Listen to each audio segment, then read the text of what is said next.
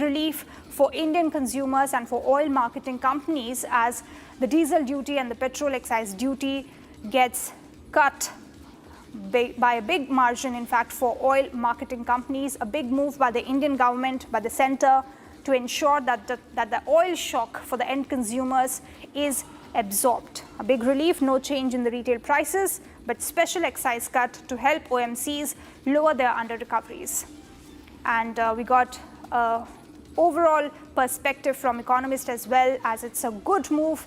They are saying it's a good move by the Indian government, a proactive move and a smart move, in fact, which is also going to set a precedent for all the other economies. Remember, all of these developments are happening as the Indian government, under the leadership of Prime Minister Narendra Modi, trying to tackle any sort of a situation that may emerge in our country. So as of now, there is no need to panic. There is no chaos as far as oil is concerned, petrol and diesel is concerned. And also remember, we are also doing good as far as LPG is concerned. We have seen how Jagwasant, carrying 42,000 metric tons of gas, arrived at the Kandla port in Gujarat today. And this is another big move, smart move by the Indian government by cutting down the fuel excise duty to help oil firms, in fact, cushion the pressure on the end consumers. It's big news that we're tracking here. India cuts fuel excise duty, ensuring that the burden is not on the end consumers, it's not on the citizens who are paying the price for petrol and diesel at the oil pumps. This move is also needed as Brent crude oil, in fact, crosses $100. Remember, it was below 100 before the war started, way below 100 in fact, but now it is hovering around more than $108 per barrel. And that's a big and smart move by the Indian government. I have my colleague Shambhavi joining us live to get us more detail. Shambhavi, we have a crucial meeting also going to take place of Prime Minister Narendra Modi with the Chief Minister. What all other announcement we can see taking place? This is a big smart move by the Indian government as far as cutting down the excise duty for the OMCs. See, definitely this comes in where the government is stepping in to share the burden that the oil marketing companies have been facing. And for our viewers, let us tell them that the petrol excise duty was earlier 13 rupees per litre, which has now been reduced to 3 rupees per litre, and diesel was 10 rupees per litre, which has been reduced to 0 rupees. Although it is very important to point out that this is not going to affect the retail price of the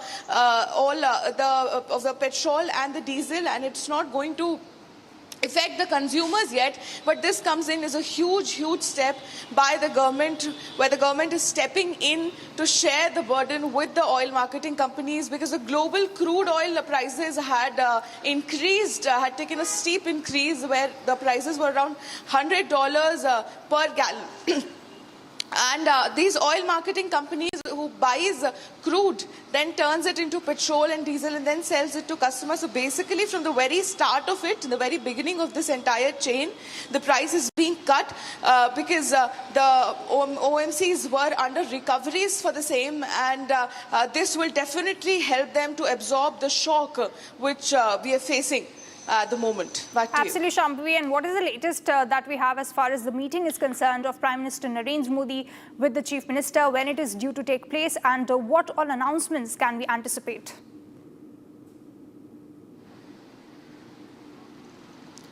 See, this has been one of the top reasons of distress in our country. Even the government has taken a lot of steps, be it conducting an all-party meeting and making sure that each and every party who participated in the meeting was updated about this entire situation, about what India has been currently facing and what India can expect to face in the coming future. And even when Narendra Modi addressed the nation, the House, 2 days, for 2 consecutive days, he has mentioned that how the people of this country need to gear up and to pace themselves up because the ill effects of the war is going to last a long time. So the decisions, the announcements is going to be somewhat related to it. And from this initial information that we have got about the excise duty being cut down to rupees 3 and 0 rupees for petrol and diesel respectively, things are going to definitely come along the lines of how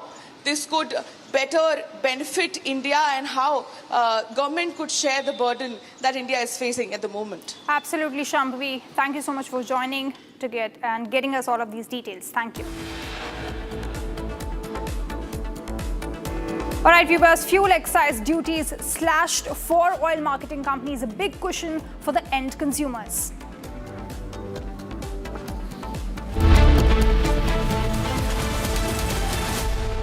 Powered by Century Ply Club Prime. Raho befikar.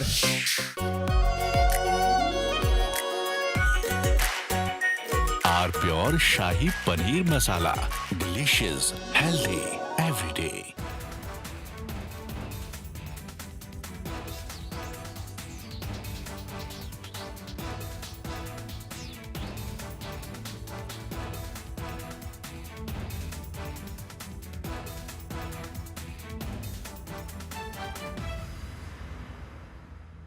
प्यास बुझाए ठंडक लाए सबको भाई जीरा से MDH का जलजीरा जीरा से जीरा से असली रिफ्रेशिंग, असली स्वाद, असली मजा।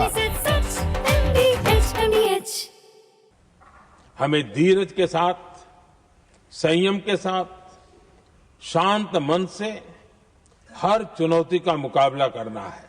इसलिए मैं देशवासियों से भी कहूंगा कि हमें हर चुनौती के लिए तैयार रहना ही होगा। जैसा कि हम देख रहे हैं कि इस युद्ध को लेकर पल पल में हालात बदल रहे हैं। आदरणीय सभापति जी, ये संकट अलग प्रकार का है और इसके समाधान भी अलग प्रकार से ही तय किए जा रहे हैं। हमें धीरज के साथ, संयम के साथ, शांत मन से हर चुनौती का मुकाबला करना है। आदरणीय सभापति जी, जैसा कि हम देख रहे हैं कि इस युद्ध को लेकर पल पल में हालात बदल रहे हैं। इसलिए मैं देशवासियों से भी कहूंगा कि हमें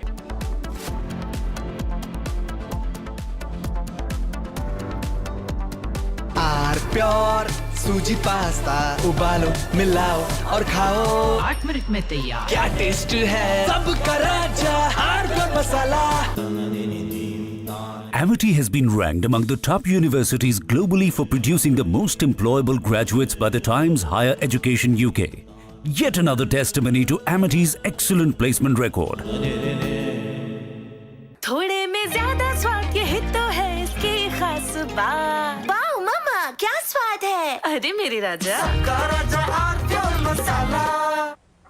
हमें धीरज के साथ, संयम के साथ, शांत मन से हर चुनौती का मुकाबला करना है।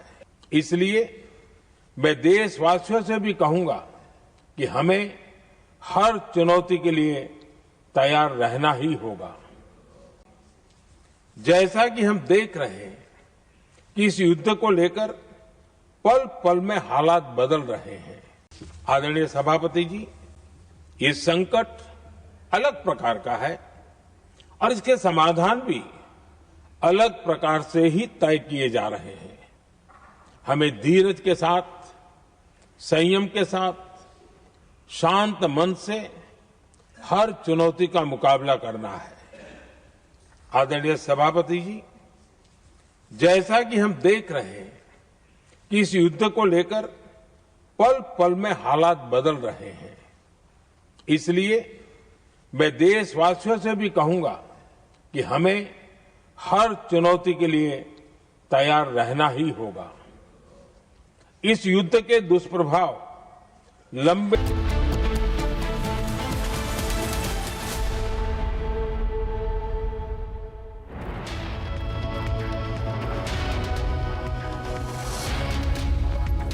A very warm welcome, viewers. You're watching Republic TV. This is Shivam Dutt Mehta, and the top focus will be on the oil prices, oil market, because the excise duty has been reduced by the government, giving a major relief to the oil marketing companies. This will act as a cushion for maintaining, stabilizing the oil prices, whether it be petrol or diesel, because the excise duty has been slashed for both of them. It will be a major relief, and also markets have opened on a lower note, and Sensex has fallen down a few points. We'll get you the update on what's new in Sensex, the market analysis and top updates, the status of rupee as we speak, and a lot more now. But first up, let's have a look at the top headlines of the hour.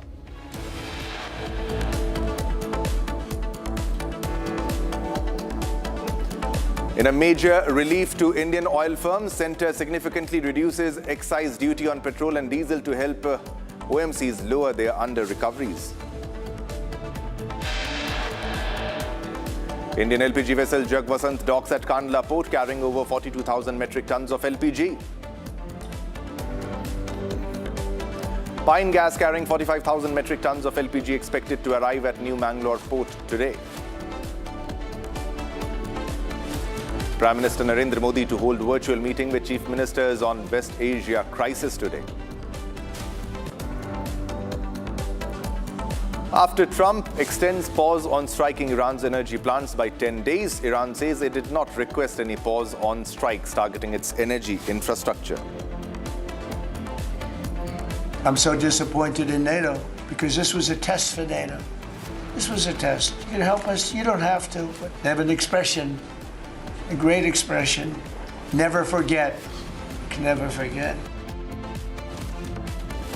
Donald Trump says he is disappointed NATO did not cooperate with military operations in Iran.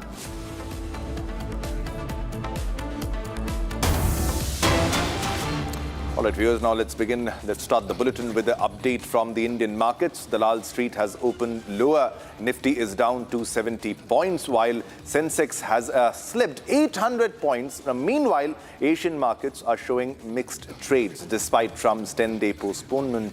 Australian and Japanese markets are down, and Hong Kong and Shanghai is up. On the other hand, Wall Street has fallen sharply overnight. So Wall Street has fallen sharply overnight, has reacted on the West Asian conflict. Asian markets are giving mixed reaction. Wall Street falls sharply. Now, this comes as the excise duty on oil prices has been slashed by the government. Nifty down by 270 points. Asian markets mixed. Wall Street falls sharply. All right, we have Pranav with us to put this into perspective and more details. Pranav, if you can share details on how the markets are reacting after the announcement of the excise duty being slashed by the government, and why Sensex is down, and how the world markets are reacting as we speak. Well, markets are reacting to a whole lot of developments that have taken place over the past 2 days, because yesterday the Indian markets were closed.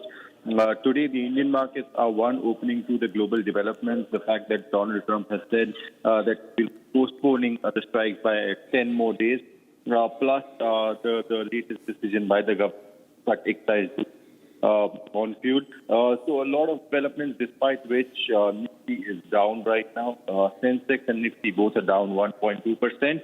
Nifty down about 300 points as we speak, and Sensex about 1,000 points as we speak.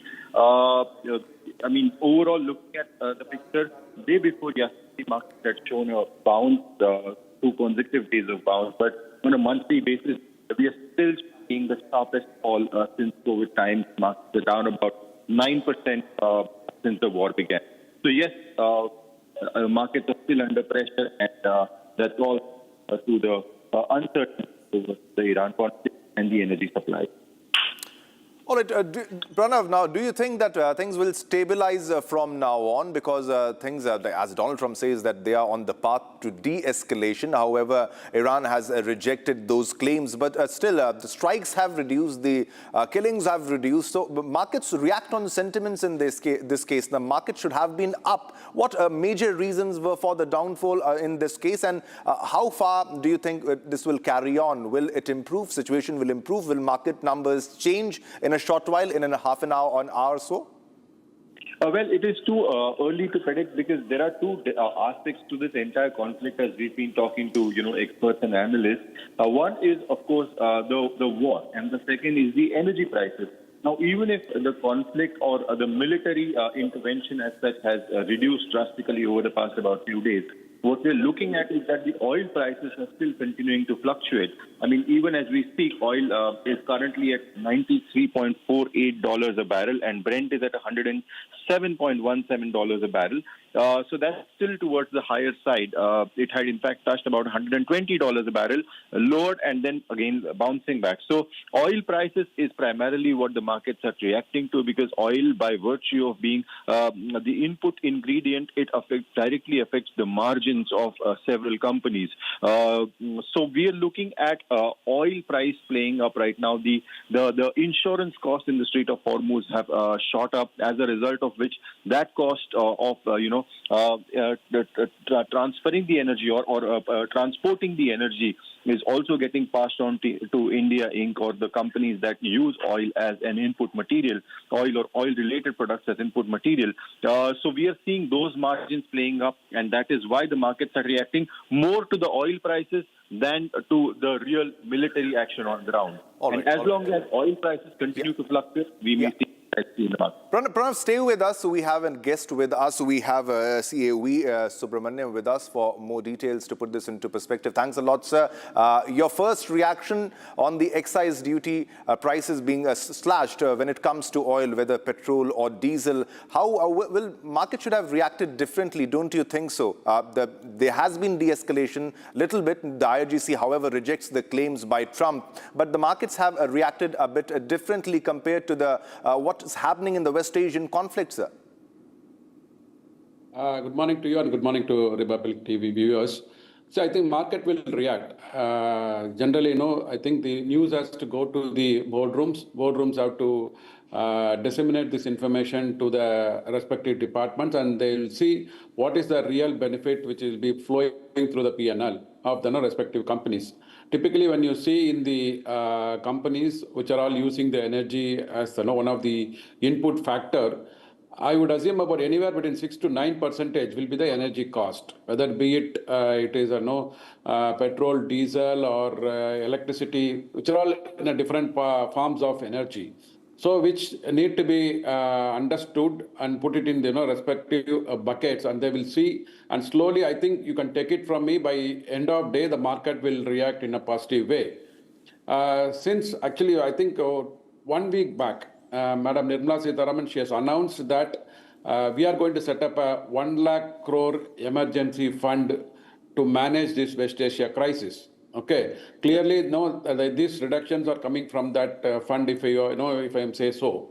Okay, so I think petrol has been dropped by 3 rupees per litre, and diesel has come significantly. It has come to 0 now. Yeah. So only thing is, these excise duty reductions immediately will be the savings in the hands of the oil marketing companies, and oil marketing companies, on the other hand, they'll have to pass on the benefit to the ultimate consumers. Yeah. So that is what the expectations from all of us.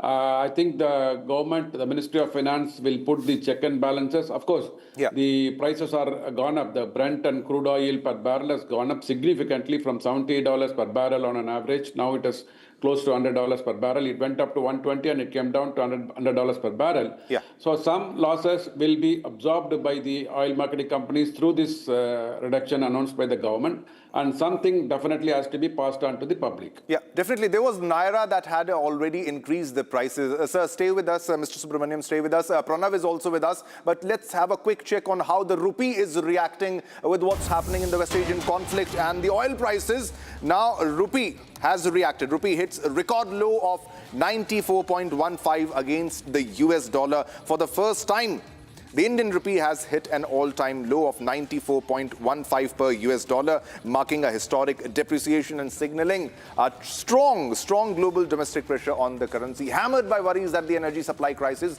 sparked by the Middle East war will drag on, deepening the pressure on energy importing economies. We have Pranav also with us and Mr. Subramaniam also with us. But first, Pranav, I would like to come to you for an initial reaction, and you can ask a question to our esteemed guest also on why rupee is reacting reacting such in a way? Whether, though there's already a cushion that has been provided to the oil marketing companies, should we wait and watch for things to stabilize in this case? Well, in fact, just to give an update to our viewers, the Indian rupee has in fact hit all 4.29. In fact, it fell about 33 paise today in the opening spread.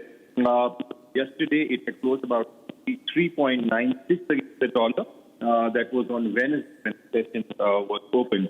We are seeing geopolitical pressures playing on the rupee more than the rupee beginning. What we are seeing is, in fact, the dollar beginning as countries rush to hold dollar in order to buy oil.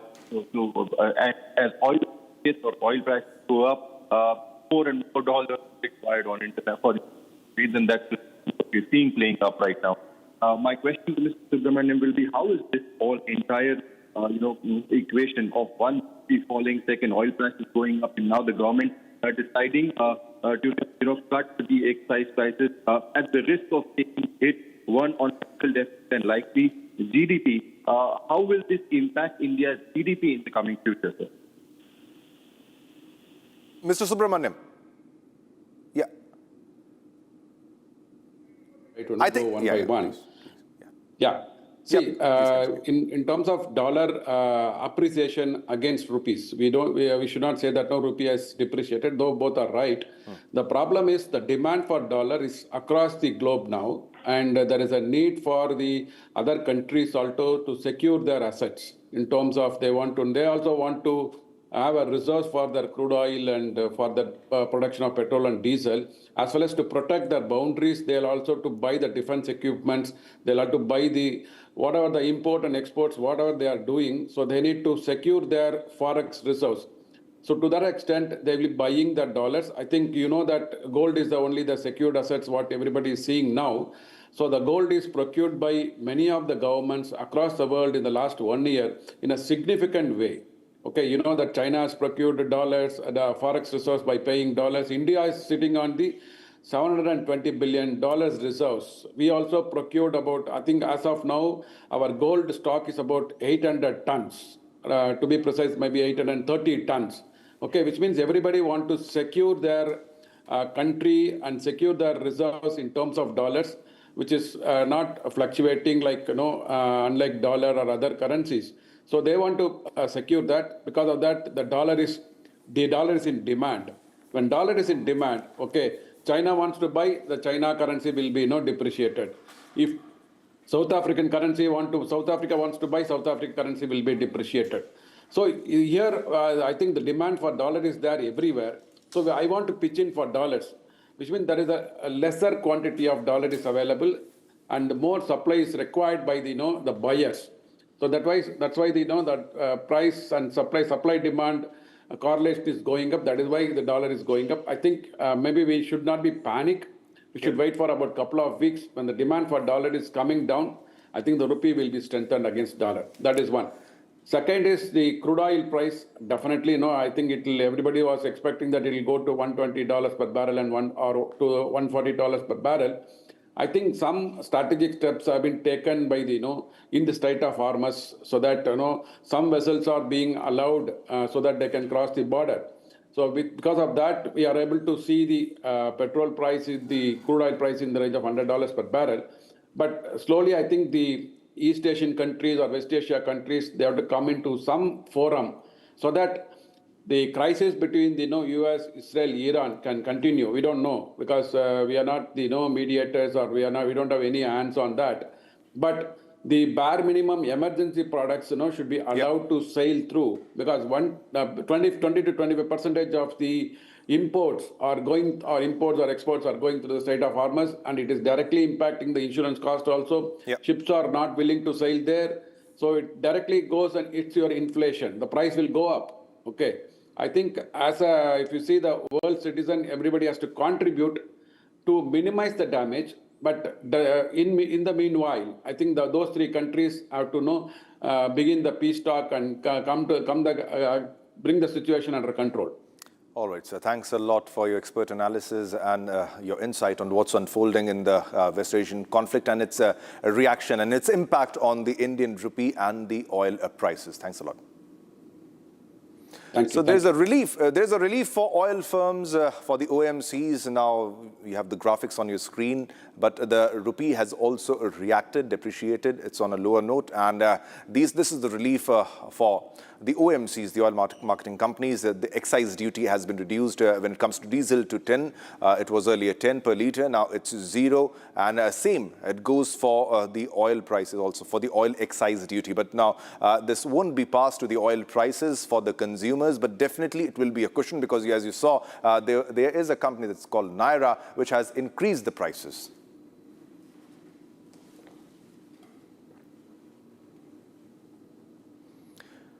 All right, viewers, now let's move on to another top story. India gets a major energy lifeline as LPG carrier Pine Gas nears the coast after a high-risk Hormuz transit escorted by the Indian Navy. Watch this report for more information. Indian-flagged LPG carrier Pine Gas is now approaching India's west coast, carrying around 43,000 metric tons of cooking gas. The vessel, with 27 Indian crew on board, safely crossed the Strait of Hormuz amid rising tensions and is expected to dock at the new Mangalore port by March 27th. Sailing alongside was Jug Vasant, carrying another 47,600 metric tons of LPG with 33 Indian crew members on board. Together, both ships bring over 92,000 metric tons of LPG, a crucial boost for India's domestic supply. Both vessels were escorted by the Indian Navy through the volatile Hormuz route, ensuring safe passage. The Strait of Hormuz remains one of the world's most critical oil routes, handling nearly 20% of global energy trade, and recent threats and instability in the region had sparked fears of supply disruption. But with coordinated naval protection and diplomatic efforts, India has managed to secure key fuel supplies with no immediate shortage expected. All right, viewers, now let's move on to another top story. India's ceramic capital, Morbi in Gujarat, has come to a near standstill, with most factories shut for almost a month. A sharp gas supply crunch, now triggered by disruptions linked to the Iran conflict, has forced over 400 units to halt production. Morbi, which contributes nearly 80% of India's ceramic output, is now facing one of its worst slowdowns in years, now impacting not just manufacturers, but the entire supply chain. More in this report. Most factories in Morbi, India's ceramics hub in Gujarat, have shut down for nearly a month due to gas shortages triggered by the Iran war. Morbi produces about 80% of India's ceramics, mainly tiles and sanitary ware, and exports to the Middle East, Africa and Europe. If we talk about Gujarat's Morbi ceramic industry, which is second largest in entire world, has kind of come to a standstill and hit the pause button. If we talk about this industry, the cluster has more than 600 units, and each unit has an investment of around about 15 crores to 150 crore. This industry is currently not functional for 1 month. Association had declared this in mid-March, and it could go on till April. Manufacturers say they halted operations after supplies of propane and natural gas, key fuels for ceramics production, were squeezed. India's ceramics industry is estimated to be worth about 70,000 crore rupees, with Morbi at its core. Over 400 factories shut, nearly 90% of units offline. आधी फैक्ट्रियाँ तो नहीं, लेकिन 400 फैक्ट्रियाँ जो है करीबन वो बंद है। वो गैस की अनिश्चितता के कारण, गैस सप्लाई में जो डिस्टर्बेंस हुआ था, उसकी वजह से हम लोगों ने तय किया कि हम लोग जो है अपनी फैक्ट्री 20 दिन या तो 25 दिन के लिए शटडाउन स्वैच्छिक करके आगे जब गैस सप्लाई जब स्टेबल होगी उसके बाद हम लोग प्लान चालू करेंगे। गवर्नमेंट से भी हमारी बात चल रही है, तो गवर्नमेंट का मानना भी यही है कि गैस जो सप्लाई है वो 10 से 15 अप्रैल तक तो फुल फ्लैश हो जाएगी। उसके बाद अभी हमारी जो डिमांड है वो करीब 60 लाख क्यूबिक मीटर के आसपास है। उसके पास अवेलेबल है 30 लाख क्यूबिक मीटर, लेकिन वो 15 अगर हम डिमांड रखते हैं उसके पास, तो 15 तारीख से हमको गैस देने के लिए रेडी है। From packaging units, transporters, raw material suppliers, the shutdown is choking the entire ecosystem. Industry leaders say this is a rare and unprecedented crisis, one they haven't seen in years.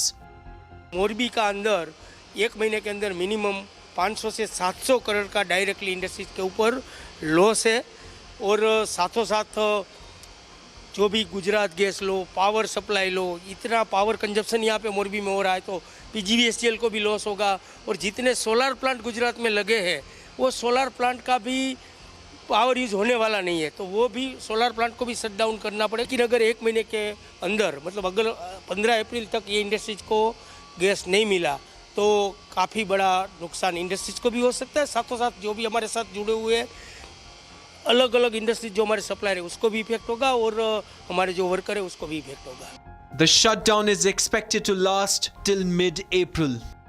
हमारा production capacity per day का 7,000 to 10,000 square metre का production हमारा per day का है। वैसे यहाँ पर काफ़ी फैक्ट्रियाँ हैं बट हर एक फैक्ट्री का प्रोडक्शन कैपेसिटीज प्लस और माइनस रहता है। रफली आइडिया मैडम ऐसे कैलकुलेट करना बहुत मुश्किल है, वैसे तो नुकसान काफ़ी है बट होपफुली नेक्स्ट मंथ में अप्रैल में मिडल ऑफ अप्रैल में हमारा रीओपन होने का भी काफ़ी अच्छा एक स्कोप हमें दिख रहा है कि थोड़ा सा ब्रेक हुआ है तो अच्छा मार्केट फ्लो मिल सकता है।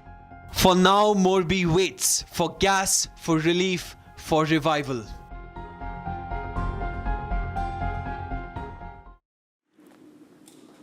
All right, viewers, now let's move on to another top story. Israeli PM Benjamin Netanyahu announced the elimination of IRGC Navy commander, that is Eli Reza Tangsiri, in a precise IDF strike, highlighting his role in blocking the Strait of Hormuz and terrorist operations. Now, Defense Minister Israel Katz detailed the operation that neutralized Tangsiri and top naval officials, all of which leads to the question, who is Tangsiri? A key figure in Iran's asymmetric warfare, Tangsiri led fast boat swarms and anti-Western tactics in the Persian Gulf. Let's listen in to know more.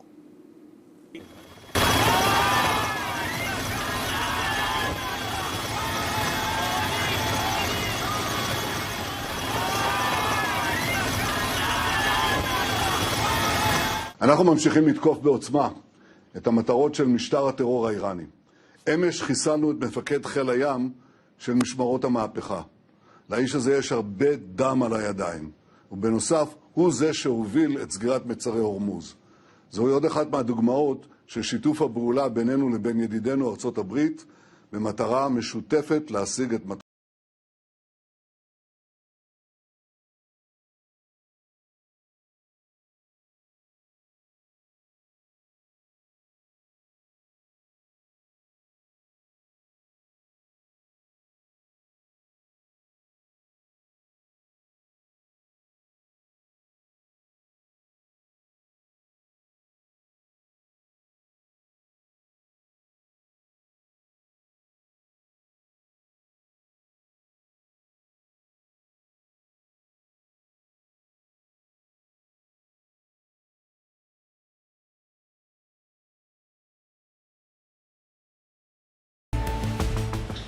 הלילה סיכל צה"ל בפעולה מדויקת וקטלנית את מפקד חיל הים של משמרות המהפכה, טנגסירי, יחד עם בכירי פיקוד חיל הים. האיש היה האחראי הישיר על פעולת הטרור של מיקוש וחסימת מצרי הורמוז לשיט, פוצץ וסוכל.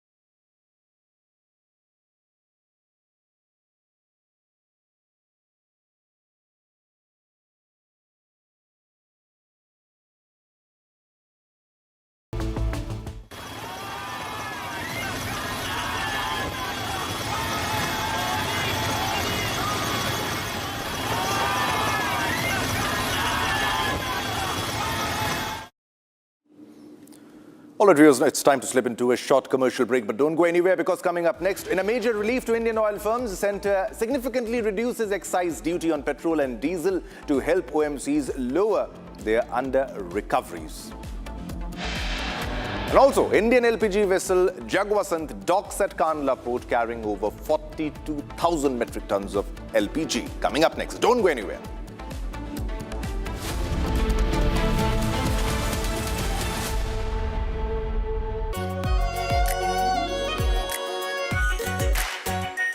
Our pure Shahi Paneer Masala.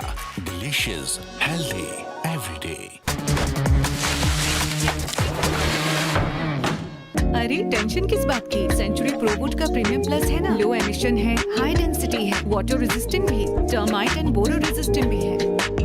यानी ये है जहां no tension वहां। Premium plus by Century प्रोबूट।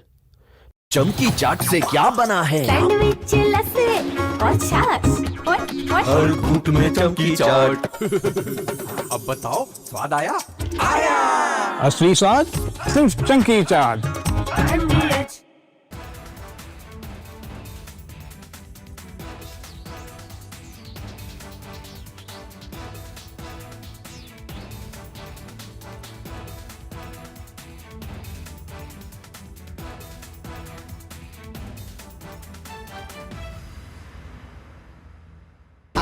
Pure सूजी pasta उबालो मिलाओ और खाओ 8 minute में तैयार। क्या टेस्ट है सबका राजा हार्डवेयर मसाला।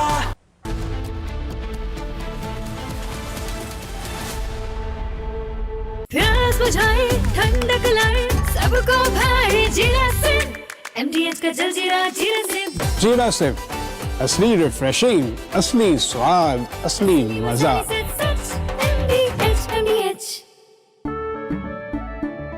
केसरिया से मन जोगी हुआ रे, दिल झूमे देखो मतवारा हुआ रे। केसरिया से मन जोगी हुआ। हर पल मनाओ केसरी त्योहार। विमल बोलो जुबान केसरी। थोड़े में ज्यादा स्वाद यही तो है इसकी खास बात। वाओ मामा क्या स्वाद है? अरे मेरे राजा मसाला। Powered by Century Ply Club Prime. रहो बेफिक्र। हमें धीरज के साथ, संयम के साथ, शांत मन से हर चुनौती का मुकाबला करना है। इसलिए मैं देशवासियों से भी कहूंगा कि हमें हर चुनौती के लिए तैयार रहना ही होगा। जैसा कि हम देख रहे हैं कि इस युद्ध को लेकर पल पल में हालात बदल रहे हैं। आदरणीय सभापति जी, ये संकट अलग प्रकार का है और इसके समाधान भी अलग प्रकार से ही तय किए जा रहे हैं। हमें धीरज के साथ, संयम के साथ, शांत मन से हर चुनौती का मुकाबला करना है। आदरणीय सभापति जी, जैसा कि हम देख रहे हैं कि इस युद्ध को लेकर पल पल में हालात बदल रहे हैं। इसलिए मैं देशवासियों से भी कहूंगा कि हमें हर चुनौती के लिए तैयार रहना ही होगा। इस युद्ध के दुष्प्रभाव लंबे समय तक रहने की प्रबल आशंका है, लेकिन मैं देशवासियों को भरोसा देता हूं, सरकार सतर्क है, तत्पर है और पूरी गंभीरता से। From Asia's largest news headquarters, setting the agenda for Bharat.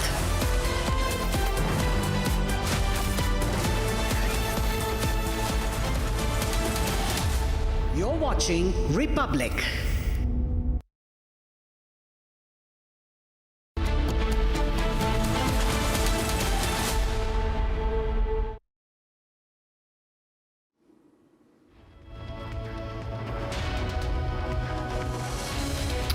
Hello viewers, a very good morning. We are live and we are breaking. I'm Shivangi Shukla getting you the latest coming in and we'll of course get you all the latest on the war against Iran.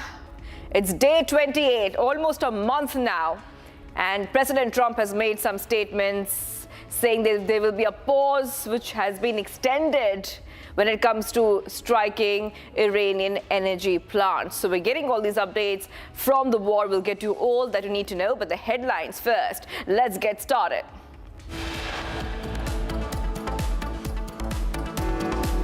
The top headlines we're tracking right now.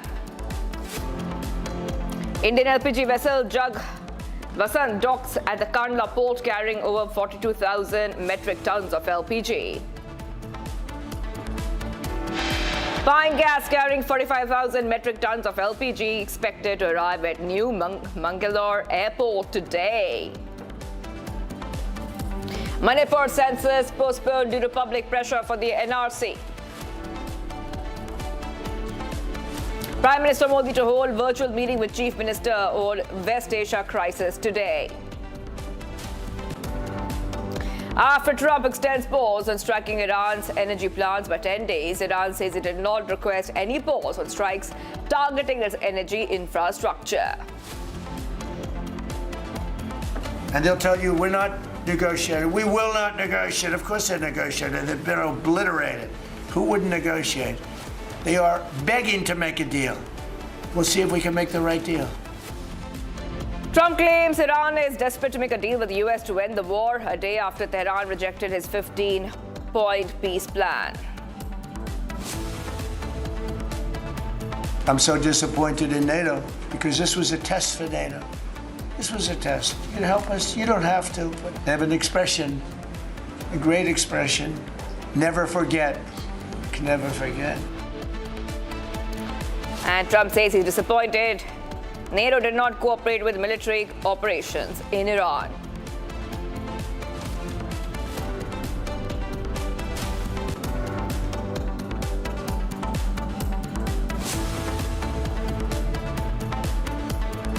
We're getting some breaking news coming in, viewers, right now. There's a big statement coming in from the Union Finance Minister, Nirmala Sitharaman, and she has said that because of the West Asia situation, there has been a big change in terms of the central excise duty on petrol and diesel for domestic consumption, which has been reduced by 10 rupees per litre. Each this will provide protection to consumers from rising prices. She also says that Prime Minister Modi has always ensured that citizens are protected from the vagaries of supply and cost of essential goods. Further duties have been imposed on exports of diesel at 21.5 rupees per litre and on ATF at 29.5 rupees per litre. This will ensure adequate availability of these products for domestic consumption. The Parliament has been notified on the same. So big updates coming in here on terms of what we can expect next. Announcement has been made. Amid fears of fuel price spike due to the US-Israel war in Iran, the government has slashed excise duties for petrol and diesel by rupees 10 per litre each, bringing them down to rupees 3 per litre of petrol and 0 for a litre of diesel.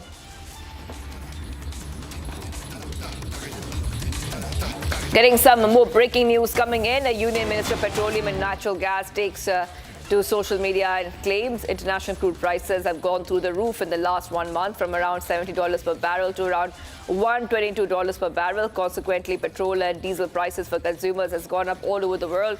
He goes on to say that Modi government has two choices: either increase prices drastically for citizens of Bharat, as all other nations have done, or bear the brunt on its finances so that Indian citizen is insulated from international volatility.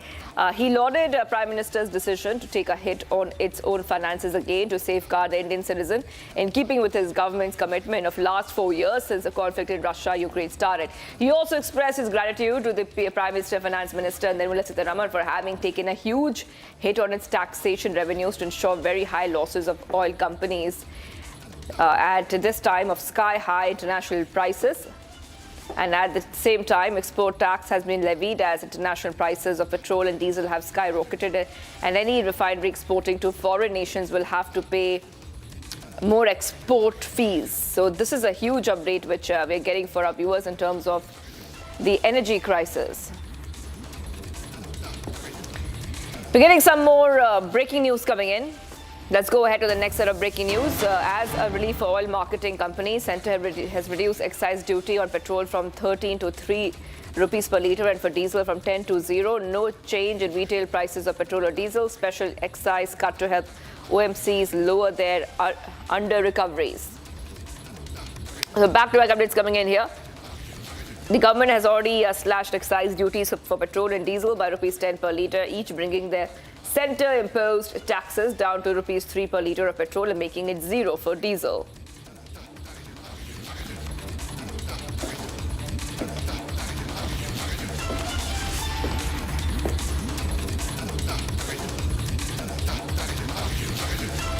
All right, we also have getting many reactions coming in. My colleague has spoken to the Jammu and Kashmir Deputy CM on the slash in excise duty for fuel amid the global energy prices. So as we see a big development coming in and the measures which have been taken by the government, many reactions pouring in here. Let's take a look at that. जो है जो additional excise duty लगती थी petrol और diesel पे उसको 10-10 रुपए कम किया है। किस तरह से देखते हैं केंद्र सरकार? क्योंकि जो हालात हैं दुनिया में बने हुए उसका असर भारत पे भी पड़ता है और इसलिए सबसे बड़ी बात है कि जब तक बाहर दुनिया में हालात ठीक नहीं होंगे तब तक जहाँ तक है हिंदुस्तान के हालातों में भी असर पड़ता है, यहाँ महंगाई पे भी असर पड़ता है। अब देखें लोगों में आज एक ऐसा भी है कि एक तो आप लोगों के चैनल के माध्यम से मैं सोशल मीडिया के लोगों को अपील करना चाहूँगा कि आप र्यूमर मत फैलाइए। र्यूमर से पैनिक होता है। जैसे आप देखें पेट्रोल पंपों के बाहर लड़ाइयाँ होनी शुरू हो गई हैं, जहाँ लोग इतना रश पड़ना शुरू हो गया है। सिलेंडर जो है गैस सिलेंडर जो है उसके लिए रश पड़ना शुरू हो गया है, धक्का मुक्की शुरू हो गई है। तो लोगों को हमें आप लोगों के, क्योंकि आप लोग जिम्मेवार चैनल्स हैं, मैं आप लोगों के माध्यम से लोगों से अपील करूँगा कि पैनिक मत होइए और सरकार पूरा हालातों पे नज़र रखे हुआ है और जो भी एसेंशियल चीज़ें हैं उनकी जो ज़रूरत लोगों को है उस पर कोई कमी नहीं आने देगी। जब कमी की कोई बात आएगी सरकार खुद आके मीडिया में बात करेगी, लेकिन एज इट इज़ अभी कोई ऐसे हालात नहीं कि आप पैनिक हों या आपको पेट्रोल पंपों के ऊपर या गैस एजेंसी जो है सिलेंडर लेने के लिए आपको इतना दौड़ना पड़े और इतना स्टॉक, क्योंकि स्टॉक करना भी अच्छा नहीं, क्योंकि कई लोग जेन्युइन हैं जिनको ज़रूरत है फिर उनको नहीं मिलता है। जो है जो एडिशनल एक्साइज ड्यूटी लगती थी पेट्रोल और डीजल पे उसको 10-10 रुपए कम किया है। किस तरह से देखते हैं केंद्र सरकार? क्योंकि जो हालात हैं दुनिया में बने हुए उसका असर भारत पे भी पड़ता है और इसलिए सबसे बड़ी बात है कि जब तक बाहर दुनिया में हालात ठीक नहीं होंगे तब तक जहाँ तक है हिंदुस्तान के हालातों में भी असर पड़ता है, यहाँ महंगाई पे भी असर पड़ता है। अब देखें लोगों में आज एक ऐसा भी है कि एक तो आप लोगों के चैनल के माध्यम से मैं सोशल मीडिया के लोगों को अपील करना चाहूँगा कि आप र्यूमर मत फैलाइए। र्यूमर से पैनिक होता है। जैसे आप देखें पेट्रोल पंपों के बाहर लड़ाइयाँ होनी शुरू हो गई हैं, जहाँ लोग इतना रश पड़ना शुरू हो गया है। सिलेंडर जो है गैस सिलेंडर जो है उसके लिए रश पड़ना शुरू हो गया है, धक्का मुक्की शुरू हो गई है। तो लोगों को हमें आप लोगों के, क्योंकि आप लोग जिम्मेवार चैनल्स हैं, मैं आप लोगों के माध्यम से लोगों से अपील करूँगा कि पैनिक मत होइए और सरकार पूरा हालातों पे नज़र रखे हुआ है और जो भी एसेंशियल चीज़ें हैं उनकी जो ज़रूरत लोगों को है उस पर कोई कमी नहीं आने देगी। जब कमी की कोई बात आएगी सरकार खुद आके मीडिया में बात करेगी, लेकिन एज इट इज़ अभी कोई ऐसे हालात नहीं कि आप पैनिक हों या आपको पेट्रोल पंपों के ऊपर या गैस एजेंसी जो है सिलेंडर लेने के लिए आपको इतना दौड़ना पड़े और इतना स्टॉक, क्योंकि स्टॉक करना भी अच्छा नहीं, क्योंकि कई लोग जेन्युइन हैं जिनको ज़रूरत है फिर उनको नहीं मिलता है। So many reactions coming in there. We just heard many reactions coming all across after the excise duty on petrol and diesel has been cut massively. Now, rising fuel prices and supply concerns are beginning to hit consumers on the ground, with private players already passing on the burden. While companies cite global crude trends and disruptions, for the common man, it's turning into a daily struggle at the pump. And you know, there's a lot of uncertainty, viewers, which is looming, especially when household budgets could be expected to grow bigger in the next few days due to the energy crisis, which the entire world is facing. Take a look at this report as we keep getting you the latest. Fuel shock on the streets. Private refiner Naira Energy hikes petrol and diesel prices, pinching customers. Naira Energy has raised petrol prices by 5 rupees per litre and diesel by 3 rupees, pushing petrol beyond the rupees 100 mark. अभी तक 94 रुपये 64 पैसे था और आज 99 रुपये 64 पैसे हो गया। 5 रुपये 30 पैसे बढ़े। 5 रुपये केवल। क्या लग रहा है कुछ असर सेल पे देखने को मिला इसका? सेल तो सर बड़ी ही है। In some outlets, restrictions have kicked in. Only 10 litres per vehicle, as supply concerns grow amid refinery maintenance and global disruptions. Public के लिए बिल्कुल परेशानी की बात है। बाइक वाले आ रहे, स्कूटी अपनी लेकर के आ रहे तो तेल मिल नहीं रहा है, कार लेकर के आ रहे तो तेल मिल रहा है, उसमें भी कंडीशन लग रही है कि 10 लीटर ही देंगे या 12 लीटर ही देंगे। हमें कहीं बाहर जाना होगा, कैसे उसका अरेंज होगा? फ्यूल के क्राइसिस भी हो रहे हैं। बिल्कुल हो रहा है, फ्यूल के क्राइसिस बिल्कुल हो रहा है और उस पर जो कि नहीं होना चाहिए। मान लीजिए किसी को बाहर जाना, किसी घर पे कोई समस्या है, आदमी कैसे जाएगा?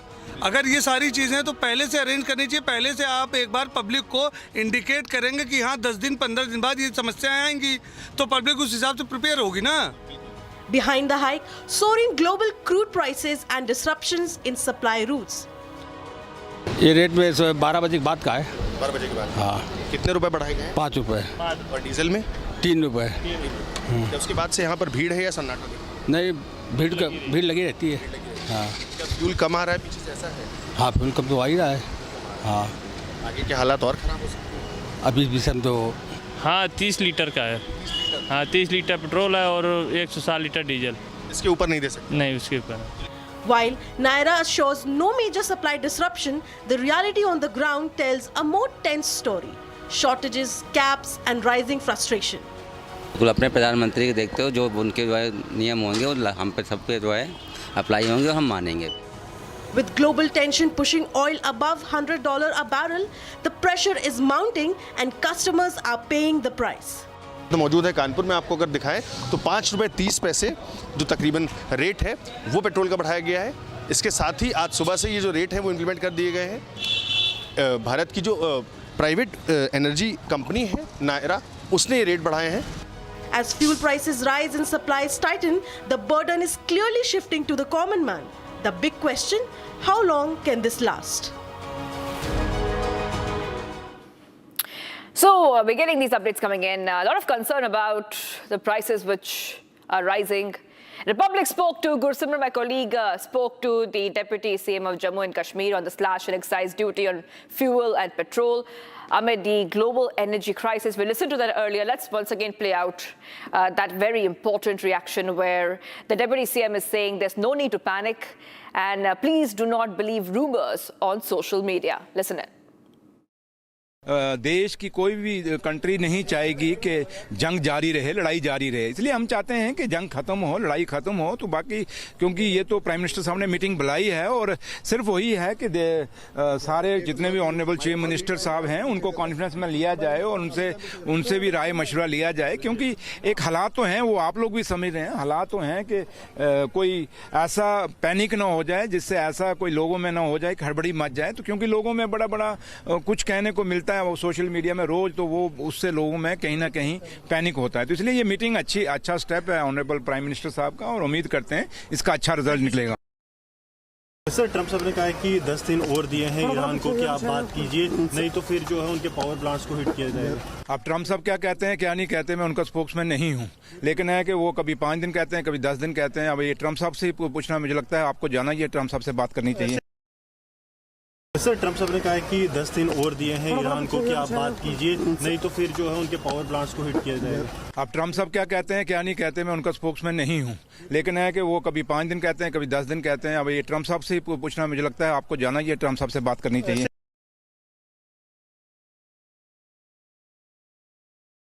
Okay, we're getting these reactions which are coming in. Just telling our viewers about the big update which is coming from the government.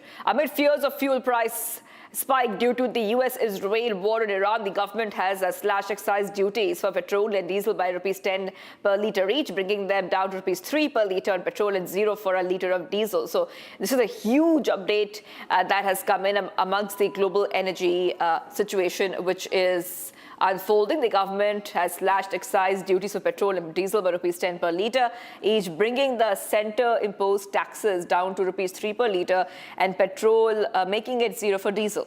Industry is right now in a bit of a churn because of the global energy crisis. And Petroleum Minister Hardeep Singh Puri says international crude prices have gone through the roof in the last month, from around US $70 per barrel to around $122 per barrel. Consequently, petrol and diesel prices for consumers have gone up all over the world. Prices have increased by around 30 to 50% in Southeast Asian countries, 30% in North American countries, 20% in Europe, and 50% in African countries. This is a statement, it's a very long post that Petroleum Minister Hardeep Singh Puri has posted, specifically talking about the global energy prices and how it has affected oil prices all over the world. And he also went on to say the Modi government had two choices: either increase prices drastically for citizens of Bharat, as all other nations have done, or bear the brunt of it on its finances so that Indian citizens are insulated from international volatility. So in keeping with the commitment of last 4 years, since the conflict in Russia-Ukraine started, the government had decided to take a hit on its own finances again to safeguard the Indian citizen. So this is what we see right now, viewers, a big update coming in. The US-Israel war on Iran and Tehran's consequent Hormuz blockade has severely affected and disrupted the oil and gas export from the wider West Asia region. We've been joined by Mr. P.K. Basu, economist, joining us live from Delhi. Thank you for joining us here, Mr. Basu. Very, very good morning to you. Now, we know that it's a big relief coming in for oil firms. And we just heard that reaction, which I read out, of the Petroleum Minister Hardeep Singh Puri, saying that Prime Minister Modi chose that the government should bear the brunt on its finances so that the Indian citizens are insulated. So this is the move that the Indian government has made amidst the global energy crisis. Your first reaction on this? Well, India has the remarkable option of using excise duties as a way to keep petroleum product prices relatively stable. So you'll notice that when oil prices decline a lot, typically the excise duty goes up. And when oil prices rise a lot, excise duties come down. In fact, in one case, they're being eliminated for now. This option exists because of India's relatively strong fiscal position and the relatively strong macroeconomic backdrop. So, of course, there'll be a slight fiscal hit at the start of the next fiscal year, but India goes into the next fiscal year on a strong wicket, with strong overall revenues, having ensured that the fiscal deficit is likely to be slightly lower in the current fiscal year than was projected in the budget at the beginning of February. So that provides room for maneuver, and it'll, of course, be a huge relief to users of petrol and diesel. But, of course, it is intended to be a temporary measure. If the war persists for rather long, if it persists for another month or two, then the impact could be quite severe on the global economy and on India as well. So the idea is that while things are rather hot on the global war front, on the West Asia war, it is important to provide relief to consumers of petrol and diesel. If things stabilize, then excise duties can be gradually moved back up to where they were previously. Right. Okay, like we were discussing, if you could just give our viewers a little bit of more perspective about the real purpose of this excise duty, which has been cut. So the government wants that even when the prices are going up, the consumers here back home should not suffer because of the higher prices. But how do you really relate the global oil prices and what is happening in the Strait of Hormuz to the Indian market, when we talk about the energy market here? If you could just put that in perspective for us. So even if the oil prices go higher worldwide, what kind of effect will the Indian market face in the future? Well, you see, between a quarter and a third of all petroleum products pass through the Straits of Hormuz. So it's a very important choke point in the global oil industry. With the Straits of Hormuz being largely closed, with some sort of toll booth being imposed there by the Iranians, it's becoming quite difficult for oil prices. They have risen quite sharply between the 28th of February and now, over the last 1 month. So it is important to provide relief. India has the option. As I pointed out, excise duties are actually a stabilizing measure, because when oil prices go down a lot, excise duties typically are raised. It is not a revenue-generating measure. The main purpose of that is to ensure that Indian consumers, in the long term, keep shifting away from fossil fuels to renewables. And this is important because India is a massive importer, big net importer of oil, particularly crude oil. We are now an exporter of refined product, but we still need the crude oil and gas. So we do need to get our consumers to move away from the dependence on fossil fuels. That's the long-term goal. But in the short term, when you have things like, when you have a global energy crisis emerging because of a war, then the option does exist to cut excise duties and provide relief. Oil prices will still go up, but the effective price at the pump will go up much less because excise duties have been cut. The landed price of crude oil and gas at India's ports will go up sharply, along with the global price. We cannot avoid that. But the government has the option of cutting excise duties to provide relief to the consumer at the point of at the retail point, which they've done, right. And they've done it fully. They've done it with a yes. massive move.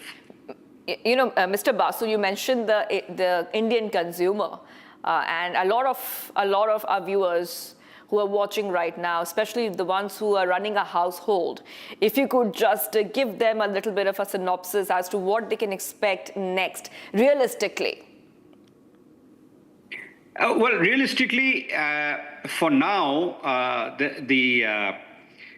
even the oil marketing companies are taking a little bit of the hit. They're not passing on all of the oil price increase. But now with the cut in the excise duties, the oil marketing companies will get some relief too.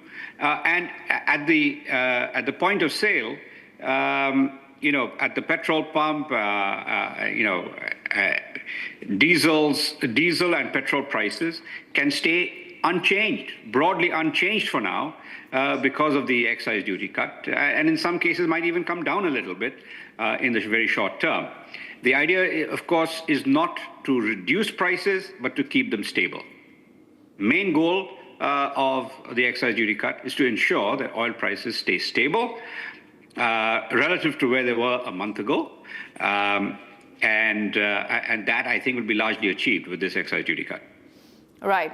Also, I just want to bring out one more point, because we saw the petroleum minister in a long post on social media platform X said that the government will bear the financial brunt of the excise duty cut on petrol and diesel. So the Indian consumers do not feel that heat financially.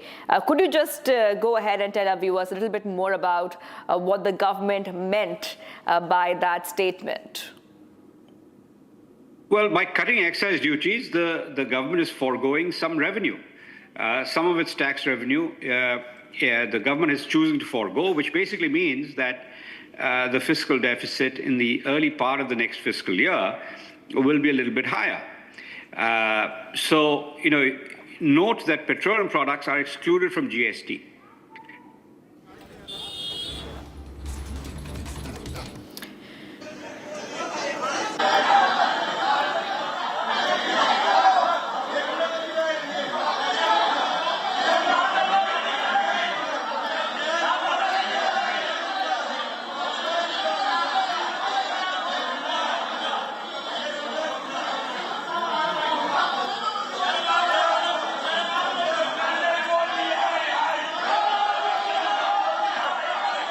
updates coming in, live pictures that were coming in for our viewers.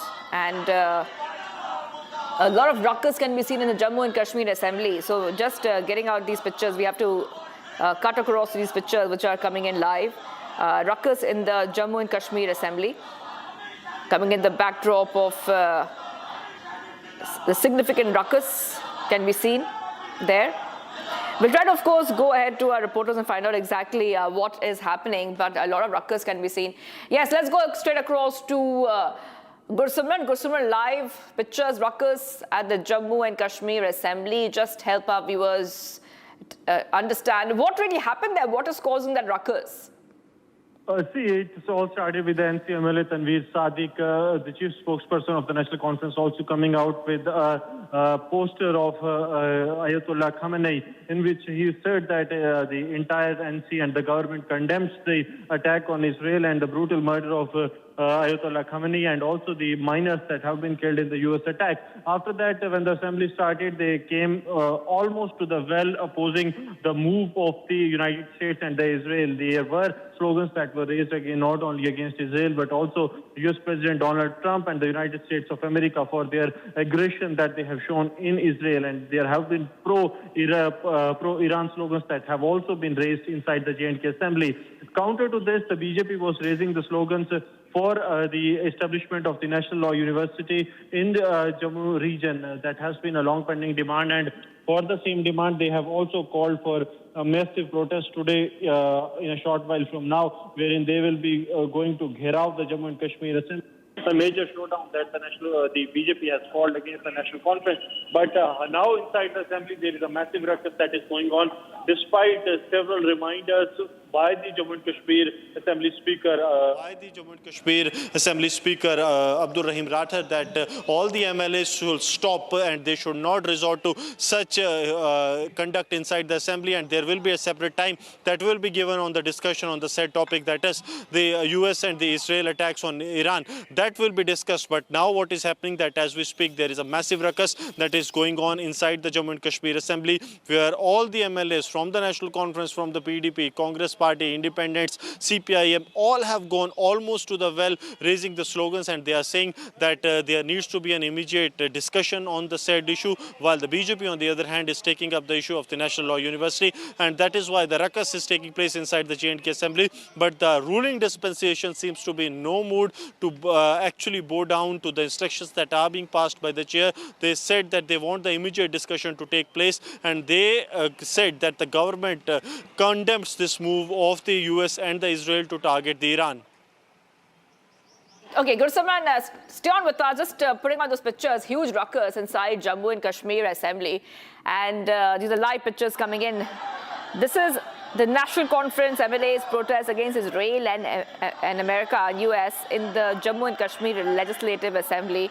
I just want to go back to my colleague Gursimran. You know, Gursimran, related to the situation that is playing out in the Middle East, we have seen a lot of protest all across Jammu and Kashmir. In fact, you have reported on this yourself. So now we have seen that those protests have reached the Jammu and Kashmir Assembly. Yes, the protests have reached Jammu and Kashmir Assembly, and now as we speak, the Assembly has been adjourned for 30 minutes by the Assembly Speaker. It is till 11 that the Assembly has been adjourned because the entire question hour has gone to the protests that have taken place inside the Assembly. We are told that there have been widespread protests also, and ruckus between the two MLAs, that is between the Yudhvir Sethi of the BJP and the Congress MLA Irfan Hafiz Loan, because Irfan Hafiz Loan raised an objectionable slogan, that is when he said that the Prime Minister, slogan against the Prime Minister of the country, after which the BJP started raising the slogans of the PM Zindabad inside the Assembly, and there was a confrontation between the two MLAs. So this is how the things have transpired inside the J&K Assembly. But as we speak, there is the House has been adjourned by the Assembly Speaker for next 30 minutes. So now the House will meet at 11, and before that, the BJP has also called for the Gherao of the J&K Assembly. Right. Right. Okay, Gursimran is getting at these pictures which are coming in, so we can see a lot of ruckus in the Jammu and Kashmir Assembly. Those pictures are of the National Conference MLAs protesting against Israel and America in Jammu and Kashmir Legislative Assembly. And like Gursimran is telling us, there has been a lot of protests all across Jammu and Kashmir over the situation that is unfolding in the West Asia escalation. Let's listen into that ruckus.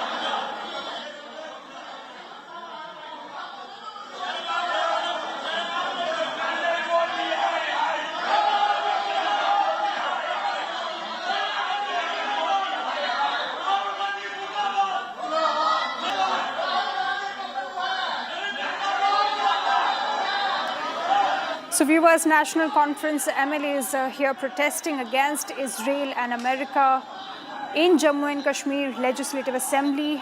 A huge ruckus in the assembly in Jammu and Kashmir, where MLAs from National Conference in fact are protesting against actions of Israel and America against Iran, also holding posters of Ayatollah Ali Khamenei, raising slogans, pro-Iran slogans and posters raised in the Jammu and Kashmir Legislative Assembly. A huge ruckus. On the other side, BJP is also raising posters demanding a national law university in Jammu and Kashmir. So demands from both the sides, condemnation of the strikes taking place against Iran by US and Israel, NCMLAs protesting, raising slogans, pro-Iranian slogans, raising posters as well. So huge ruckus here you can see as the MLAs protest in the Jammu and Kashmir Assembly against strikes by Israel and America. Now, Congress MLAs also approached towards well in support of Iran as well. Also, CPIM, PDP and independent MLAs also raised anti-Israeli slogans in Jammu and Kashmir Assembly.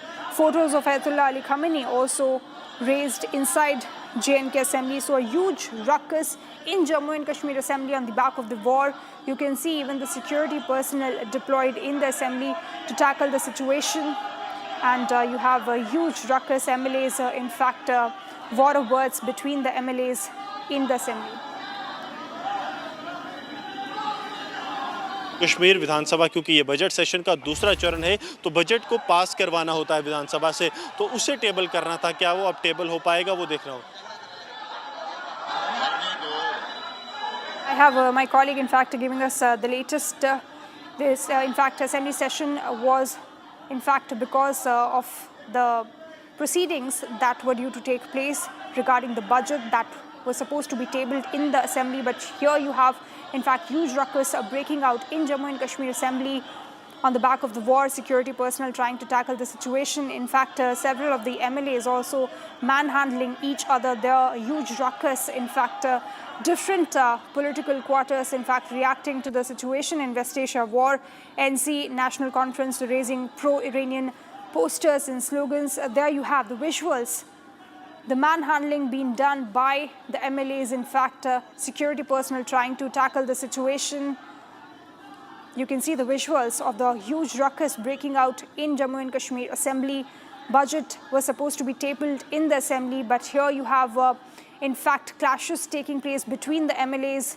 MLAs, in fact, tearing papers and throwing it on the Assembly floor. I have my colleague Gursimran joining us live to get us more detail.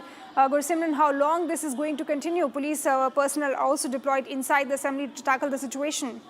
Okay.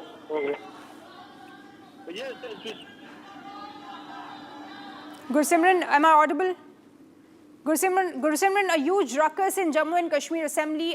We can see the visuals on our screens where how the security personnel are trying to tackle the situation as MLAs are manhandling each other on the assembly floor. See, it was a ruckus between the BJP MLA Yudhvir Sethi and the Congress MLA. The BJP MLA Yudhvir Sethi and the Congress MLA Hafiz Loon, Irfan Hafiz Loon, who is an MLA from Sopore. And this ruckus was regarding the objectionable comment because there was a anti-Prime Minister slogan that was raised by the the Congress MLA, after which the BJP MLA, they almost got hands-on to the Congress MLA. It was Yudhvir Sethi who objected to it, and then we saw the slogans of the Prime Minister Zindabad being raised by the BJP MLAs. Now, as we speak, the assembly has been adjourned for 30 minutes, and all the BJP MLAs, they are leaving because the BJP today at 10:45 has called for a massive gherav of the civil secretariat against the Umar Abdullah government. That is for the two key issues, that is National Law University for Jammu and Kashmir and the proposed hike in the petrol prices, 2 rupees in petrol and 1 rupee in diesel from the 1st of April 2026.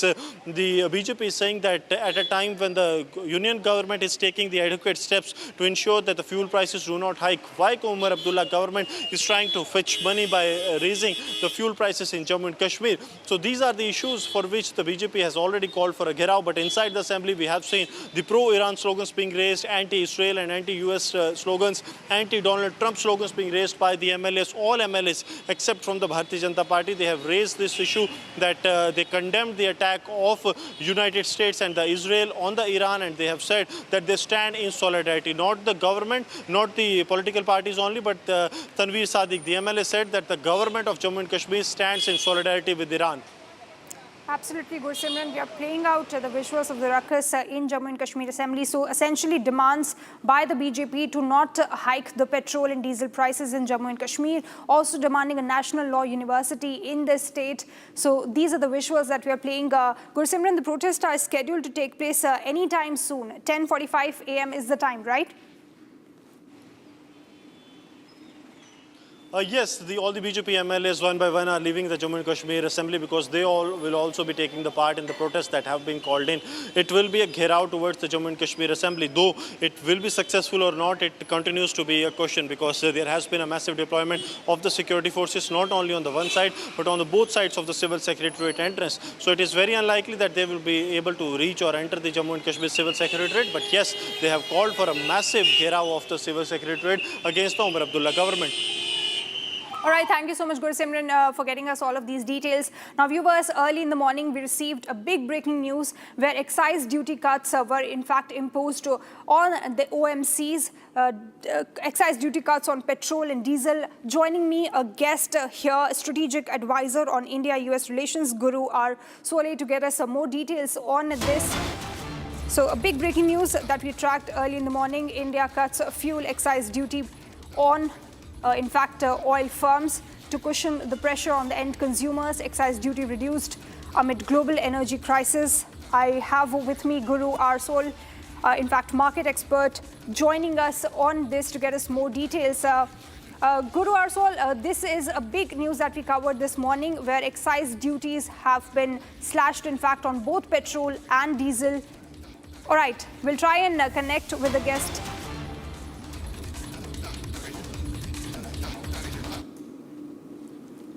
Petrol diesel चाहिए तो इसको किसी तरह से दाम ना बढ़े, नियंत्रण में रखे, इसके लिए इतना बड़ा फैसला लेना, वो भी पेट्रोल तब 3 रुपया एक्साइज ड्यूटी रख दिया, इतना कम आप कल्पना भी नहीं कर सकते हैं, और डीजल में 0 कर दिया। तो अभी हमने कई लोगों से बात किया, सबने कहा कि प्रधानमंत्री जी को धन्यवाद दे दीजिए, इतना बड़ा फैसला लिया है। आज पार्लियामेंट सेशन फिर कन्वेन हो रहे हैं, तो हमारे एमपीज भी इसका स्वागत करेंगे, क्योंकि एमपीज जो होते हैं वो जनप्रतिनिधि है, और जनता के लिए इतना बड़ा सौगात लेकर के इतना बड़ा फैसला प्रधानमंत्री जी के नेतृत्व में सरकार ने जो की है, इसमें एमपीज सबसे पहले प्रधानमंत्री जी को धन्यवाद देना चाहेंगे, क्योंकि जनता का प्रतिनिधि है एमपी, वो पार्लियामेंट से ये एक शुभ संकेत। सबको जानना चाहिए कि देश में इतना जो बड़ा देश में कोई आम लोगों को तकलीफ ना आए इसके लिए इतना बड़ा फैसला लिया है। सर, एक लॉकडाउन का जो अफवाह उड़ रहा था उसको नहीं, ये सब कौन अफवाहें उड़ाते हैं। प्रधानमंत्री जी ने बहुत साफ तौर से बताया था कि पैनिक नहीं होना है, जमाखोरियों को चेतावनी दिया है, राज्य सरकारों को आह्वान किया है कि कोई इसमें होर्डिंग ना करे, पैनिक क्रिएट ना करे। भारत सरकार पूरी तरह से स्थिति का नियंत्रण में पूरा रखा हुआ है और आम लोगों को तकलीफ नहीं होने के लिए टॉप लेवल से बॉटम लेवल तक प्राइम मिनिस्टर साहब खुद कॉन्टिन्यूसली मॉनिटर करते हैं और प्रधानमंत्री जी के साथ में जितने जो टीम है सबको इस काम में लगाया है कि कोई हमारे जनता तकलीफ ना हो, इसके लिए पूरा सावधानी भड़कना चाहिए। इसलिए मैंने परसों ऑल पार्टी मीटिंग में भी देखा है कि अपोजिशन पार्टी ने भी एक तरीके से सराहना किया है कि इतना बड़ा क्राइसिस में हमारे देश का प्रधानमंत्री सरकार ने जो कदम उठाया है वो बहुत अच्छा कदम है और कोई भी सरकार फैसला करेंगे उसमें सारे विपक्षी दल भी साथ देंगे, ये विपक्ष के पार्टियों ने कहा है। इसलिए मैं कह रहा हूँ कि जब इतना बड़ा फैसला लिया है सरकार ने, डीजल और पेट्रोल में इतना बड़ा कटौती एक्साइज ड्यूटी में किया है, इसके बाद ज़मीनी स्तर पर कोई होर्डिंग करके और कोई चीज़ का कमी दिखाने के लिए, दाम बढ़ाने के लिए होर्डिंग करके कोई गलत काम करेंगे तो उसका बहुत सख्ती से उसके ऊपर कार्रवाई करने के लिए राज्य सरकारों को कहा गया है। तो आपको समझना चाहिए, अगर कहीं गैस के लिए लाइन लगते हैं, कोई पेट्रोल के लिए, डीजल के लिए, तो उसके लिए राज्य सरकारों को ऑलरेडी प्रधानमंत्री जी की ओर से मैसेज दिया है। पार्लियामेंट के सदन में भी प्रधानमंत्री जी ने अपील किया है कि कोई होर्डिंग ना हो। जमाखोरों को सख्ती से वार्निंग दिया है कि क्राइसिस पैदा नहीं कराना है, क्योंकि भारत सरकार पूरा नियंत्रण में सारा चीज़ को रखा हुआ है। तो इसको ज़मीनी पर कोई शॉर्टेज नहीं होना चाहिए गैस में, पेट्रोल, डीजल में। जब भारत सरकार इतना बड़ा फैसला लिया है तो उसका फ़ायदा लोगों तक पहुंचाने का जिम्मेदारी सबको है। राज्य सरकारों को विशेष करके आग्रह किया गया है कि वो ये सुनिश्चित करे कि कोई गैस, पेट्रोल, डीजल कमी नहीं होना चाहिए किसी भी स्थान में, उसके लिए सब मिल करके काम करना चाहिए।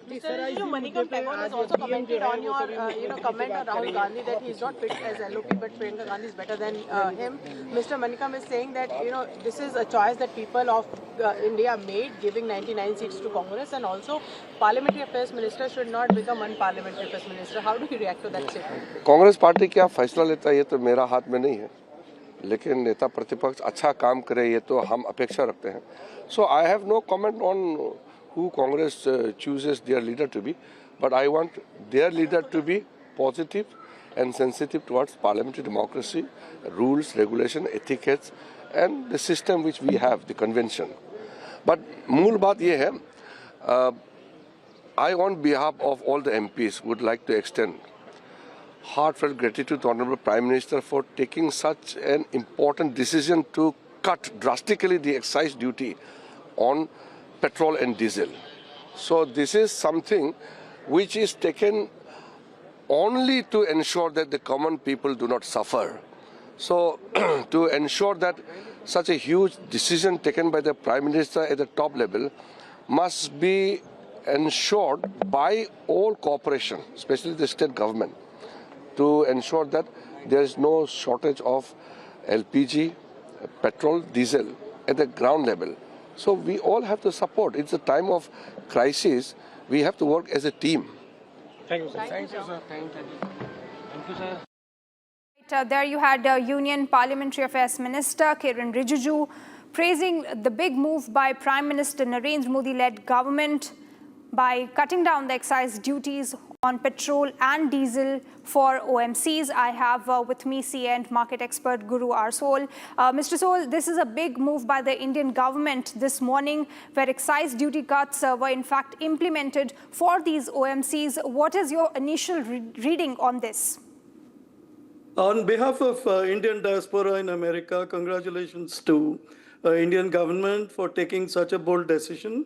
I think India is protecting the consumer by reducing the excise duty to zero on diesel and bringing excise duty on petrol to $3, and contrast it with the rise in crude because of the Iran crisis that is ongoing. It went up by 0.73% today. It's about $106.72 per barrel. And while the crude prices are going up, excise duties are going down in India. It's a very aggressive, bold, protectionist step taken by the Indian government. Also contrasted with some private companies in India that have raised the petrol prices in the last couple of days, like Nayara Energy. I think this also is in context to protect inflation in India, as also to protect the farmers. And this economic decision, the move that came from the Indian government, congratulations and hats off to the Prime Minister and the leadership team. I think this is going to be a fantastic implication for all Indian consumers. This is great news. While the world is burning, India is doing its best to protect the consumers. And from an American perspective, I'm speaking to you from Texas, which is the oil capital of the world. And here, we don't have prices going down or duties being cut or taxes being cut. Our approach in America is very different. We have the national petroleum reserves, and there's about 1 million to 1.5 million barrels of oil is being drawn down every day. And the gas prices have gone up by about 30 to 40% in the last 1 month. And we are looking at a huge increase from 2.62 gallon to 3.62 gallon, 3.62 per gallon in Texas. Of course, Texas being the oil capital, the prices are much lower compared to East Coast and West Coast. But you can see the contrast on how these two democracies of the world are dealing with this oil implication today. And it's quite interesting to watch India is moving on this, and I think it's a great move. Absolutely, Mr. Soul, and this is in fact, as you drew parallels from the petrol prices in Texas to what it is here in India and the big move by the Indian government. Mr. Soul, would also like to understand from you when we reverse these excise duty cuts from the oil and from petrol and diesel for these OMCs, will we see any sort of a shock, or how will it work when these excise duty cuts are reversed? So I think in the current situation, what Indian government is trying to do is to really insulate the consumers and also protect the inflationary impact. As you can see, the rupee is already losing value. I think it's about 94 rupees to a dollar today. So I think it's the right intervention that is happening. But when oil prices come down to normalcy, we're today facing a risk of crude oil jumping to $150 per barrel, and it could even go up to 200 in the worst scenario. So the whole world, and India, of course, along with the world, is facing that huge challenge.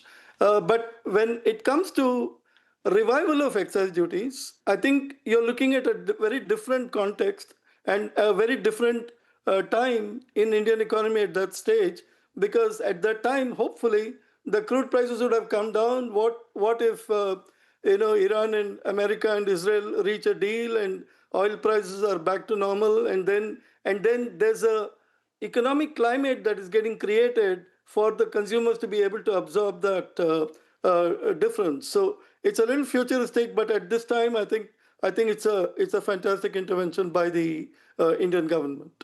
And also, I want to add, the LPG issue that is going on in India. India is already well diversified, I think, by importing Russian oil. India is also importing from Argentina and America, and it's already working around the Middle Eastern chaos. So it's not really dependent on, completely not dependent on Hormuz Strait being open or the Middle East to open up. But I think that strategic move to import more from US or Argentina and the Russian oil, I think is all going to come in favor of Indian oil environment. Absolutely. And at a time when you really have to revive the duties, you'll see a very different climate. Absolutely, Mr. Saul. A very different picture could pan out in the coming days, but this is the latest that we have, where we are tracking this big news by Indian government, where the Indian government has in fact slashed the excise duties on petrol and diesel. Now shifting our focus to more news from Jammu and Kashmir Assembly, in fact, where protests are going on. In fact, protests are being conducted by BJP. Gursimran, BJP protest is going on where you are right now on the site. Please get us the latest.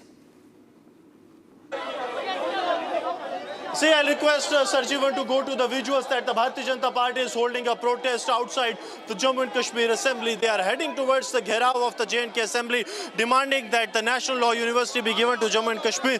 And also the second demand continues to be that why Umar Abdullah government is hiking the fuel prices in Jammu and Kashmir. These are the MLAs of the BJP that are holding the protest. Sir, BJP is holding protest against Umar Abdullah government.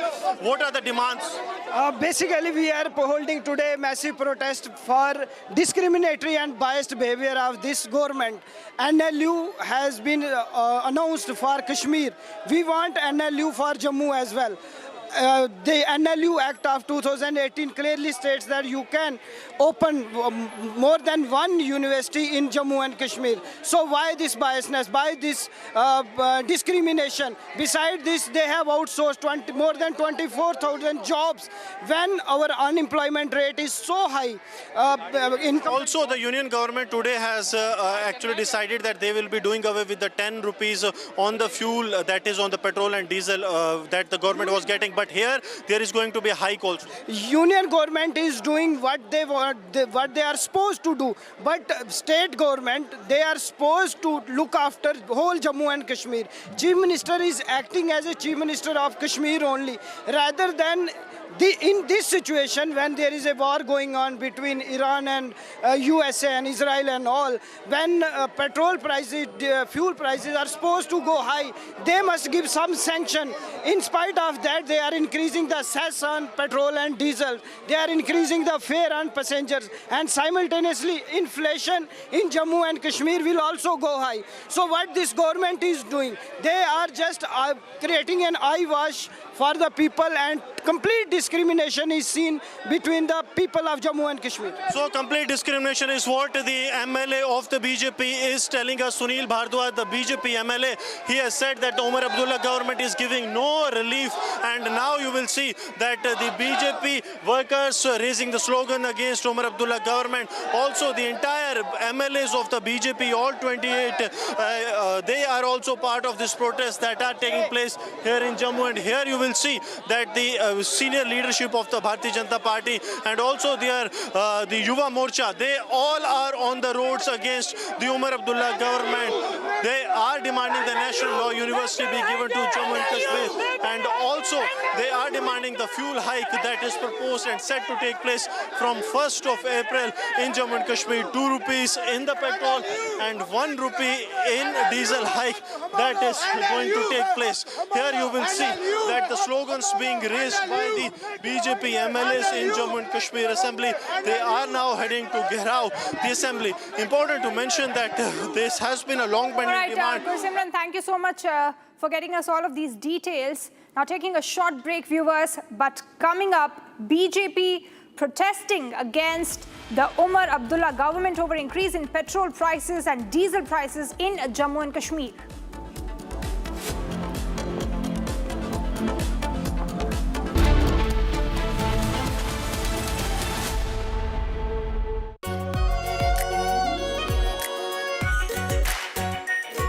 Pure Shahi Paneer Masala. Delicious, healthy, every day.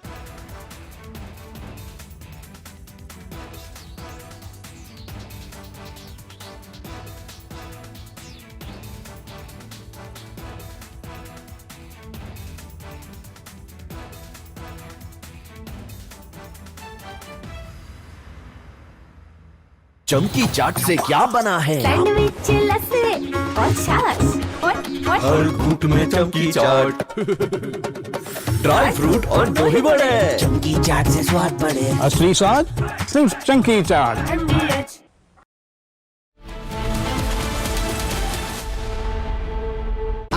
Pure सूजी pasta उबालो मिलाओ और खाओ 8 minute में तैयार। क्या test है सबका राजा आर प्योर मसाला। केसरिया से मन जोगी हुआ रे, दिल झूमे देखो मतवारा हुआ रे। केसरिया से मन जोगी हुआ। हर पल मनाओ केसरी त्योहार। विमल, बोलो जुबान केसरी। थोड़े में ज्यादा स्वाद यही तो है इसकी खास बात। वाओ मामा क्या स्वाद है। अरे मेरे राजा मसाला। हमें धीरज के साथ, संयम के साथ, शांत मन से हर चुनौती का मुकाबला करना है। इसलिए मैं देशवासियों से भी कहूंगा कि हमें हर चुनौती के लिए तैयार रहना ही होगा। जैसा कि हम देख रहे हैं कि इस युद्ध को लेकर पल पल में हालात बदल रहे हैं। आदरणीय सभापति जी, ये संकट अलग प्रकार का है और इसके समाधान भी अलग प्रकार से ही तय किए जा रहे हैं। हमें धीरज के साथ, संयम के साथ, शांत मन से हर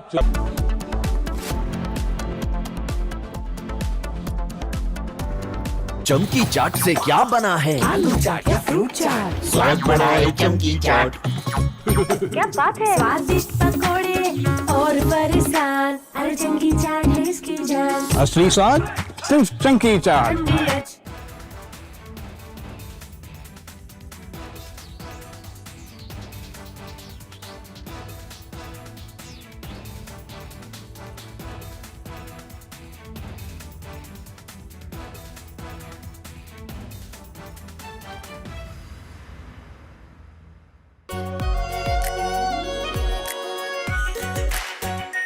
are pure shahi paneer masala, delicious, healthy everyday.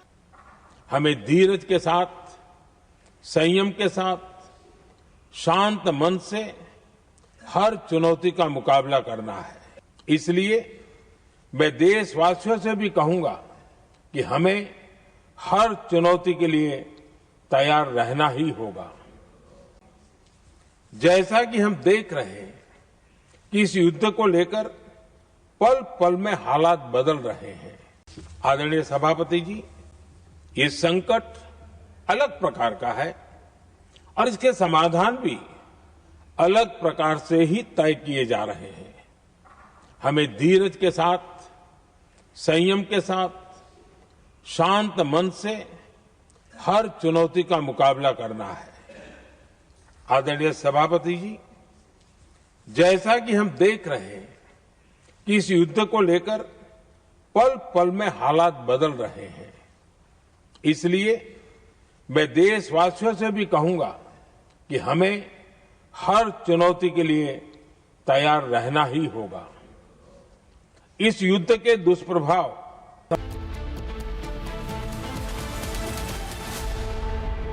प्यास बुझाए ठंडक लाए सबको भाई जीरा से MDH का जलजीरा जीरा से। जीरा से असली रिफ्रेशिंग, असली स्वाद, असली मजा। MDH। केसरिया से मन जोगी हुआ रे, दिल झूमे देखो मतवारा हुआ रे। केसरिया से मन जोगी हुआ। हर पल मनाओ केसरी त्योहार। विमल, बोलो जुबान केसरी। आर प्योर सूजी पास्ता उबालो मिलाओ और खाओ 8 मिनट में तैयार। क्या टेस्ट है सबका राजा आर प्योर मसाला। हमें धीरज के साथ, संयम के साथ, शांत मन से हर चुनौती का मुकाबला करना है। इसलिए मैं देशवासियों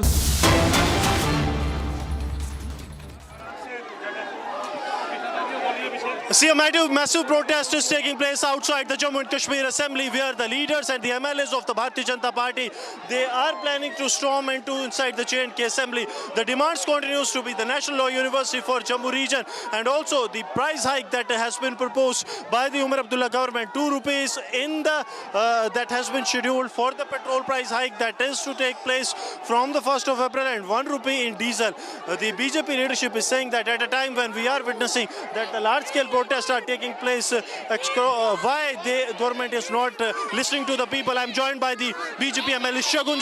शगुन, क्या कहेंगे? लगातार विरोध प्रदर्शन आप कर रहे हैं, सरकार जो है तेल के दाम भी बढ़ा रही है, केंद्र कोशिश कर रहा है कि दाम ना बढ़े। देखिए, हमारी सबसे बड़ी कोशिश ये है, इस समय पे हम जिस चीज को लेके प्रोटेस्ट में आए हैं, जम्मू कश्मीर के युवाओं के लिए, जम्मू कश्मीर की बेहतरी के लिए हम NLU की डिमांड कर रहे हैं, और मौजूदा सरकार को हमारी ये डिमांड पूरी करनी ही पड़ेगी। अभी जो है सरकार बिल्कुल नहीं सुन रही है, क्या आगे रणनीति रहेगी? हमारी रणनीति रहेगी कि हमने NLU हर हालत में लाना है, हर हालत में हम जम्मू के लिए NLU लेके आए। I'm joined by the BJP MLA Devyani Rana. Devyani, how do you see that the union government is making the efforts that the price do not go up, but the Umar government has proposed a price hike in fuel also? Right now, it is very important that we align ourselves with the national discourse, and that whatever decision that Honorable Prime Minister Shri Narendra Modi ji is taking is for the benefit of the people of India collectively. We must all align our energies, all states and all UTs, and provide the boost that our Honorable Prime Minister Narendra Modi ji requires in such a tough time. Around the world, you know, conflicts are rising, and India has already had such a stalwart leader at our helm, and I'm very convinced that with Modi ji's direction, Honorable Home Minister Amit Shah Saab's direction, we will surmount this challenge as well. Thank you. So these are the protests that are taking place. All the MLAs, including the female MLAs of the Bharatiya Janata Party, they all have gathered here in the large numbers. And here you will see the leaders of the Bharatiya Janata Party, Vikram Randhawa, the MLA, Yudhvir Sethi, MLA, they all are trying to cross over these barricades so that they can head towards the J&K Assembly. All these legislatures, they have gathered here, but not being allowed to move beyond this point. Now, these are the ruckus that is taking place, because the cops have made it very clear that they will not be allowing any of the BJP leaders to move towards the Jammu and Kashmir Assembly.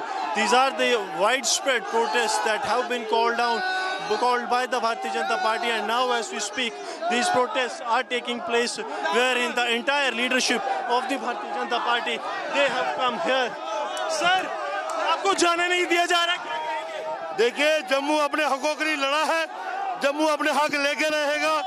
NLU की मांग सदन से लेकर सड़कों तक, पूरा जम्मू सड़कों पे हो रहा है, और NLU लेके जम्मू के लिए रहेंगे। जो 1.5 साल से चोरियां उमर सरकार ने की है, इनको नंगा करेंगे, इनको एक्सपोज करेंगे। सर, तेल के दाम भी बढ़ा रही है जम्मू कश्मीर सरकार। वो नहीं बढ़ाने देंगे इनको, अगर करेंगे गुंडागर्दी तो कटघरे में खड़ा करेंगे। So you can hear that they are saying that they will not be allowing the Umar government for the price hike that has been proposed from 1st of April.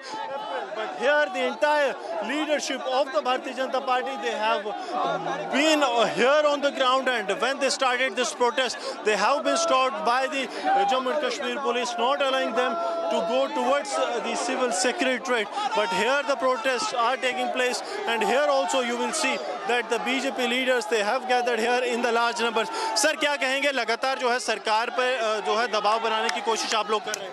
ये उमर सरकार ने जिस तरह जम्मू कश्मीर के बच्चों का, जो उनके भविष्य के साथ उनका गला घोटने का काम किया है, आज भारतीय जनता पार्टी ही नहीं, पूरे जम्मू कश्मीर की आवाम सड़कों पे है। और जो 24,000 बैकडोर एंट्रियों के माध्यम से इन्होंने जो काबिल बच्चे थे उनको यहाँ से घरों में बिठा दिया है, मुझे लगता है इससे शेम वाली बात नहीं। आने वाले दिनों में भारतीय जनता पार्टी उमर सरकार का ईंट से ईंट बजा देगी। So you will see that also they are holding the placards of roll back the hike in petrol and diesel. We'll try to speak to the women also. Madam, petrol diesel पे भी hike की बात जो है उमर सरकार ने की है, केंद्र कोशिश कर रहा है कि दाम ना बढ़े, लेकिन यहाँ पे दाम बढ़ाए जा रहे हैं। देखिए, दाम बढ़, अभी तो ऐसा कुछ नहीं है, उस पर कंट्रोल तो रहेगा, बट आज का जो हमारा प्रदर्शन है मेन 2 मुद्दों को लेके था कि नेशनल लॉ यूनिवर्सिटी का जो इन्होंने अनाउंसमेंट करा कि वो कश्मीर डिवीज़न में बनेगा, उसकी मांग रहेगी कि जम्मू डिवीज़न में भी उसी तरह यूनिवर्सिटी वो फिर भी खरीदें, फिर भी ले आए, और हमारे जनता को समय समय पर सही क्वांटिटी जितना भी मिलना चाहिए उतना मिलने का इंतज़ाम करें। इसीलिए आज इस निर्णय के कारण सप्लाई कमी नहीं होगा, सप्लाई में अवेलेबिलिटी में कमी ना होगा, जनता को डीजल भी, पेट्रोल भी, क्रूड भी मिलेगा। और एटीएफ बहुत इम्पोर्टेंट है, भारत देश का एयरक्राफ्ट और हमारी कंपनियों का एक एटीएफ मिलना आवश्यक है। उसके कारण भारत में बहुत सारे रिफाइनरीज हैं जो विदेश से माल खरीद करके इधर उसको रिफाइन करके विदेश को एक्सपोर्ट भी करते हैं, हमें भी देते हैं। मगर वो एक्सपोर्ट के ऊपर हमने अभी ज़्यादा रेट बढ़ाया, एक्साइज ड्यूटी बढ़ाया, जिससे वो एक्सपोर्ट ना करते हुए भारत में ही उनको सेल करेंगे, जिससे भारत में अवेलेबिलिटी का भरपूर अवेलेबिलिटी रहेंगे, लोगों को कमी महसूस नहीं होने देंगे। कल रामनवमी के दिन माननीय प्रधानमंत्री जी ने इमरजेंसी में एक मीटिंग बुलाई और इस विषयों के ऊपर चर्चा गोष्ठी करके तुरंत निर्णय किए, और इसके जितने भी करना है काम वो सब कल रात को ही हमारे मंत्रालय भी और पेट्रोलियम मंत्रालय भी बैठकर काम करके आज इस निर्णय हमने घोषणा कर। Nirmala Sitharaman, a reaction on the slash in the excise duty on fuel. She clearly stated that the Prime Minister conducted an emergency meeting, and this decision was taken place so that the burden does not pass on to the consumers. Excise cut to help oil companies manage the losses, because there is clearly a sharp increase in the global oil prices when it comes because of the West Asian conflict that is ongoing, and this comes as a major relief to the OMCs by the Indian government, where there has been a slash in the diesel and petrol excise duty. The graphics explain this in detail. Earlier the diesel excise duty was 10 rupees per litre, now it's zero. Now it's zero, and same it goes for petrol, from 13 to 3. So there's a 10 rupees slash in the diesel excise duty, which has brought down diesel excise duty to zero. Now price is increasing. Nirmala Sitharaman has clearly stated that the prices are increasing in the foreign nations, which is pretty much evident. Our neighboring countries are facing high fuel prices. They are passing on the burden to their consumers, to their citizens, whether it be Sri Lanka, whether it be Pakistan. All neighboring countries are facing a fuel crisis, and they're passing on the price burden to their consumers. But Indian government had decided to slash the excise duty, or whether it be diesel or petrol, and this comes as a major relief to the consumers, to the citizens, but also for the oil companies, the oil manufacturing companies, a very big relief. Petrol duty slashed to rupees 3 per litre from 13 per litre. We are getting many reactions on this.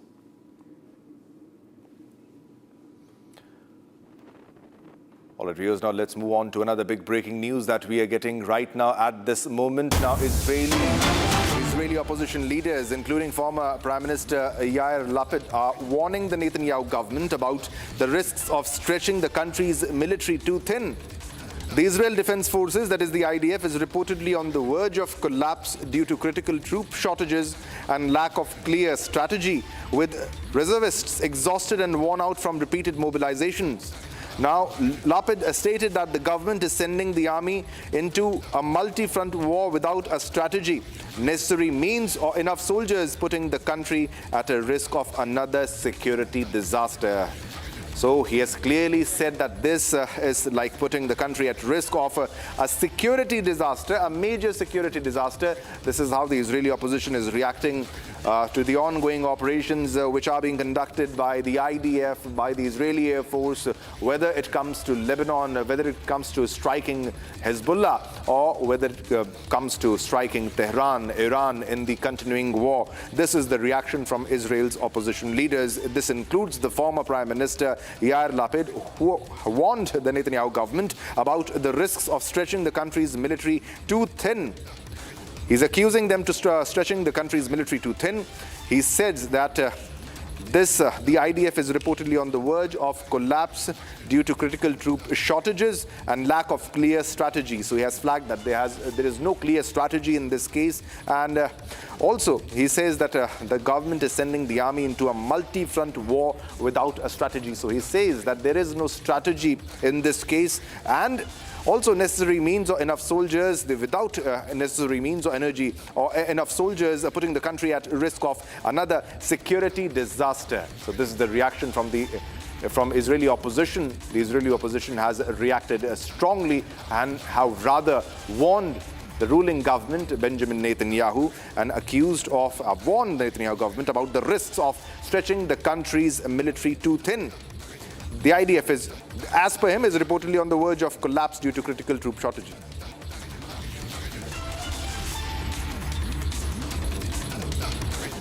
All right, viewers, we have another big breaking news that we are getting right now. The US Embassy in India has made a post, has shared remarks by Donald Trump praising Prime Minister Narendra Modi amid the ongoing conflict in West Asia.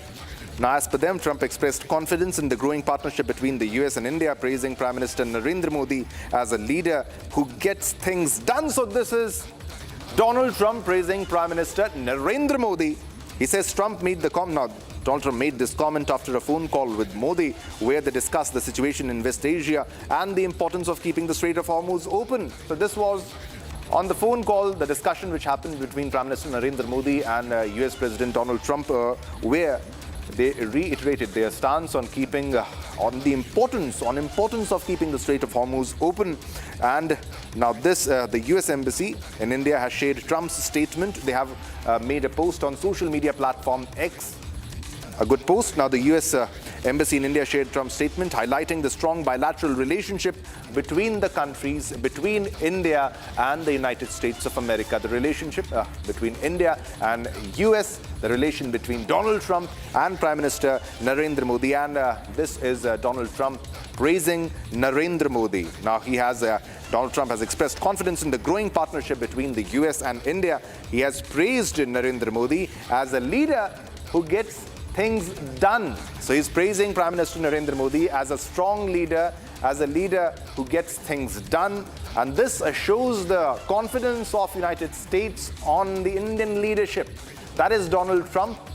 Donald Trump was very difficult to predict in many cases, but he has praised Prime Minister Narendra Modi.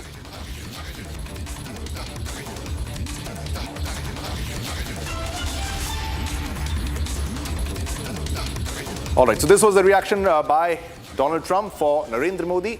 He praises, he hails Prime Minister Narendra Modi. This was the reaction that has come by Donald Trump for Prime Minister Narendra Modi.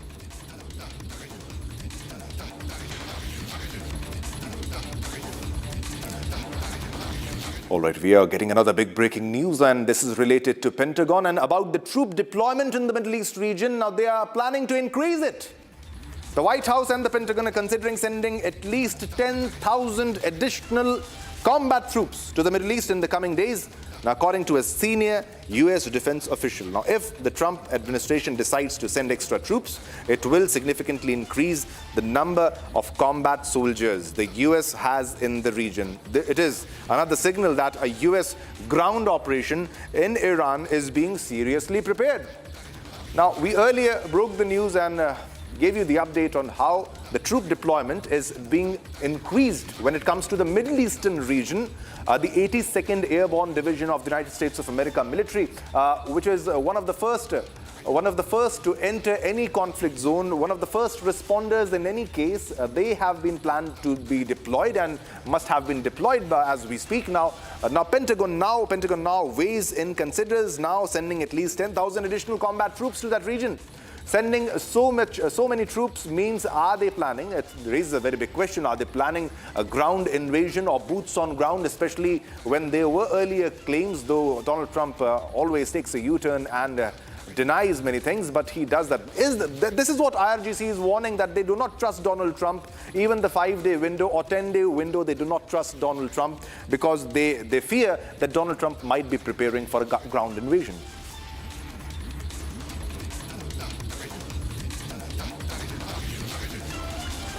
All right, viewers, let's move on to another top story that we have right now. India's ceramic capital, that is Morbi in Gujarat, has come to a near standstill, with most factories shut for almost a month. A sharp gas supply crunch, now triggered by disruptions linked to the Iran conflict, has forced over 400 units to halt production. Now, Morbi, which contributes nearly 80% of India's ceramic output, is now facing one of its worst slowdowns in years, now impacting not just manufacturers, but the entire supply chain. More in this special report. Most factories in Morbi, India's ceramics hub in Gujarat, have shut down for nearly a month due to gas shortages triggered by the Iran war. Morbi produces about 80% of India's ceramics, mainly tiles and sanitary ware, and exports to the Middle East, Africa and Europe. If we talk about Gujarat's Morbi ceramic industry, which is second largest in entire world, has kind of come to a standstill and hit the pause button. If we talk about this industry, the cluster has more than 600 units, and each unit has an investment of around about 15 crores to 150 crore. This industry is currently not functional for 1 month.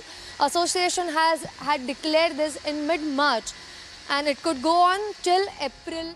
Manufacturers say they halted operations after supplies of propane and natural gas, key fuels for ceramics production, were squeezed.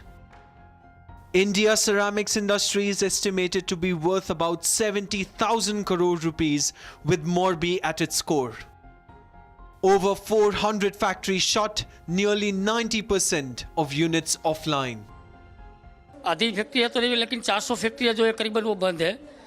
वो gas की अनिश्चितता के कारण, gas supply में जो disturbance हुआ था, उसकी वजह से हम लोगों ने तय किया कि हम लोग जो है अपनी फैक्ट्री 20 दिन या तो 25 दिन के लिए शटडाउन स्वैच्छिक करके आगे जब गैस सप्लाई जब स्टेबल होगी उसके बाद हम लोग प्लान चालू करेंगे। गवर्नमेंट से भी हमारी बात चल रही है, तो गवर्नमेंट का मानना भी यही है कि गैस जो सप्लाई है वो 10 से 15 अप्रैल तक तो फुल फ्लैश हो जाएगी। उसके बाद अभी हमारी जो डिमांड है वो करीब 60 लाख क्यूबिक मीटर के आसपास है। उसके पास अवेलेबल है 30 लाख क्यूबिक मीटर, लेकिन वो 15 अगर हम डिमांड रखते हैं उसके पास तो 15 तारीख से हमको गैस देने के लिए रेडी है। From packaging units, transporters, raw material suppliers, the shutdown is choking the entire ecosystem. Industry leaders say this is a rare and unprecedented crisis, one they haven't seen in years. Morbi का अंदर एक महीने के अंदर minimum 500 से 700 करोड़ का directly industries के ऊपर लॉस है, और साथों साथ जो भी गुजरात गैस लो, पावर सप्लाई लो, इतना पावर कंजप्शन यहाँ पे मोरबी में हो रहा है, तो पीजीवीएससीएल को भी लॉस होगा। और जितने सोलर प्लांट गुजरात में लगे हैं वो सोलर प्लांट का भी पावर यूज होने वाला नहीं है, तो वो भी सोलर प्लांट को भी शट डाउन करना पड़ेगा। लेकिन अगर एक महीने के अंदर मतलब अगर 15 अप्रैल तक ये इंडस्ट्रीज को गैस नहीं मिला तो काफ़ी बड़ा नुकसान इंडस्ट्रीज को भी हो सकता है। साथों साथ जो भी हमारे साथ जुड़े हुए अलग अलग इंडस्ट्रीज जो हमारे सप्लायर है उसको भी इफेक्ट होगा, और हमारे जो वर्कर है उसको भी इफेक्ट होगा। The shutdown is expected to last till mid-April. हमारा प्रोडक्शन कैपेसिटी पर डे का 7,000 to 10,000 स्क्वायर मीटर का प्रोडक्शन हमारा पर डे का है। वैसे यहाँ पर काफ़ी फैक्ट्रियाँ हैं, बट हर एक फैक्ट्री का प्रोडक्शन कैपेसिटीज प्लस और माइनस रहता है। रफली आइडिया मैडम ऐसे कैलकुलेट करना बहुत मुश्किल है, वैसे तो नुकसान काफ़ी है, बट होपफुली नेक्स्ट मंथ में अप्रैल में, मिडल ऑफ अप्रैल में हमारा रीओपन होने का भी काफ़ी अच्छा एक स्कोप हमें दिख रहा है कि थोड़ा सा ब्रेक हुआ है तो अच्छा मार्केट फ्लो मिल सकता है। For now, Morbi waits for gas, for relief, for revival. All right, viewers, now let's move on to another big breaking news that we are getting right now at this moment, and this is about the LPG cylinders and its hoarding. 50 illegal LPG cylinders have been recovered. This is from the national capital. Breaking news from the national capital. 50 illegal LPG cylinders recovered from Sukhbir Nagar, Kerala, Kanjhawala, Rohini area of Delhi. Now, black marketing and overpricing racket has been busted in this case. Accused Pankaj Pal and his father, Kunwar Pal, were caught red-handed while illegally hoarding and refilling LPG cylinders. So the black marketing and overpricing racket has been busted in this case. You can see the image, the visual of those who have been arrested, accused, caught red-handed while illegally refilling cylinders.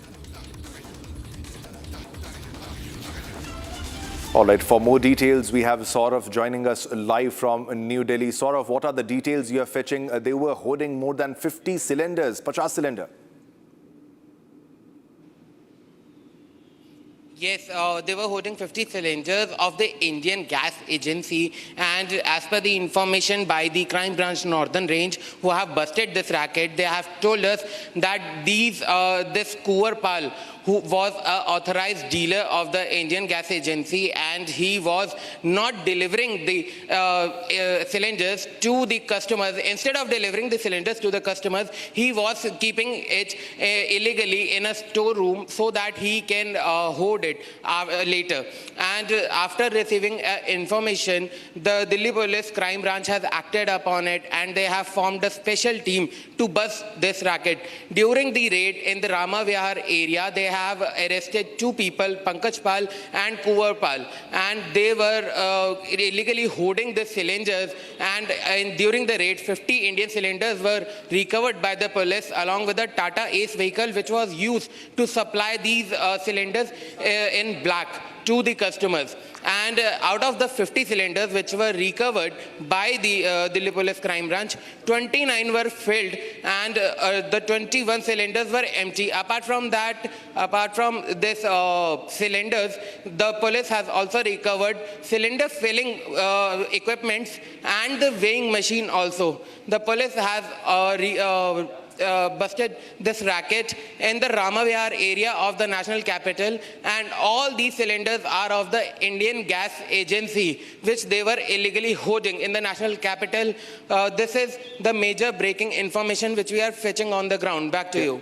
Yeah. What are the investigations telling you right now? Because they must be hoarding and they must be sourcing the cylinders from some agency or the other. Was the staff involved? Can we expect future arrests of the agency staff who were involved in hoarding cylinders or black marketing it? Because the government has clearly asked Saurav that we need not panic and we should not do panic booking, but they are making profit because of the panic that is there in the region, in the market.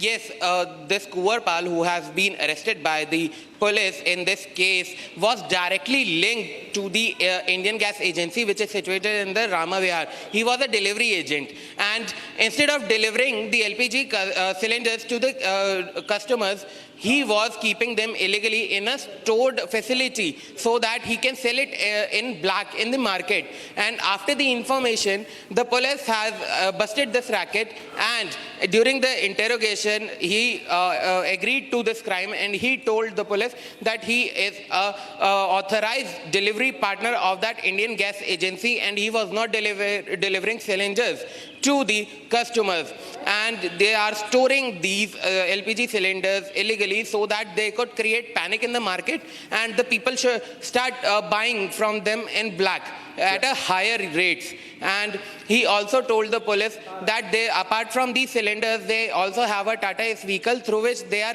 illegally supplying these LPG cylinders in black to the public. Back to you.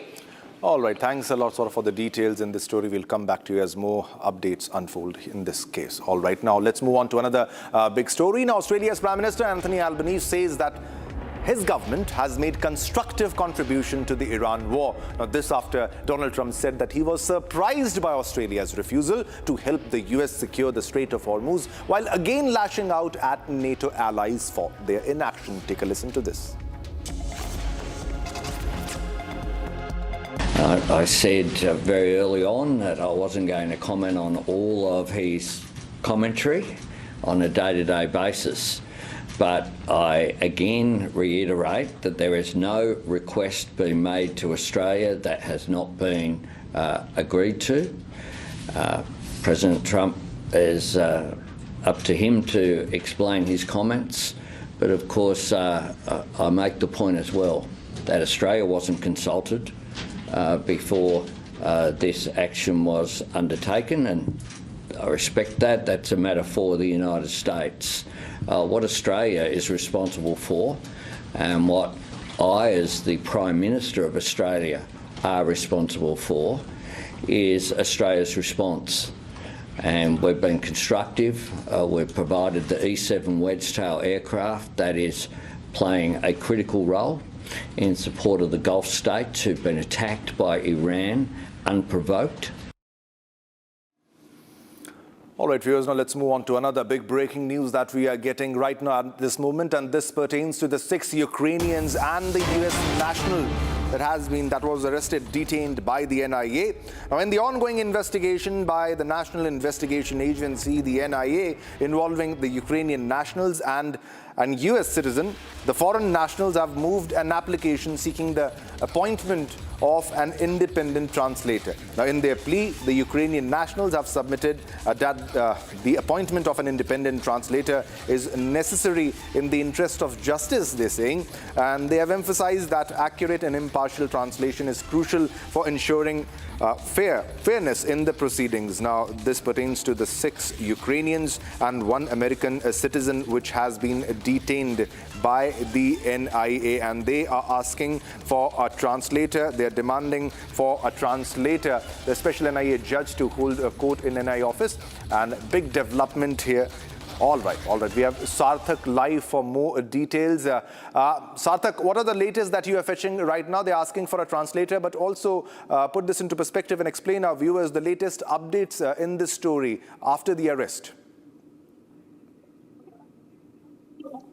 Well, Shivam, these 7 accused, including 6 Ukrainian and 1 US national, were supposed to be presented before the Additional Sessions Judge Prashant Sharma, and they were supposed to appear in the court.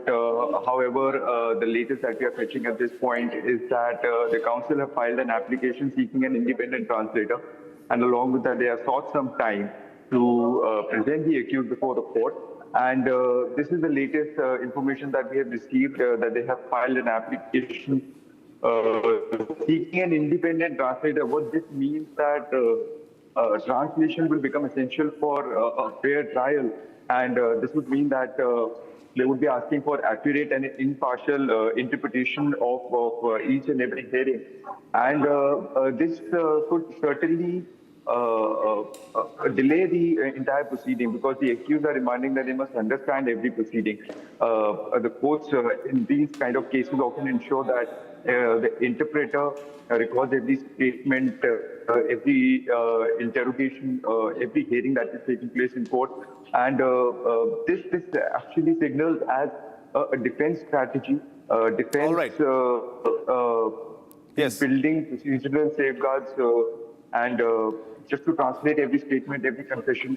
And if the case court allows this... Sarthak, thanks a lot. Thanks a lot for the update in this story. We are a bit short of time, but it's now time to slip into a short commercial break. But don't go anywhere. Coming up next, in a major relief to Indian oil firms, and the Consumers Also Centre has significantly reduced excise duty on petrol and diesel to help OMCs lower their under-recoveries.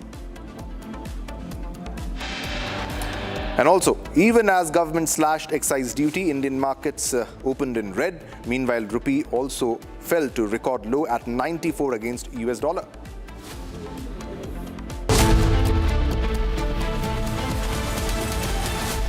चमकी चाट से क्या बना है? Sandwich, लस्सी और छाछ और हर घूंट में चमकी चाट। अब बताओ, स्वाद आया? आया। असली स्वाद सिर्फ चमकी चाट। केसरिया से मन जोगी हुआ रे, दिल झूमे देखो मतवारा हुआ रे। केसरिया से मन जोगी हुआ। हर पल मनाओ केसरी त्योहार। विमल, बोलो जुबान केसरी।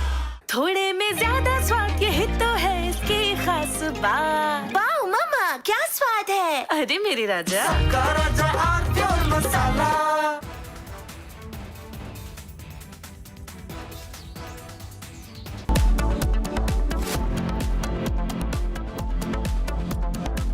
चमकी चाट से क्या बना है? सैंडविच, लस्सी और छाछ और हर घूंट में चमकी चाट। ड्राई फ्रूट और दही बड़े। चंकी चाट से स्वाद बढ़े। असली स्वाद सिर्फ चंकी चाट। रानी, इस घर में कुछ है जो टूटता नहीं। ये पिलर कभी नहीं टूटेगा। रुंगटा स्टील TMT से बना। रुंगटा नहीं तो घर स्ट्रॉन्ग नहीं। रुंगटा स्टील TMT बार एकदम सॉलिड।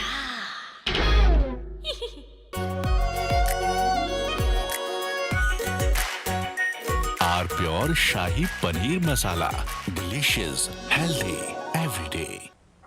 हमें धीरज के साथ, संयम के साथ, शांत मन से हर चुनौती का मुकाबला करना है। इसलिए मैं देशवासियों से भी कहूंगा कि हमें हर चुनौती के लिए तैयार रहना ही होगा।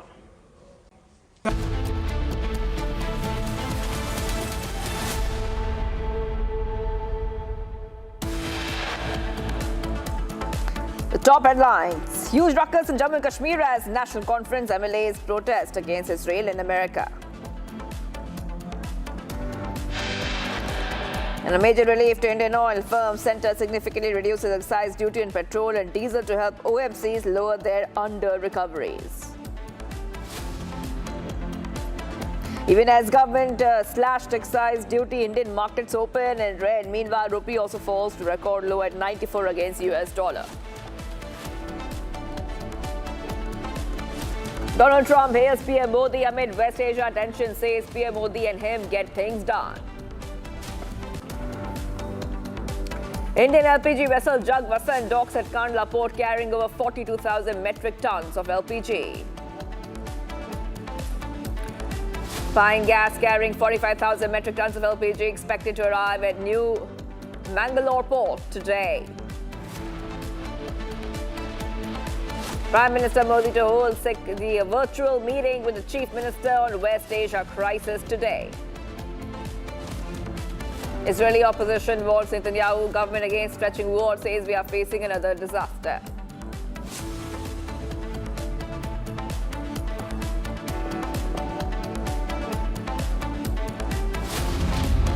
Viewers, we're live and breaking. I'm Shivangi Shukla getting you the latest coming in. Getting some breaking news. 6 Ukrainians and 1 American has been detained by the NIA. This is a new update we're getting for our viewers in the ongoing investigation by the National Investigation Agency involving Ukrainian nationals and a U.S. citizen. The foreign nationals have moved an application seeking the appointment of an independent translator. In their plea, the Ukrainian nationals have submitted that the appointment of an independent translator is necessary in the interest of justice. They have emphasized that accurate and impartial translation is crucial for ensuring fairness in the proceedings. So back-to-back updates coming in here on Republic viewers. What we see is that the NIA custody of the accused is expiring today. 6 Ukrainians and 1 American detained by the NIA. Okay, let's go straight across to my colleague who's joining us. Shambhavi, I'm coming across to you right now. If just help our viewers understand what the latest is, because we have seen already that the 6 Ukrainians were arrested in India by the NIA and the matter was in court. The MEA has also been talking about this case. What's the latest that is coming in? So we know that 6 Ukrainian and 1 American were detained from 3 different airports in India, from Delhi Airport, Kolkata Airport and Lucknow Airport on 13th.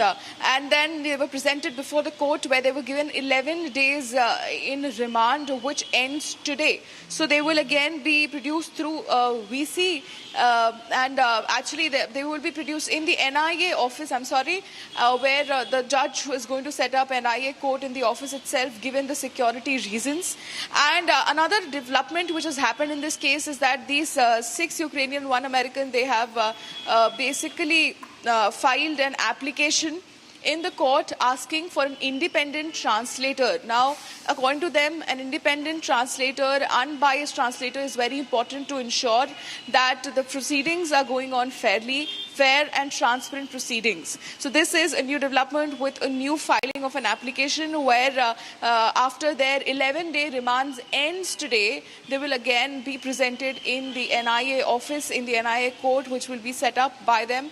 Given the security reasons, they're not being produced in the Patiala House Court at the moment, but this entire proceedings of them actually where NIA is going to ask for more days in custody.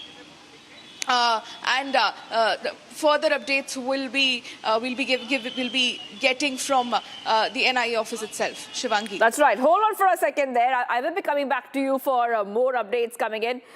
We are getting some more updates. 6 Ukrainians have been arrested in Myanmar. So big updates coming in here on Republic TV. 6 Ukrainian nationals arrested in Myanmar on charges of providing terrorist training have filed a petition in an NIA court seeking an independent translator. The arrested Ukrainian nationals have stated that they do not trust the NIA's translator. In connection with this case, the NIA has arrested a total of 7 foreign nationals comprising of 6 Ukrainian citizens and 1 American citizen. That is right. So big update coming in. Accused seek independent translator. They say they do not trust NIA's translator. Let's go straight across to Shambhavi. Okay, so they say they do not trust NIA's translator. All of these accused are making these statements. If you could just help our viewers also kind of understand what the next step is. Now, also, just to give a perspective to our viewers, just in time the NIA have detained these foreigners. And the links that they have are extremely nefarious, extremely suspicious. The matter is in court, like the MEA is saying.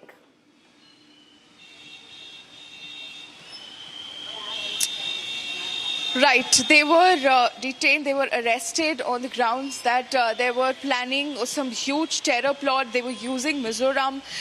They entered Mizoram on tourist visas without the special permit, which is required by foreign nationals. And then they passed into the conflict-hit border. They were giving military training to those ethnic armed groups which are found in the border of Myanmar and India.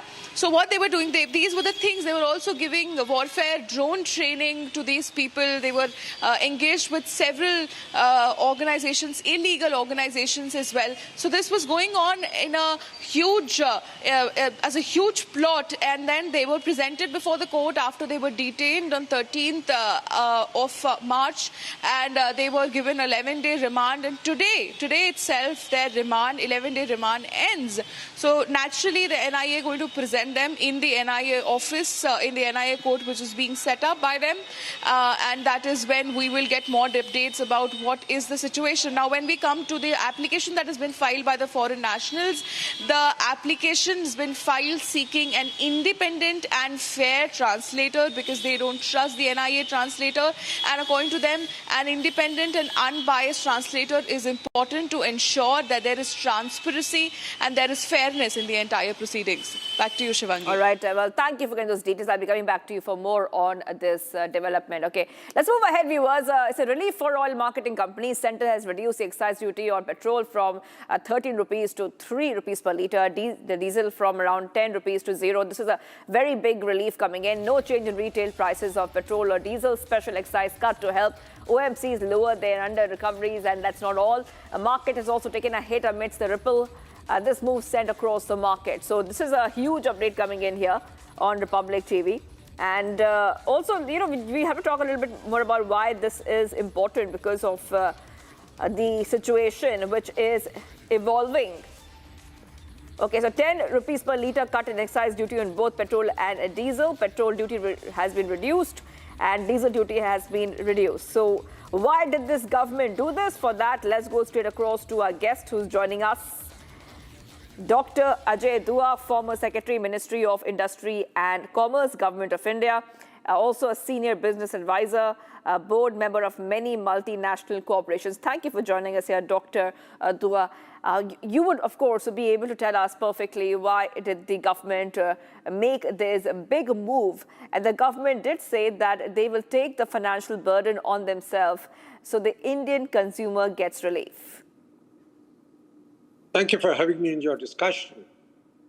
The government has taken a step which I would call a welcome step, considering that the war in the Middle East is the real cause for the confusion which we see in the oil and gas market around the world.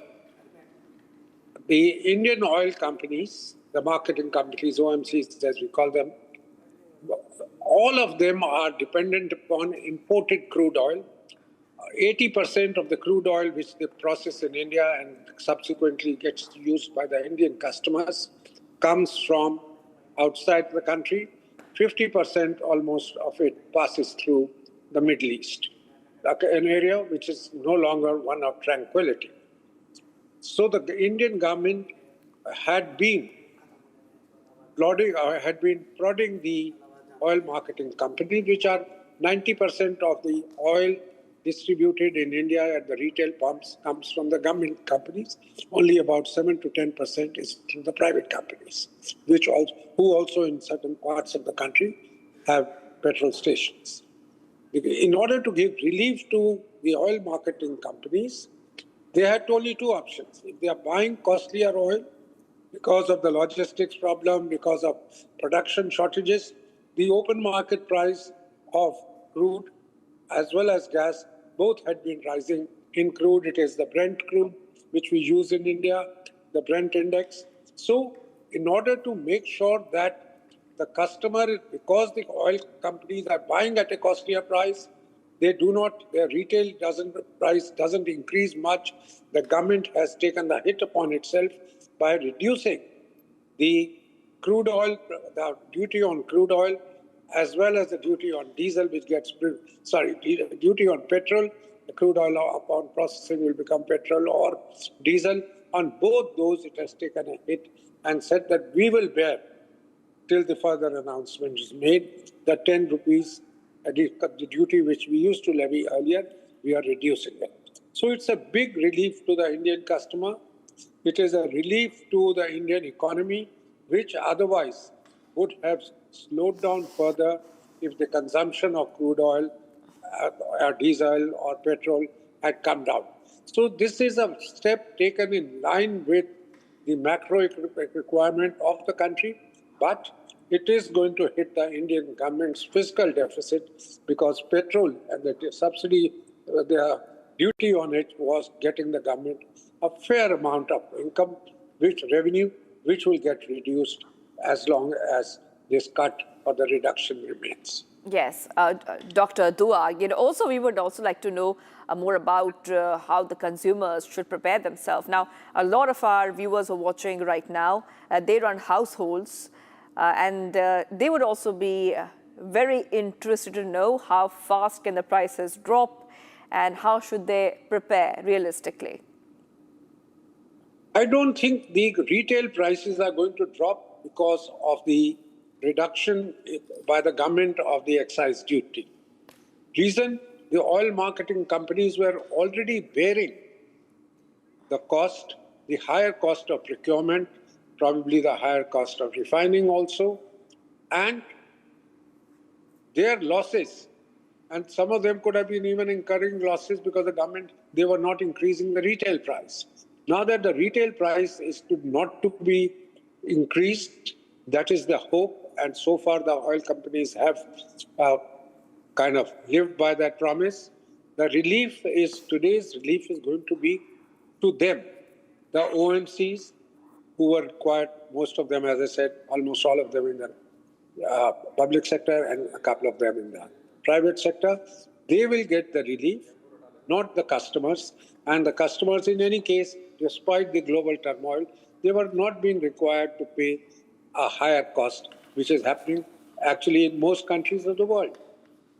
All right, Dr. Ajay Dua, former Secretary, Ministry of Industry and Commerce, Government of India. Thank you for joining us here with your perspective on the latest developments which are coming in. Thank you so much. Let's move ahead, viewers. We're getting some more breaking news coming in. A major disaster was narrowly averted. This happened in a medical college in Jabalpur when a short circuit in a ceiling fan caused smoke to fill the pediatric ward. Over 30 children were safely shifted from the NICU to another ward, and fire tenders had arrived as a precaution. The incident sparked a heated altercation between families and medical staff with the accusations of negligence. Not the first time we have seen such an incident. Families are demanding answers though, and the Medical College Administration has initiated an investigation in this case. So back-to-back updates coming in here on Republic TV. And let's tell you exactly what is happening. Putting on those pictures, families demanding answers. Major disaster was narrowly averted at a medical college in Jabalpur, Madhya Pradesh, when a short circuit in a ceiling fan caused smoke to fill the pediatric ward. Over 30 children were safely shifted from the NICU to another ward, and fire tenders arrived as a precaution. The incident has sparked heated altercation between families and medical staff with accusations of negligence. This is not the first incident, a fire incident at the NICU, and families are demanding answers. The Medical College Administration has initiated an investigation. So Jabalpur, Madhya Pradesh, those are the pictures that we're getting for on our screens of the families who are demanding answers. We will try to go across to our reporters in a short while from now to understand what happened, but this is very, very concerning because the short circuit in a ceiling fan caused smoke to fill the pediatric ward. The pediatric ward meaning that there were very small children in there, Over 30 children, however, were safely shifted to another ward. Fire tenders arrived as a precaution. The incident sparked heated altercations between families and medical staff with accusations of negligence. This is not the first fire incident in the NICU. Okay, Satya Vijay is joining us. Satya Vijay, the investigation has started. Do we know the cause of the fire? Yes, go ahead.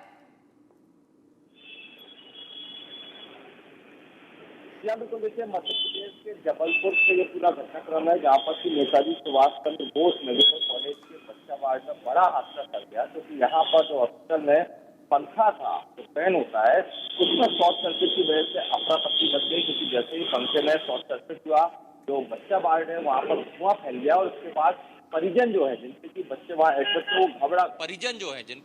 वहाँ admit तो वो घबरा गए अफरा तफरी का माहौल हो गया और वार्ड में कोई अटेंडर भी मौजूद नहीं था। इसके चलते और वहां पर धक्का मुक्की जैसी स्थिति हो गई। हालांकि अच्छी बात यह कि इसमें कैजुअल्टी नहीं हुई है। एक बच्चे की जो मौत बताई जा रही है वो अस्पताल प्रबंधन का ये कहना है कि वो जो कैजुअल्टी है वो इस हादसे से पहले हुई थी, लेकिन हॉस्पिटल में जब इस तरह की घटना होती है तो सुरक्षा व्यवस्था पर या जो मानक नियम है कि वहां पर किस तरह से हॉस्पिटल में प्रबंधन होना चाहिए जिससे कि इस तरह का हादसा ना हो, क्योंकि कई ऐसे पेशेंट्स उसमें एडमिट होते हैं जो कि ऐसे हादसे के समय बाहर भी नहीं आ सकते। यहाँ पर अच्छी बात यह है कि सभी बच्चे जो है उन्हें उनके परिजन बाहर ले आए, लेकिन लोगों का गुस्सा फूटा अस्पताल प्रबंधन पर भी और वहां की व्यवस्थाओं पर भी, क्योंकि अगर ये हादसा बड़ा रूप ले लेता तो एक दुखद हादसा जबलपुर के इस मेडिकल हॉस्पिटल में इस अस्पताल में हो सकता था। Right, okay. Well, thank you for getting those details, Satya Vijay. We'll be coming back to you for more on the story. I just want to go ahead and take our viewers through the reactions we're getting from the family members, from the police and the authorities. की घटना है। अब इसमें wall fan एक neonatal ICU के बाहर जो store room है उसमें लगा हुआ था, वो वॉल फैन दीवार का जो पंखा है वो शॉर्ट हो गया था, तो तुरंत वहाँ के डॉक्टर्स ने, वो ड्यूटी डॉक्टर्स ने उसको फायर एक्सटिंग्विशर से बुझा दिया, डिस्कनेक्ट कर दिया था। 22 मार्च को मेरा लड़का हुआ, 4 दिन इन्हें ट्रीटमेंट किया, धीरे धीरे बच्चा रिकवर हो रहा था और आधे घंटे में मेरा बच्चा ख़त्म हो गया। वो डॉक्टर आईसीयू में NICU में एडमिट किया रहा, आधे घंटे में अपडेट करता है कि भैया 15 मिनट बैठो, बच्चे को मैंने धड़कन चलने की दवाई दी है, बोलता है कि बच्चे की धड़कन अभी दवाई से चल रही है। वो लड़कों जैसा डॉक्टर दवाई धड़कन बच्ची की दवाई से चला रहा है, ना कोई जिम्मेदारी ना कुछ है। और चला मेडिकल में ICU में आग लग गई, मेरे बच्चे ख़त्म हो गए,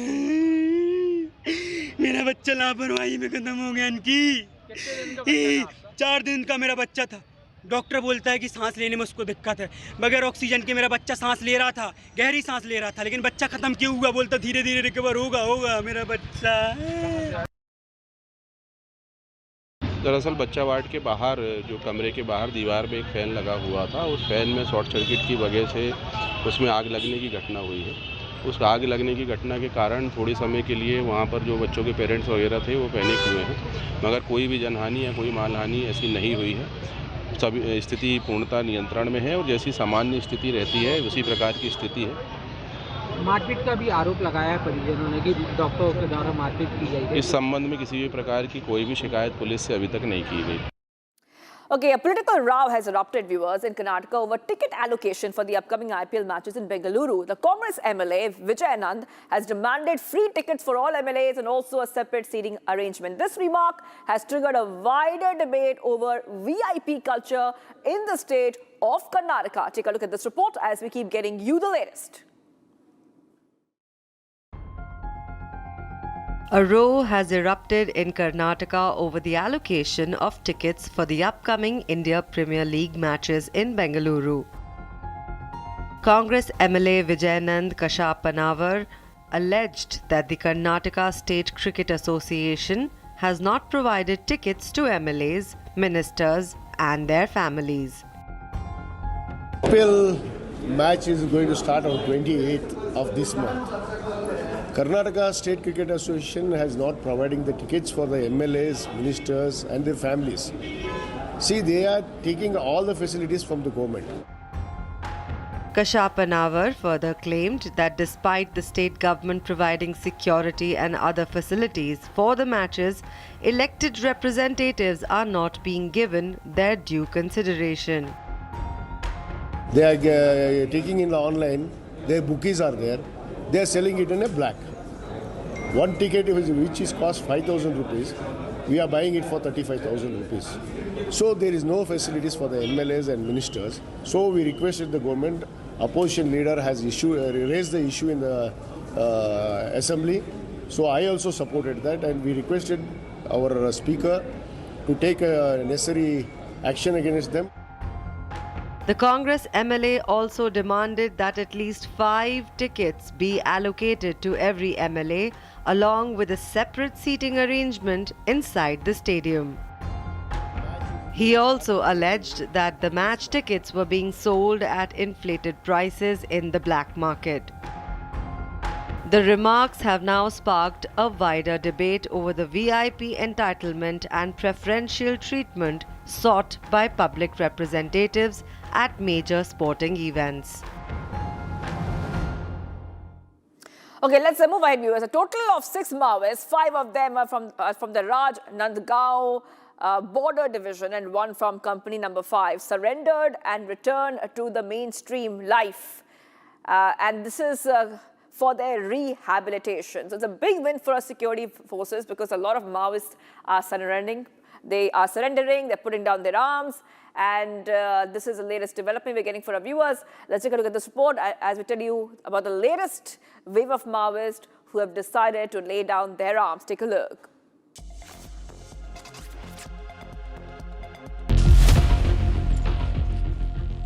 Ahead of the 100% neutralization of armed Naxals deadline of 31st March, a total of 6 Maoists, 5 of them from Rajnandgaon Kankar border division and 1 from Company number 5, have decided to surrender and return to the mainstream of rehabilitation.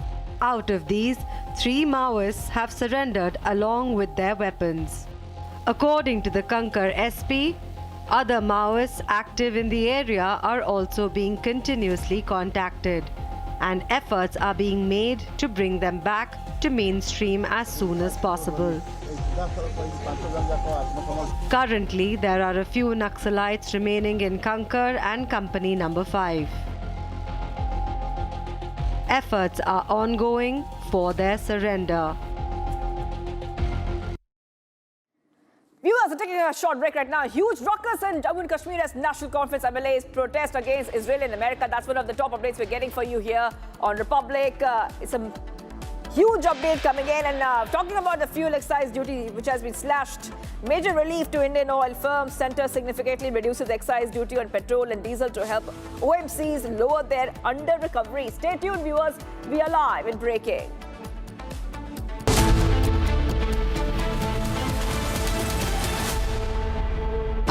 Pure सूजी pasta उबालो मिलाओ और खाओ 8 minute में तैयार। क्या test है सबका राजा hardcore मसाला।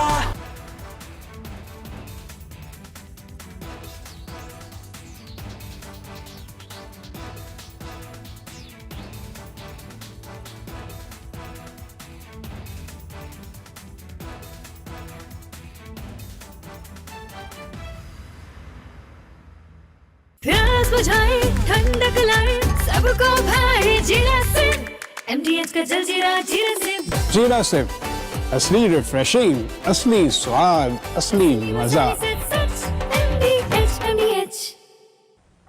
हमें धीरज के साथ, संयम के साथ, शांत मन से हर चुनौती का मुकाबला करना है। इसलिए मैं देशवासियों से भी कहूंगा कि हमें हर चुनौती के लिए तैयार रहना ही होगा। जैसा कि हम देख रहे हैं कि इस युद्ध को लेकर पल पल में हालात बदल रहे हैं। आदरणीय सभापति जी, ये संकट अलग प्रकार का है और इसके समाधान भी अलग प्रकार से ही तय किए जा रहे हैं। हमें धीरज के साथ, संयम के साथ, शांत मन से हर चुनौती का मुकाबला करना है।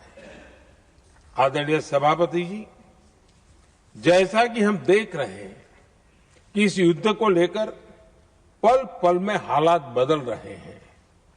इसलिए मैं देशवासियों से भी कहूंगा कि हमें हर चुनौती के लिए तैयार रहना ही होगा। इस युद्ध के दुष्प्रभाव लंबे समय तक रहने की प्रबल आशंका है, लेकिन मैं देशवासियों को भरोसा देता हूं, सरकार सतर्क है, तत्पर है और पूरी गंभीरता से रणनीति बना रही है, हर निर्णय ले रही है। देश की जनता का हित हमारे लिए सर्वोपरि है।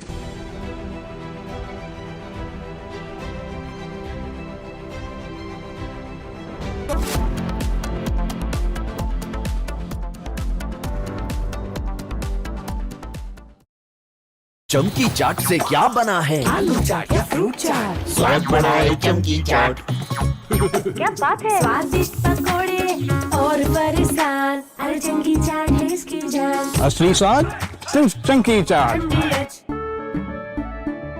केसरिया से मन जोगी हुआ रे, दिल झूमे देखो मतवारा हुआ रे। केसरिया से मन जोगी हुआ। हर पल मनाओ केसरी त्योहार। विमल, बोलो जुबान केसरी।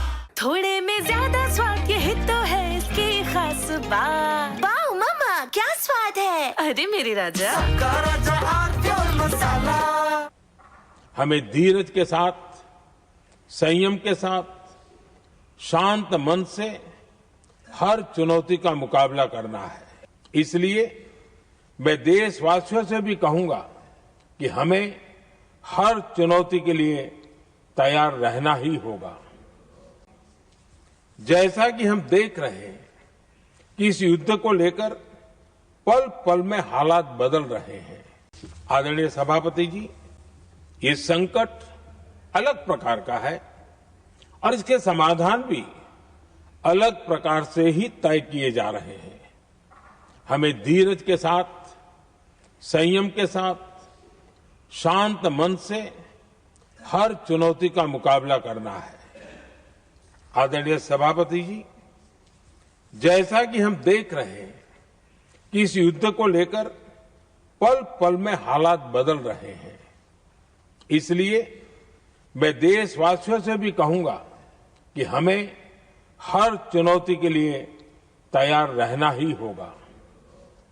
इस युद्ध के दुष्प्रभाव लंबे समय तक रहने की प्रबल आशंका है, लेकिन मैं देशवासियों को भरोसा देता हूं, सरकार सतर्क है, तत्पर है और पूरी गंभीरता से रणनीति बना रही है, हर निर्णय ले रही है।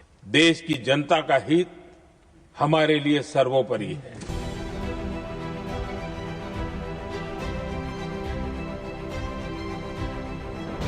These talks go well and you reach a ceasefire agreement with Iran. Do you believe Israel would abide by that agreement? I think Israel will be very happy with what we have. We just spoke to Israel a little while ago. I think they'll be very happy. This will be peace for Israel, long-term peace, guaranteed. From Asia's largest news headquarters, setting the agenda for Bharat.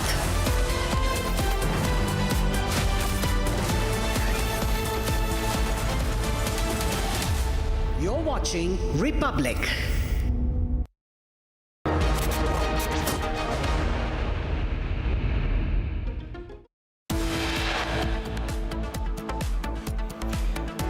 Big relief to oil firms. Centre reduces excise duty on both diesel and petroleum. Retail prices remain unchanged. Even as government slashes excise duty, Indian markets open in red. Rupee also falls to record low at 94 against US dollar.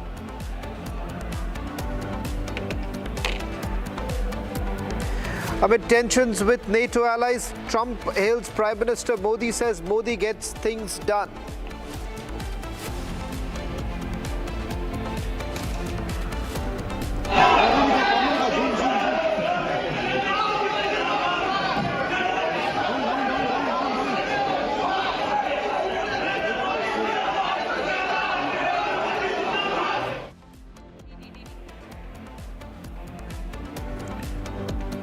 Massive uproar in Jammu and Kashmir Assembly. NCA MLAs protest against Companies killing. Anti-US and Israel slogans raised in the Assembly.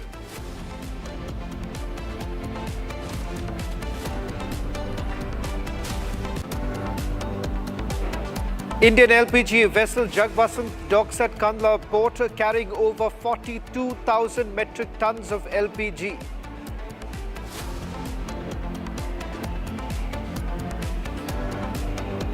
Pine gas carrying 45,000 metric tons of LPG expected to arrive at New Mangalore port today.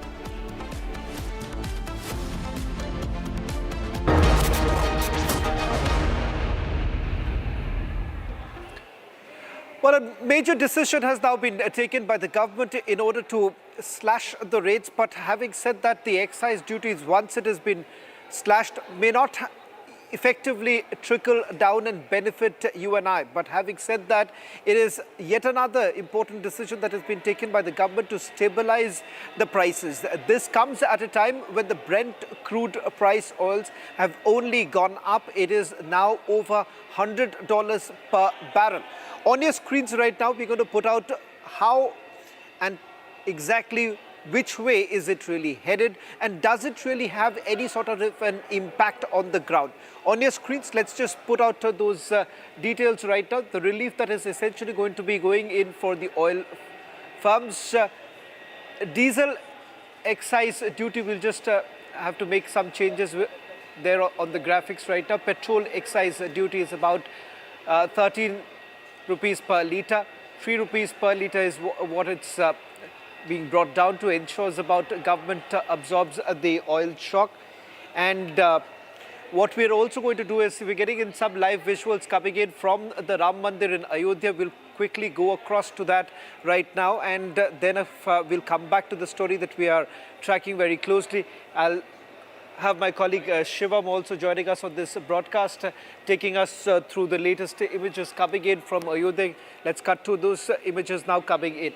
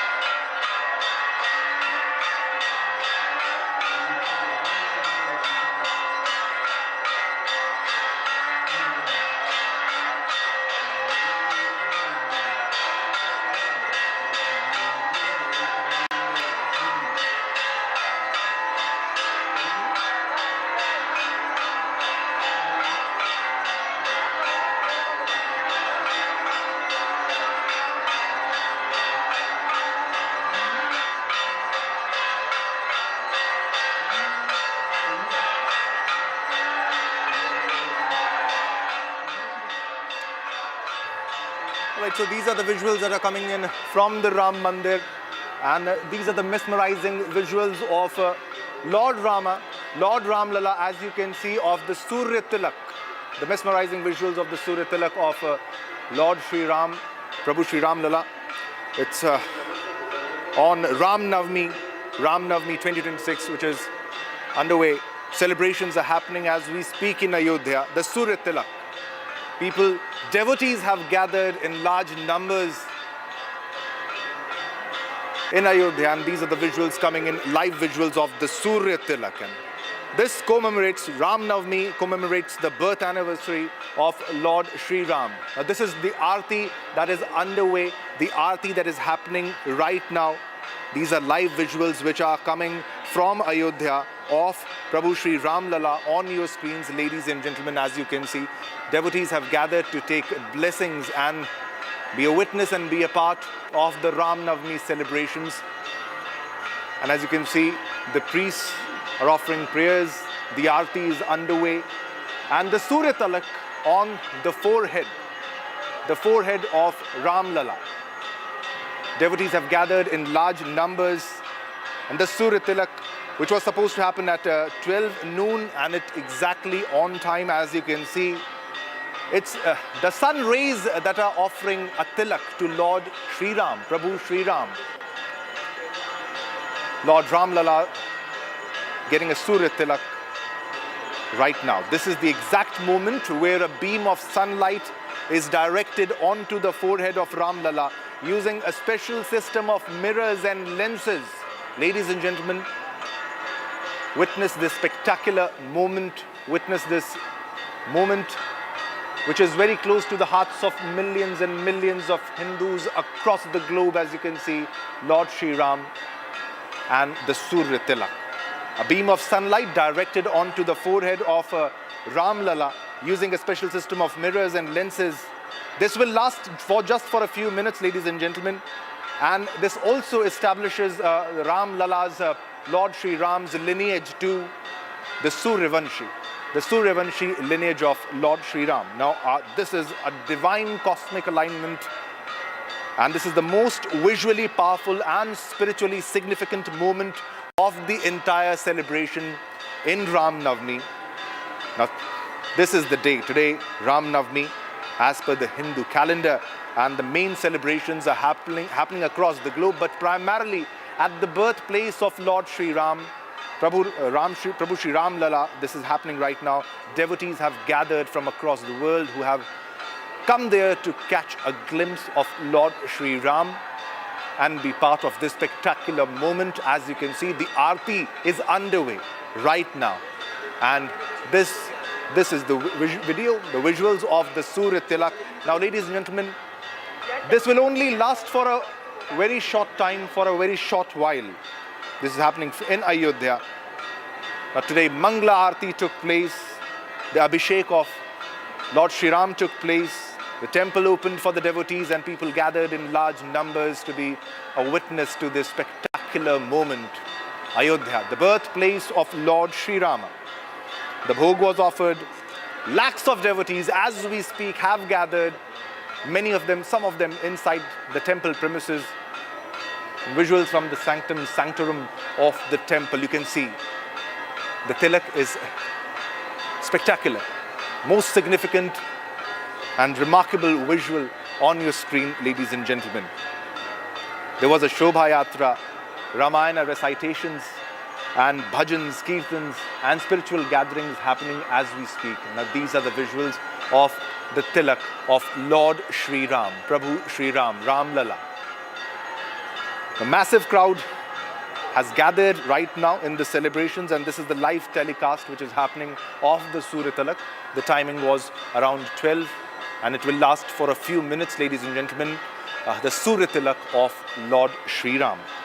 Now this is a spectacular event which combines, it's an extraordinary blend of faith, science, astronomy. That is the Surya Tilak which is happening now. And Ayodhya has become a global spiritual epicenter of what we are witnessing right now.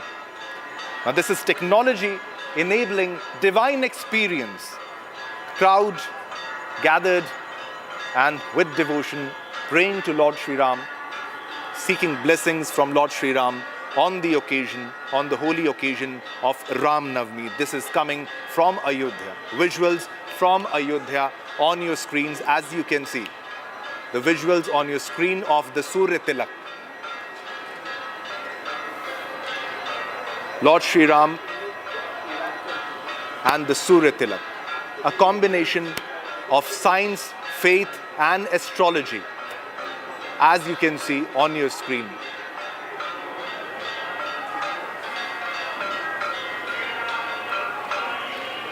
Lakhs and lakhs of people have gathered as we speak in Ayodhya to seek blessings of Lord Sri Ram. And this is the Surya Tilak which is happening in Ayodhya, and the spectacular moment for which many have gathered to be a part of, to seek the blessings of Lord Sri Ram. Now this is not just a ritual, it is a precision engineered phenomenon. There are mirrors, there are lenses, and there have been careful calculations of solar angles in this case. Works only when sun is at a specific altitude. Alignment hits exactly at the noon window. That is why the time of 12 noon was selected for the Surya Tilak. Sun being at a specific altitude and alignment hits exactly at the noon window. And even a slight shift in sunlight angle would break the alignment, making it a rare and spectacular fusion of astronomy plus devotion. Entire Ayodhya has now been turned into a high security spiritual zone, ladies and gentlemen. Thousands of police and paramilitary, drone surveillance, AI cameras, all for Lord Sri Ram, all for the devotees of Lord Sri Ram, because millions want to be a witness and seek blessings of Lord Sri Ram. Ayodhya becomes, every Ram Navami, you can see, Ayodhya becomes a mega religious city for more than a day or two. Grand celebrations happening at the Ram Janmbhoomi temple, at Ram Lala temple in Ayodhya. And this holds emotional significance for devotees after decades-long movement for Lord Sri Rama. Now, devotees and tourists have come from across the globe, from Europe, from US, from Southeast Asia, and these are the pictures, the visuals coming in from Ayodhya, the live broadcast from Ayodhya. As you can see, the Surya Tilak has taken place. The priests are there and praying to Lord Sri Ram. The Aarti is happening. The Surya Tilak happened just as we showed you the visuals live. You are also, ladies and gentlemen, a witness to this spectacular moment, to this spectacular event. And also, ladies and gentlemen, we're getting live visuals of Ram Lala, first floor and second floor, all the floors, and the visuals, as you can see, of the Surya Tilak. It's a miracle and a scientific design of faith, as you can see. The priests have gathered praying to Lord Sri Rama. You can see Lord Rama in these visuals and the Surya Tilak being completed right now. Ayodhya, which has transformed into a religious economy powerhouse, a birthplace of Lord Sri Ram. Ram Navami, which is India's civilizational identity, on display, as you can see. There will be special prasad logistics for lakhs.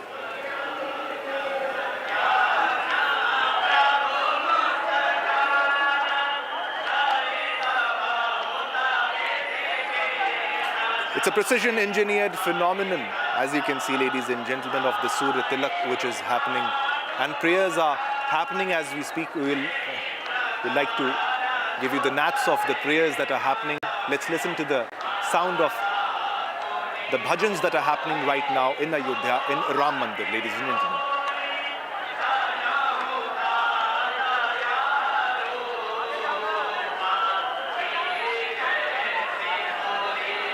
Surya Tilak happened just now, and devotees have gathered to seek blessings of Lord Ram. This is Ram Navami in Ayodhya. The mandir hosts grand celebrations on the occasion of Ram Navami. At the sacred Ram Janmbhoomi temple, as the clock strikes noon, and this happens. A perfect beam of sunlight traveled across a precisely engineered path, touches the forehead of Ram Lala, performing the Surya Tilak which happened. And the temple atmosphere turned electrifying, yet still thousands of devotees stand still, witnessing, praying to Lord Sri Rama, their eyes filled with emotion, seeking blessings of Lord Rama. Bells, chants, shlokas rise in unison. It feels as if the sun itself is becoming a witness to this special occasion, the Surya Tilak, because as per Hindu scriptures, Lord Sri Ram is a Suryavanshi, and hence the significance of the Surya Tilak of Lord Sri Rama. The Suryavanshi lineage of Lord Rama. Divine blessings from the nature itself when the Surya Tilak is happening, and it is that spectacular moment when lights are switched off and it's just the ray of the sun on the forehead of Ram Lala of Prabhu Sri Rama.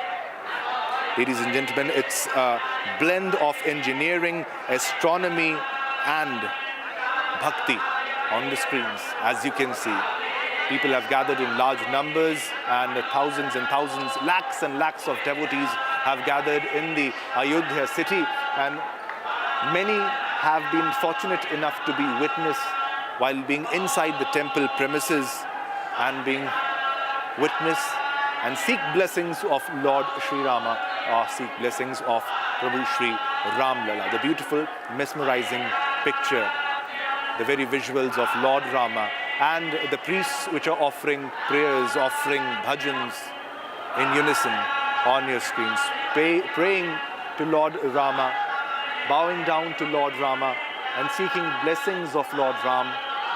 And as you can see, these are the visuals of the thousands who have gathered. Uncountable, lots of people have gathered just to seek the blessings of Lord Ram right now at the temple of Ram Lala in Ayodhya. Live visuals coming in from Ayodhya, where devotees have gathered to seek blessings of their deity, that is Lord Rama, the Suryavanshi lineage, Lord Prabhu Sri Ram, as we say. This is the Ram on the occasion of Ram Navami that the Surya Tilak is happening, and the prayers are being offered. And this is a 75 mm Surya Tilak which happened, which you were also a witness to. And we would ask everybody to seek blessings of Lord Ram as you see these visuals and the Surya Tilak. It's one of the rarest phenomena, a blend of astronomy, of science and devotion, which was displayed on the screen, ladies and gentlemen, coming in from Ayodhya. Visuals from Ayodhya of the spectacular event of Ram Navami and the Surya Tilak, which happened just a while ago, because it was supposed to happen for a very short time. It is the visual of the Surya Tilak, the Ram Navami celebrations which are happening in Ayodhya temple, the grand Surya Tilak at the Ram temple, ladies and gentlemen. This happened with the advanced systems of mirrors and lenses. The sunlight entered the sanctum and formed a radiant tilak on the deity's forehead, and it happened for a few minutes. It continued for a few minutes. Now this ceremony, it symbolizes the divine blessings and of Lord Sri Rama, and it's a blend definitely of tradition and the modern science. It is the sacred festival of Ram Navami being celebrated across the globe by millions and millions of Hindus, and also by many people from other faiths who deeply pray and respect Lord Ram and his way of life, his teachings, his blessings. People have gathered in Ayodhya. Visuals are coming from Ayodhya, from the Ayodhya Ram Mandir temple. One of the major highlights of the celebration was the Surya Tilak ritual, which was held precisely, which began around 12 noon. These are the visuals, ladies and gentlemen, on the occasion of birth of Lord Rama, Ram Navami, on the occasion of Ram Navami, as you can see. These are the visuals of the Surya Tilak. Now this has happened with the advanced system of mirrors and lenses. The sunlight entered the sanctum and formed a radiant tilak on the deity's forehead for a few minutes. Now the ceremony symbolizes divine blessings and showcases blend of tradition and the modern science. Many devotees were fortunate enough to be witness of these mesmerizing visuals at the Ram Lala temple at Ram Mandir. Advanced system of mirrors, lenses were used for this special phenomena which happened just merely for a few minutes. And as you can see, we'll also show you the visuals where Prime Minister Narendra Modi was also witnessing the exact moment of the Surya Tilak as he happened. This is the exact visual. Prime Minister Narendra Modi offered prayers to Ram Lala, witnessing the exact moment of the Surya Tilak. This moment is close to the hearts of millions and millions of Hindus and those who have faith in Lord Rama. Live visuals from Ayodhya, from the Ram Mandir, and also this is Prime Minister Narendra Modi offering prayers to Lord Shri Ram, one of the major highlights of the day in the celebrations of Ram Navami. As you can see, these are the visuals of the Surya Tilak of Lord Rama.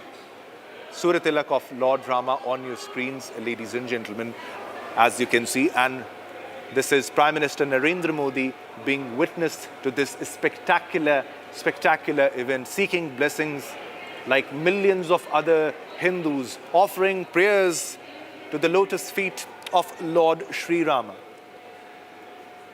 praying for the nation, for the betterment of the society, for the upliftment of the society. And this shows a complete blend of science, faith, and tradition. Today is the day of Ram Navami. The celebrations of Ram Navami are happening across the nation, and this is part of those special celebrations at the Ram Lala temple in Ayodhya of the celebrations, where a spectacular phenomena of the Surya Tilak takes place for a few minutes on the day of the divine birth of Lord Ram. Celebrated by Hindus worldwide with great fervor and religious ceremonies. Now the celebrations in Ayodhya are especially above the mark, ladies and gentlemen, above the mark, drawing millions of devotees to the city of Lord Rama's birth, celebrated as part of the Chaitra Navratra. Ram Navami marks the birth of Lord Shri Rama and is observed with special rituals, aartis and devotional gatherings which happen across the nation, across India and across the globe, I would like to say. Now, Ayodhya is especially in focus because it is the birthplace of Lord Rama. And here the grand Ram Mandir becomes the heart of the festivities for millions and millions, for billions of Hindus across the globe, as you can see. Devotees were eager to witness the Surya Tilak, and they were part and they witnessed the exact moment of the Surya Tilak, in which the sunlight precisely was directed onto the forehead of Lord Shri Rama, Lord Ram Lala, the idol of Lord Prabhu Shri Ram, at around noontime. The special arrangements were there for darshan, aartis and crowd control to manage the expected influx of lakhs and lakhs of pilgrims who wanted to be a witness of this beautiful, remarkable, spectacular, miraculous moment of the divine Surya Tilak of Lord Shri Rama.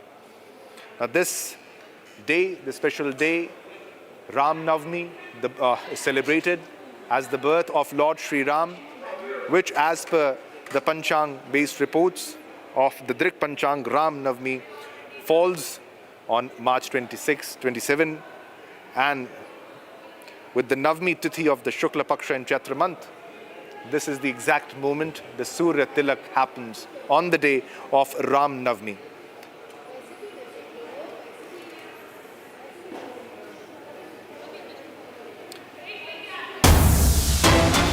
All right, viewers, we are getting another big breaking news. Moving on from the Surya Tilak now to national developments which are happening right now. Now, Ministry of Petroleum writes to all states to increase commercial LPG allocation by up to 70%. This is from the Ministry of Petroleum, who has written to all states to increase commercial LPG allocation by up to 70%. Now, this additional LPG will be allocated primarily to industries. Now, priority will be accorded to sectors such as steel, automobiles, textiles, dyes, chemicals and plastics. Now, the government has clarified that priority in LPG allocation will be specifically to those industries that require it for specialized heating processes and for which natural gas is not a viable alternative. The government has also urged states to promptly avail themselves of the 10% additional allocation linked to performance-based reforms if they have not already done so. Now, this initiative is expected to provide further relief to industries and facilitate smoother operations. The government asks states to increase the LPG allocation. The Ministry of Petroleum to increase commercial LPG allocation have asked states to increase the commercial LPG allocation by up to 70%. Now, this particularly pertains to the commercial LPG allocation, which is vital, very important for those businesses which depend entirely on the LPG supply for their daily routine work. This is Ministry of Petroleum asking states to increase the LPG allocation right now.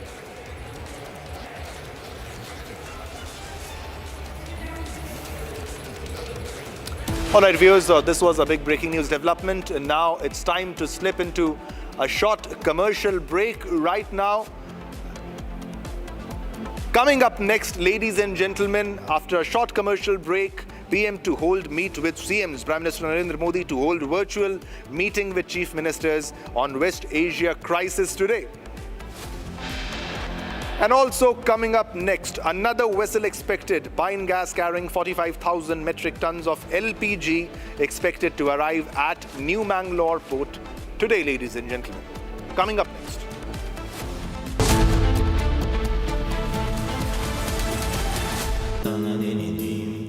Amity has been ranked among the top universities globally for producing the most employable graduates by the Times Higher Education UK. Yet another testimony to Amity's excellent placement record. चमकी चाट से क्या बना है? आलू चाट या fruit चाट, स्वाद बनाए चमकी चाट। क्या बात है? स्वादिष्ट पकोड़े और फरसान, अरे चमकी चाट है इसकी जान। असली स्वाद सिर्फ चमकी chaat.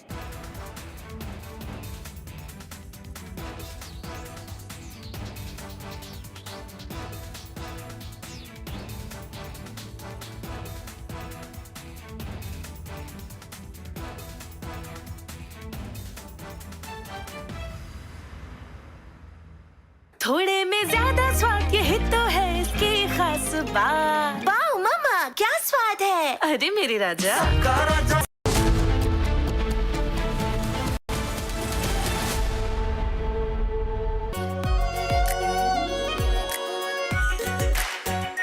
R pure shahi paneer masala, delicious, healthy, everyday. रानी, इस घर में कुछ है जो टूटता नहीं। ये पिलर कभी नहीं टूटेगा। रुंगटा स्टील टीएमटी से बना। रुंगटा नहीं तो घर स्ट्रॉन्ग नहीं। रुंगटा स्टील टीएमटी बार एकदम सॉलिड। प्यास बुझाए, ठंडक लाए, सबको भाए जीरा से। एमडीएच का जलजीरा जीरा से। जीरा से असली रिफ्रेशिंग, असली स्वाद, असली मजा।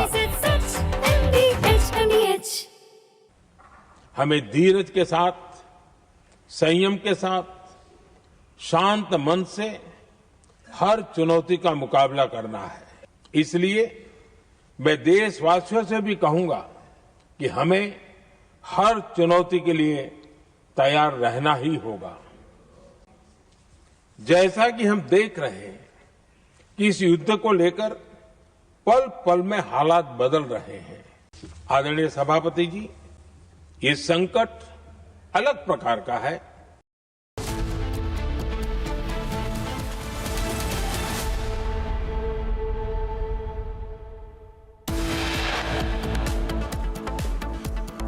Big relief to oil firms. Centre reduces excise duty on both diesel and petroleum. Retail prices remain unchanged.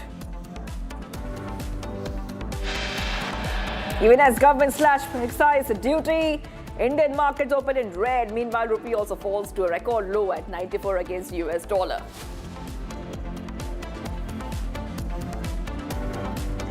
Amid tensions with NATO allies, Trump hails PM Modi, says Modi gets things done.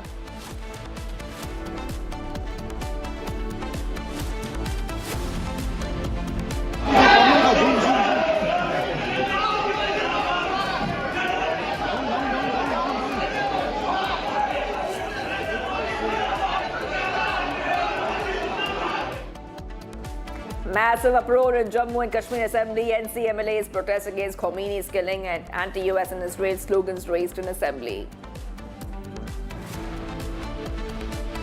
Indian LPG vessel Jug Vessel docks at Kandla port carrying over 42,000 metric tons of LPG.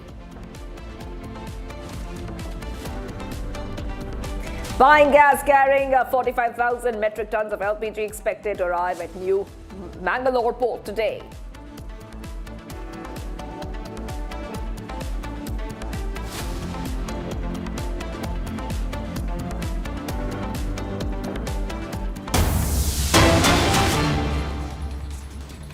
Getting pictures coming in of the Nepal leader swearing in. Those are pictures that we're getting for our viewers on Republic TV.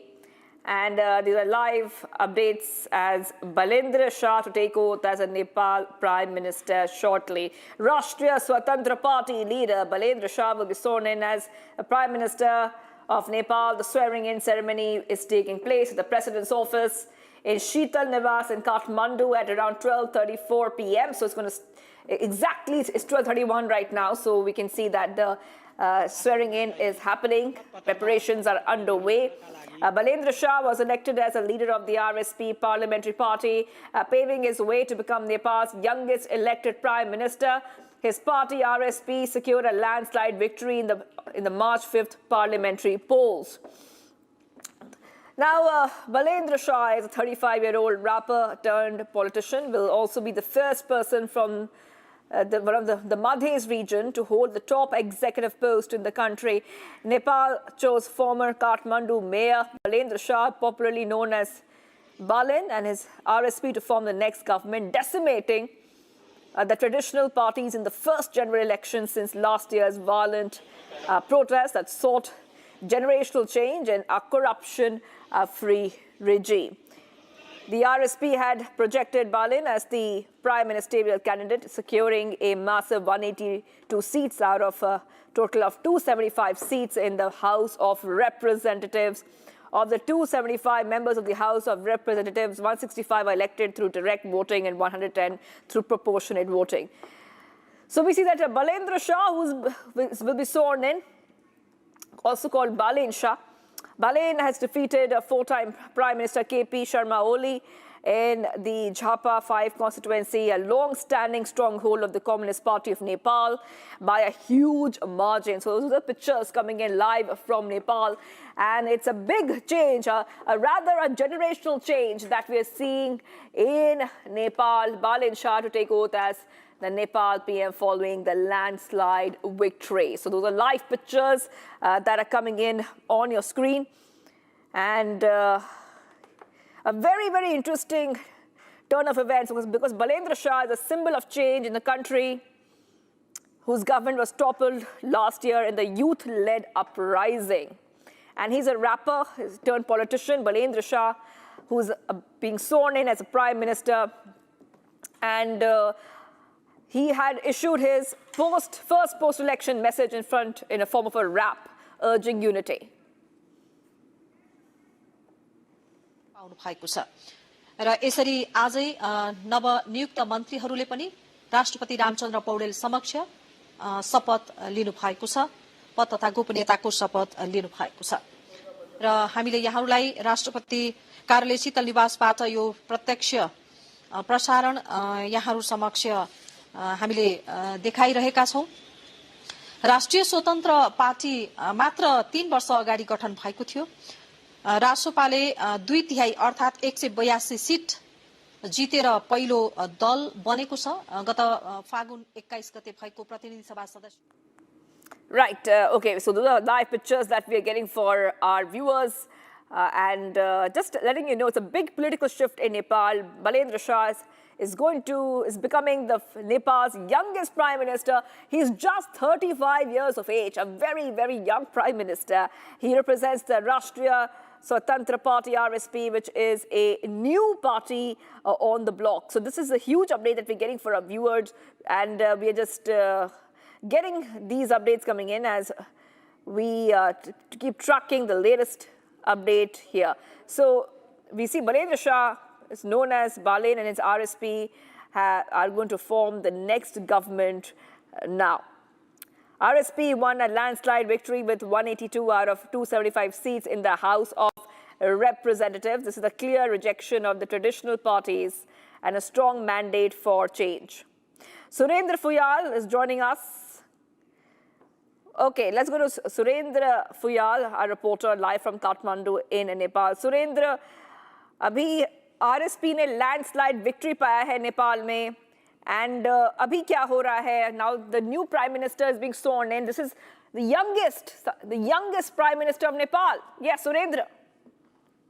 Yeah, he's not only the youngest prime minister of Nepal. He's just 1 month shy of turning 36. He's 35, and he's also the first prime minister from Madhesi community in southern Nepal.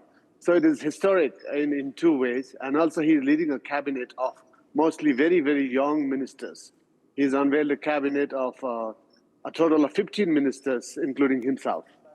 So there's a lot of excitement in Nepal now because the former mayor who quit his mayoral position just 2 months ago to join the RSP has elevated himself as the country's prime minister. So hopes are quite high in this country that things will change, corruption will end, good governance will be ensured, and all-round development will take place. So these are the kind of hopes that people are expressing across the country. Also, I want to go across to our guest who's joining us. We've been joined by Mr. Prahlad Prasad Shah. He is from the RPP, General Secretary, joining us here. And Mr. Shah, your party has been talking about monarchy के बारे में बात कर रहे हैं. But right now we see that a new prime minister is being sworn in. अभी आपके party का रिएक्शन क्या है? हमारे पार्टी इसको पॉजिटिव लेता है, एकदम सकारात्मक रूप में लेता है, क्योंकि राष्ट्रीय प्रजातंत्र पार्टी जो मुद्दा को अभी तक उठा रहा है, हिंदू राष्ट्र का मुद्दा को उठा रहा है, उस मुद्दा को ही आज प्रमाणित किया जा रहा है कि हमारे सनातन धर्म को लेकर जिस तरह से आज तक जो नहीं हुआ था अभी तक, राजशाही के समय में हुआ था, राजतंत्र के समय में हुआ था, उसके बाद अभी पहला बार 35 वर्ष के बाद पहला बार जिस किस्म से स्वास्थ्य भाषण, बौद्धिक धर्मगुरु से मंगल कामना और ये सब करते हुए जिस किस्म से साहित्य देकर, समय देकर एकदम ज्योतिषीय हिसाब से जिस किस्म से शपथ ग्रहण लिया गया, इसको एकदम हम लोग सकारात्मक रूप से ले रहे हैं. Surendra Fuyal, a reporter. Surendra, if you would also want to ask some questions to our guest, the General Secretary of the RPP, because obviously right now, what RPP was talking about, they were talking about change in the nation towards a monarchy. That has not really happened. Now we see a generational change. We see a very young Prime Minister. You can go ahead and ask RPP what their views are on this development. I was wondering, मलाई मुझे क्या लग रहा था कि अब ये राष्ट्रीय प्रजातंत्र पार्टी जो है वो राजशाही के पक्ष में था, हिंदू राजशाही को वापस लाने के पक्ष में था. अब ये चुनाव में एक ही सीट मिला है आपका पार्टी को. अब ये राजशाही का पुनर्स्थापना का मुद्दा जो है आप उठा रहे थे, उसको क्या करेंगे? मैं यही सवाल मेरे दिमाग में वो चल रहा था. है हम लोग मुद्दा उठाएं, हम लोग का व्यक्तिगत मुद्दा नहीं था, हम लोग के देश के पक्ष का मुद्दा था, ये देशवासियों का मुद्दा था. इसलिए हम लोग चाहते हैं कोई भी, हम लोग बोलते ही आ रहे थे, कांग्रेस, एमएलए, माओवादी और राजनीतिक दल जो भी हो, राजा और राजनीतिक दल के बीच में और जेनजी जो पुस्ता के आंदोलन हुआ अभी, वो तीनों पक्ष मिलकर इस देश को राजा को कोई न कोई किस्म से स्पेस देकर वहां पर संविधान का संशोधन होना चाहिए और बहुत किस्म सारी बात है और हिंदू राष्ट्र होना चाहिए। ये मुद्दा हम लोग उठा रहे थे, इसमें तो कोई फर्क वाली बात नहीं है। अब जिस किस्म से परिवर्तन आया है, जिस किस्म से युवा को नेतृत्व दिया गया है, युवा पुस्ता अभी जिस किस्म से मंत्री परिषद में गए हैं, अभी नेपाल के इतिहास में पहला मधेसी युवा, उसमें युवा 35 वर्ष का युवा अभी तक का इतना कम उम्र वाला प्रधानमंत्री पहली बार हो रहे हैं। इसको हम लोग सकारात्मक रूप ले लेते हैं और वास्तव में खास कर ये कांग्रेस, एमएलए, माओवादी जिस तरह से 35 वर्ष कुशासन किए, जिस तरह से अपना हठीय स्वभाव दिखाएं, किसी भी तरह से अपने को सबसे इस देश का सुप्रीमो बनकर दिखा रहे थे, आज उसका अंत हुआ है। आज उनका अंत हुआ है। इसलिए ये कांग्रेस, एमएलए, माओवादी के ये 35 वर्ष का जो किस्म से कुशासन, भ्रष्टाचार, अन्याय, अत्याचार और लूट खसोट जिस किस्म से था, उसी का परिणाम है। वो होना ही था, क्योंकि हम लोग बार बार मेरे को ये भी लग रहा है कि जिस हिसाब से आपके पार्टी को चुनाव में हराया गया, सिर्फ एक ही सीट मिला है, उसका अर्थ तो ये भी हो सकता है कि बहुसंख्यक नेपाली जो है मतदाता है वो राजशाही के वापसी और पुनर्स्थापना के पक्ष में तो नहीं है, वो तो वोट ने जवाब दे दिया ना। आपको क्या लगता है? इसमें हम नहीं है, इसमें नहीं है। इसमें क्या हुआ है, इस बार का मतदाता एक तो युवा पुस्ता पर विश्वास किया है, क्योंकि आंदोलन ही युवा पुस्ता किया हुआ था। उसके बाद हम लोग का पार्टी का भी मैक्सिमम आदमी जो हम लोग राजा चाहने वाले आदमी लोग थे, जो हिंदू के पक्ष में थे, वो लोग को आस जगह की कि नहीं, एक नया परिवर्तन होना चाहिए। हम लोग को भी कांग्रेस एमएलए माओवादी Okay, thank you, Mr. Prahlad Prasad Shah, RPP General Secretary. Thank you, our colleague Surendra Fayal. You know, on this latest development which is coming in from Nepal, where Nepal is getting the youngest prime minister. This is from the RSP party, a new change, a new generational change that we are seeing in Nepal. So we will be coming back to the story as a new Nepalese prime minister takes oath. Okay, let's go ahead to some of the other stories we're tracking. The Ministry of Petroleum has written to all states to increase commercial LPG allocation by up to 70%. This additional LPG will be allocated primarily to industries. Priority will be accorded to sectors such as steel, automobiles, textiles, dyes, and chemicals and plastics. The government has clarified the priority in LPG allocation will be given specifically to those industries that require it for specialized heating processes and for which natural gas is not a viable alternative. The government has also urged states to promptly avail themselves of the 10% additional allocation linked to performance-based reforms. If they have not already done so, the initiative is expected to provide further relief to industries and facilitate smoother operations. Commercial LPG's allocation to states to be increased by 70%. Ministry of Petroleum writes to all states to increase commercial LPG allocation by 70%. So a lot of measures are being taken by the government in view of the global energy crisis. Now, we already told you earlier that the big update which came in today itself was that the excise duty on petrol and diesel has been slashed very, very significantly. So government has now asked states to increase commercial LPG allocation. So back-to-back updates coming in here on Republic TV, especially as the government tries to tackle the energy crisis. Also remember that the government earlier said that we will protect the Indian consumers from rising global oil prices, and 10 rupees per litre has been cut already in excise duty in both petrol and diesel. Diesel duty reduced from 10 rupees to 0. Okay, Harsh is joining us.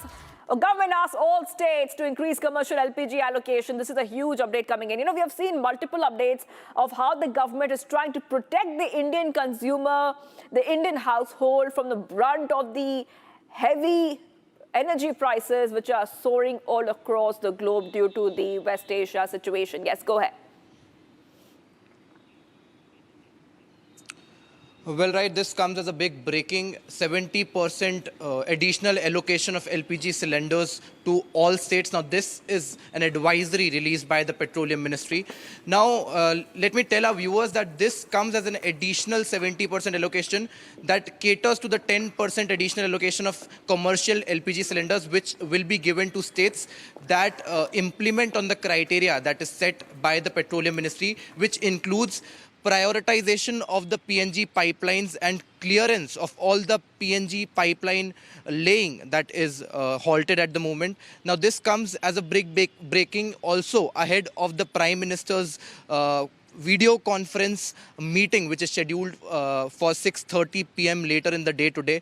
Now, Prime Minister Modi is also scheduled to speak to all the chief ministers of India, which are not bound for elections later in the day today.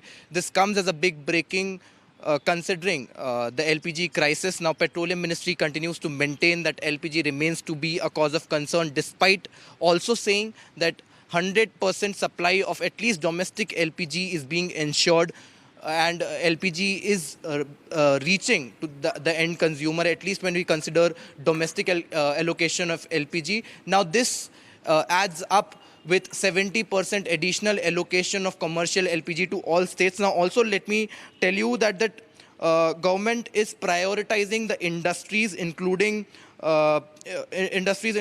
steel, automobile and textile, where alternative viable energy sources are not an option, and LPG is the only source that can be used. Now this comes as a breaking information for our viewers that 70% additional allocation of commercial LPG cylinders is being ensured by the Petroleum Ministry to all the states of India. All right, well, thank you for getting those details. I will be coming back to you for more on this. Okay, let's move ahead. We're getting some more updates coming in on Republic TV, and we are coming to know that the US-Israeli strikes have hit an area very close to the Pakistan embassy in Tehran. This is a big update we're getting for our viewers.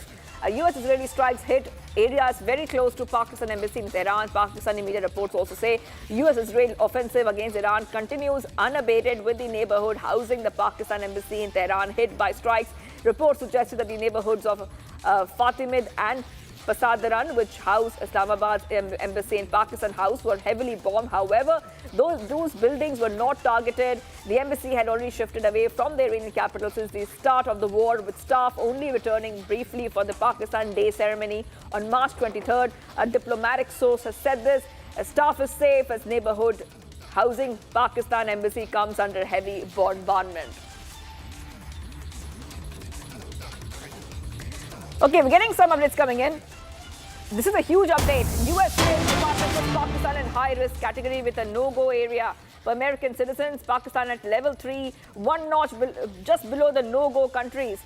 Okay, Pakistan has been put in a different category altogether, viewers. This is a big update we're getting for our viewers on Republic TV, where US State Department puts Pakistan in high-risk category. And huge updates coming in here on Republic TV. Let's stick with these updates which are coming in. Latest is the US State Department has placed Pakistan under a level 3. This is level 3 is reconsider travel advisory due to terrorism, kidnapping, civil unrest and high crime risks.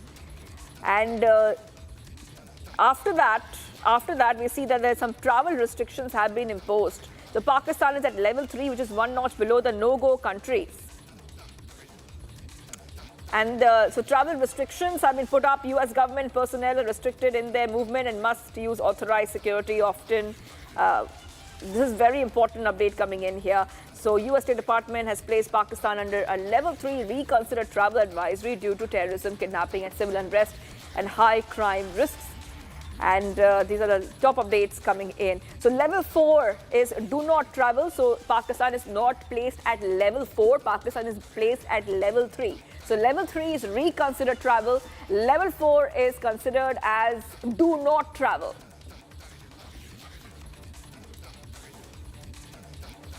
Yes, so big updates coming in here. We will get our viewers more updates. Let's go ahead and tell our viewers about India now. India gets a major energy lifeline. An LPG carrier, Pine Gas, is nearing the coast after a high-risk Hormuz transit, escorted by the Indian Navy. Take a look at this report as we highlight the latest developments coming in. Indian-flagged LPG carrier Pine Gas is now approaching India's west coast, carrying around 43,000 metric tons of cooking gas. The vessel, with 27 Indian crew on board, safely crossed the Strait of Hormuz amid rising tensions and is expected to dock at the new Mangalore port by March 27th. Sailing alongside was Jug Vasant carrying another 47,600 metric tons of LPG with 33 Indian crew members on board. Together, both ships bring over 92,000 metric tons of LPG, a crucial boost for India's domestic supply.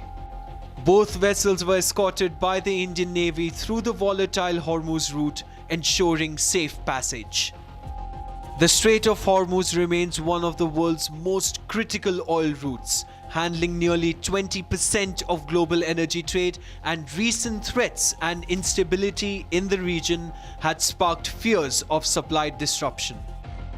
But with coordinated naval protection and diplomatic efforts, India has managed to secure key fuel supplies with no immediate shortage expected. We're getting a big breaking news. Suspicious Chinese national found in the Karanpur area of Sri Ganga Nagar. And this is suspicious Chinese, by the way, suspicious Chinese national detained near the international border. Police immediately detained an individual and initiated interrogation. Preliminary information suggests a connection to a mobile company. Security agencies become active in the region. Intensive scrutiny of the nation, the documents, national documents underway. Police investigating this case from every angle possible. Okay, we have put out that picture. This is a Chinese national detained near the international border. A very suspicious Chinese national detained in Rajasthan. Now, the investigation would, of course, now point or try to go towards what was the reason that this Chinese national was here. Links relate to suspicious activities being scrutinized. Security arrangements are heightened at the local level. Okay, what was this Chinese national doing? I want to go straight across to my colleague Hina to help us understand what this latest development is. Suspicious Chinese has been found near the international border. Now, of course, agencies would be trying to look into this issue, try to understand what was this Chinese doing around the international border, because the entire situation is looking very suspicious to the security agencies, Hina. Absolutely, Shivangi. So we are getting the reports that one Chinese national, in fact, apprehended in Karanpur in Sri Ganga Nagar area in Rajasthan. Now, remember, we're talking about an area which is merely 32 kilometers from the border with Pakistan. So a particularly vulnerable area as far as national security is concerned. So this Chinese national, in fact, is allegedly linked to a mobile companies, but more details are still awaited. But we're hearing that central intelligence agencies, along with local authorities in Sri Ganga Nagar, are now leading a high-level joint investigation to find out any potential links, in fact, of this Chinese national to any sort of espionage activities. The police authorities and intel agencies will also be looking at various documents, whether it's the personal details, identification cards, and travel documents of this particular Chinese national. Now, remember, Shivangi, this also comes after, in fact, one individual, Akashdeep, was also arrested because of the alleged links, in fact, to a Pakistani terrorist and handling and, in fact, giving out various sort of information in terms of videos of sensitive sites to the Pakistani terrorist via WhatsApp and other social media platforms. So, in fact, in Sri Ganga Nagar earlier, we also saw reports of balloons where PIA was written on balloons. They were found in the Sri Ganga Nagar area. So, back-to-back security alert has been issued. In fact, in this particular case, when a Chinese national was arrested, security officials are on high alert and alert that any untoward incident should not take place in the region. Shivangi. That's right. Well, thank you for getting us all those details, Hina. Suspicious Chinese has been identified by the security agencies, and now the next step is to find out what was this suspicious Chinese doing near the international border in the first place. Taking a short break. Do not go anywhere. Prime Minister Modi is holding a virtual meeting with chief ministers on West Asia crisis today. So it's a very important meeting which is taking place. And Pine gas carrying 45,000 metric tons of LPG are expected to arrive at New Mangalore port today. Stay tuned.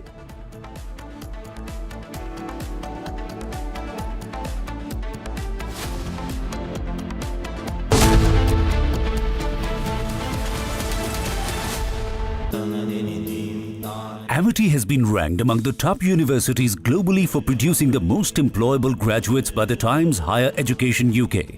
Yet another testimony to Amity's excellent placement record. चमकी चाट से क्या बना है? Sandwich लस्सी और छाछ और हर घूंट में चमकी चाट। ड्राई फ्रूट और दही बड़े। चमकी चाट से स्वाद बढ़े। असली स्वाद सिर्फ चमकी चाट।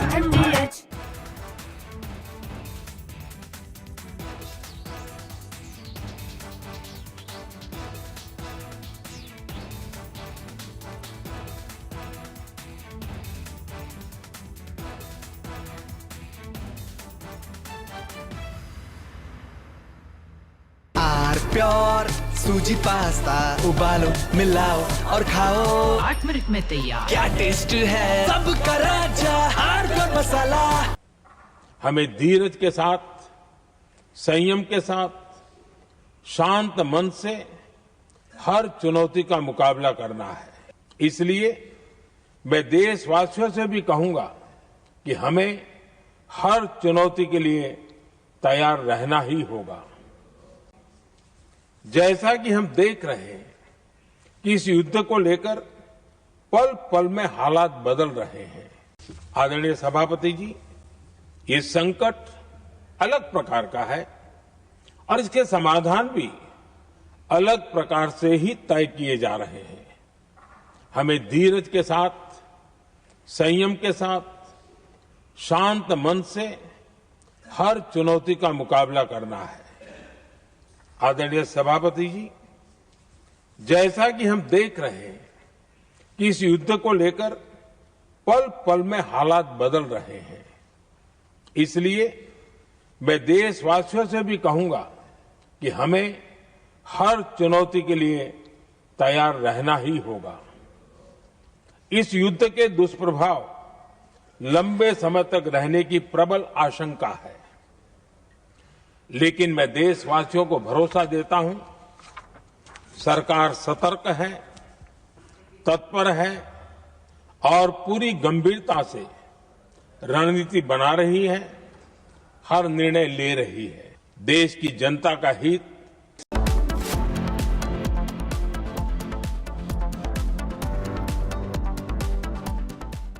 थोड़े में ज्यादा स्वाद यही तो है इसकी खास बात। वाओ मामा क्या स्वाद है? अरे मेरे राजा राजा प्योर मसाला।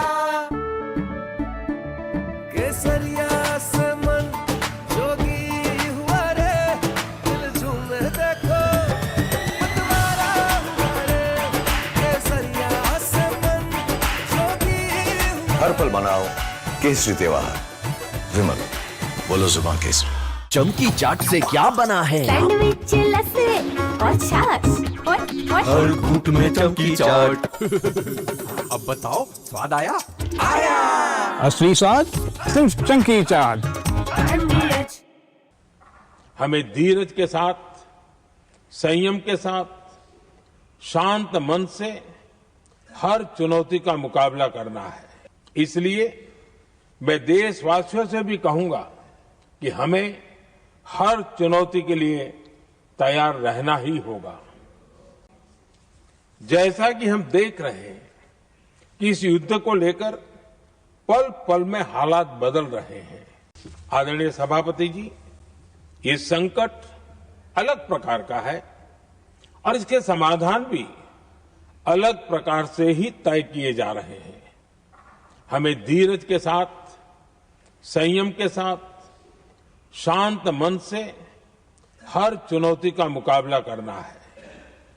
आदरणीय सभापति जी, जैसा कि हम देख रहे हैं कि इस युद्ध को लेकर पल पल में हालात बदल रहे हैं। इसलिए मैं देशवासियों से भी कहूंगा कि हमें हर चुनौती के लिए तैयार रहना ही होगा। इस युद्ध के दुष्प्रभाव लंबे समय तक रहने की प्रबल आशंका है, लेकिन मैं देशवासियों को भरोसा देता हूं, सरकार सतर्क है, तत्पर है और पूरी गंभीरता से रणनीति बना रही है, हर निर्णय ले रही है। देश की जनता का हित हमारे लिए सर्वोपरि है।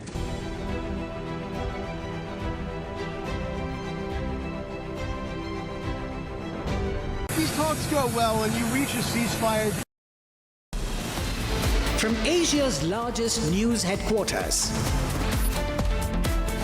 setting the agenda for Bharat.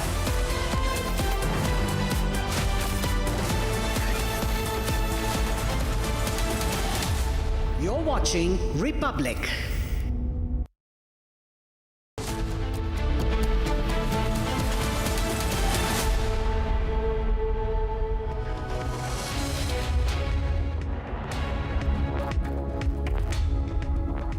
Hello and a very warm welcome. You're watching Republic TV. I'm Gesu Bharadwaj, and the government of India has slashed the central excise duty on fuel for petrol from rupees 13 earlier to now rupees 3 per litre, and for diesel from rupees 10 earlier to 0. Now the big question is, will fuel prices also reduce? Getting you all the details on that, but first here's a check on your headlines for the hour. Big relief to oil firms. Centre reduces excise duty on both diesel and petrol. Retail prices remain unchanged. Even as government slashes excise duty, Indian markets open in red. Meanwhile, rupee also falls to a record low at 94 against the US dollar. Amid tensions with NATO allies, Trump hails Prime Minister Modi, says Modi gets things done.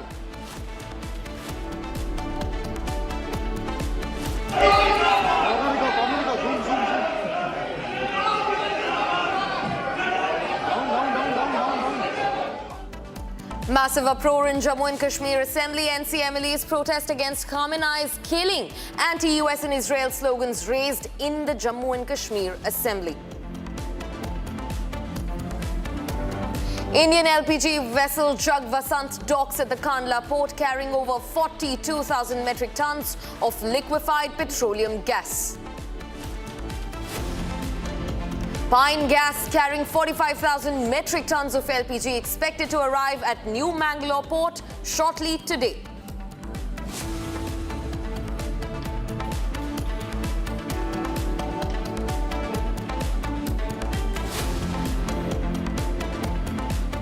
Viewers, now first starting up with a fresh breaking development that comes from the defense sector. Now, the Defense Acquisition Council is likely to give its nod to several major programs aimed at strengthening the armed forces, including proposals to acquire 60 medium transport aircraft and 5 more units of the S-400 air defense systems, the same air defense systems that brought the Indian Defense Forces laurels and proved its mettle in Operation Sindoor. Now, the meeting is scheduled to take place today and is also expected to clear a proposal to acquire around 4 squadrons of indigenous remotely piloted strike aircraft, also referred to as unmanned combat jets for the Indian Air Force. Now, reports in the defense establishment reveal that the Indian Army's plan is set to acquire a large number of BrahMos supersonic cruise missiles with a strike range of at least 800 kilometers. That's also likely to come up for approval. Now, the DAC is the apex body of the Defense Ministry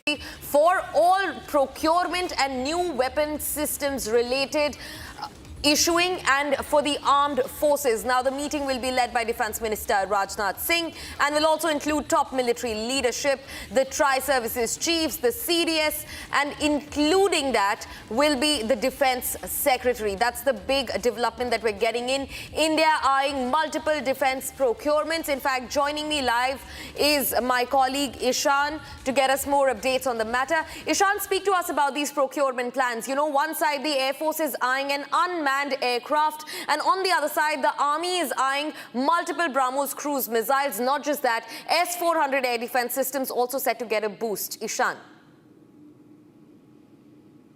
Absolutely. The most important big-ticket item on the DAC's agenda will be the 60 medium transport aircraft. This is a multi-billion-dollar deal that will take place, and it is one of the most crucial pieces of the puzzle because this medium transport aircraft is one that has been pitched by multiple suppliers for the Make in India project. There are multiple companies, including Mahindra Defence, Tata advanced systems which have joined hands with Western companies to provide these aircraft that are manufactured in India to the Indian forces. Apart from that, we know that 5 more additional S-400 have been on the table for the last few DSEs, but they are still pending, and this time again the same will be taken up. Apart from that, 300 howitzers for the Indian Army, Dhanush howitzers for the Indian Army is also on the table. This is again another very big investment, because after the M777, this is the first time an Indian howitzer is being taken up by the Indian Army, and the Indian Army, if the order is placed, will make history with this. Apart from the S-400, the advanced system of the BrahMos, that is the 800-kilometer variant of BrahMos, is also on the table, and a large order for replenishment of supply of BrahMos missiles has been also proposed to the DSE for order. Now, this entire DSE has been focused on big ticket items because a lot of the replenishment had already taken place, and now we are seeing advancement in items that are required for bolstering the defense of India. And a key focus for this DSE, as always, is Make in India, and this will be very important in deciding which units to be taken and which units to be proposed forward. The 300 Dhanush howitzers are also very important, because this is the key element in the artillery division of the Indian Army. Apart from the M777, this will be the first time that India will be inducting Indian-made howitzers in the Indian Army. Back to you.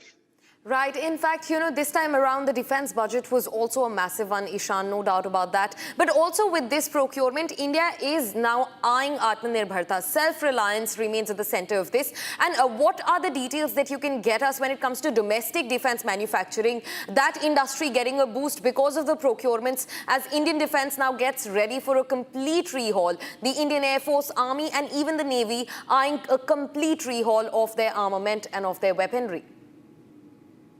Absolutely. The Indian Armed Forces is on a very important mission of self-sustainability and Atmanirbharta. They have been eyeing products, and most of the deals have been focusing through multiple projects such as IDEX and other projects to ensure that Indian manufacturers get a fair chance against these Western manufacturers. And the Indian Armed Forces as an ecosystem has been providing a lot of support to these Indian manufacturers to make in India, develop the weapons in India, and then ensure that these are inducted into the armed forces. This time also we can see that the medium transport aircraft, which is the largest item on the agenda, has been focused on Indian manufacturing and making the same in India. This will provide not only to the larger companies, but a lot of MSMEs will be involved in making components and parts for it. And if we see that BrahMos has already started a factory in Uttar Pradesh, and you can see that the newer version, which is the 800-kilometer version of the BrahMos, has also been put on the agenda. Apart from that, Made in India Dhanush and Made in India Strike aircraft, which is the unmanned aircraft that we were talking about earlier, is also there. This is the refitment of older aircraft so that they do not require pilots anymore and then can still be used and the service lives can be extended. This will be a great solution to the dwindling numbers of fighter squadrons in the Indian Air Force. Back to you. Right, Ishan. In fact, also very important to note that officers in the military have already started training over these specialized systems. And like you mentioned, Tata Advanced Systems being at the helm of this entire project. But we will closely keep tracking the conversation. For now, viewers, shifting focus and taking a look at what's happening to global concerns over energy supply disruptions that have arisen due to tensions around the strategically crucial Strait of Hormuz. Now, India continues to maintain steady fuel inflows even through the contentious strait. Apollo Ocean has been carrying about 16,000 tons of LPG and is now docked at the New Mangalore Port authorities. Now, many other crude oil vessels are also scheduled to berth over the next few days, ensuring that domestic energy supplies remain intact. Here's more on that. Take a look. The LPG tanker Apollo Ocean docked at the New Mangalore Port Authority and is scheduled to offload nearly 16,000 tons of liquefied petroleum gas. Sources say a portion of the cargo will be discharged at New Mangalore before the vessel proceeds further to Kochi port for the remaining offload. The LPG cargo originally arrived aboard the tanker Shivalik, which carried nearly 46,000 tons of LPG after passing through the strategically vital Strait of Hormuz earlier this month. The cargo was later transferred at Vadinar port in Gujarat before being routed to the Apollo Ocean for delivery. Meanwhile, another LPG tanker, Alain, carrying 23,000 tons of LPG, is expected to arrive at the port on March 27th after departing from Yanbu Industrial Port in Saudi Arabia. In addition, crude oil tanker Poppy P, carrying nearly 1.41 lakh tons of crude oil, is also expected to reach the port on the same day after sailing from the Red Sea region in Saudi Arabia. With multiple LPG and crude oil shipments continuing to reach Indian ports, authorities say the country's energy supply chain remains stable, even as tensions persist around key global shipping routes like the Strait of Hormuz. Viewers, now this next story is a perfect example of how India has been tackling the energy crunch that's been ongoing because of the war, not just by diversifying oil routes, but also shifting policies. Now, a big relief has come in for oil firms. The centre has reduced excise duty on both diesel and petrol. However, the retail prices now remain unchanged. Now, even as the government has slashed the excise duty, Indian markets opened in the red. Meanwhile, rupee also took a hit and fell to a record low of 94 against the US dollar. In fact, let's also take a look at what political debates are breaking over the matter. Not just the rupee taking hit, but also central excise duties being slashed. Listen in. हमारे देश में gas और oil कितने कम production होते हैं और हम बाहर से निर्भर रखते हैं। आम जिंदगी में सबको गैस चाहिए, सबको पेट्रोल डीजल चाहिए, तो इसको किसी तरह से दाम ना बढ़े, नियंत्रण में रखे, इसके लिए इतना बड़ा फैसला लेना, वो भी पेट्रोल तब 3 रुपया एक्साइज ड्यूटी रख दिया, इतना कम आप कल्पना भी नहीं कर सकते हैं, और डीजल में 0 कर दिया। देखिए, पहले विषय, जब भी ऐसे दुनिया में संकट आता है और उसका प्रभाव भारत के ऊपर पड़ेगा, इससे पहले कोविड हो या हो, जिस तरीके से माननीय प्रधानमंत्री जी तुरंत उसको रिस्पॉन्ड करते हैं, जिससे जनता के ऊपर बोझ ना लगे और जनता के ऊपर ये कष्ट भी ना हो, किल्लत ना हो पेट्रोल और डीजल का और एलपीजी का भी। इस कारण अभी क्योंकि विदेश में मार्केट में दाम बढ़ रही है क्रूड का, उसके कारण पेट्रोल और डीजल का, एटीएफ का, माननीय प्रधानमंत्री जी ने ये चाहा कि कंज्यूमर का प्राइस बढ़ना नहीं है। उसके कारण हम निर्णय लिए हैं कि ऑयल मार्केटिंग कंपनीज को सपोर्ट दें और जिससे वो ज़्यादा दाम में खरीदने वाली चीज़ों को सरकार उनको मदद करेगी, मगर जनता के ऊपर रेट बढ़ाना नहीं होना चाहिए। देखिए, पहले विषय, जब भी ऐसे दुनिया में संकट आता है और उसका प्रभाव भारत के ऊपर पड़ेगा, इससे पहले कोविड हो या हो, जिस तरीके से माननीय प्रधानमंत्री जी तुरंत उसको रिस्पॉन्ड करते हैं, जिससे जनता के ऊपर बोझ ना लगे और जनता के ऊपर ये कष्ट भी ना हो, किल्लत ना हो पेट्रोल और डीजल का और एलपीजी का भी। इस कारण अभी क्योंकि विदेश में मार्केट में दाम बढ़ रही है क्रूड का, उसके कारण पेट्रोल और डीजल का, एटीएफ का, माननीय प्रधानमंत्री जी ने ये चाहा कि कंज्यूमर का प्राइस बढ़ना नहीं है। उसके कारण हम निर्णय लिए हैं कि ऑयल मार्केटिंग कंपनीज को सपोर्ट दें और जिससे वो ज़्यादा दाम में खरीदने वाली चीज़ों को सरकार उनको मदद करेगी, मगर जनता के ऊपर रेट बढ़ाना नहीं होना चाहिए। Viewers, now getting in a fresh breaking development, the Finance Minister Nirmala Sitharaman, who we just heard moments ago over the excise slashes, is going to present the central excise duty slashed over petrol and diesel on the table of the House. That's the latest that we're getting in. Now, the government of India has slashed central excise duties on petrol and diesel by about 10 rupees per litre each. For petrol, it's been reduced from an earlier 13 rupees to now just 3 rupees per litre. And for diesel, it's been reduced from an earlier 10 rupees to absolutely nil costs as of now, as the energy crisis looms large over the globe.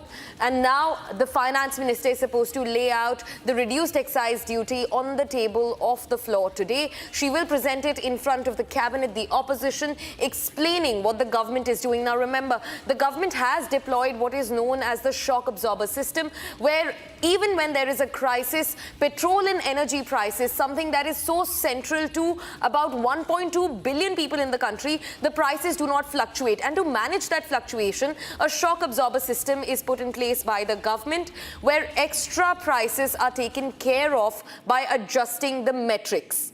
In fact, also joining me on the broadcast is my colleague Harsha to get us more details. Harsha, speak to us about the finance minister all set to speak about the slashed excise duties on the table of the House today. As you rightly pointed out, Nirmala Sitharaman, the finance minister, will be tabling the excise duties and excise duties which will lower the cost of petrol and diesel from now onwards. As you very well know that the oil marketing companies are offset at the heavy losses on the pump sales because of the conflict of the war situation. And what we've got to know that the prices will be slashed to rupees 10 per litre, which will bring the center imposed taxes down to rupees 3 per litre for petrol, and it will make it zero for diesel. What we're learning is that it will help consumers a lot, and it will also going to help the oil marketing companies as well, as they are already at the offset of the heavy losses. But now that's not going to happen. What we've also got to know that the oil marketing companies are currently losing rupees 48.8 per litre of petrol or diesel, which has been sold in large part due to the surge in the Brent crude prices. And what we have understood that the global benchmark is already $100 US per barrel, which is already at the red line because of the Strait of Hormuz blockade. So what we've got to know, with this tabling of the reduction of the excise duties of petrol and diesel, will help consumers and oil marketing companies a lot. And we have got to know that the Nirmala Sitharaman will be tabling it in another hour, and likewise it will be passed and after that in Rajya Sabha as well. Right, Harsha. Thanks for getting us a rundown on that. Now, we were shifting focus to another breaking development that we're getting in the same aspect. Now, External Affairs Minister S. Shankar has reacted on the excise duty cut by the central government. In fact, he called this a swift and decisive intervention by the Prime Minister to shield 1.4 billion Indians from global price and supply shocks amid the West Asia crisis that has impacted energy and commodity markets. Now, central excise duty on petrol and diesel have been slashed, and the External Affairs Minister S. Shankar has called this a swift and decisive intervention by the Prime Minister to shield over 1.4 billion people from the fluctuating prices of fuel, of diesel, petrol, and also other energy resources. That's the latest that we're getting in. S. Shankar now gives his first reaction, calls the move swift and decisive as an intervention by the Prime Minister.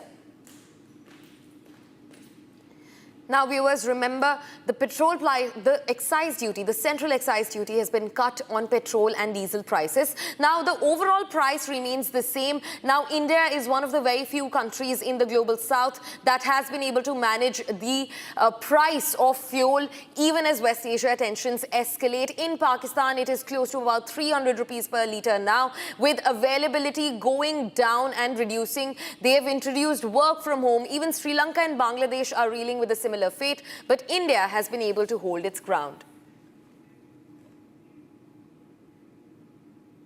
Viewers, but no country has not been impacted, and India's ceramic capital, Morbi in Gujarat, has come to a near standstill, with most factories shut for almost a month. A sharp gas supply crunch has triggered that, the disruptions have been caused, have been linked to the conflict that's widening in Iran, Israel and the United States. That has forced over 400 units to halt all production work. Now, Morbi, which contributes nearly 80% of India's ceramic output, is now facing one of its worst slowdowns in many years, impacting not just manufacturers, but the entire supply chain right down to the workers who've been working in these factories and have now been forced to return to their home states.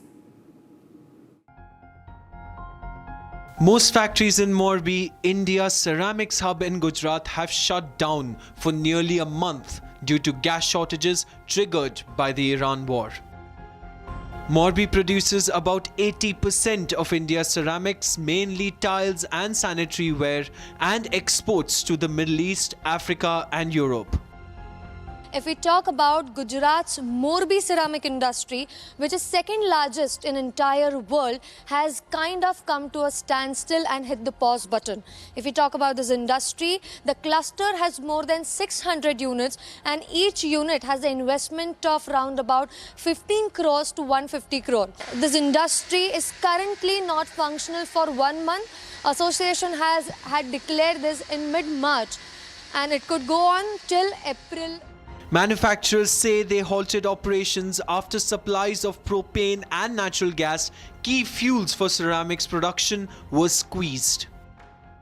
India's ceramics industry is estimated to be worth about 70,000 crore rupees, with Morbi at its core. Over 400 factories shut, nearly 90% of units offline.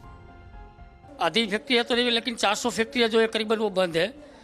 वो gas की अनिश्चितता के कारण, gas supply में जो disturbance हुआ था, उसकी वजह से हम लोगों ने तय किया कि हम लोग जो है अपनी फैक्ट्री 20 दिन या तो 25 दिन के लिए शटडाउन स्वैच्छिक करके आगे जब गैस सप्लाई जब स्टेबल होगी उसके बाद हम लोग प्लान चालू करेंगे। गवर्नमेंट से भी हमारी बात चल रही है, तो गवर्नमेंट का मानना भी यही है कि गैस जो सप्लाई है वो 10 से 15 अप्रैल तक तो फुल फ्लैश हो जाएगी। उसके बाद अभी हमारी जो डिमांड है वो करीब 60 लाख क्यूबिक मीटर के आसपास है। उसके पास अवेलेबल है 30 लाख क्यूबिक मीटर, लेकिन वो 15 अगर हम डिमांड रखते हैं उसके पास, तो 15 तारीख से हमको गैस देने के लिए रेडी है। From packaging units, transporters, raw material suppliers, the shutdown is choking the entire ecosystem. Industry leaders say this is a rare and unprecedented crisis, one they haven't seen in years. Morbi का अंदर एक महीने के अंदर minimum 500 से 700 करोड़ का directly industries के ऊपर लॉस है, और साथों साथ जो भी गुजरात गैस लो, पावर सप्लाई लो, इतना पावर कंजप्शन यहाँ पे मोरबी में हो रहा है, तो पीजीवीएससीएल को भी लॉस होगा। और जितने सोलर प्लांट गुजरात में लगे हैं वो सोलर प्लांट का भी पावर यूज होने वाला नहीं है, तो वो भी सोलर प्लांट को भी शट डाउन करना पड़ेगा। लेकिन अगर एक महीने के अंदर, मतलब अगर 15 अप्रैल तक ये इंडस्ट्रीज को गैस नहीं मिला तो काफ़ी बड़ा नुकसान इंडस्ट्रीज को भी हो सकता है। साथों साथ जो भी हमारे साथ जुड़े हुए हैं अलग अलग इंडस्ट्रीज जो हमारे सप्लायर है उसको भी इफेक्ट होगा, और हमारे जो वर्कर है उसको भी इफेक्ट होगा। The shutdown is expected to last till mid-April. हमारा प्रोडक्शन कैपेसिटी पर डे का 7,000 to 10,000 स्क्वायर मीटर का प्रोडक्शन हमारा पर डे का है। वैसे यहाँ पर काफ़ी फैक्ट्रियाँ हैं, बट हर एक फैक्ट्री का प्रोडक्शन कैपेसिटीज प्लस और माइनस रहता है। रफली आइडिया मैडम ऐसे कैलकुलेट करना बहुत मुश्किल है, वैसे तो नुकसान काफ़ी है, बट होपफुली नेक्स्ट मंथ में, अप्रैल में, मिडल ऑफ अप्रैल में हमारा रीओपन होने का भी काफ़ी अच्छा एक स्कोप हमें दिख रहा है कि थोड़ा सा ब्रेक हुआ है तो अच्छा मार्केट फ्लो मिल सकता है। For now, Morbi waits for gas, for relief, for revival.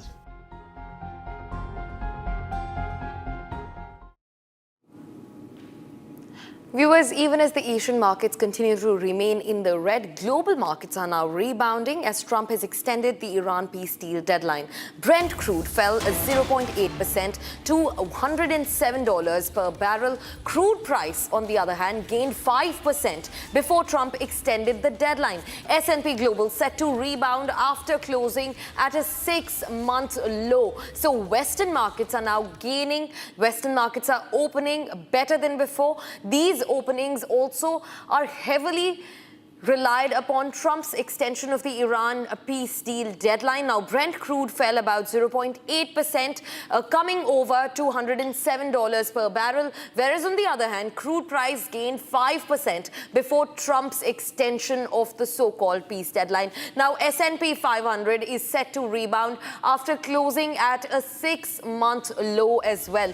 A huge relief that comes in for the American stocks, a huge relief that comes in for global Western markets as they continue to rebound, as Trump now has extended the Iran peace deal deadline. Now, to reiterate, the crude prices fell about 0.8%, bringing the entire price down to $107 per barrel. And now the crude price has gained about 5%. This happened before Trump extended the deadline, and S&P Global is set to rebound after closing at a 6-month low. That's the latest that we're getting in. Now, remember, markets in Asia continue to suffer. They continue to open in the red. If you talk about indices from Japan's Nikkei all the way to Sensex and Nifty in India, or even if you talk about Chinese stock markets, they continue to open in the red. But global stock markets on the other side, the Western stock markets, especially ones from the US, are looking at a rebound as Trump has now extended the peace deal deadline in the fighting that's ongoing with Iran in West Asia.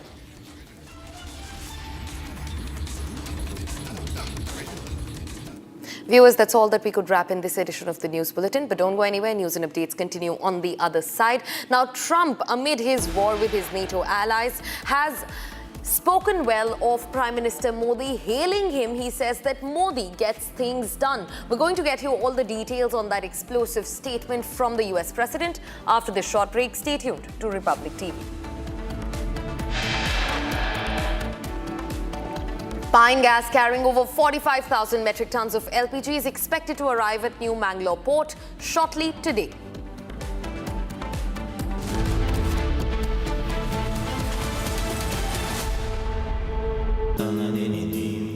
Amity has been ranked among the top universities globally for producing the most employable graduates by the Times Higher Education UK. Yet another testimony to Amity's excellent placement record.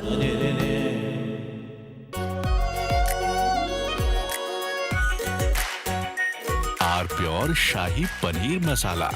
Delicious, healthy, every day.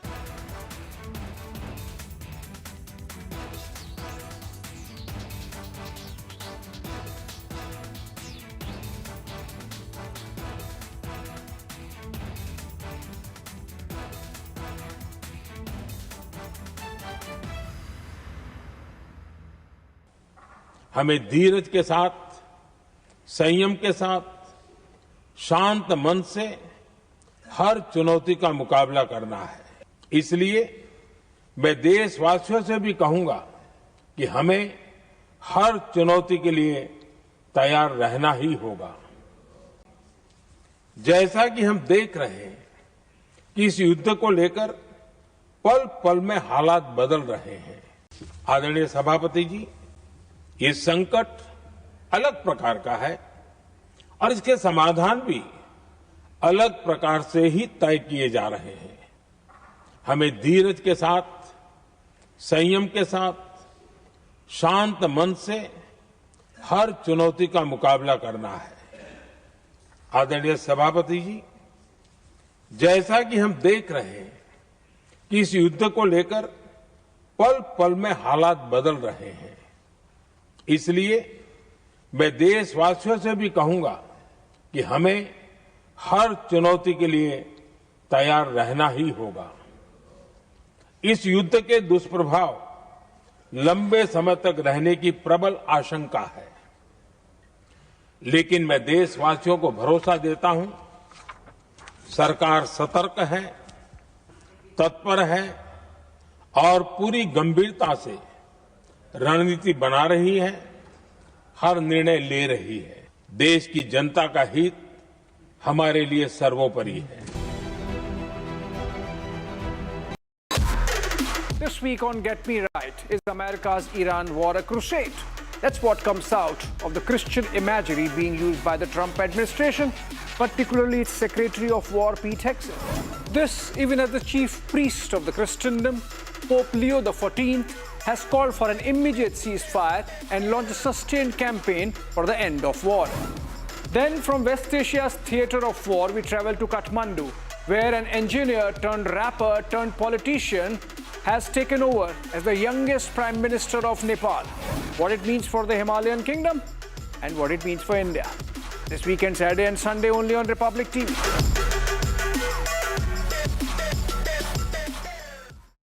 प्यास बुझाए ठंडक लाए सबको भाई जीरा से MDH का जलजीरा जीरा से जीरा सिप असली रिफ्रेशिंग, असली स्वाद, असली मजा। MDH केसरिया से मन जोगी हुआ रे, दिल झूमे देखो मतवारा हुआ रे, केसरिया से मन जोगी हुआ। हर पल मनाओ केसरी त्योहार। विमल, बोलो जुबान केसरी। आर प्योर सूजी पास्ता उबालो मिलाओ और खाओ 8 मिनट में तैयार। क्या टेस्ट है सबका राजा आर प्योर मसाला। हमें धीरज के साथ, संयम के साथ, शांत मन से हर चुनौती का मुकाबला करना है। इसलिए मैं देशवासियों से भी कहूंगा कि हमें हर चुनौती के लिए तैयार रहना ही होगा। जैसा कि हम देख रहे हैं कि इस युद्ध को लेकर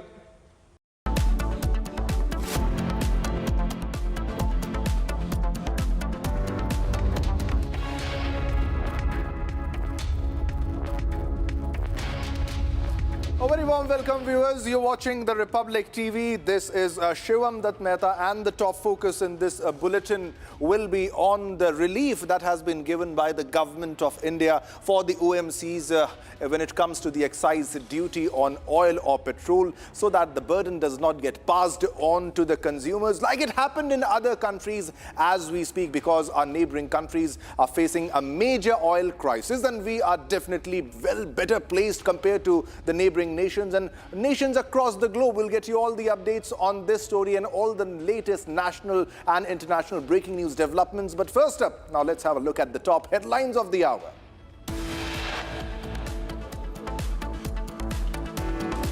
Big relief to oil firms. Centre reduces excise duty on both diesel and petroleum. Retail prices remain unchanged.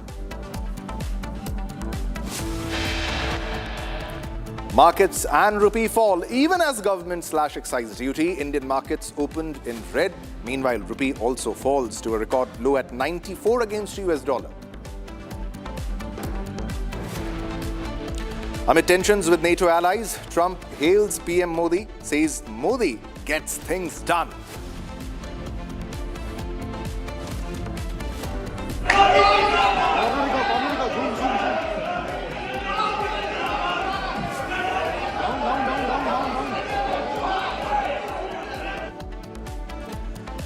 And massive uproar, huge ruckus in Jammu and Kashmir Assembly. NC MLAs protest against Khamenei's killing. Anti-US and Israel slogans were raised in Assembly today. Indian LPG vessel Jagvasant docks at Kandla port carrying over 42,000 metric tons of LPG.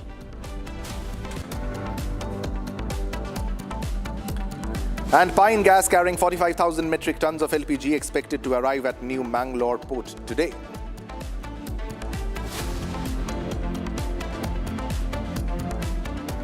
All right, viewers, let's begin with the first big breaking news that we are getting. Defense Acquisition Council meet is underway in Delhi.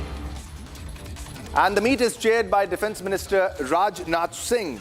And it's the DAC, that is the Defense Acquisition Council, which is likely, I repeat, likely to clear major deals for S-400 air defense systems, unmanned combat jets, BrahMos cruise missiles and transport aircrafts today. Big development we're closely monitoring because it's the DAC meeting that is underway in Delhi. It's a major push that will help in boosting our defense preparedness. Now, Defense Acquisition Council meet is underway in Delhi, And the meet is chaired by Defence Minister Rajnath Singh. All right, I have my colleague Ishan for more details on the story. Ishan, what is the latest that you are fetching? What likely major deals can we expect today? S-400 air defence and transport aircrafts. Put this into perspective for our viewers. This is a very crucial DAC meeting. It began around 1 p.m. as per information provided, and this meeting will be clearing a lot of large ticket items. The most important of them would be the 60 medium transport aircraft, or the 60 MTA aircraft deal that will be around 20,000 crore rupees deal. And this is very important because the Indian Air Force has been eyeing these transport aircraft for quite some time now. We have the large heavy lift transport aircraft such as the C-130s and C-17s and IL-76, but however we do not have is a medium transport aircraft. The AN-32 fleet is getting old and we need to replace them, and this is the deal which will see that the medium transport aircraft gets inducted into the Indian Air Force. The other thing very important about the medium transport aircraft deal is that this will be a Make in India project, and a lot of Western companies have tied up with Indian companies to provide expertise and knowledge, but the manufacturing will take place in India, and not only the manufacturing of the aircraft, but the components of the aircraft will also be manufacturing. This will not be a assemble in India project, but a true Make in India project, and we can see that this will boost a lot of MSMEs in India to international standards. Apart from this, we have also come across information that a lot of BrahMos missiles have been ordered by the Indian Army. Now, these BrahMos missiles have proven the mettle in Operation Sindoor and a lot of times before that as well. We can see that a lot of BrahMos missiles will be ordered by the Indian Army. Apart from that, we are also getting information that the extended range version, or the 800-kilometer version of the BrahMos that has been co-developed by India and Russia, will also be put to the test, and a lot of them will be ordered. Apart from that, 4 squadrons of refitted aircraft, that is the old aircraft that have been refitted to be flown without pilots, and that can be flown without pilots but with all sensors and upgrades. This will give a boost to and extend the life of the aircraft that is set to retire. Now, this is also important because these 4 squadrons can be a stopgap solution for the Indian Air Force, as the Indian Air Force has seen its squadrons dwindle down, and we need to boost production for fighter aircraft while we wait for the 119 Rafale aircraft. This will be a great stopgap solution to ensure operational capabilities of the Indian Air Force. Apart from that, we will also see 60 Dhanush 300 Dhanush howitzers be ordered for the Indian Army. Now, the Indian Army has not ordered artillery for a very long time, and the last large order for artillery was the M777 for the Indian Army. Now we can see that the homegrown, homemade Dhanush artillery system by Bharat Forge is also on the table, and the DAC can approve this, and if approved, it will be a very big significant move for the Indian metallurgical and design bureaus, because this is a howitzer that has been completely designed in India and is tailor-made for the needs of the Indian Army. This is all on the table at the DAC today, and it is a very exciting day for us today.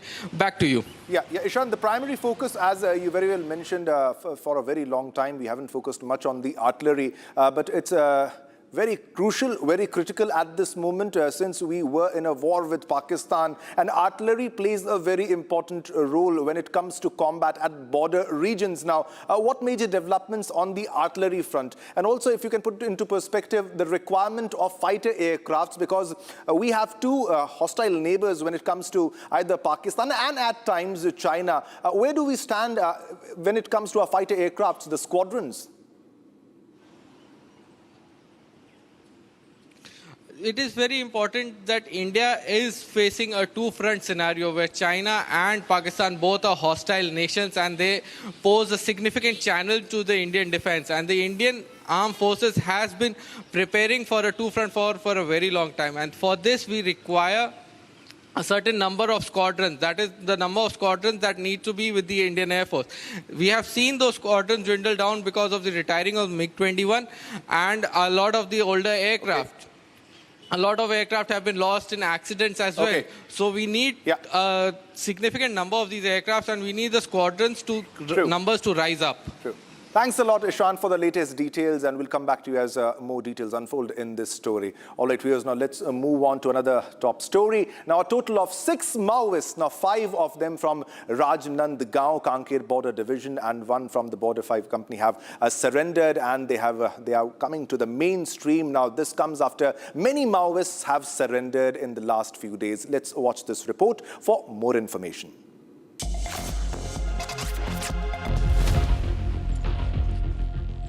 Ahead of the 100% neutralization of armed Naxals deadline of 31st March, a total of 6 Maoists, 5 of them from Rajnandgaon Kanker border division and 1 from company number 5, have decided to surrender and return to the mainstream of rehabilitation. Out of these, 3 Maoists have surrendered along with their weapons. According to the Kanker SP, other Maoists active in the area are also being continuously contacted, and efforts are being made to bring them back to mainstream as soon as possible. Currently, there are a few Naxalites remaining in Kanker and company number 5. Efforts are ongoing for their surrender. All right, viewers, now let's move on to another big breaking news development that we're getting. A major terror plot has been uncovered in the Sri Ganganagar district, where the police have arrested a youth involved in a conspiracy to carry out bomb blasts. Now, the accused has been identified as a 19-year-old Akash Deep, a resident of Chakkera village within the Lalgarh Jatan police station area. Preliminary investigations have revealed that he was in contact with a Pakistani terrorist named Shehzad Bhatti and was carrying out suspicious activities across various states of the country under Bhatti's instruction. Now, this is a major terror plot uncovered in the Sri Ganganagar district. All right, viewers, we have Ishita from the newsroom for more details on the story. Ishita, what is the latest that you are fetching in the story? It pertains to a youth, a 19-year-old who was planning to conduct bomb blasts. More details, please. Right, Shivam, it's a big win for Indian forces in the arrest of this 19-year-old youth called Akashdeep from Sri Ganganagar district of Rajasthan. Now remember, even though he's been arrested from Rajasthan, he was planning attacks all across different states. He was carrying out surveillance and recce in the areas of Delhi, Haryana, Punjab, Rajasthan, and he was sending all of these operational plans, the access to these potential targets back to his handler in Pakistan, who's also a terrorist named Shehzad Bhatti. Now, all of these crucial links to these potential targets were being sent to Pakistan. He had links, cross-border links to this terrorist called Shehzad Bhatti. And not only that, he was in constant touch with him for several past months. He was sharing information through social media, including Instagram and Telegram. And all of these operational plans, the routes to these potential targets spanning across different states of Delhi, Haryana and Rajasthan were being shared by Akashdeep to his handler based in Pakistan. And now government right now he's been arrested and investigation is going on. They're trying to contact his family, his potential accomplices in this terror bid, and also his local friends who could also be involved in this case. Now remember, there was earlier also several accused who were arrested from Ambala in March, and all of their links were traced back to this terrorist in Pakistan, Shehzad Bhatti as well. So it is now found that Akashdeep could also be linked to these other accused who were arrested earlier from Ambala in March, and this could be a major group who were operating from India and had cross-border links to Pakistan. They were trying to carry out a blast all across India. Several states were on their target, including the capital city, Rajasthan, and Haryana, Punjab as well. And they were trying to recce and carry out surveillance in these potential areas and then sending back all the plans to Pakistan. Thanks for the details on this story. And we'll come back to you as more details unfold in this news development. Now let's move on to another big breaking news and big development, a big story. Australia's Prime Minister Anthony Albanese says that his government has made constructive contribution to the Iran war. Now this after Donald Trump said that he was surprised by Australia's refusal to help the US secured the Strait of Hormuz while again lashing out at NATO allies for their inaction. Take a listen to this. I said very early on that I wasn't going to comment on all of his commentary on a day-to-day basis. But I again reiterate that there is no request being made to Australia that has not been agreed to. President Trump is up to him to explain his comments, but of course I make the point as well that Australia wasn't consulted before this action was undertaken, and I respect that. That's a matter for the United States. What Australia is responsible for, and what I, as the Prime Minister of Australia, are responsible for, is Australia's response. And we've been constructive. We've provided the E-7 Wedgetail aircraft that is playing a critical role in support of the Gulf states who've been attacked by Iran unprovoked. All right, viewers, now let's move on to another top story. Now, in a Sanjay Kapoor estate dispute in Delhi High Court today. During the hearing before the Delhi High Court, now both parties jointly requested the court to defer the matter. Now, accepting the request, the court adjourned the hearing without entering into the merits of the case.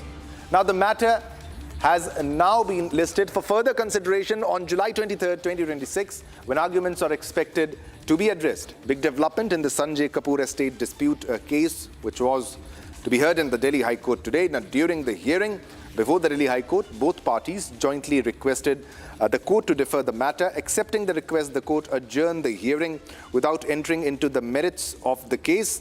And also, the matter has now been listed for further consideration on July 23rd, 2026, when arguments are expected to be addressed. All right, I have Sarthak for more details on this story. Sarthak, if you can explain our viewers the entire chronology of events that took place when it comes to this entire case and the latest developments and the details of which you have fetched today.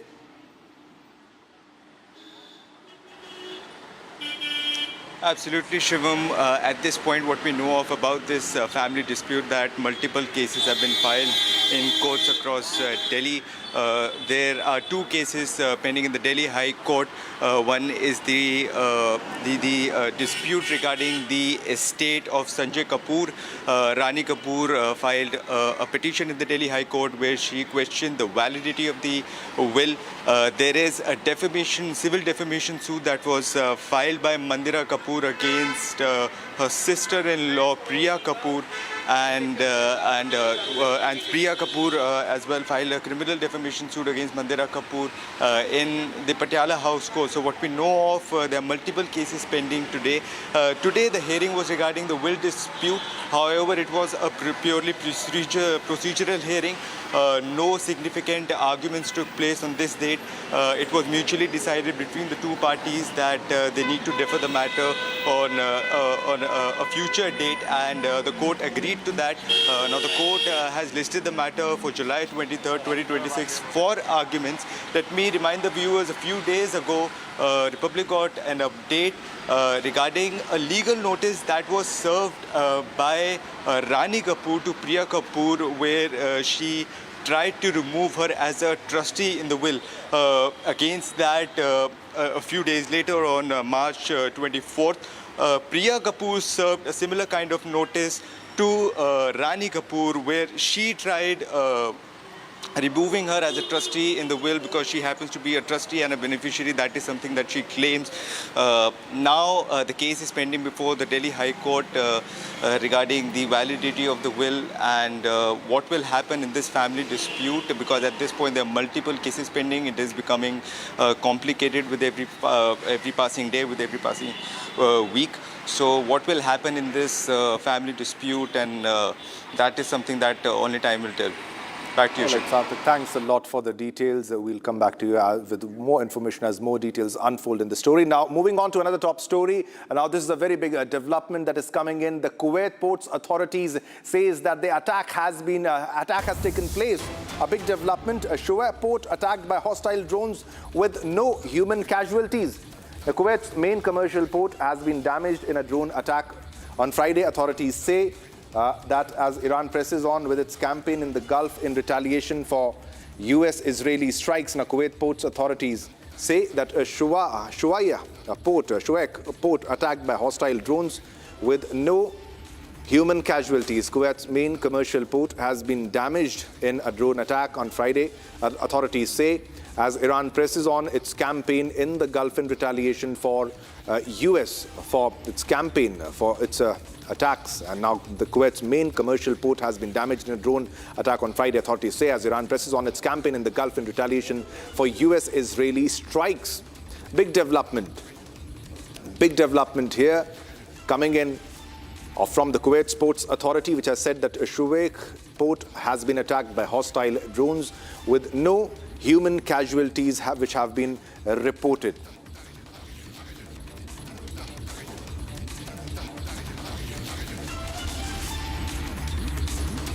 All right, viewers, now let's move on to another top story. Now, Israeli PM Benjamin Netanyahu announced the elimination of IRGC Navy commander, that is Eli Reza Tangsiri, in a precise IDF strike, now highlighting his role in blocking the Strait of Hormuz and the terrorist operations. Now, Defense Minister Israel Katz detailed the operation that neutralized Tangsiri and top naval officials, now all of which leads to the question, who is Tangsiri? A key figure in Iran's asymmetric warfare, Tangsiri led fast boat swarms and anti-Western tactics in the Persian Gulf. Let's listen in to know more.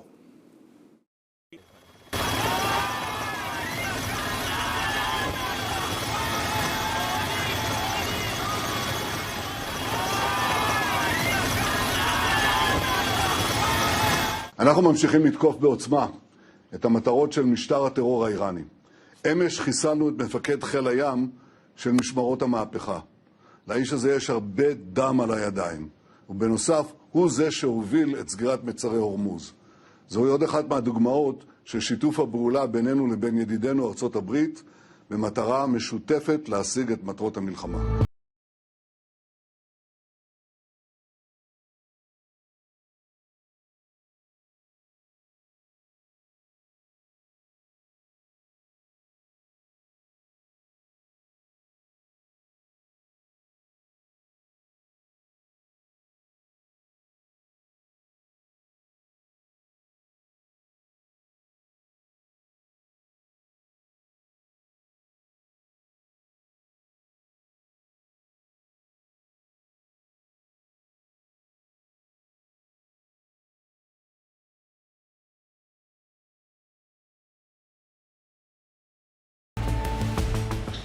הלילה סיכל צה"ל בפעולה מדויקת וקטלנית את מפקד חיל הים של משמרות המהפכה, טנגסירי, יחד עם בכירי פיקוד חיל הים.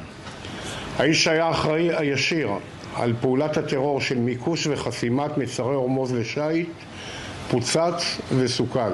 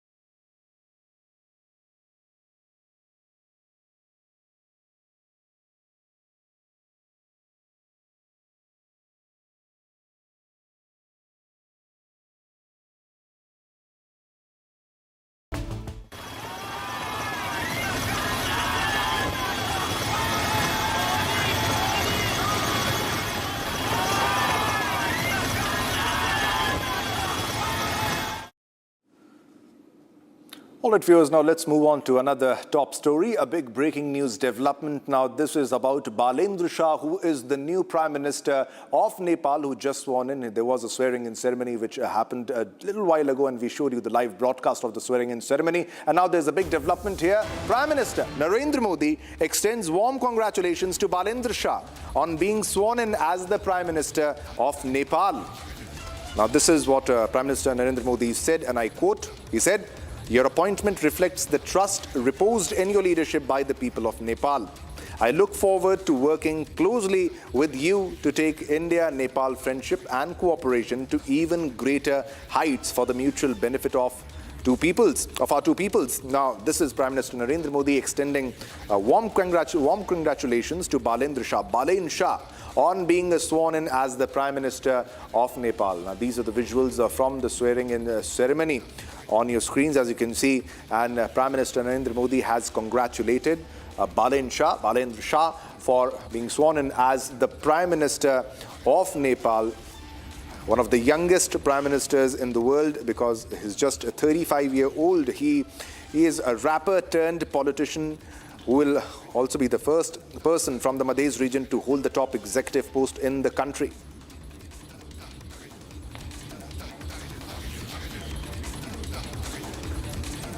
So this is the congratulations that was given, given by Prime Minister Narendra Modi. All right, viewers, now let's move on to other story. Now, tensions between Hungary and Ukraine are escalating over disrupted Russian oil supplies. Now, Hungary has now cut natural gas supply to Ukraine and says that it will not sign any new energy contracts. Here's a report on everything we know so far. Hungary has stopped supplying natural gas to Ukraine, marking a sharp escalation in tensions between the two countries. The decision comes amid an ongoing dispute over disruptions to Russian oil shipments through the Druzhba pipeline. Hungarian officials say they will honor existing contracts but will not sign any new agreements with Ukraine. Russian oil supplies to Hungary and Slovakia have been disrupted for weeks after reported damage to the pipeline running through Ukrainian territory. Budapest has accused Ukraine of deliberately blocking supplies, a claim Kiev denies. Ukrainian officials say repeated Russian attacks have made repairs to the pipeline dangerous and difficult. President Volodymyr Zelensky has also signaled reluctance to allow continued transit of Russian oil through Ukraine. Hungary, which still relies heavily on Russian energy, has called the move blackmail and responded by cutting gas supplies. Ami pedig az ukrán helyzetet illeti, ott azt tudom mondani, hogy Magyarország és a magyar kormány tegnap világos döntést hozott, ez meg is jelent ezzel kapcsolatos kormányhatározat a közlönyben az éjjel.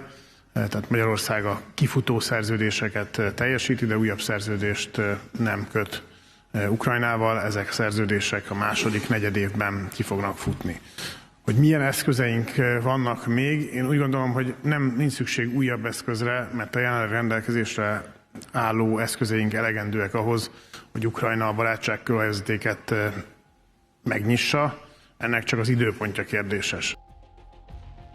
Ukraine depends on Hungary for a significant portion of its gas imports, making the cut a major pressure point in the dispute. The standoff highlights growing divisions in Europe over energy and the war, with no immediate resolution in sight.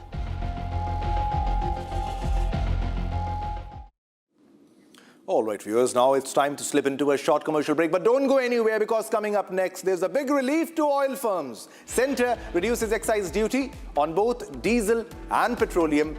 Retail prices remain unchanged. Coming up next. चमकी चाट से क्या बना है? आलू चाट या fruit चाट, स्वाद बढ़ाए चमकी चाट।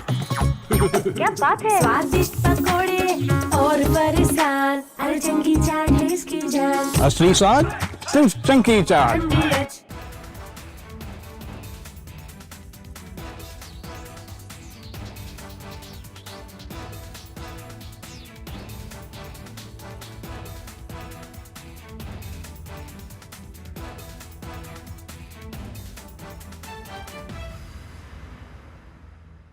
थोड़े में ज्यादा स्वाद, यही तो है इसकी खास बात। वाओ मामा, क्या स्वाद है? अरे मेरे राजा, हमें धीरज के साथ संयम के साथ शांत मन से हर चुनौती का मुकाबला करना है। इसलिए मैं देशवासियों से भी कहूंगा कि हमें हर चुनौती के लिए तैयार रहना ही होगा। जैसा कि हम देख रहे हैं कि इस युद्ध को लेकर पल पल में हालात बदल रहे हैं। आदरणीय सभापति जी, ये संकट अलग प्रकार का है और इसके समाधान भी अलग प्रकार से ही तय किए जा रहे हैं। हमें धीरज के साथ, संयम के साथ, शांत मन से हर चुनौती का मुकाबला करना है। आदरणीय सभापति जी, जैसा कि हम देख रहे हैं कि इस युद्ध को लेकर पल पल में हालात बदल रहे हैं। इसलिए मैं देशवासियों से भी कहूंगा कि हमें हर चुनौती के लिए तैयार रहना ही होगा। इस युद्ध के दुष्प्रभाव लंबे समय तक रहने की प्रबल आशंका है, लेकिन मैं देशवासियों को भरोसा देता हूं। From Asia's largest news headquarters, setting the agenda for Bharat.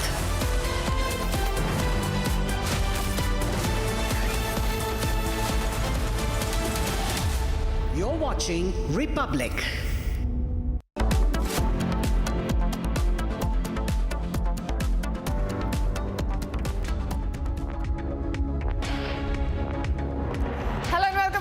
Live and breaking on Republic TV with me, Ishita Mitra. Now, viewers, a big relief for Indian consumers as government absorbs the shocks and cuts excise duty on petroleum and diesel. We'll get you all the details on that, but first up, a quick check at the headlines. Big relief to oil firms. Centre reduces excise duty on both diesel and petroleum. Retail prices remain unchanged. Even as government slashes excise duty, Indian markets open in red. Meanwhile, rupee also falls to a record low at 94 against a US dollar.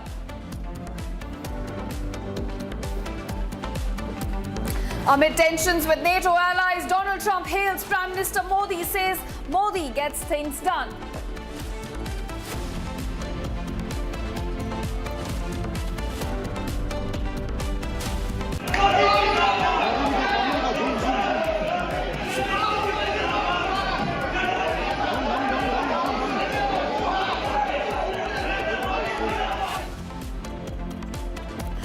Massive uproar in Jammu and Kashmir Assembly. NCMLA's protest against Companies killing raise anti-US and Israel slogans in the Assembly. Indian LPG vessel Jagvasant docks at Kandla port, carrying over 42,000 metric tons of LPG. Pine gas carrying over 45,000 metric tons of LPG expected to arrive at New Mangalore port today.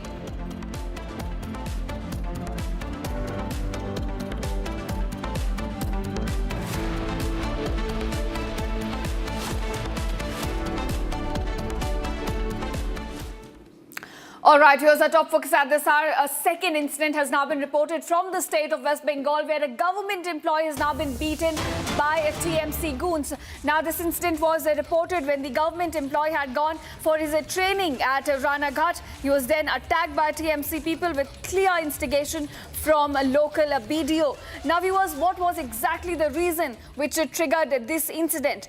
Now, before the commencement of the training, there were advertisements of Mamata Banerjee being played, which is in fact a clear violation of MCC. And upon protesting this person, the government employee Saket Chatterjee was beaten up by TMC leaders. A second incident has now been reported of pre-poll violence, where a government employee has been beaten by TMC leaders. My colleague Harsha now joins me on this. Harsha, another incident has now been reported from the state of West Bengal, where a government employee has been beaten up by TMC leaders. Give us more details. What exactly triggered this, and is there any investigation going on in this case right now? So yes, this was an incident where the training of the polling person was taking place. It is a Devnath institution where this entire incident took place in the Ranaghat area. And that was the time when polling person Saket Chatterjee complained about the advertisement of Mamata Banerjee being displaced. And why not to complain? Because model of code of conduct is in force in the state of West Bengal. Also, elections are due on 23rd and 29th. And it is it is the violation of the model code of conduct that how can the advertisement of the state government could play anywhere when the model code of conduct is in force, and he complained about that. That was a time when the BTO, who is being alleged as he is still the party loyalist, he is working as the loyalist of the Mamata Banerjee's party, he complained, and the polling officers and few officers, they attacked Saket Chatterjee. He had got injuries in the head and hands and knee as well. He has been taken for a treatment nearby hospital, but it's clearly the violation of the model code of conduct. And what is being alleged is that at this time of the elections, which is very crucial, there are few officers who are working as the loyalists of Mamata Banerjee. This is right now the state of the West Bengal, where how the people who are complaining against state government, they are being attacked by the TMC. They are being attacked by the TMC loyalists, and that has been complained to Election Commission as well. The Election Commission has asked the DEO to inquire into this entire matter, and also a proper investigation should take place against the officer who attacked the polling officer who was deployed there, Saket Chatterjee. How come there could be an attack on the polling officer? And yes, the investigation has already begun, and those involved in attacking to Saket Chatterjee will be taken into police custody. That has been ensured by the police officers as well. But the DEO is inquiring about the entire matter, that how come during an institution where the training of the officers are taking place for the election, how can the advertisement be allowed to put up for the view of each and every one? No such advertisement and no such promotion of the state government is allowed at this point of time. There was advertisement of the Diga temple, there was advertisement of the work which has been done by Mamata Banerjee, and the Saket Chatterjee objected and he complained about it, and that was the reason why the TMC loyalist personnel, they attacked Saket Chatterjee. So the entire incident has been taken into consideration by the Election Commission itself. The CEO has ordered the DEO of that particular area to investigate into this entire matter, and the needful action must be taken against the culprits. Back to you. Right, Harsha. So as of now, investigation is underway. But I want to ask you, we have been witnessing several such incidents in West Bengal. There was a Chief Election Commissioner also. He had to come out and ask, why is there not adequate security personnel on the ground? So has security situation also changed ever since that intervention was made by the Election Commission? So the security staff was deployed at different vantages. Yesterday it was, yes, the CEC also called the CEO regarding the inadequate security personnel be deployed in vantages of the West Bengal. And we are witnessing the incidents from each and every sector of West Bengal. Today it's Ranaghat. Yesterday it was the area where the police personnel were attacked in the Basanti area, where the BJP rally was attacked in the Basanti area, and also at several places where the Ram Navami Shobha Yatra was carried out. There are also the disturbing elements ensured that it does not carry out smoothly. So we are seeing the lack of police personnel even after the CEO has instructed the CRPF forces to be deployed in huge numbers at different vantages. We are witnessing such incidents which are being reported by people from each and every corner. This clearly states that how the police personnel are not working at the behest of the Election Commission. They are not working under the guidelines of the election, which has been templated to them for the movement and for the deployment during the MCC enforced. And that is the reason why the needful actions must be taken against all those who are responsible for creating disturbances. Back to you. Right, Harsha. Thanks so much for joining us and giving us these details. We'll be coming back to you for more details as the state of West Bengal continues to witness such incidents. And now, viewers, moving on to more developments coming to light from West Asia. Now, IDF continues with its assault on several targets in Iran. This time it has hit the primary target facility for the production of missiles and mines in Iran. Now, it is a storage unit that's been hit by the IDF in its latest assault. The site here was used for planning, development, assembly and storage of advanced missiles intended for launch from cruise platforms, submarines and helicopters. Now, these targets have been hit as Israel continues its assault all across Tehran, and this is the primary facility which has now been hit in Iran. It's a site which was used for storage and production of missiles and mines. It's a major platform that's now been hit by the IDF as it continues its assault all across Iran. Now remember, despite the 10-day pause announced by Donald Trump, Israel's attacks against Iran have not stopped, and the latest one is now coming in on a missile facility, a storage unit, but also a production unit for missiles and mines.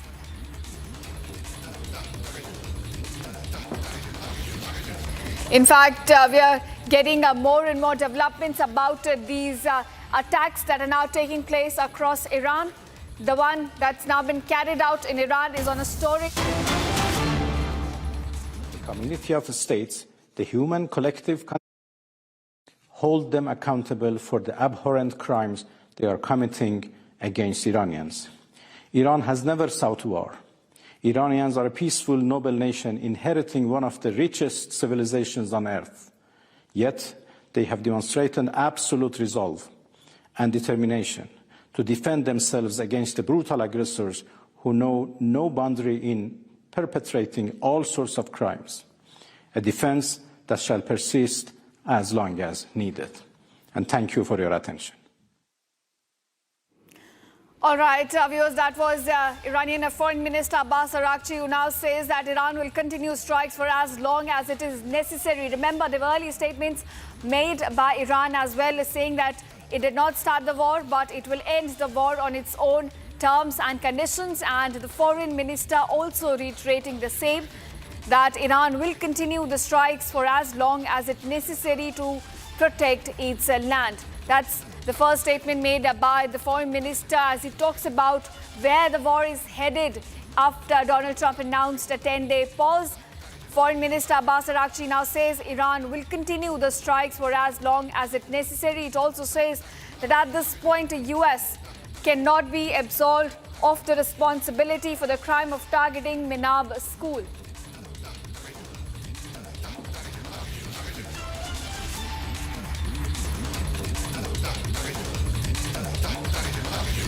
All right, viewers. That's a big statement coming in from Iranian Foreign Minister Abbas Araghchi, who now says that Iran will continue strikes for as long as it is necessary, which means we're not certainly looking at a pause or a de-escalation in this conflict between Iran and the US. And this comes despite Donald Trump extending the 5-day pause to now a 10-day. In fact, we are seeing a pause in US strikes on Iran's energy sector till 6th of April. But despite the pause announced by the Washington, Iran here says it did not start the war, but it will end the conflict on its own terms and conditions, while also reiterating that it will continue the strikes for as long as it is necessary for Tehran to protect its mainland. That's the statement coming in from Iranian Foreign Minister. Now remember, even though Donald Trump said that he's extended the pause on Iran's request, Iran had come out contradicting that statement, saying it did not request for a pause in the conflict. And on the same lines now, the foreign minister also saying they will continue with the strikes for as long as it is required on their part, which basically means we're getting two contradictory statements coming to light. One from the US, where Donald Trump pauses the conflict, says will not be striking Iran's energy sector for now 10 days till April 6th. All right, let's listen in to Iranian Foreign Minister. In the face of earlier manifestations of lawlessness and atrocity in occupied Palestine, Lebanon, and elsewhere, indifference and silence in the face of injustices would bring no security and peace. It would invite more insecurity and right violations. The United Nations and the core values it embodies, as well as the overall human rights framework, are at serious stake. You all need to call out the aggressors and let them know that the community of states, the human collective conscience, hold them accountable for the abhorrent crimes they are committing against Iranians. Iran has never sought war.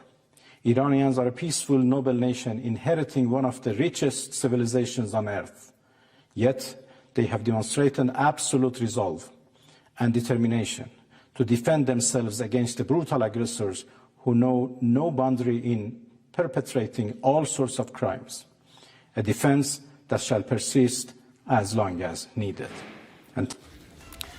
All right, viewers, we're getting more breaking news. Abbas Araghchi now has warned of strikes at US and Israeli assets, including their bases all across the Gulf nations. Iran says it will immediately leave locations. It has, in fact, requested for people to leave the locations near these bases all across the Gulf nations. Abbas Araghchi, Iran's foreign minister, has warned of more strikes against US assets, including their bases all across the Gulf nations. It has also requested people to leave the locations located nearby to these US bases all across the Gulf. So we are certainly looking at an escalation in the conflict from Iran's side. While Donald Trump announces a 10-day pause, Iran's foreign minister Abbas Araghchi says they will be striking US bases. Let's listen in. In the face of earlier manifestations of lawlessness and atrocity in occupied Palestine, Lebanon, and elsewhere, violations, the United Nations and the core values it embodies, as well as the overall human rights framework, are at serious stake. You all need to call out the aggressors and let them know that the community of states, the human collective conscience, hold them accountable for the abhorrent crimes they are committing against Iranians. Iran has never sought war. Iranians are a peaceful, noble nation inheriting one of the richest civilizations on earth. Yet, they have demonstrated absolute resolve and determination to defend themselves against the brutal aggressors who know no boundary in perpetrating all sorts of crimes, a defense that shall persist as long as needed. All right, Gesu, we've got some major statements now being made by Iran's foreign minister. He says that they will continue the strikes and US bases will now become their targets. And this is in complete contradiction to the pause announced by Donald Trump. Give us more details. Now, Ishita, again, the pause, like you said, has been announced by the US President Donald Trump, who claims that talks are happening. But Iran, since the beginning of the war, has maintained that no peace talks are ongoing whatsoever. In fact, Abbas Araghchi, the foreign minister, continues with Iranian resolve that they will continue to hit US and Israeli bases harder as the conflict in West Asia escalates. Now, also remember, this comes at a crucial moment when the entire Iranian military leadership has almost been wiped out by the Israeli Defense Forces. And now one of the senior most standing personnel in the Iranian regime, their foreign minister Abbas Araghchi, comes to the media and he says that Iran is not looking for a slowdown in the war. He's in fact also reiterated that Iran did not ever ask for a premature ceasefire in the war. This quashes all attempts that Donald Trump has made, saying that Iran was the one begging to make a deal. Just last night he made that statement. Now, Iranian foreign minister Abbas Araghchi has not just cleared the clouds over that statement. He also says that the Minab attack, which killed over 175 people, out of which there were 160 elementary school girls, he says that that will not be forgotten so easily. In fact, he also goes on to mention that US and Israel together know no boundaries when it comes to committing crimes of war in the ongoing escalations. Not just that, he's also said that all US and Israeli bases across the Gulf region, like they've maintained since the beginning, they say that they are under a massive threat. They've asked people to evacuate the areas that house these military bases and their diplomatic assets, including their embassies. Now, not just that, they've also issued a warning to all the hotels and restaurants that are hosting the US bases, as US has sent out reports of a ground incursion as more and more Marines, naval units, even their military regiments are being deployed in the West Asian region. Now, Foreign Minister Abbas Araghchi also says that they will continue to hold their sovereignty, they will continue to defend their land, their people, and they will do it for as long as it's necessary, and they will continue hitting the US and the Israel harder in case there is an escalation and there is no slowdown in the war. They also continue to maintain that a ceasefire is not something that they are looking for, and the war will slow down on their own pace. Ishita, back to you. All right, so thank you, Kesu, for joining us and giving us that crucial input coming in from Iran's Foreign Minister. Now joining us on the broadcast is Major K.K. Sinha. Thank you, sir, for joining us on Republic TV. So I want to ask you, we're certainly climbing up the escalatory ladder in this conflict. On one hand, Donald Trump says he's paused the strikes on energy sector in Iran for 10 days. On the other side, Iran's Foreign Minister now comes out and saying they will continue with their strikes and, in fact, U.S. bases will be their targets. How do you gauge these developments, sir? Good afternoon, and Jai Hind. The way what is happening in the West Asia, from one side, the way, especially with the United States of America and Israel, they thought that, on 28th, they have carried out unprecedented way of air assault. And I think, everything will fall in place. That was a wrong appreciation in spite of the fact that, the military experts of United States of America, especially Joint Chief of Staff, was saying that, it is not possible, to do this thing the way you are planning. So the design is a sinister. When a design in a military is a sinister design, thinking that everything falls place because I think this way, it is not happening.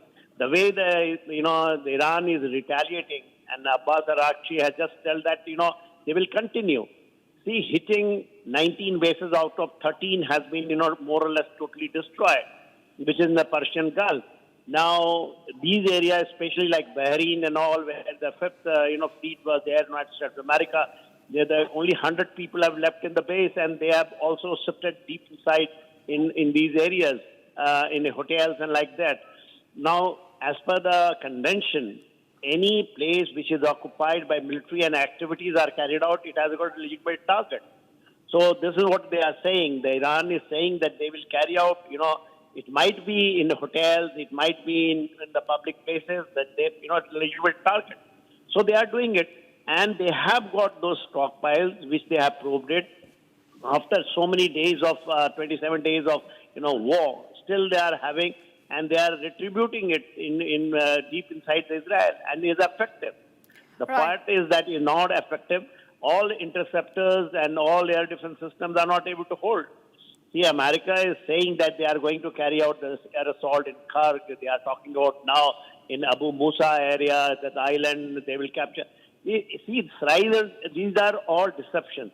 The surprise and deceptions are not, you don't, declare your target and then carry out your air assault or amphibious landing.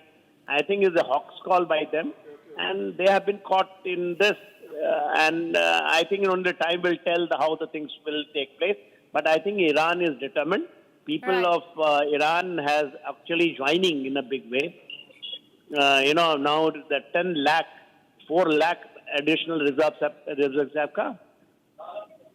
Right, Major General, it certainly seems like Iran has hardened its stance. And I'll come back to you for more on this, but let's also listen into what exactly Iran's Foreign Minister Abbas Araghchi has said on these latest strikes. Of earlier manifestations of lawlessness and atrocity in occupied Palestine, Lebanon, and elsewhere. Indifference and silence in the face of injustices would bring no security and peace. It would invite more insecurity and right violations. The United Nations and the core values it embodies, as well as the overall human rights framework, are at serious stake. You all need to call out the aggressors and let them know that the community of states, the human collective conscience, hold them accountable for the abhorrent crimes they are committing against Iranians. Iran has never sought war. Iranians are a peaceful, noble nation inheriting one of the richest civilizations on earth. Yet, they have demonstrated absolute resolve and determination to defend themselves against the brutal aggressors who know no boundary in perpetrating all sorts of crimes, a defense that shall persist as long as needed. All right, viewers, and now Israeli Prime Minister Benjamin Netanyahu has announced the elimination of IRGC Navy Commander Ali Reza Tangsiri in a precise IDF strike, highlighting his role in blocking the Strait of Hormuz and the terrorist operations. Defense Minister of the country also detailed the operation that neutralized Tangsiri and top naval officials. Now, all of which leads to one question: where And who is Tangsiri, a key figure in Iran's asymmetric warfare? Tangsiri led fast boat swarms and anti-Western tactics in the Persian Gulf. Let's listen into this report that tells you more about who this IRGC Navy chief was and why was he killed.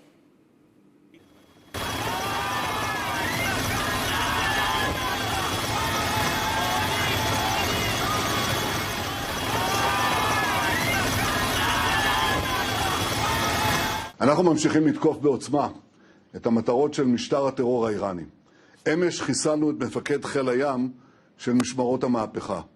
לאיש הזה יש הרבה דם על הידיים, ובנוסף הוא זה שהוביל את סגירת מצרי הורמוז. זוהי עוד אחת מהדוגמאות של שיתוף הפעולה בינינו לבין ידידינו ארצות הברית, במטרה משותפת להשיג את מטרות המלחמה.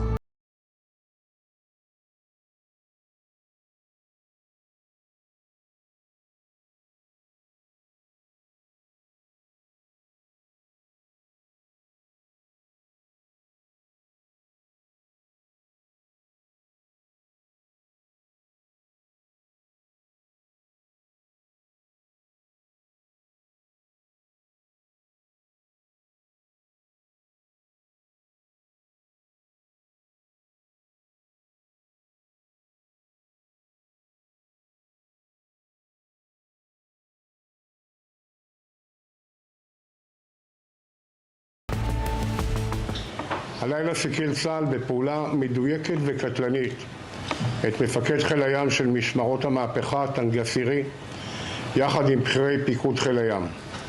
האיש היה אחראי הישיר על פעולת הטרור של מיקוש וחסימת מצרי הורמוז לשיט, פוצץ וסוכל.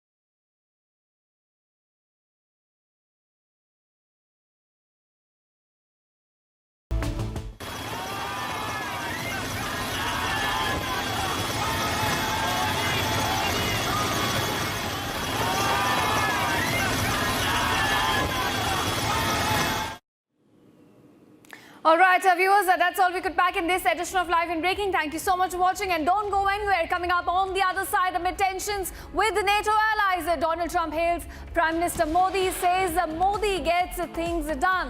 Coming up on the other side and more lined up on Republic TV. Stay tuned. चमकी चाट से क्या बना है? Sandwich, लस्सी और छाछ और हर घूंट में चमकी चाट, ड्राई फ्रूट और दही बड़े। चमकी चाट से स्वाद बढ़े। असली स्वाद सिर्फ चमकी चाट। केसरिया से मन जोगी हुआ रे, दिल झूमे देखो मतवारा हुआ रे। केसरिया से मन जोगी हुआ। हर पल मनाओ केसरी त्योहार। विमल, बोलो जुबान केसरी।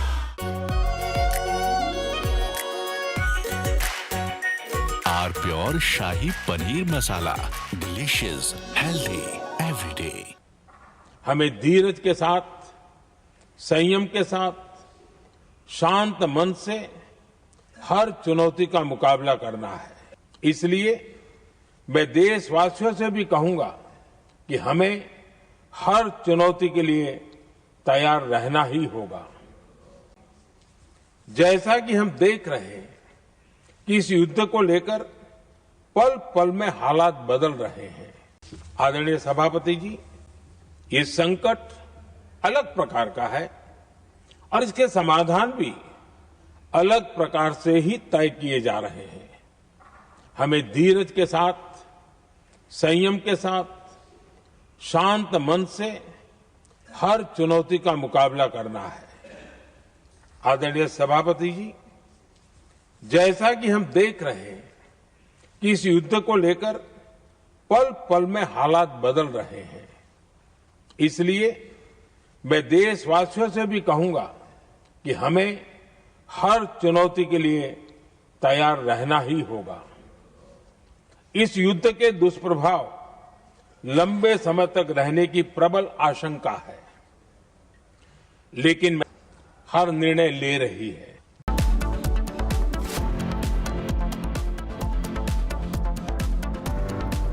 आर प्योर सूजी पास्ता उबालो मिलाओ और खाओ 8 मिनट में तैयार। क्या टेस्ट है सबका राजा आर प्योर मसाला। केसरिया से मन जोगी हुआ रे, दिल झूमे देखो मतवारा हुआ रे। केसरिया से मन जोगी हुआ। हर पल मनाओ केसरी त्योहार। विमल बोलो जुबान केसरी। प्यास बुझाए ठंडक लाए सबको भाई जीरा सिम, MDH का जलजीरा जीरा सिम। जीरा सिर्फ असली रिफ्रेशिंग, असली स्वाद, असली मजा। MDH।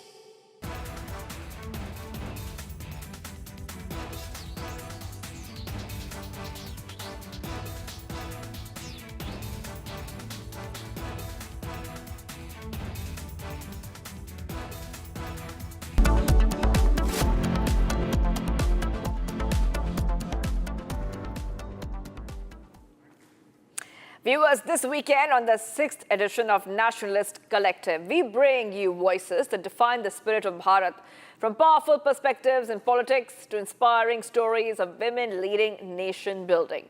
From the unmatched courage of our armed forces to the lived experiences of Kargil veterans. This is a celebration of nationalism, sacrifice and the idea of India, and that unites us all. Do not miss these powerful conversations that echo the heartbeat of the nation. Watch the 6th edition of Nationalist Collective this weekend only on Republic TV. It's time for the headlines. Big relief to oil firms. Centre reduces excise duty on both diesel and petroleum. Retail prices remain unchanged.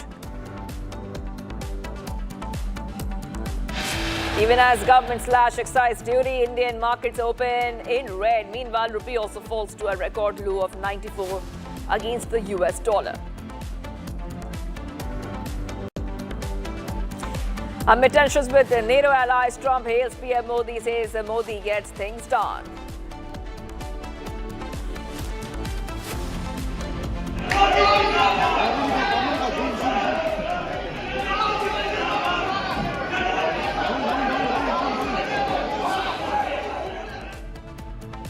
Massive uproar in Jammu and Kashmir Assembly. NC MLAs protest against Khomeini's killing. Anti-US and Israel slogans raised in Assembly. Indian LPG vessel Jagvasan docks at Kandla port, carrying over 42,000 metric tons of LPG. Pine gas carrying 45,000 metric tons of LPG expected to arrive at New Mangalore port today.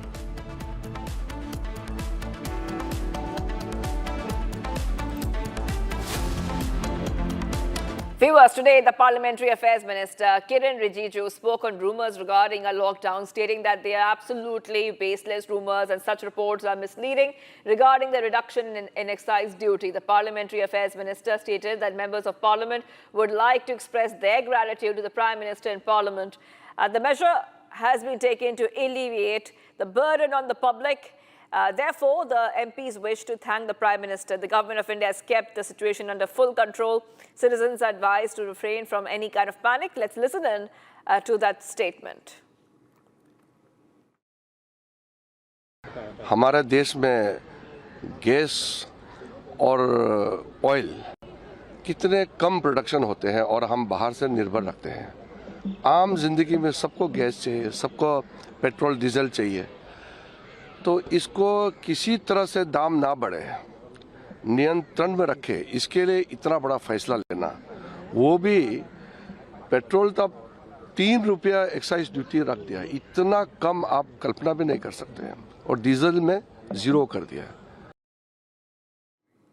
And viewers, Union Finance Minister Nirmala Sitharaman also reacted to rumors regarding lockdown and clearly mentioned, and I quote here, "I want to reassure the people that there shall not be any lockdown." Nirmala Sitharaman also went on to say that, and I quote here, "I'm surprised that some leaders are saying there will be a lockdown and there will be shortages of fuel." These are just baseless statements, such as remarks coming from those in political domains is worrisome.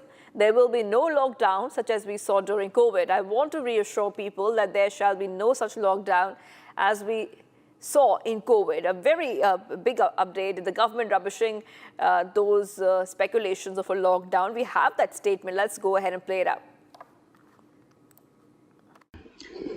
देखिए, पहले विषय, जब भी ऐसे दुनिया में संकट आता है और उसका प्रभाव भारत के ऊपर पड़ेगा, इससे पहले कोविड हो या अब हो, जिस तरीके से माननीय प्रधानमंत्री जी तुरंत उसको रिस्पॉन्ड करते हैं, जिससे जनता के ऊपर बोझ ना लगे और जनता के ऊपर ये कष्ट भी ना हो, किल्लत ना हो पेट्रोल और डीजल का और एलपीजी का भी। इस कारण अभी क्योंकि विदेश में मार्केट में दाम बढ़ रही है क्रूड का, उसके कारण पेट्रोल और डीजल का, एटीएफ का, माननीय प्रधानमंत्री जी ने ये चाहा कि कंज्यूमर का प्राइस बढ़ना नहीं है। उसके कारण हम निर्णय लिए हैं कि ऑयल मार्केटिंग कंपनीज को सपोर्ट दें और जिससे वो ज़्यादा दाम में खरीदने वाली चीज़ों को सरकार उनको मदद करेगी, मगर जनता के ऊपर रेट बढ़ाना नहीं होना चाहिए। दूसरा, बड़ा दाम विदेश में बढ़ रही है, उसके कारण ऑयल मार्केटिंग कंपनीज खरीदना रोकें, ये से हालत ना हो। वो फिर We're getting some big breaking news. S. Jaishankar has reacted on the excise duty cut by the government, and he said that it was a swift and decisive intervention by PM Modi to shield 1.4 billion Indians from global price and supply shocks amid the West Asia crisis impacting energy and commodity markets. So this is a new statement coming in. Central excise duty on petrol and diesel for domestic consumption cut by 10 rupees per litre, each cushioning the consumers from rising prices. This had come in earlier today, viewers. And this is a big update we're getting for our viewers, where Jaishankar, the External Affairs Minister, has hailed this action and said it's a swift and decisive intervention by Prime Minister Modi. So back-to-back updates coming in here on Republic TV. Excise duty on petrol has been cut to ₹3, diesel to 0. This is coming amid fears of fuel price hike due to the US-Israel war on Iran. Now the government has slashed prices for petrol and diesel by ₹10 per litre. We're getting a reaction coming in. Manoj Tiwari has said the public would directly benefit from the reductions in excise duty. I express my gratitude to Prime Minister Modi. This is a reaction coming in. Also saying the language used by the SP leaders completely undignified and highly inappropriate. The people of UP and the nation will not forgive this. I think we have that reaction. If we have the reaction, let's go ahead and play out that statement. BJP सांसद मनोज तिवारी हमारे साथ, उन्हीं से बात करेंगे और जानेंगे क्या कुछ कहेंगे। जिस तरीके से मध्य एशिया में स्थिति है, लेकिन भारत सरकार ने जो एक्साइज ड्यूटी कम की है, क्या कहेंगे? इस पल का बहुत बड़ा समाचार है ये कि भारत सरकार ने डीजल और पेट्रोल के एक्साइज ड्यूटी को 10 रुपया प्रति लीटर कम कर दिया है। आज का ये समाचार है और इसका सीधा लाभ जनता को मिलेगा, क्योंकि इस समय खाड़ी देशों में युद्ध को देखते हुए पूरे आसार थे और बहुत वाजिब आसार हो गए थे कि डीजल पेट्रोल के दाम बढ़े, लेकिन डीजल पेट्रोल के दाम न बढ़ाए जाएं, इसके लिए एक्साइज ड्यूटी को ही भारत सरकार ने कम कर दिया है।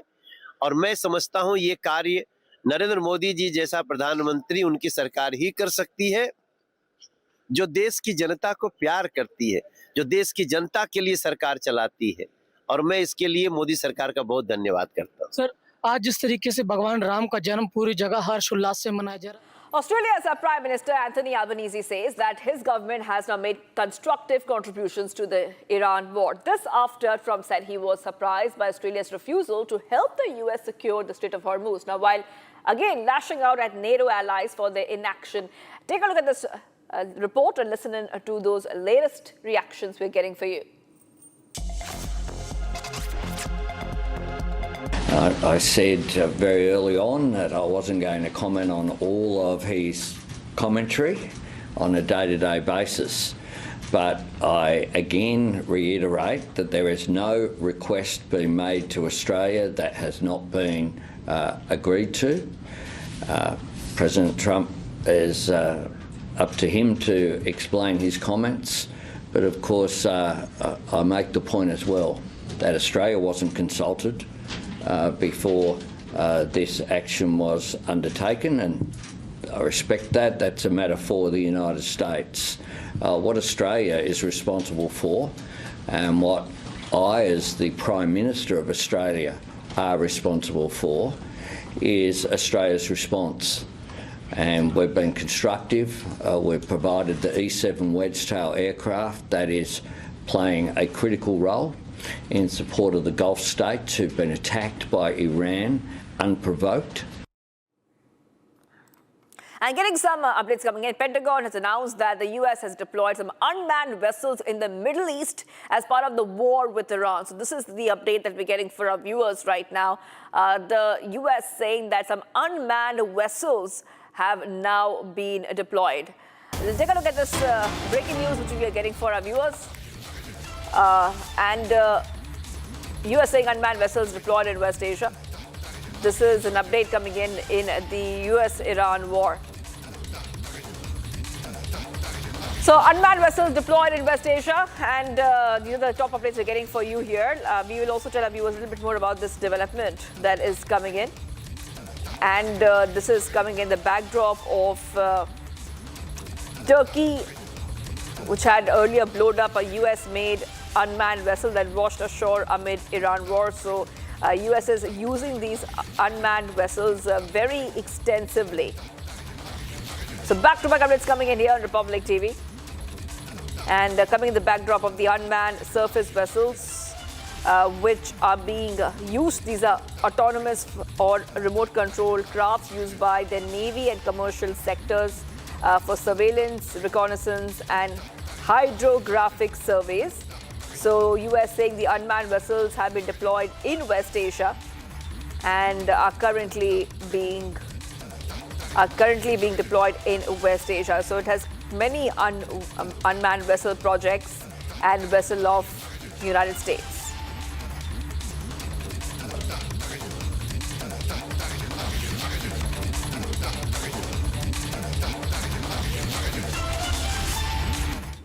And the Israeli Prime Minister Benjamin Netanyahu has announced that the elimination of IRGC Navy Commander Ali Reza Tangsiri in a precise IDF strike highlighted his role in blocking the Strait of Hormuz and terrorist operations. Defense Minister has said in detail the operation that neutralized Tangsiri and top naval officials, all of which leads to the question, who is Tangsiri, a key figure in Iran's asymmetric warfare? Tangsiri led fast boat swarms and anti-Western tactics in the Persian Gulf. Let's listen in and take a look at this report for more.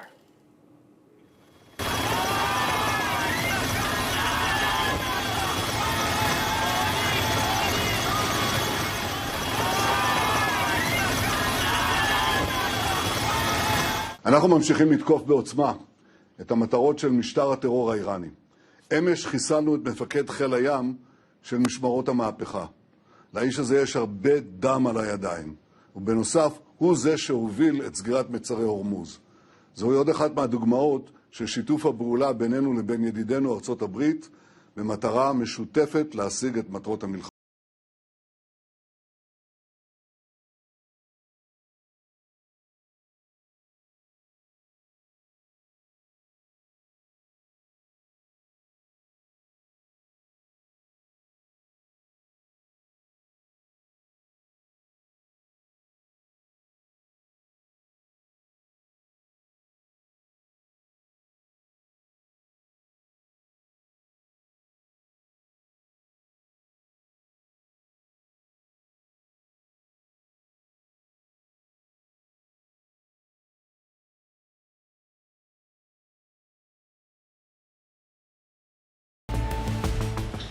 הלילה סיכל צה"ל בפעולה מדויקת וקטלנית את מפקד חיל הים של משמרות המהפכה, טנק גסירי, יחד עם בכירי פיקוד חיל הים.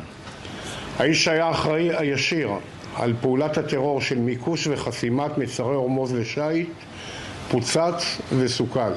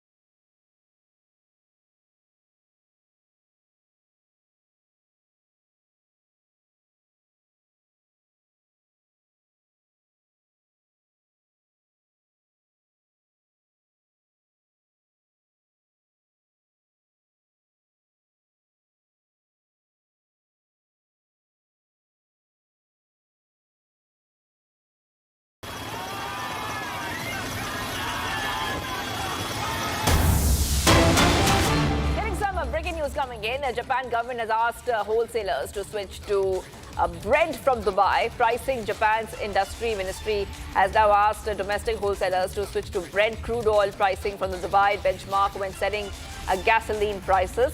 In an attempt to contain price increases, the measure adds to the tools that Japan, who is dependent on the Middle East for more than 90% of its oil, has deployed to contend with the disruptions from the Iran war. These have ranged from the partial release of oil reserves to considering an intervention in the crude oil futures market to address the yen's vulnerability.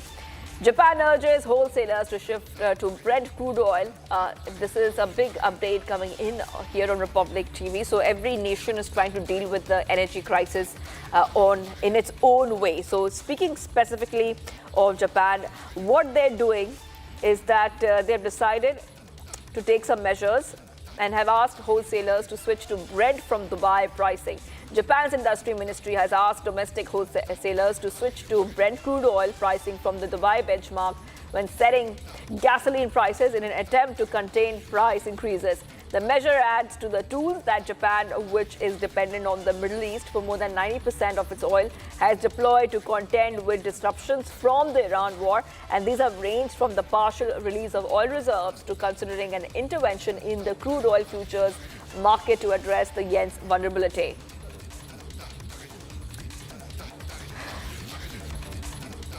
Getting some more breaking news coming in. Getting some more updates coming in. The central government on Thursday cut excise duty on petrol and diesel for oil marketing companies. The centre has slashed excise duty on petrol to around rupees 3 per litre from 13 rupees, and on diesel has been cut from rupees 10 to 0 now. The move aims to help oil marketing companies OMCs reduce under-recoveries amid the ongoing Middle East conflict, which has caused volatility in the oil market due to the near closure of the Strait of Hormuz. However, there will be no change in the pump prices of petrol or diesel. Take a look.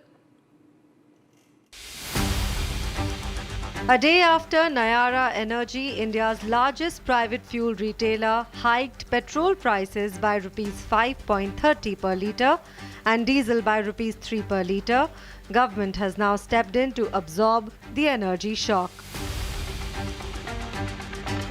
The central government has announced duty cut on petrol and diesel, a move seen as a huge relief to oil firms struggling with the global energy crisis.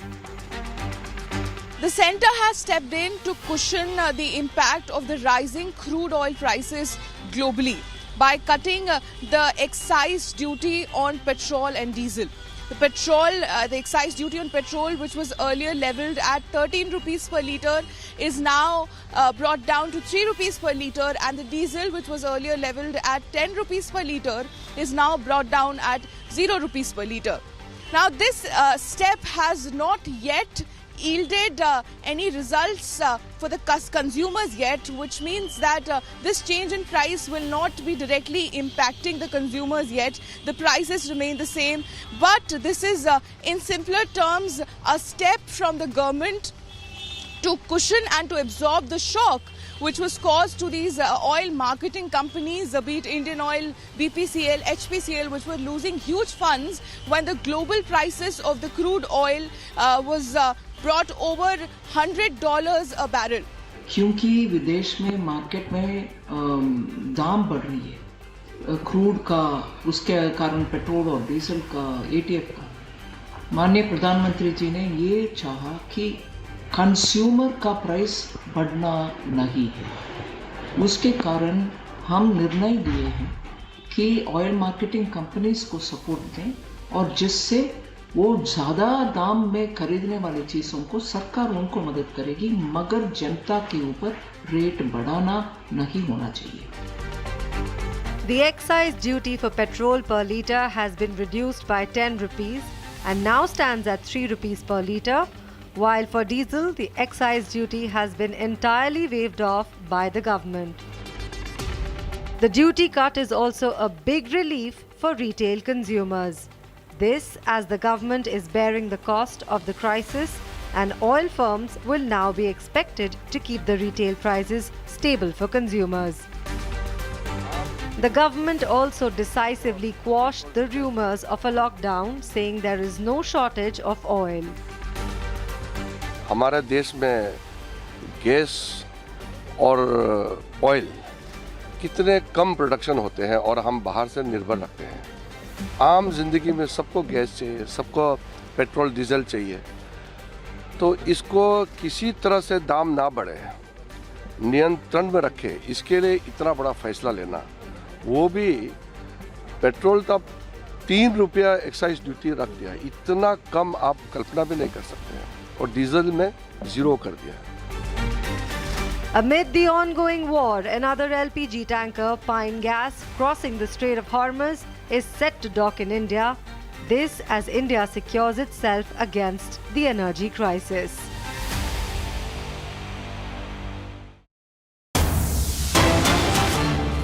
The government has set up an inter-ministerial group headed by Defence Minister Rajnath Singh to monitor issues arising from the Middle East conflict. Home Minister Amit Shah, Finance Minister Nirmala Sitharaman and Petroleum Minister Hardeep Singh Puri are among the members along with other ministers. So this is the source-based information coming in right now on Republic TV, and the government has set up an inter-ministerial group headed by Defence Minister Rajnath Singh to monitor issues arising from the Middle East conflict.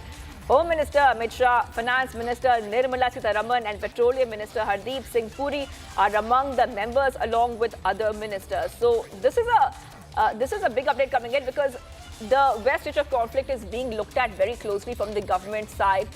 There are multiple meetings which have been taking place. Prime Minister Modi has held those meetings, and the latest is that this is Defence Minister Rajnath Singh holding a meeting to monitor issues arising from the Middle East conflict. Home Minister Amit Shah, Finance Minister Nirmala Sitharaman and Petroleum Minister Hardeep Singh Puri are among the members along with other ministers. The government has set up this meeting.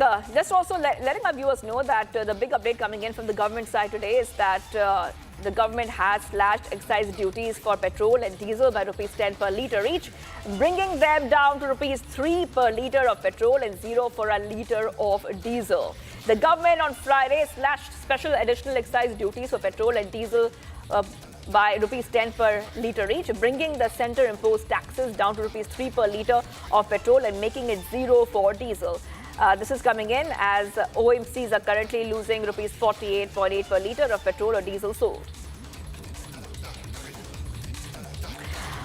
All right, and now as the situation unfolds, we saw that the petroleum minister earlier posted on X that the Modi government had two choices: either increase prices drastically for citizens of Bharat as well as other nations have done, or bear the brunt on its finances so that Indian citizens are insulated from international volatility. Okay, let's go to Harsh, who's joining us on the phone line. Harsh, take our viewers through this Defence Minister Rajnath Singh's meeting that he has called to monitor issues arising from the Middle East conflict.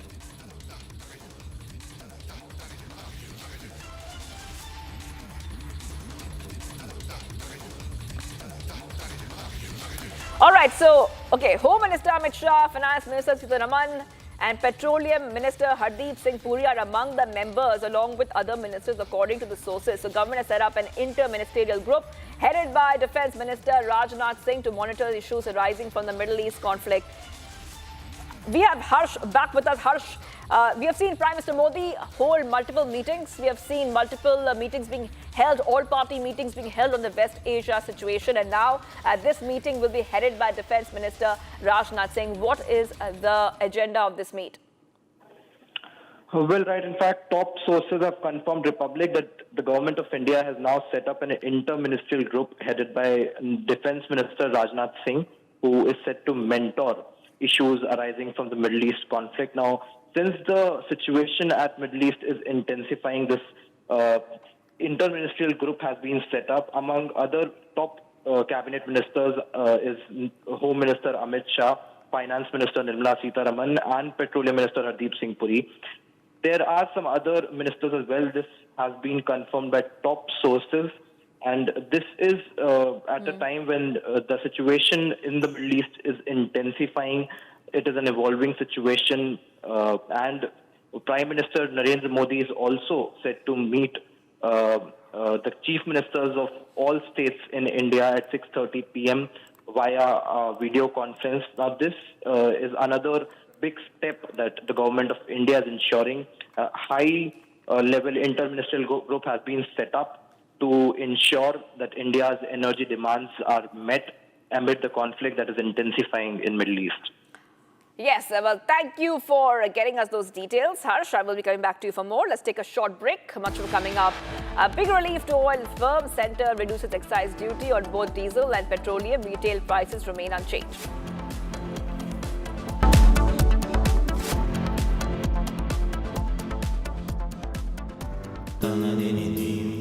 Amity has been ranked among the top universities globally for producing the most employable graduates by the Times Higher Education UK. Yet another testimony to Amity's excellent placement record. थोड़े में ज़्यादा स्वाद यही तो है इसकी खास बात। वाओ मामा, क्या स्वाद है? अरे मेरे राजा। सबका राजा और प्योर मसाला। हमें धीरज के साथ, संयम के साथ, शांत मन से हर चुनौती का मुकाबला करना है। इसलिए मैं देशवासियों से भी कहूंगा कि हमें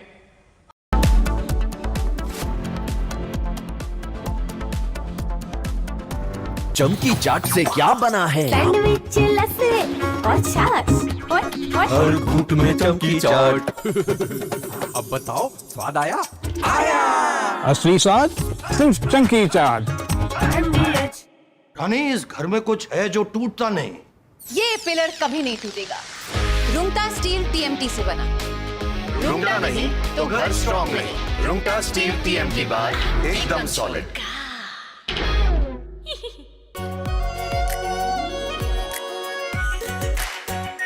are pure shahi paneer masala, delicious, healthy everyday.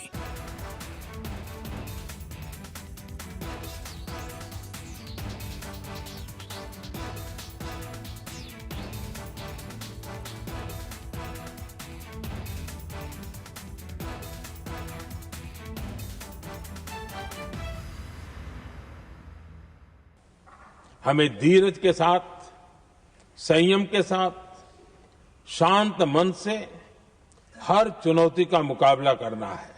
इसलिए मैं देशवासियों से भी कहूंगा कि हमें हर चुनौती के लिए तैयार रहना ही होगा। जैसा कि हम देख रहे हैं कि इस युद्ध को लेकर पल पल में हालात बदल रहे हैं। आदरणीय सभापति जी, ये संकट अलग प्रकार का है और इसके समाधान भी अलग प्रकार से ही तय किए जा रहे हैं। हमें धीरज के साथ, संयम के साथ, शांत मन से हर चुनौती का मुकाबला करना है। आदरणीय सभापति जी,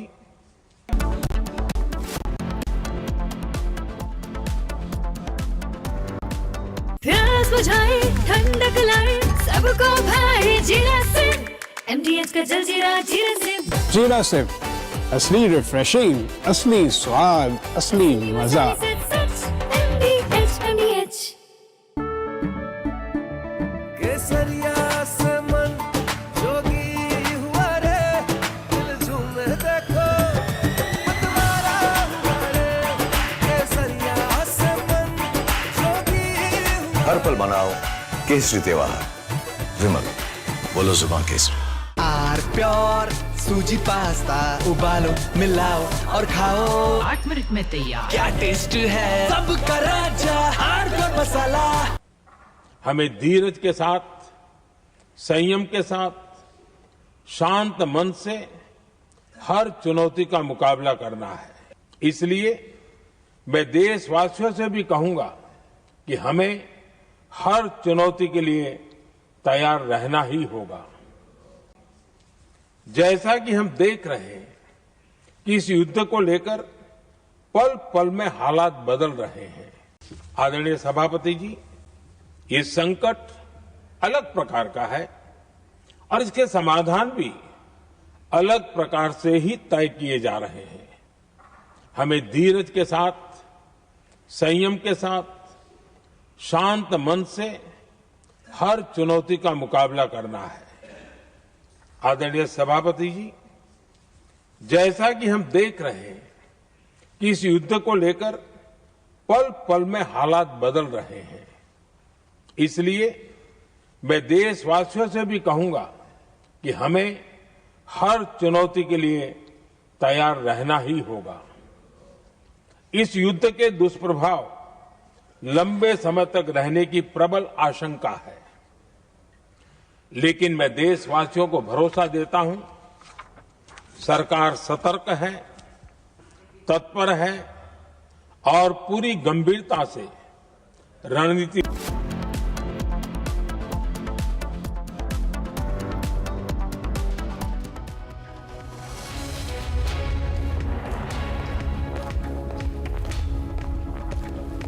Hello and a very warm welcome. You're watching Republic TV. I'm Gesu Bharadwaj, and viewers, this weekend on the 6th edition of Legends, we're getting you all the details, all the rigmarole that's ongoing in the Republic TV headquarters. Now, just this weekend on the 6th edition of Legends, we get you all the details of the people who will be participating and talking about their journey, what drives them and what has brought them to this point in life and what keeps them going. An interesting conversation that will unfold at the Republic TV headquarters. Stay tuned this weekend, the 6th edition of the Legends.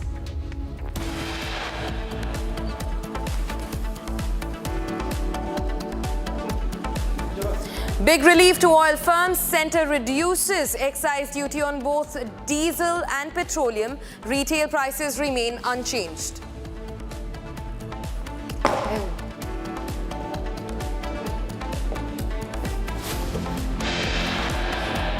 Even as the government slashes excise duty, Indian markets open in red. Meanwhile, rupee also falls to a record low at 94 against the US dollar.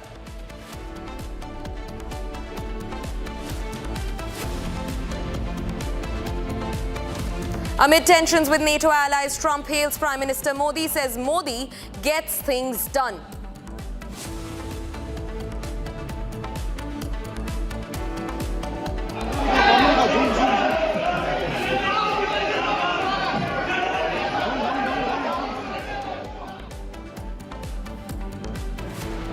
Massive uproar in Jammu and Kashmir Assembly. NCMLAs protest against Companies killing. Anti-US and Israel slogans raised in the Assembly.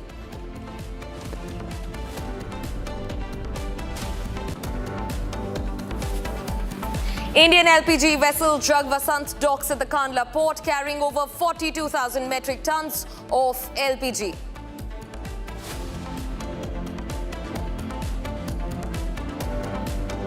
Pine gas carrying 45,000 metric tons of LPG expected to arrive at the New Mangalore port today.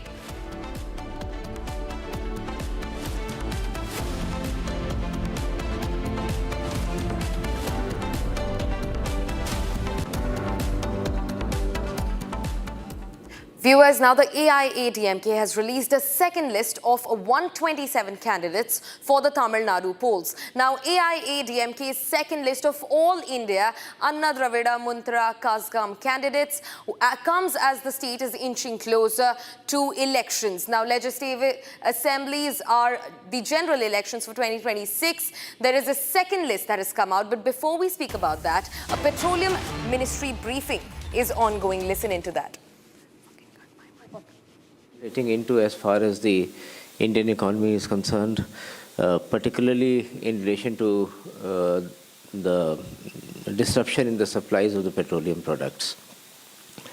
Now, following this crisis, there has been a significant surge in the international crude oil prices. इस crisis की वजह से जो अंतर्राष्ट्रीय crude के prices हैं उनमें स्वाभाविक रूप से काफ़ी बढ़ोतरी हुई है और उसके अलावा there has also been a higher surge in the prices of petrol, diesel and aviation turbine fuel. तो इससे हुआ क्या है कि this creates a market and it also creates an incentive for the refineries to be exporting at higher international prices. So the government's response on that has been a very calibrated response. And yesterday, we came up with certain export duties in the form of special additional excise duty, SAED, and a road and infrastructure cess. Both these duties and cess have been imposed on the export of diesel and the aviation turbine fuel which has been imported from outside India. अगर मैं rate की बात करूं तो diesel पे 21.5% रुपए पर litre है और ATF पे 29.5 नहीं 29.5 रुपीस पर लीटर है. Now these duties on petrol and are nil at present. So the duties which have been imposed on diesel and ATF. The duties on petrol are nil based upon the present crack margins. However, the rates will be reviewed on a fortnightly basis. हर 15 दिन में सरकार एक mechanism लाएगी जिससे कि ये rates का review हो. अब इस changes का फ़ायदा क्या होगा? इससे हम क्या हासिल करने वाले हैं? The idea behind having these changes is to prioritize the domestic availability of these products, that is diesel and ATF, and at the same time to ensure an energy security for the country in the midst of global uncertainty, which has been exacerbated by the disruption in the supply chain. And of course, the uncertainty prevailing in the international markets, both in terms of availability and price. Revenue gain at the back of the envelope calculation for these proposals would be roughly around 1,500 crores rupees in a fortnight. Situation, however, as I said earlier, will be monitored on a fortnightly basis. Now, there have been also, these were the changes on the export side. I will now come to the changes that have been made on the domestic side. Because as you would have read the Gazette notification yesterday, the changes are in two parts.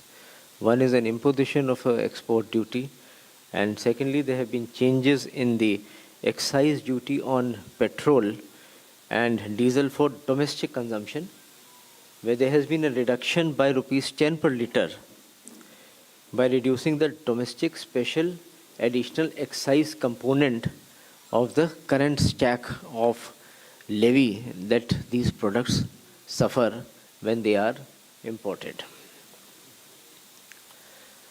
So, in real terms,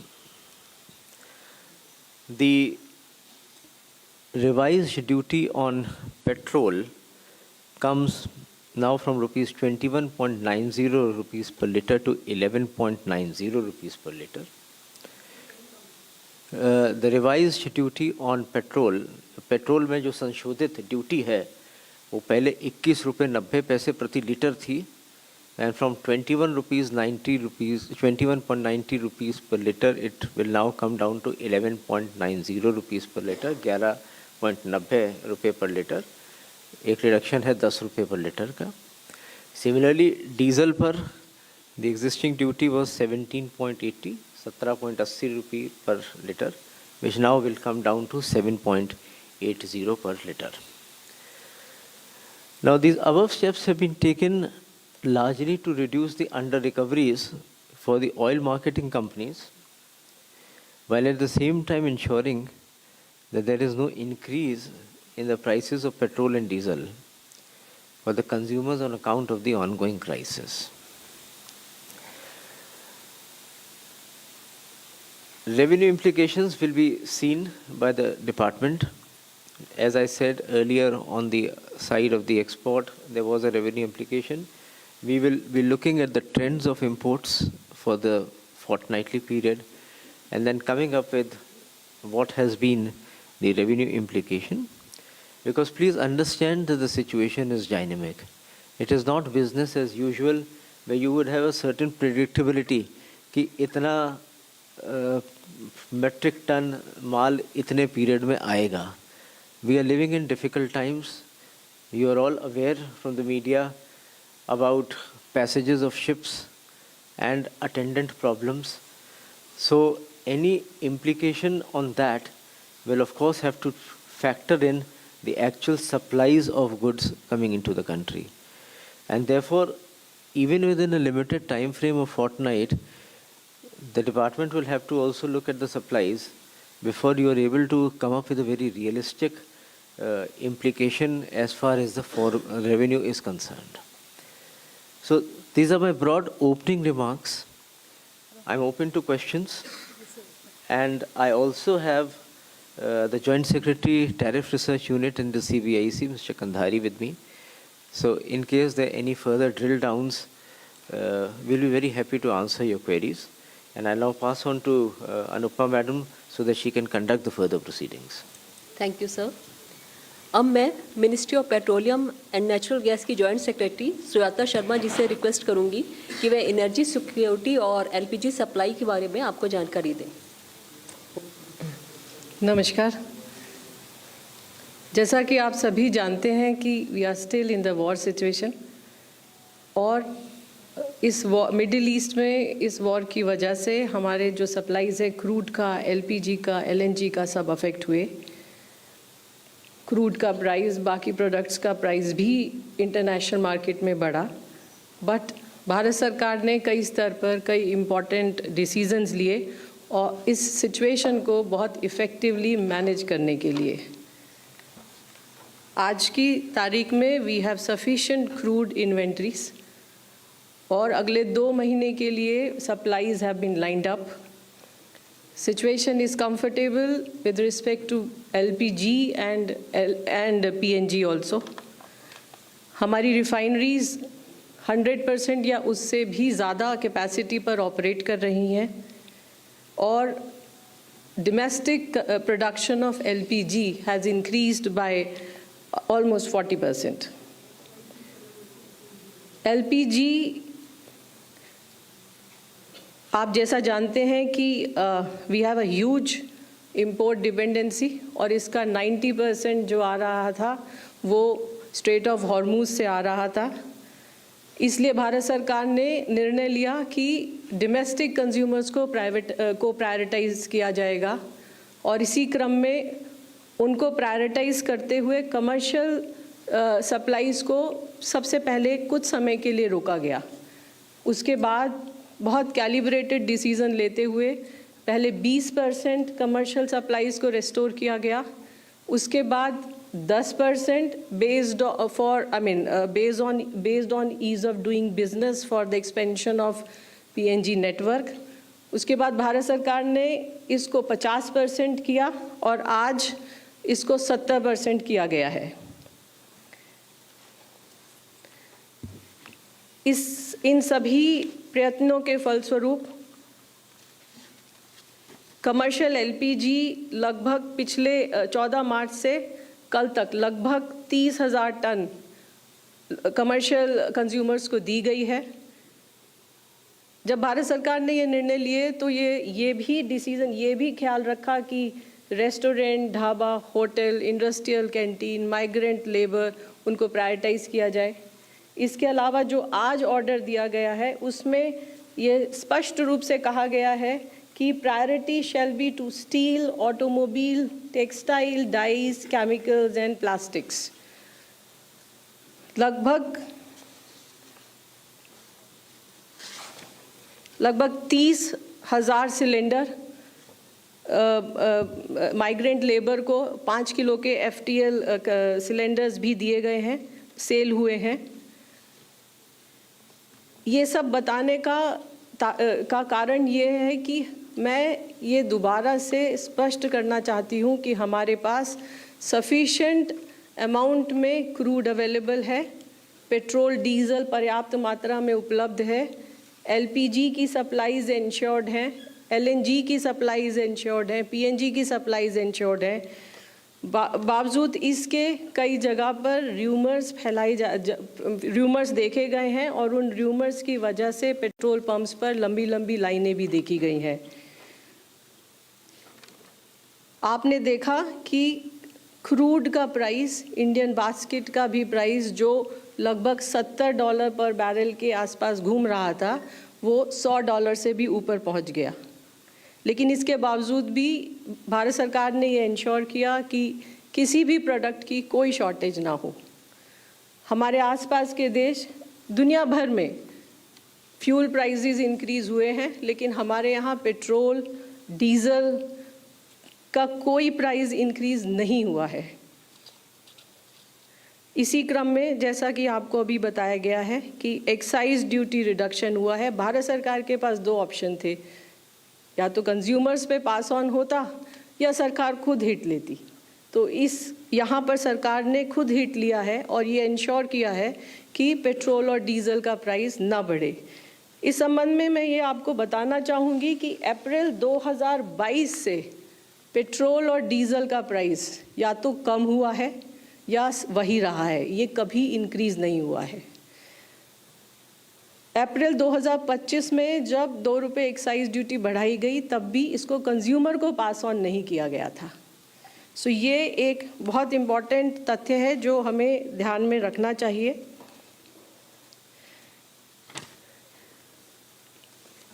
इसी क्रम में हमें एक PNG network को expand करने की भी एक opportunity milli.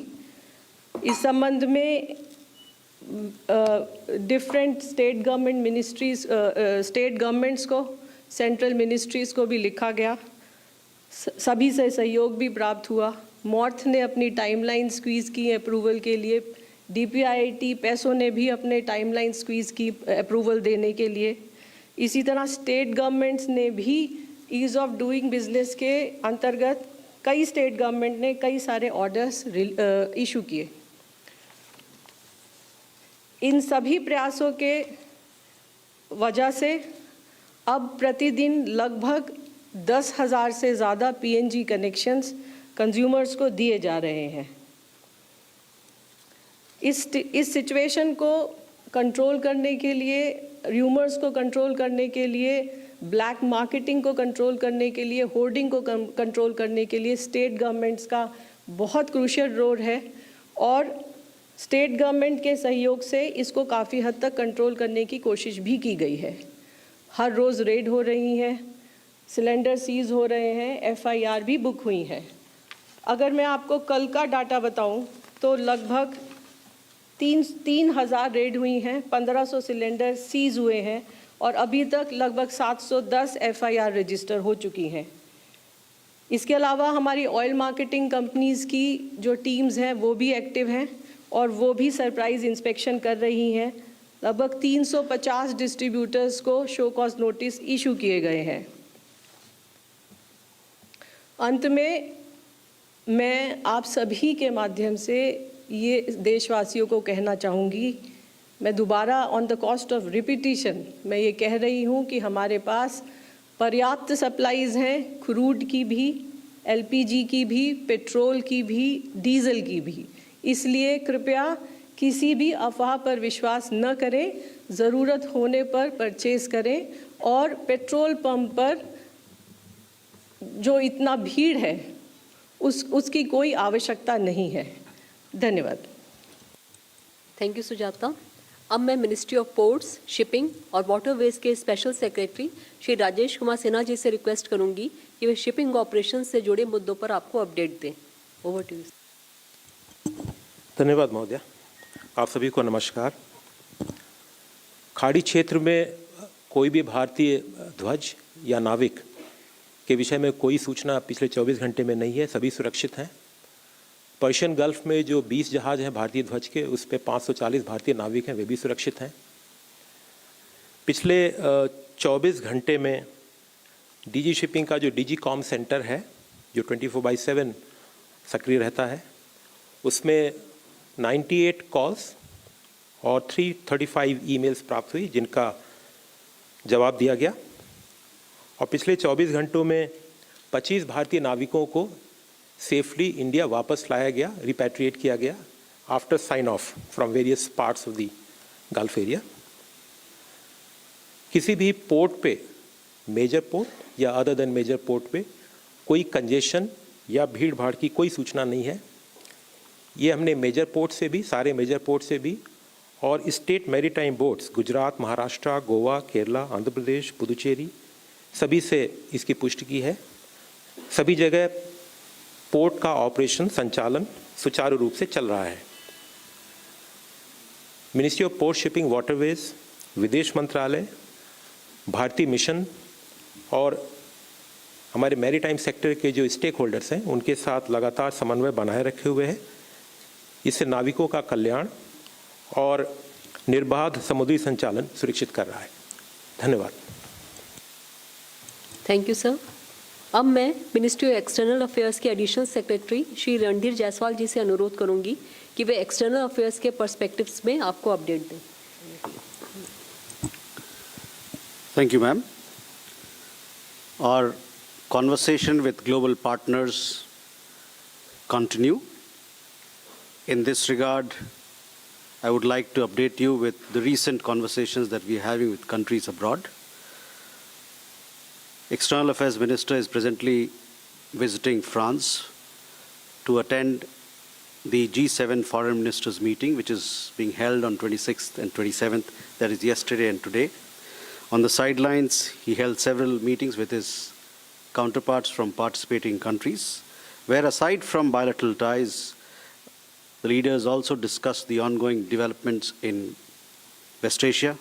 He met with foreign ministers of France, Canada, South Korea, Japan, Brazil, UK, Germany, and Ukraine.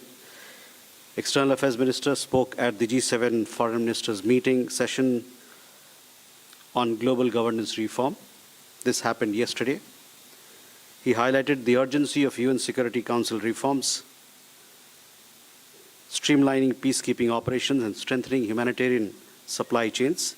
He specifically raised Global South's concerns about energy challenges, fertilizer supplies, and food security.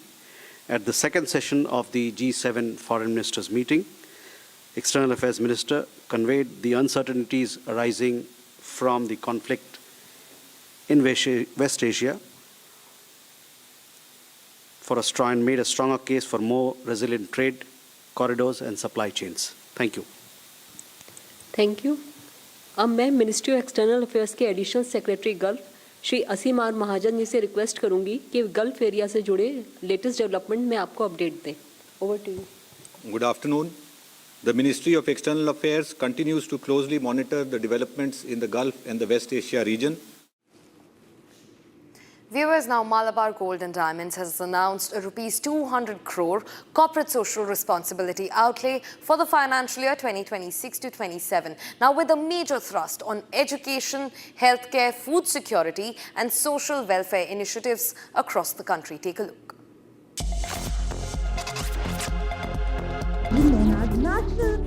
Malabar Gold and Diamonds, the world's 5th largest retail jewelry group and a responsible jewelry brand, has announced their CSR initiatives worth 200 crore rupees for the financial year 2026 to 2027.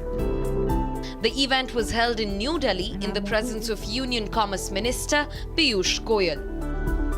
The CSR program will be implemented across over 3,000 locations in 19 states, covering 15 major initiatives, and is expected to benefit over 2 lakh people. It is a written rule in Malabar that whatever profit we make, 5% have to go as a charity and it has to be spent locally. And since beginning, we have started that and we are continuing that till now. Last year, 22,000 girl students have got the scholarship and Honorable Minister himself have done that. Amid tensions with NATO allies, Trump hails Prime Minister Modi, says Modi gets things done.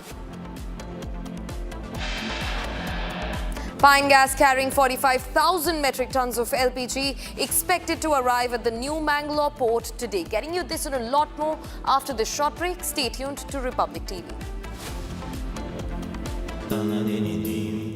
Amity has been ranked among the top universities globally for producing the most employable graduates by the Times Higher Education UK. Yet another testimony to Amity's excellent placement record. थोड़े में ज्यादा स्वाद ये तो है इसकी खास बात। वाओ मम्मा क्या स्वाद है? अरे मेरे राजा। सबका राजा और प्योर मसाला।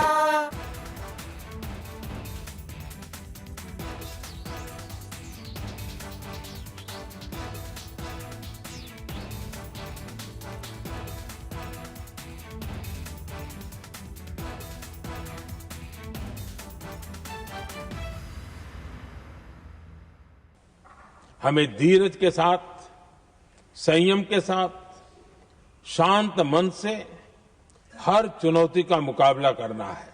इसलिए मैं देशवासियों से भी कहूंगा कि हमें हर चुनौती के लिए तैयार रहना ही होगा। जैसा कि हम देख रहे हैं कि इस युद्ध को लेकर पल पल में हालात बदल रहे हैं। आदरणीय सभापति जी, ये संकट अलग प्रकार का है और इसके समाधान भी अलग प्रकार से ही तय किए जा रहे हैं।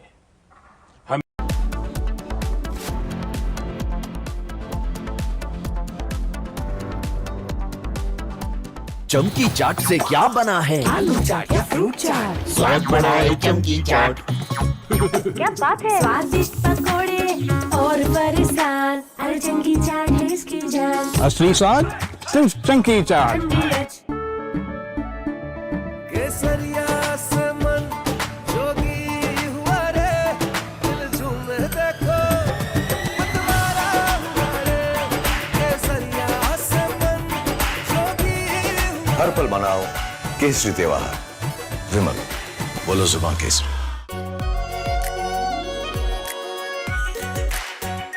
Are pure shahi paneer masala, delicious, healthy, everyday. हमें धीरज के साथ, संयम के साथ, शांत मन से हर चुनौती का मुकाबला करना है। इसलिए मैं देशवासियों से भी कहूंगा कि हमें हर चुनौती के लिए तैयार रहना ही होगा। जैसा कि हम देख रहे हैं कि इस युद्ध को लेकर पल पल में हालात बदल रहे हैं। आदरणीय सभापति जी, ये संकट अलग प्रकार का है और इसके समाधान भी अलग प्रकार से ही तय किए जा रहे हैं।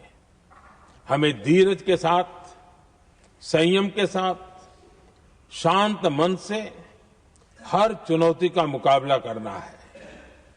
आदरणीय सभापति जी, जैसा कि हम देख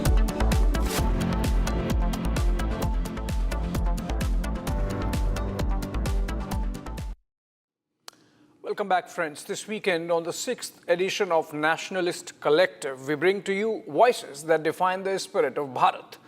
From powerful perspectives in politics to inspiring stories of women leading nation building. From the unmatched courage of our armed forces to the lived experiences of Kargil veterans. This is a celebration of nationalism, sacrifice, and the idea of India that unites us all. Don't miss these powerful conversations that echo the heartbeat of the nation. Watch the 6th edition of Nationalist Collective this weekend, only on Republic TV. Let's begin with the headlines.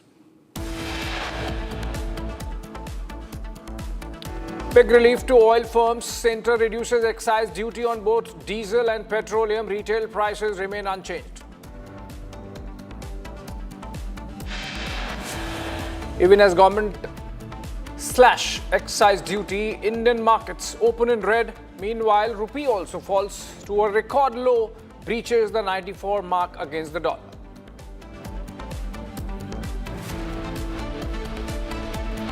Amid tensions with NATO allies, Trump hails Prime Minister Modi, says Modi gets things done.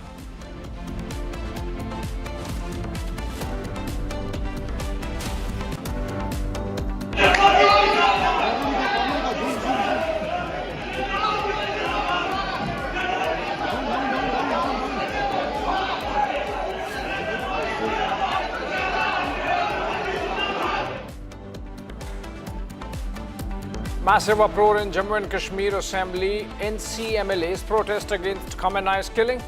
Anti-US and Israel slogans raised inside the House.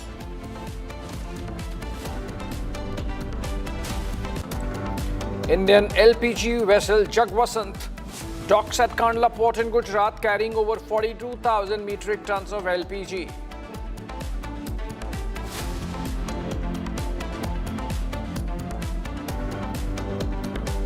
Another tanker, pine gas carrying 45,000 metric tons of LPG, expected to arrive at the new Mangaluru port later in the day.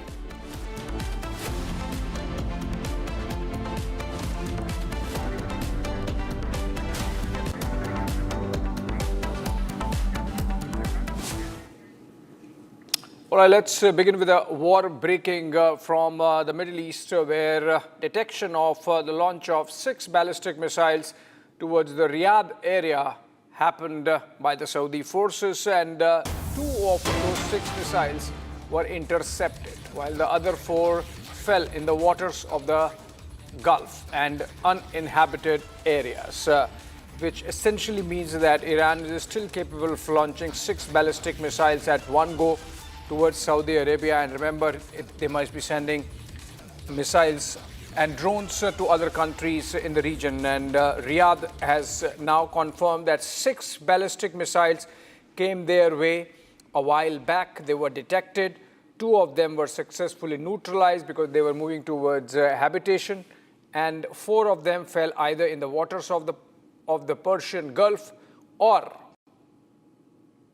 in the uninhabited areas, because their trajectory was seen to be not harming, so they were allowed to go waste.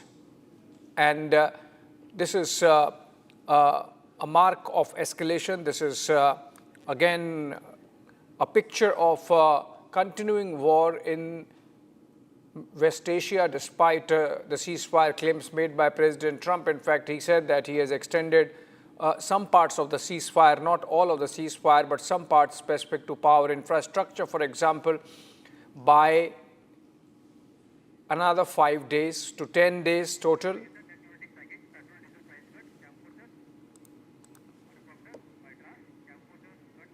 All right, moving on, staying with the war situation, but its impact at home. Or the central government early on late Thursday evening cut excise duty on petrol and diesel for oil marketing companies. This obviously has a cascading impact on what you pay at the pump as consumers.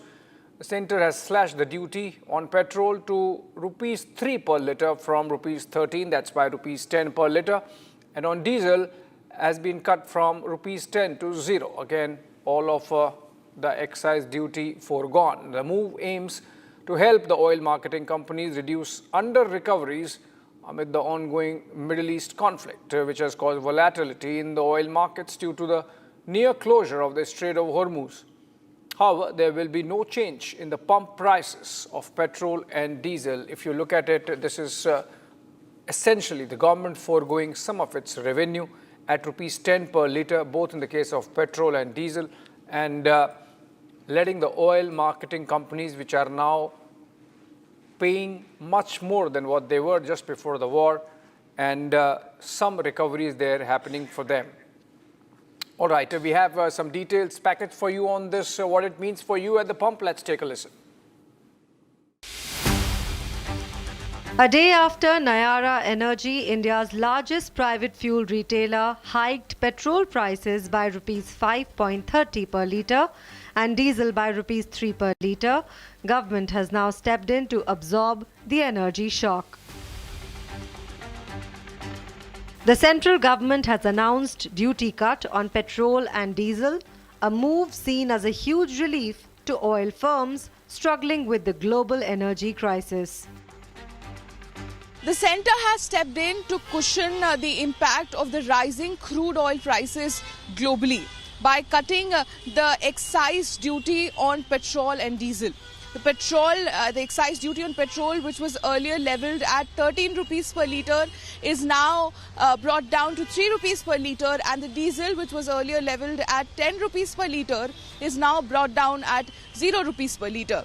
Now, this step has not yet yielded any results for the consumers yet, which means that this change in price will not be directly impacting the consumers yet. The prices remain the same, but this is in simpler terms a step from the government to cushion and to absorb the shock which was caused to these oil marketing companies, be it Indian Oil, BPCL, HPCL, which were losing huge funds when the global prices of the crude oil was brought over $100 a barrel. क्योंकि विदेश में market में दाम बढ़ रही है crude का, उसके कारण पेट्रोल और डीजल का, एटीएफ का, माननीय प्रधानमंत्री जी ने ये चाहा कि कंज्यूमर का प्राइस बढ़ना नहीं है। उसके कारण हम निर्णय लिए हैं कि ऑयल मार्केटिंग कंपनीज को सपोर्ट दें और जिससे वो ज़्यादा दाम में खरीदने वाली चीज़ों को सरकार उनको मदद करेगी, मगर जनता के ऊपर रेट बढ़ाना नहीं होना चाहिए। The excise duty for petrol per litre has been reduced by 10 rupees and now stands at 3 rupees per litre, while for diesel the excise duty has been entirely waived off by the government. The duty cut is also a big relief for retail consumers. This as the government is bearing the cost of the crisis, and oil firms will now be expected to keep the retail prices stable for consumers. The government also decisively quashed the rumours of a lockdown, saying there is no shortage of oil. हमारे देश में gas और oil कितने कम production होते हैं और हम बाहर से निर्भर रखते हैं। आम जिंदगी में सबको गैस चाहिए, सबको पेट्रोल डीजल चाहिए, तो इसको किसी तरह से दाम ना बढ़े, नियंत्रण में रखे, इसके लिए इतना बड़ा फैसला लेना, वो भी पेट्रोल तब 3 रुपया एक्साइज ड्यूटी रख दिया, इतना कम आप कल्पना भी नहीं कर सकते हैं, और डीजल में 0 कर दिया। Amid the ongoing war, another LPG tanker, Pine Gas, crossing the Strait of Hormuz, is set to dock in India. This as India secures itself against the energy crisis.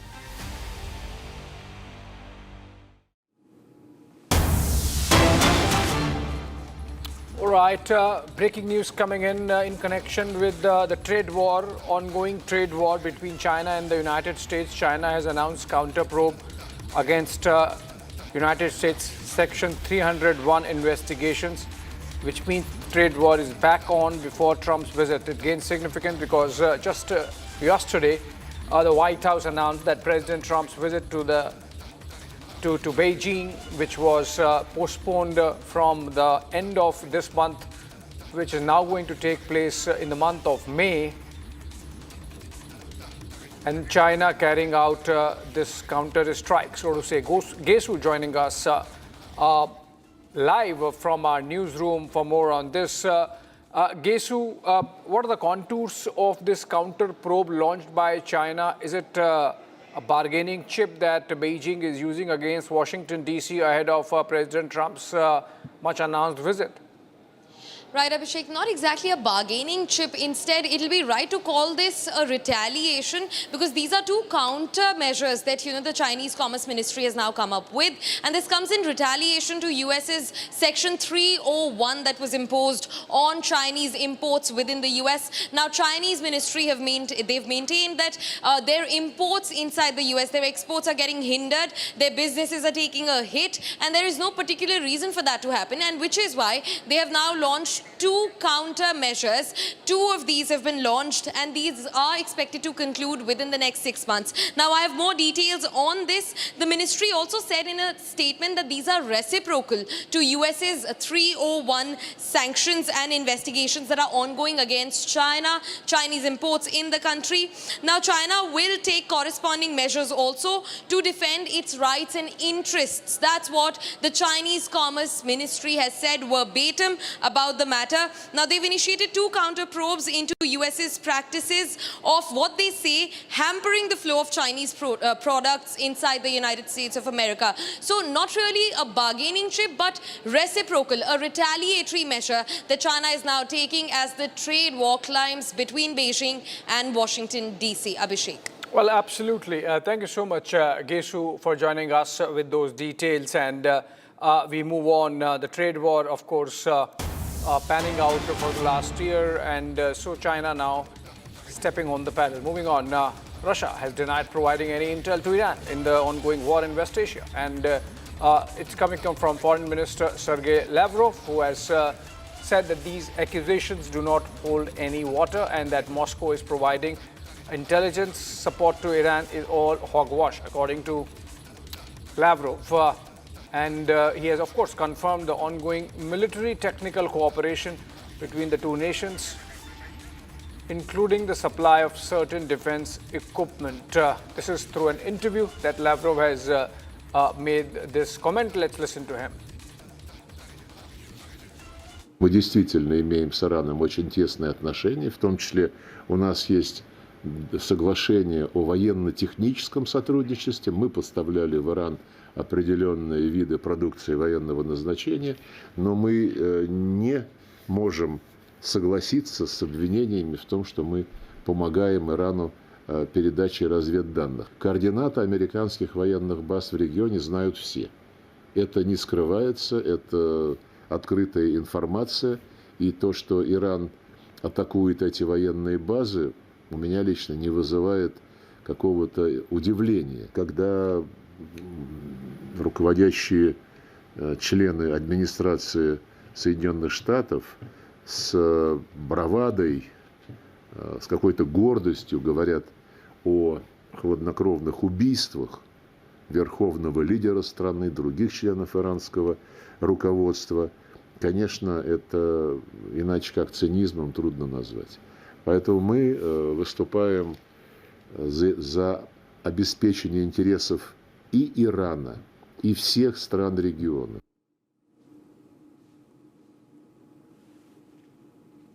All right, Sergei Dvoryanov joins us live from Moscow. He's a geopolitical expert. And thank you so much, Mr. Dvoryanov, for joining us. Lavrov, they're denying that Russia is giving any intelligence support to Iran, at the same time admitting that there is, of course, a military technical cooperation, and that that information about the United States military bases in the region is anyway publicly available. Is this a denial or is this a confirmation to begin with? First of all, namaskar. I would like to tell that right now we're experiencing a big crisis. It's a crisis of humanity and international law. We can see that come to the history of the conflict. Conflict was start from the American side during the holy month Ramadan. And it was start after the negotiation of peace, where Iranian government already confirmed all the points of agreement. They completely agree with everything which was proposed by American politicians, establishment. And finally, Donald Trump so badly and so aggressively don't cheat Iran. He cheat all global international society. It's a big crisis because we can tell that international law based on divine law. And if you will not agree with this, we are not humans, we are animals. Yes, regarding the statement of Sergei Lavrov, I am highly appreciate because definitely he confirmed that we have some military agreement of cooperation between Russia and Iran. But I would like again to tell that we are not on the Iran side, we are not on the American side, and we are not on the side of Arabian countries. We are on the side of international law. If we will follow to these rules, international law, we will make some real, will bring peace to the region. That's why it's a very principal position of Russian Federation. We always follow international law. Yeah, absolutely, Mr. Doryanov. Thank you so much for joining us with that perspective. And the war, of course, is going to continue, it seems, because it has gone out of control of all the sides. And we are keeping close watch. Thank you so much for joining us from Moscow there. Moving on and to some domestic news. AIADMK has released second list of its candidates, 127 for Tamil Nadu polls. The AIADMK's second list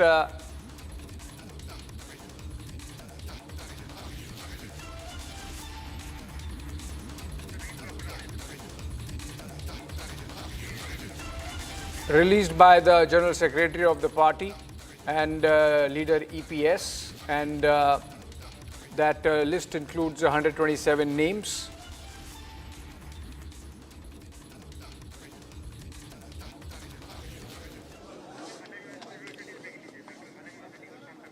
Okay, moving on, but staying with Tamil Nadu. Sexual harassment complaint has been filed against Anna University professor by a student pursuing final year, alleging that the professor A. Naval Babu had harassed her for 3 years through phone calls, inappropriate conversations and explicit messages. The student submitted her complaint at the Chennai Police Commissioner's office, prompting an inquiry. In the complaint, the student said despite blocking the professor on all social media platforms, he continued to contact her through her friends.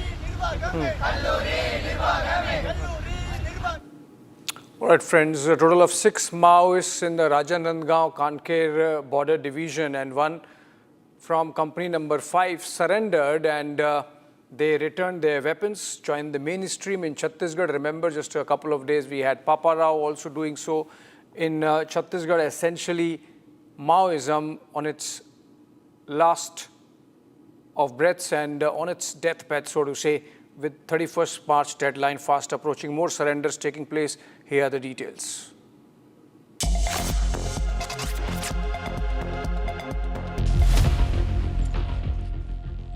Ahead of the 100% neutralization of armed Naxals deadline of 31st March, a total of 6 Maoists, 5 of them from Rajnandgaon Kanker border division and one from company number 5, have decided to surrender and return to the mainstream of rehabilitation. Out of these, 3 Maoists have surrendered along with their weapons. According to the Kankar SP, other Maoists active in the area are also being continuously contacted, and efforts are being made to bring them back to mainstream as soon as possible. Currently, there are a few Naxalites remaining in Kankar and Company number 5. Efforts are ongoing for their surrender. This week on Get Me Right, is America's Iran war a crusade? That's what comes out of the Christian imagery being used by the Trump administration, particularly its Secretary of War, Pete Hegseth. This, even as the chief priest of the Christendom, Pope Leo XIV, has called for an immediate ceasefire and launched a sustained campaign for the end of war. Then, from West Asia's theatre of war, we travel to Kathmandu, where an engineer turned rapper turned politician has taken over as the youngest Prime Minister of Nepal. What it means for the Himalayan kingdom and what it means for India. This weekend, Saturday and Sunday, only on Republic TV.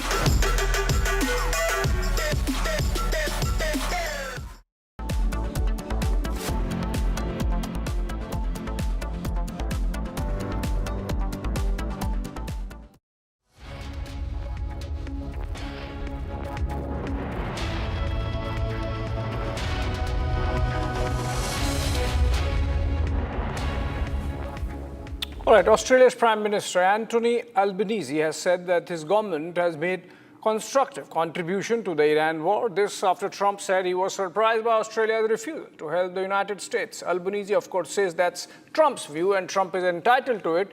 Albanese would do what is best for Australia. Take a listen.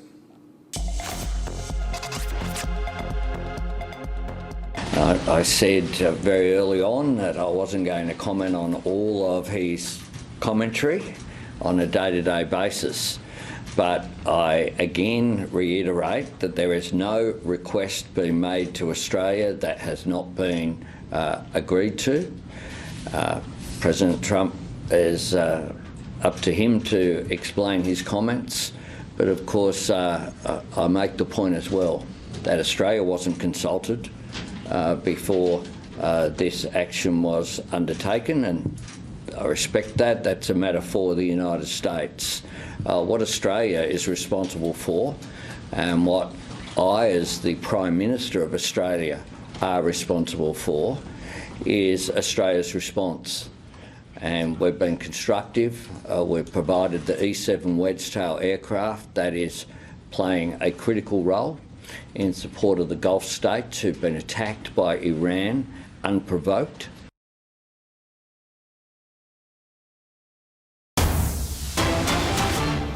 Okay, back to the war. Strait of Hormuz closed, and any attempt to cross it will face harsh response. That's a statement coming in from the IRGC, Islamic Revolutionary Guard Corps of Iran, which is the military wing of the regime there, and they have said that we will prevent the passage of any ships to or from the ports of countries allied with and supporting America and Israel to any destination and through any passage.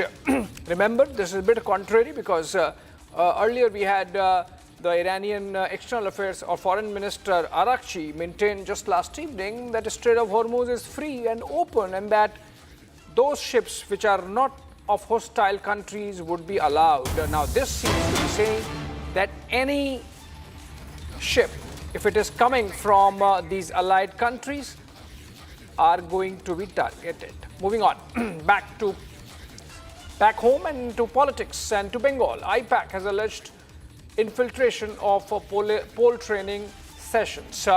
We'll try and connect with Harsha for more on this to understand what exactly this means. Is this IPAC's allegation in support of Trinamool? Is it IPAC's allegation against IPAC's allegation against the Election Commission? Is this IPAC's allegation against the local administration? We'll try and connect for more on this with Harsha. She's there in our Bangla newsroom. If you can connect with her on phone and try to understand what this means. Serious allegations have surfaced regarding election training sessions in Bengal, according to IPAC. And this allegation is about polling personnel facilitating this infiltration. Not clear this is infiltration by whom. The election body has denied those claims, and that these videos that IPAC is talking about are tampered with. And all right, we'll take a quick break on that note and move to the next one after that. This week on Get Me Right, is America's Iran war a crusade? That's what comes out of the Christian imagery being used by the Trump administration, particularly its Secretary of War, Pete Hegseth. This, even as the chief priest of the Christendom, Pope Leo XIV, has called for an immediate ceasefire and launched a sustained campaign for the end of war. Then, from West Asia's theatre of war, we travel to Kathmandu, where an engineer turned rapper turned politician has taken over as the youngest Prime Minister of Nepal. What it means for the Himalayan kingdom and what it means for India. This weekend, Saturday and Sunday, only on Republic TV.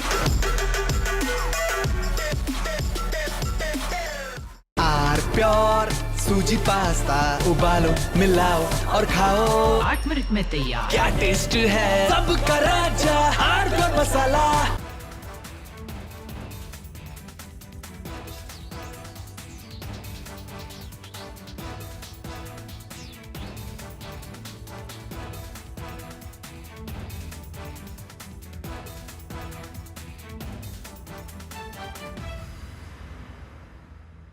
थोड़े में ज्यादा स्वाद यही तो है इसकी खास बात। वाओ मामा क्या स्वाद है। अरे मेरे राजा मसाला।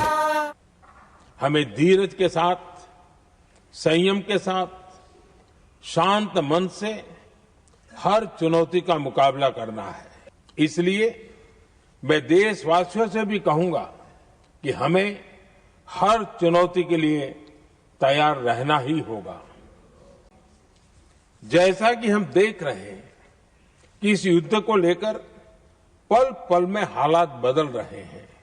आदरणीय सभापति जी, ये संकट अलग प्रकार का है और इसके समाधान भी अलग प्रकार से ही तय किए जा रहे हैं। हमें धीरज के साथ, संयम के साथ, शांत मन से हर चुनौती का मुकाबला करना है।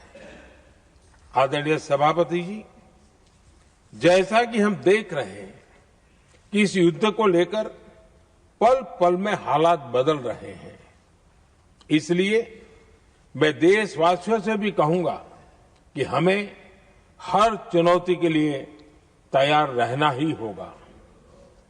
इस युद्ध के दुष्प्रभाव लंबे समय तक रहने की प्रबल आशंका है, लेकिन मैं देशवासियों को भरोसा देता हूं, सरकार सतर्क है, तत्पर है और पूरी गंभीरता से रणनीति बना रही है, हर निर्णय ले रही है।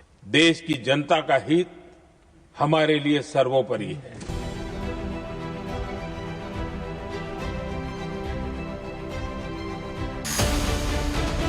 Trump's misguided war on Iran.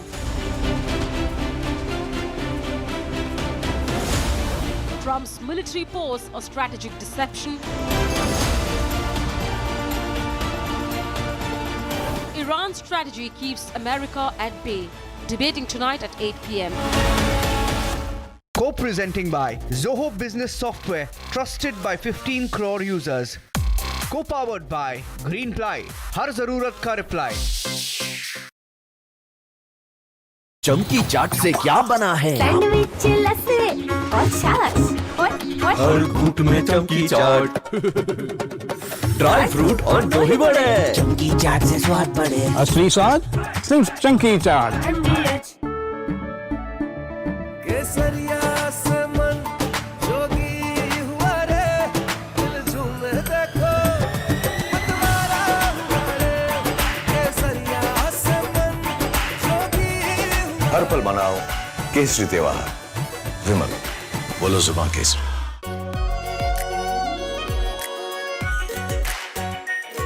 Pure shahi paneer masala, delicious, healthy everyday. हमें धीरज के साथ, संयम के साथ, शांत मन से हर चुनौती का मुकाबला करना है। इसलिए मैं देशवासियों से भी कहूंगा कि हमें हर चुनौती के लिए तैयार रहना ही होगा। जैसा कि हम देख रहे हैं कि इस युद्ध को लेकर पल पल में हालात बदल रहे हैं। आदरणीय सभापति जी, ये संकट अलग प्रकार का है और इसके समाधान भी अलग प्रकार से ही तय किए जा रहे हैं। हमें धीरज के साथ, संयम के साथ, शांत मन से हर चुनौती का मुकाबला करना है। आदरणीय सभापति जी, जैसा कि हम देख रहे हैं कि इस युद्ध को लेकर पल पल में हालात बदल रहे हैं।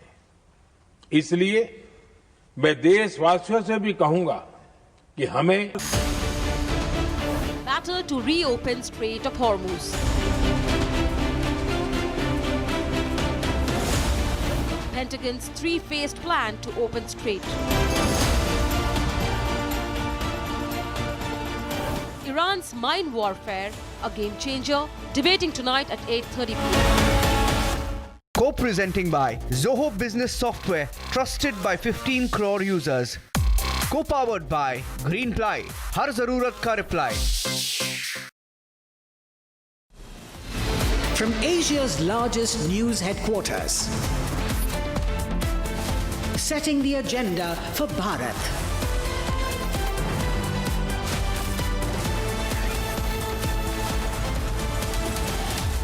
You're watching Republic.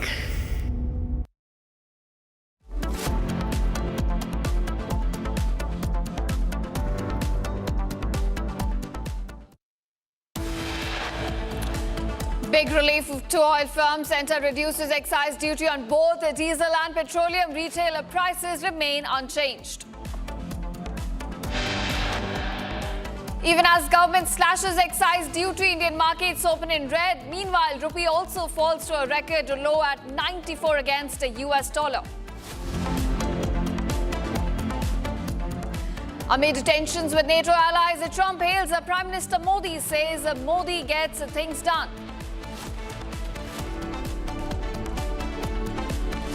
Indian LPG vessel Jagbasant docks at Kandla port carrying over 42,000 metric tons of LPG. Pine gas carrying 45,000 metric tons of LPG expected to arrive at New Mangaluru port today.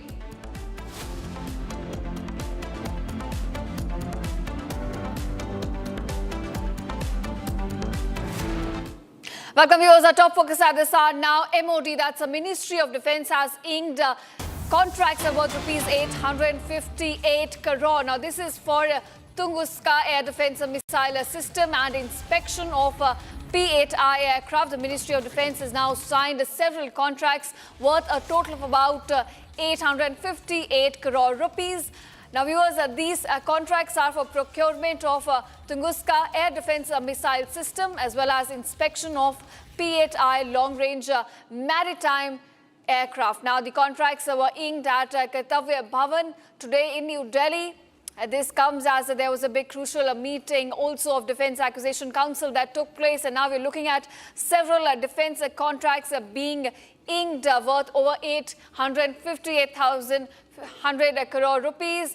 Now this is regarding the air defence missile system as well as the surveillance aircraft, that's a P-8I aircraft. Now, these are massive defence deals that have now been inked today by the Ministry of Defence.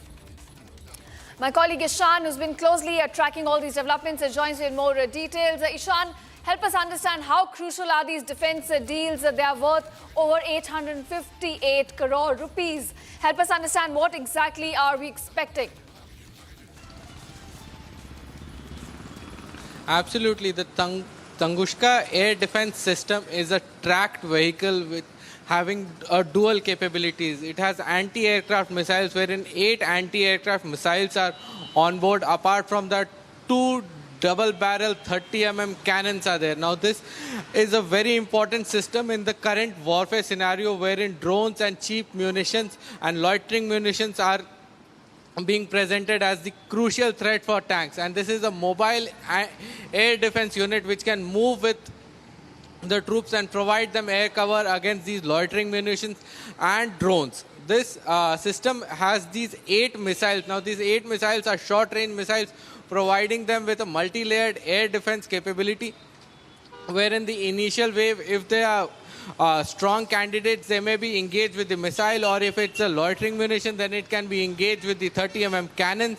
And this Tunguska system will be provided by the Russians. It is a Russian-developed system, and it has been very effectively proven during the Ukraine war. It has been deployed to the front, and a lot of these systems have been providing engagement and protection to troops against these aerial threats. Apart from that, the second is the P8I maintenance overall unit inspection system. Now, the P8I currently has to fly all the way to the United States, and then it will inspect it for its midlife review or its maintenance. But now this can be done in India.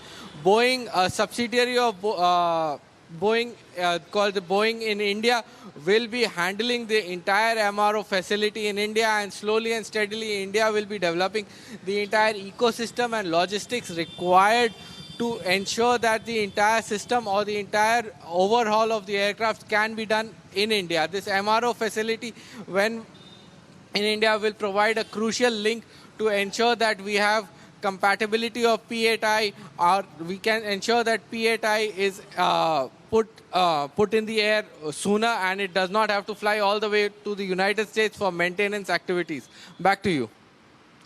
Right. Thanks, Ishan, for joining us and giving us these crucial inputs about the big defense deals that have been inked by the Ministry of Defense.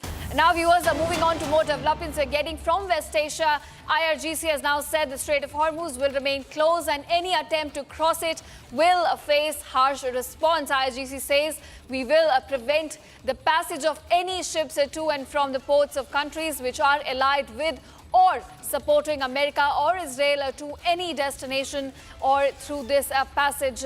It also says all shipping to and from the ports of allies and supporters of Israel and American enemies is prohibited through this corridor. So we're looking at IRGC now issuing another warning regarding the Strait of Hormuz, saying that for the enemies of Iran, whether it's Israel, whether it's the United States or any of their allies, the economic corridor still remains closed.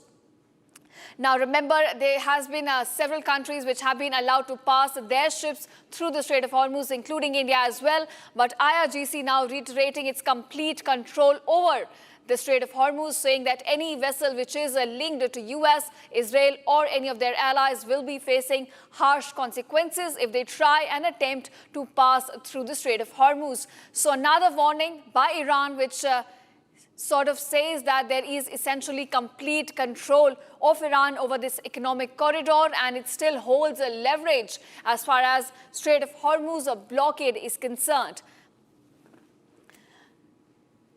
All right, that's the latest statement we're getting from Iranian side. IRGC now reiterating its warning regarding the Strait of Hormuz, saying that any attempt to cross it will be met with harsh response from its side. Now, remember, we have seen several tankers in the past have also been attacked from Iranian drones and missiles. A Thailand tanker, Oman tankers, all of them have faced the brunt. And now IRGC reiterating its warning that Strait of Hormuz still remains closed for the enemies. And this includes US, Israel, and any country which is supporting US or Israel in their war efforts against Iran.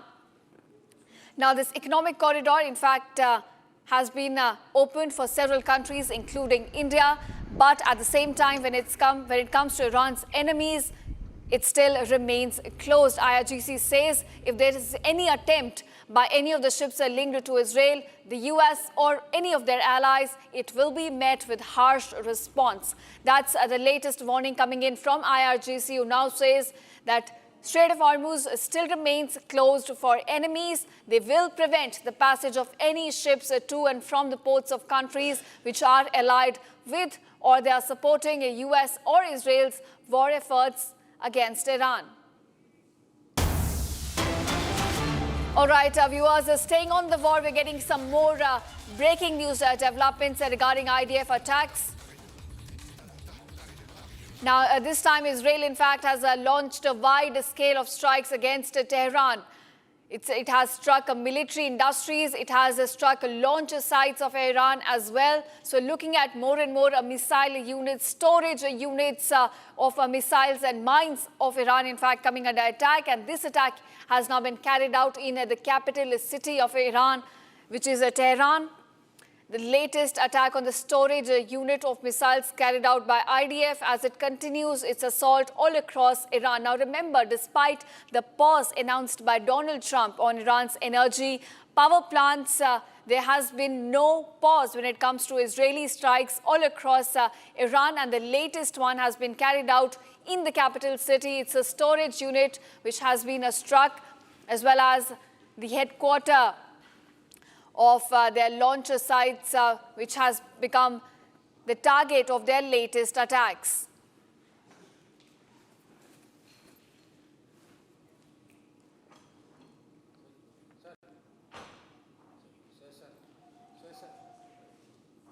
Now we are shifting focus. The central government on Thursday cut excise duty on petrol and diesel for oil marketing companies. The centre here slashed excise duty on petrol to about 3 rupees per litre. This is down from 13, while on diesel it has been cut down to 0, down from about 10 rupees per litre.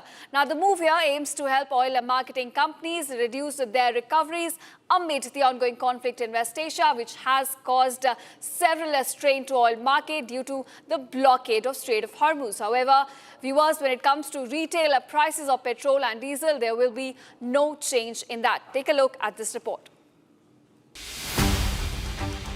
A day after Nayara Energy, India's largest private fuel retailer, hiked petrol prices by Rs 5.30 per litre and diesel by Rs 3 per litre, government has now stepped in to absorb the energy shock.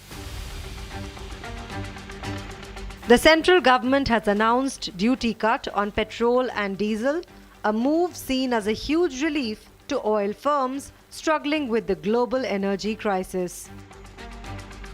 The centre has stepped in to cushion the impact of the rising crude oil prices globally by cutting the excise duty on petrol and diesel. The excise duty on petrol, which was earlier levelled at 13 rupees per litre, is now brought down to 3 rupees per litre, and the diesel, which was earlier levelled at 10 rupees per litre, is now brought down at 0 rupees per litre. Now, this step has not yet yielded any results for the consumers yet, which means that this change in price will not be directly impacting the consumers yet. The prices remain the same, but this is in simpler terms a step from the government to cushion and to absorb the shock which was caused to these oil marketing companies, be it Indian Oil, BPCL, HPCL, which were losing huge funds when the global prices of the crude oil was brought over $100 a barrel. क्योंकि विदेश में market में दाम बढ़ रही है crude का, उसके कारण पेट्रोल और डीजल का, एटीएफ का, माननीय प्रधानमंत्री जी ने ये चाहा कि कंज्यूमर का प्राइस बढ़ना नहीं है। उसके कारण हम निर्णय लिए हैं कि ऑयल मार्केटिंग कंपनीज को सपोर्ट दें और जिससे वो ज़्यादा दाम में खरीदने वाली चीज़ों को सरकार उनको मदद करेगी, मगर जनता के ऊपर रेट बढ़ाना नहीं होना चाहिए। The excise duty for petrol per litre has been reduced by 10 rupees and now stands at 3 rupees per litre, while for diesel, the excise duty has been entirely waived off by the government. The duty cut is also a big relief for retail consumers. This, as the government is bearing the cost of the crisis, and oil firms will now be expected to keep the retail prices stable for consumers. The government also decisively quashed the rumors of a lockdown, saying there is no shortage of oil. हमारे देश में gas और oil कितने कम production होते हैं और हम बाहर से निर्भर रखते हैं। आम जिंदगी में सबको गैस चाहिए, सबको पेट्रोल डीजल चाहिए, तो इसको किसी तरह से दाम ना बढ़े, नियंत्रण में रखे, इसके लिए इतना बड़ा फैसला लेना, वो भी पेट्रोल तब 3 रुपया एक्साइज ड्यूटी रख दिया, इतना कम आप कल्पना भी नहीं कर सकते हैं, और डीजल में 0 कर दिया। Amid the ongoing war, another LPG tanker, Pine Gas, crossing the Strait of Hormuz, is set to dock in India. This as India secures itself against the energy crisis. All right, viewers, shifting focus to more developments we're getting from West Asia. IRGC has now issued another warning saying that the Strait of Hormuz will remain closed and any attempt to cross it will be met with a harsh response from the Iranian side. It says we will prevent the passage of any ships to and from the ports of countries which are allied or supporting US and Israeli war efforts at this point of time. So completely saying that IRGC maintains complete control over this economic corridor called the Strait of Hormuz, and any ship which is linked to Israel or the US and it tries an attempt to pass through this economic corridor will be facing the brunt of IRGC.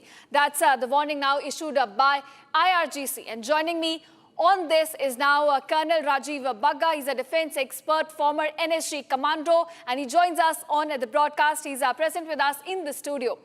Now, Mr. Bagga, coming to you, I want to ask you. The Strait of Hormuz still remains blocked. We have seen repercussions on oil economy, on oil market all across the world, and IRGC still maintains that chokehold over the Strait of Hormuz. How do you think this conflict will go ahead? Because Trump is hell-bent on ensuring that there is freedom of navigation in a Strait of Hormuz. You see, one thing is very clear, one should understand. Whatever the efforts Americans are doing, they brought extra troops also.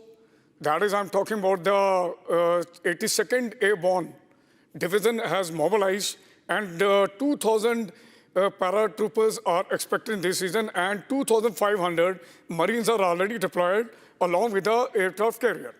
I'm talking about aircraft carrier Tripoli, right?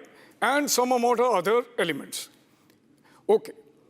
But that is really required to be understood what kind of other terrain they are going to confront.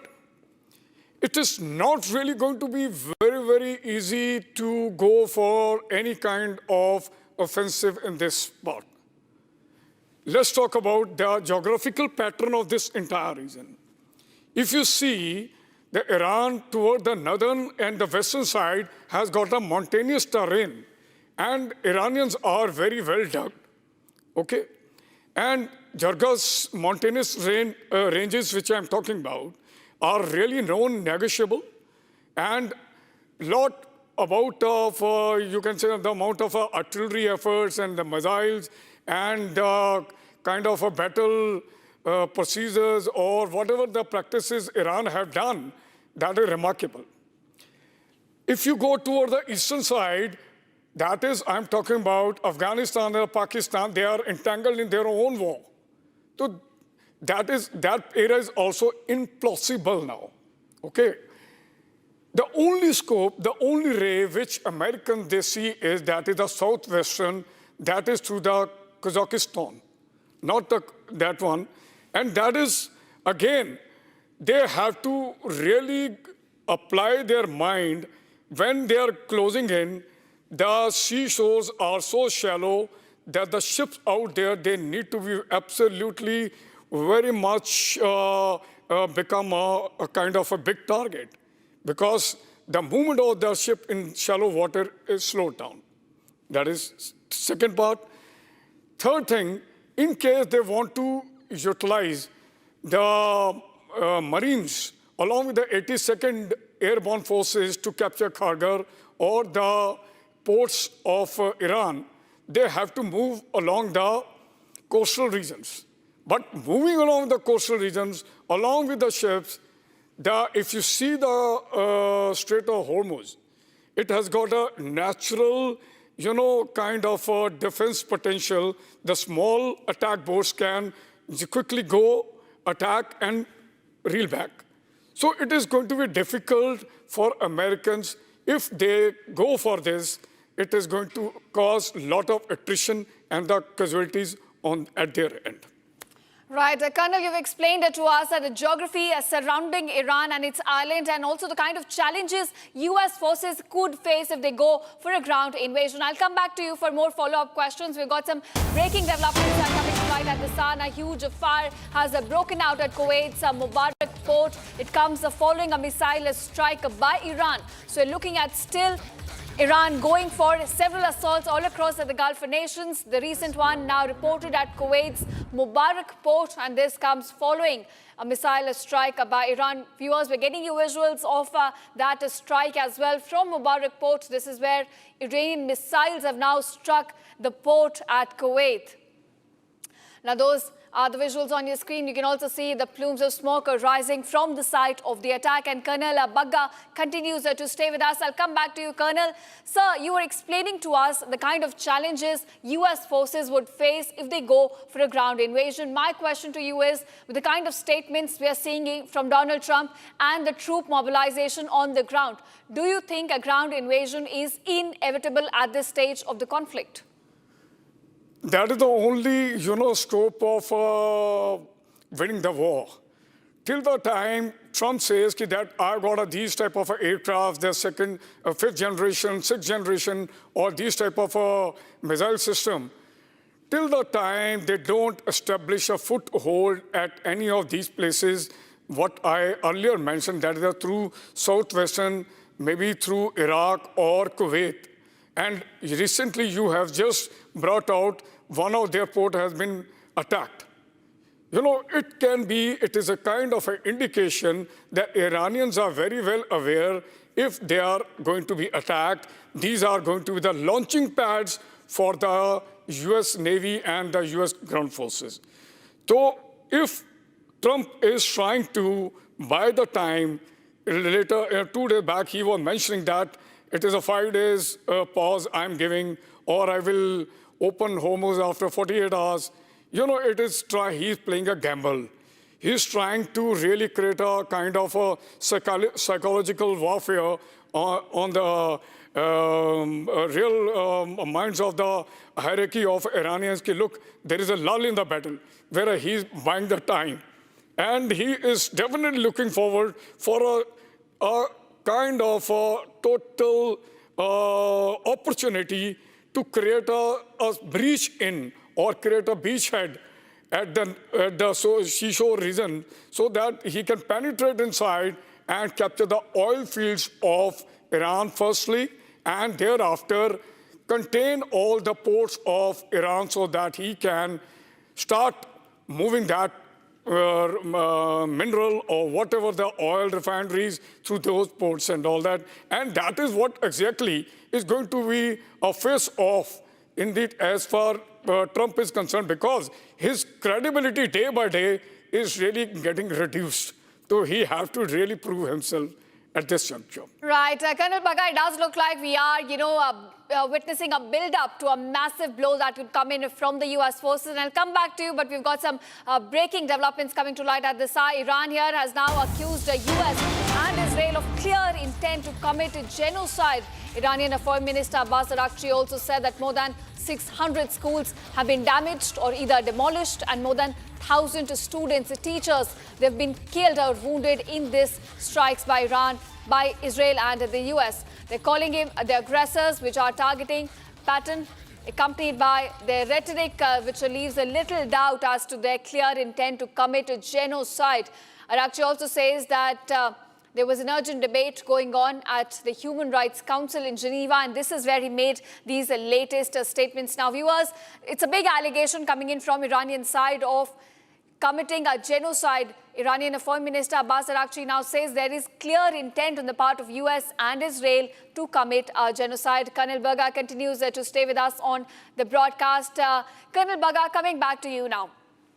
You say that Iran is also prepared for the attacks that would come in its way from US and Israel. It has fortified the Karg Island as well. I want to ask you, in case Iran is also preparing on the ground for this possible invasion, how are we looking at the escalations? Now, where is the war headed in that case? You see, the Iranians, they really well predicted before the war only. They knew what exactly is their survival line. And they know the importance of Strait of Hormuz, right? And that's the reason they, much before the war, they carried out some amount of naval exercises along with Chinese. We all are aware that Chinese and Russians are the strategist partners to Iran at this in present scenario. The whole world knows about it. And Iranians have given a very clear message to balance of the Gulf countries. Look, we don't have any problem with you people. You vacate, you tell the US to vacate those bases, whatever they have created in that. That is firstly. Secondly, if Iranians go into a deep war or escalate further, as far the ground attack is concerned, as I mentioned earlier, Iranians are, one thing, again, you need to understand, they are created a mosaic kind of a defense system within their own country. They don't require anyone's permission from the hierarchy. Their entire thing is decentralized, and they're very well prepared for it. And they have anticipated, rather they have worked on those contingencies, and they knew it, that in case US wants to dominate this region, they have to launch a ground war, because whatever right now, sending the aircrafts or the missiles, US has the plans have definitely stalled. Now it comes to the ground war. For that, Iranians are very well dug in, and the natural topography, or rather the terrain of that particular region is as such, they have got a tremendous advantage of defense potential, what we call it in a military language. Right, Colonel Baga, that's very interesting how you talked about Iran's model. You know, they had learned their lessons from Iran-Iraq war, and they have been preparing for this for almost 3 decades now. And I'll come back to you for more on this, but this breaking developments coming to light at this point. Hezbollah has now claimed destroying over 100 Israeli tanks. Hezbollah is in fact releasing a video of drones striking Israeli tanks near the border. It's a claim made by Iranian media, which says about 100 Israeli tanks have now been destroyed in Lebanon in March. So it's in a span of over 25 days, about 100 Israeli tanks have been destroyed, as there's another front between Hezbollah and IDF that continues to operate in the north side of the country. Now, Colonel Baga continues to stay with us on the broadcast. Colonel Baga, I'll come back to you because there was a very interesting point that you raised about Iran's strategy. Now, we have seen IRGC preparing for this war for over 3 decades now. They built a decentralized system.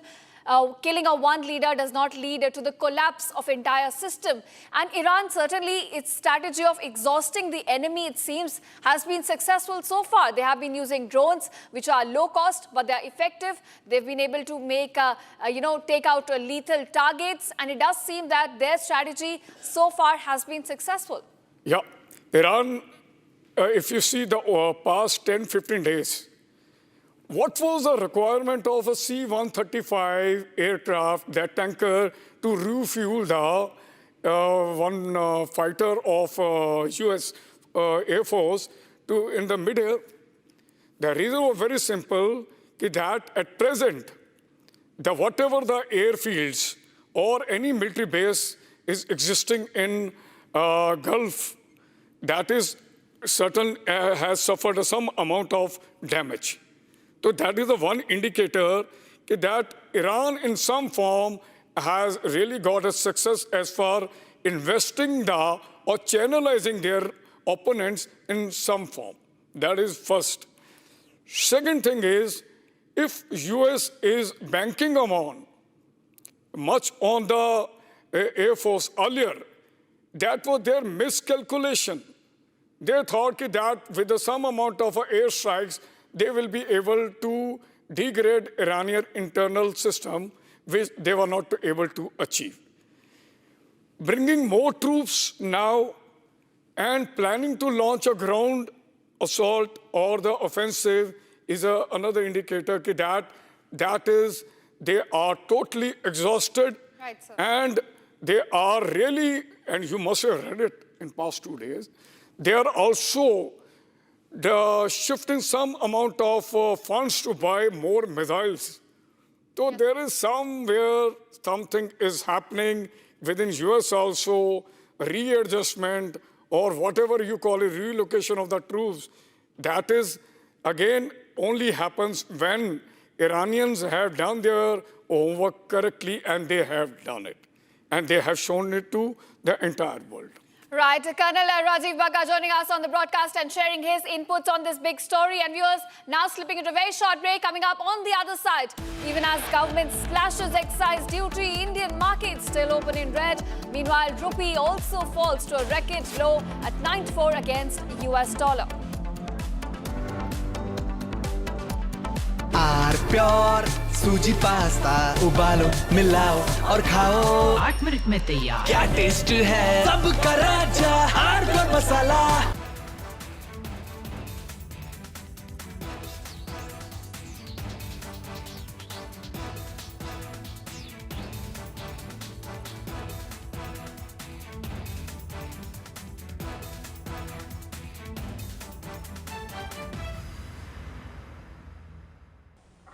हमें धीरज के साथ, संयम के साथ, शांत मन से हर चुनौती का मुकाबला करना है।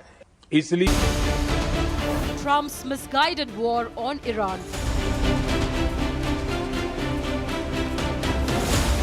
Trump's military pose a strategic deception. Iran's strategy keeps America at bay. Debating tonight at 8 p.m. Co-presenting by Zoho Business Software, trusted by 15 crore users. Co-powered by Greenply, हर जरूरत का reply.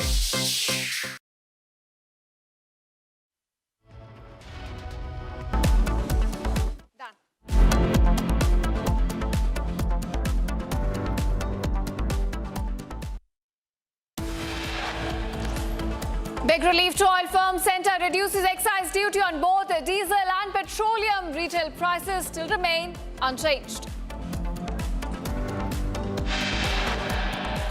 Even as government slashes excise duty, Indian markets open in red. Meanwhile, rupee falls to a record low at 94 against a US dollar.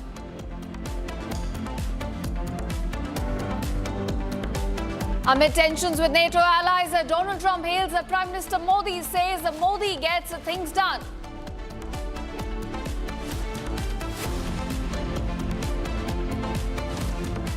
Indian LPG vessel Jagwasan docks at Kandla port carrying over 42,000 metric tons of LPG.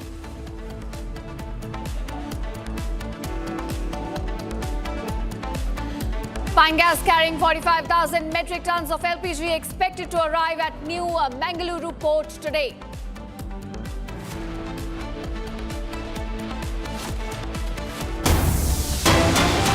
All right, viewers, are beginning with the developments we're getting from the war in West Asia. Israeli Defense Minister Israel Katz now says IDF activity in Iran against security and military targets continues without interruption. We will continue to hunt the leaders and the commanders of terror regime and destroy its strategic capabilities. Prime Minister Benjamin Netanyahu and I warned the Iranian terror regime to stop firing missiles at civilian population in Israel. But despite the warnings, the firing continues. Therefore, IDF strikes in Iran will also now escalate and expand to additional targets and areas that assist the regime in building and operating weapons against Israeli civilians.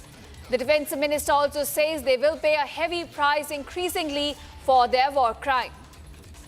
Now that's a big warning coming in from the Israeli defense minister, who says that there were warnings issued to Iran to not target civilian areas in Israel, but they did not pay heed to those warnings, and now IDF here will be escalating its attacks all across Iranian landscape. All right, that's a big warning that's coming in from the Israeli side. We're looking at the climbing up of escalation in this battle.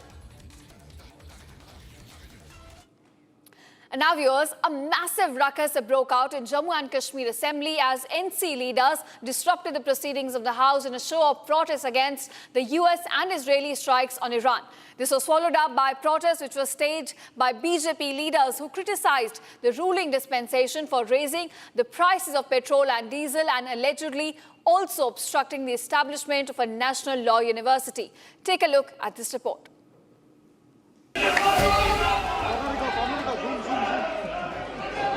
Chaos broke out in Jammu and Kashmir's Legislative Assembly. National Conference leaders entered the assembly carrying Iran's former supreme leader Ayatollah Khamenei's picture, raising slogans in his support, waving posters, disrupting the budget session.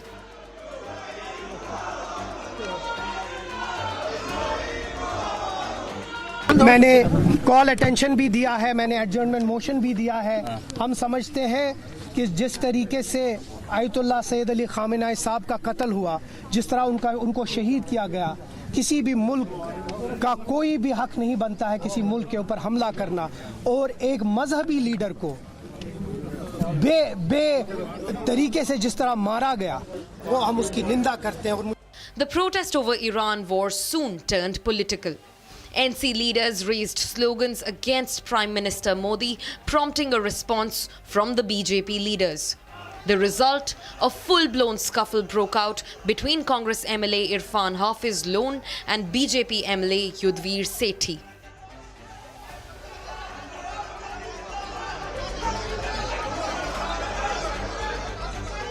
The situation spiraled. Police had to intervene to restore order in the assembly. In view of the continuous disruption, the assembly was eventually adjourned. This was followed up by BJP legislators gheroing the assembly in protest.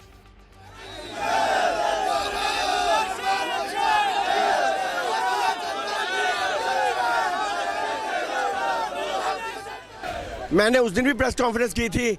ये लोग अपना 2 रुपये इन्होंने पिछली बार भी बढ़ाया, 2 रुपये इस बार बढ़ा रहे हैं। करोड़ों रुपया ये लोग कमा रहे हैं, फिर भी NLU देते इनको तकलीफ है, फिर भी युवाओं को रोजगार नहीं मिल रहा, फिर भी जो सिलेंडर मुफ्त देने थे वो नहीं दे रहे, फिर भी बूढ़ियों को जो इन्होंने पेंशन देनी वो भी नहीं दे रहे। इसलिए सिर्फ खाने का काम है, बांटने का ये सरकार नहीं करती। BJP leaders demanded for establishment of a national law university in Jammu. BJP leaders also protested against the hike in petrol and diesel prices by the state's government. This comes as Indian government slashed the excise duty on petrol and diesel for oil marketing companies. A big relief that will cushion the pressure on the end consumers.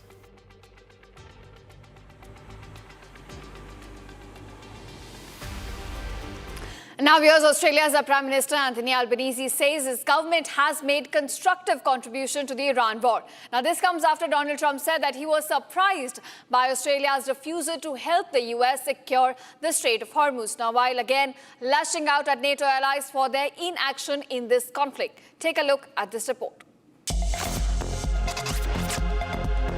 I said very early on that I wasn't going to comment on all of his commentary on a day-to-day basis.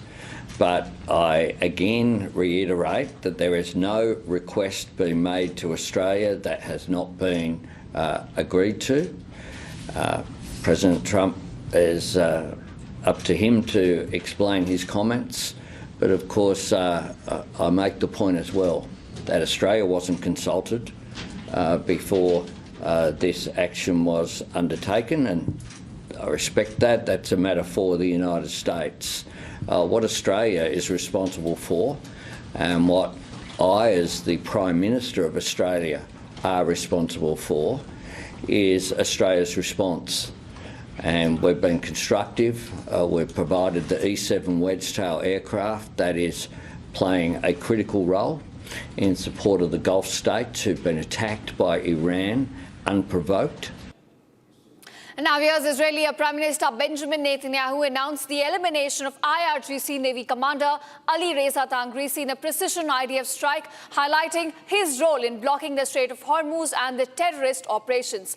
Now, the Defense Minister Israel Katz also detailed the operation that neutralized Tangrisi and the top naval officials. Now, all of which leads to the big question, who is Tangrisi, a key figure in Iran's asymmetric warfare? Tangrisi led fast boat swarms and also anti-Western tactics in the Persian Gulf. Let's listen into this report to know more.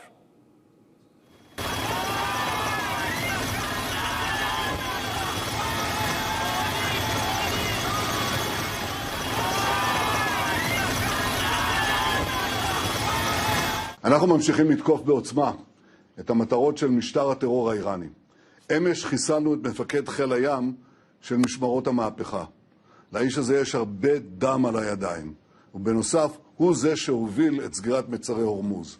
זוהי עוד אחת מהדוגמאות של שיתוף הפעולה בינינו לבין ידידינו ארצות הברית, במטרה משותפת להשיג את מטרות המלחמה.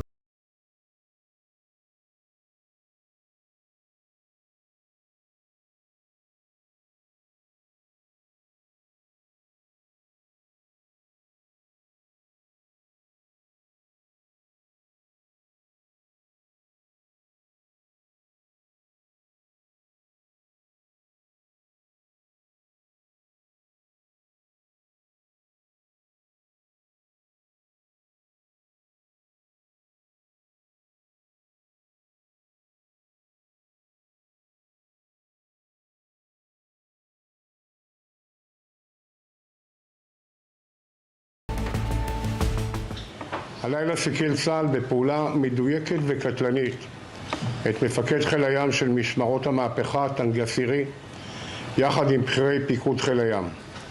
האיש היה אחראי הישיר על פעולת הטרור של מיקוש וחסימת מצרי הורמוז לשיט, פוצץ וסוכל.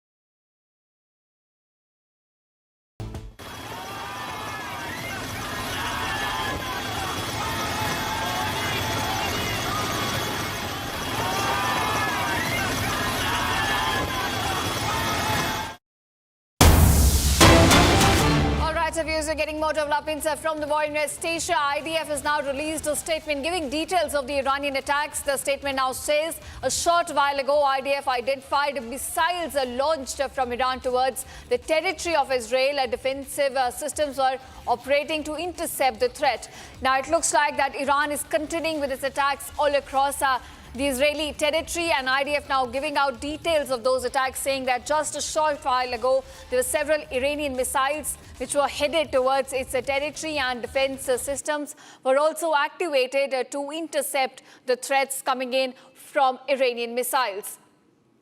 We're certainly looking at more and more escalations on this front. Iran has now launched its 82nd wave of strikes, mostly hitting US and Israeli targets. And now IDF says that more and more Iranian missiles were seen coming towards the territory of Israel. And as a result, its defensive systems were activated to intercept the incoming threats. That's the latest statement coming in from IDF.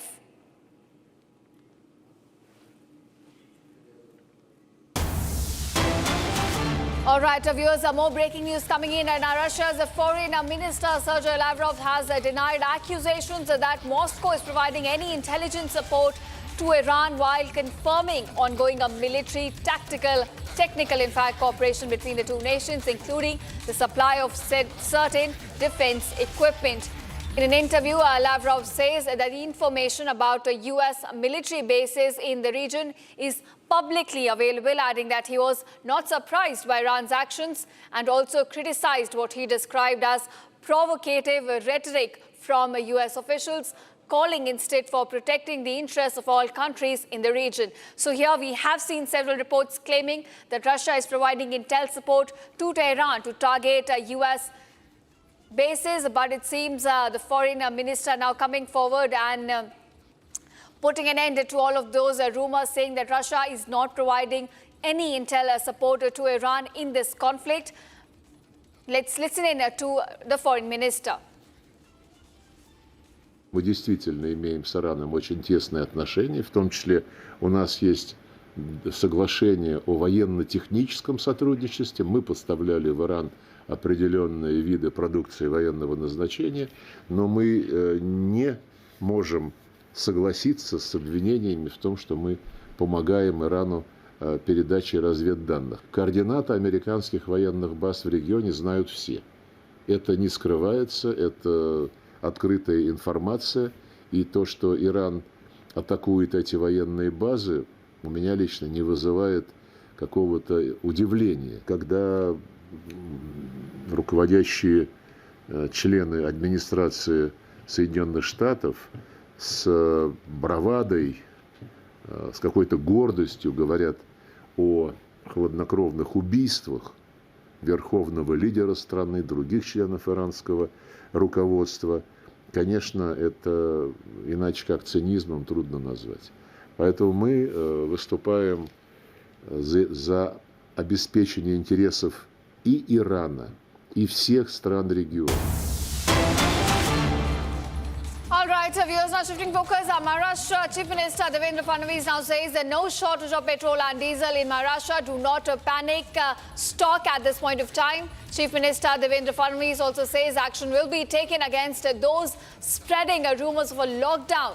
He also says that he is basically appealing to public not to believe in rumors regarding the supply of petrol and diesel. He says there's enough stock available. There's no shortage essentially at this point of time. He also says the central government's decision to reduce the excise duty on petrol and diesel by 10% is a welcome step, which will help curb the rise in fuel prices. There will be no lockdown imposed in the country, he reiterates, while saying that action will be taken against those spreading such rumors. Now, viewers, that's Maharashtra Chief Minister putting down the rumors regarding that a lockdown could be imposed in the country. He says, specifically in Maharashtra, there is no shortage of petrol. No petrol pumps are witnessing dryouts at this point. Enough stock of crude is available within the country. He also welcomes the step regarding the removal of excise duty on petrol and diesel by the central government, while also emphasizing that action will be taken against those who are fear-mongering, who are spreading the rumors that a potential lockdown could be imposed in the country.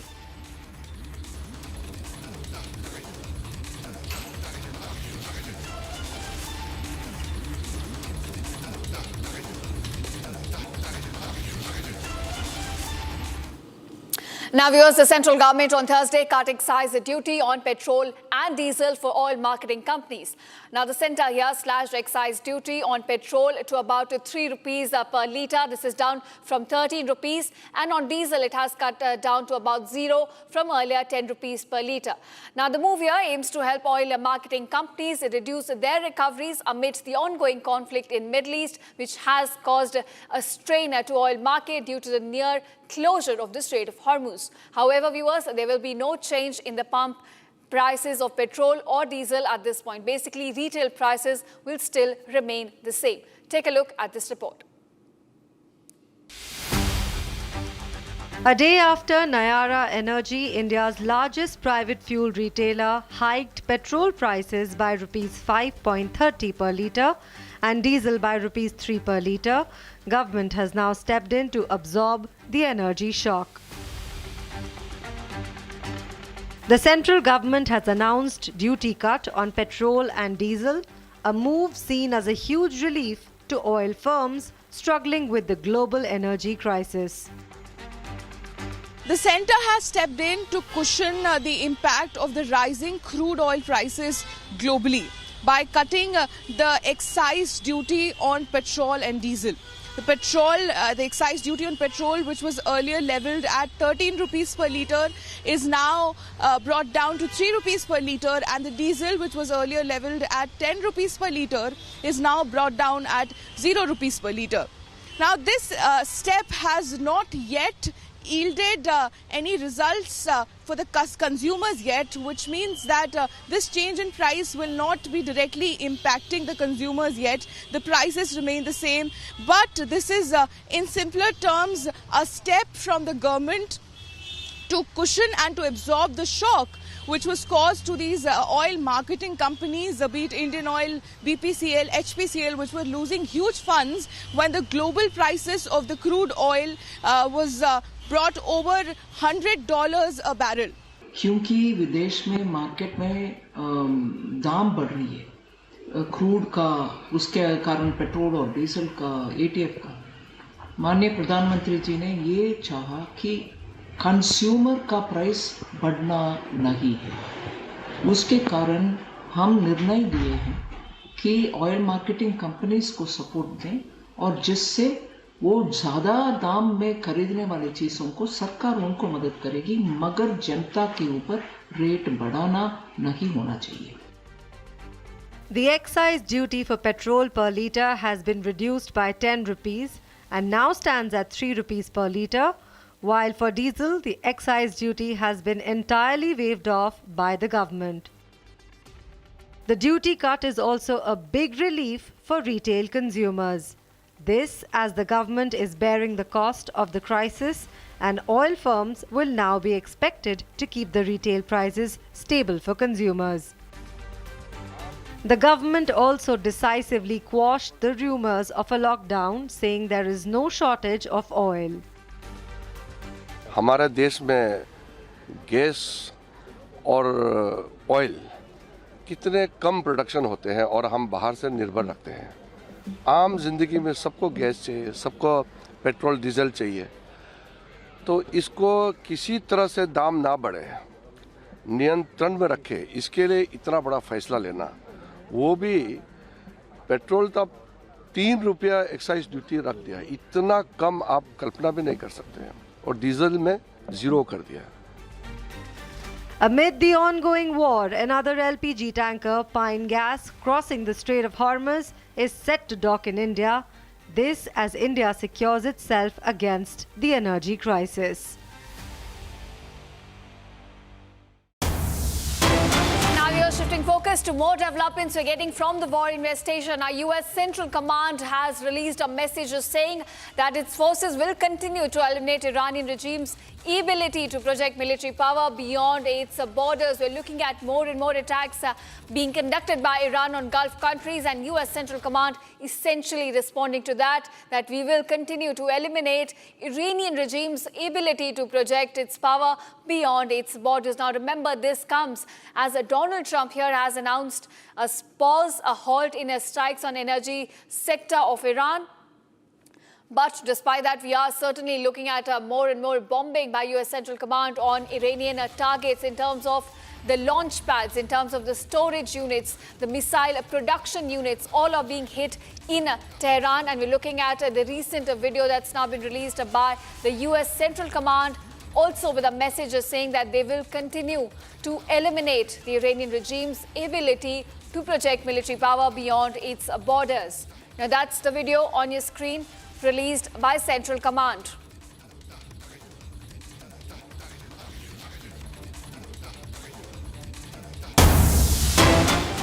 Now here's some more developments coming to light. Iran now says about 120 cultural sites have been damaged in US-Israeli attacks. Iranian officials have now come out with a number saying that the US and Israeli strikes have hit at least 120 museums and historic sites all across the country. Now, the war began, there have been concerns raised over damage incurred to cultural heritage, and this time Ahmad Alawi, who's the head of Tehran City Council's Cultural Heritage Committee, he says that multiple sites all across Iran, they have been directly hit. He also puts out some numbers saying at least 120 museums and historical buildings have been attacked by US and Israeli strikes. These are located all across Iranian landscape, not just confined to one province. He also says that among other locations cited were Golistan Palace, Sadabad Palace, the Marble Palace, along with that Temur Tash House, also known as the War Museum. So these are some of the cultural sites which have been hit by the US and Israeli strikes as the war still continues.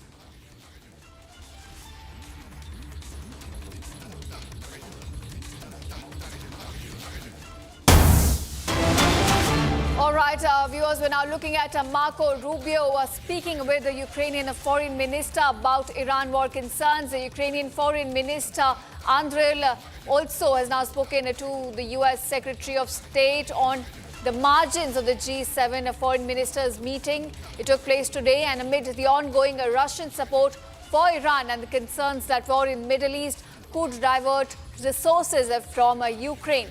Now, they spoke about the developments which are taking place in Middle East and noting that Ukraine's position is that regime in Moscow and Tehran, they're working together to prolong the war. They both must face consolidated pressure. This is according to the post he shared on X, saying that Moscow is providing intelligence support to Iran about the locations and the movements of American troops, ships and aircraft, according to multiple people which are familiar with US intelligence reporting on this issue.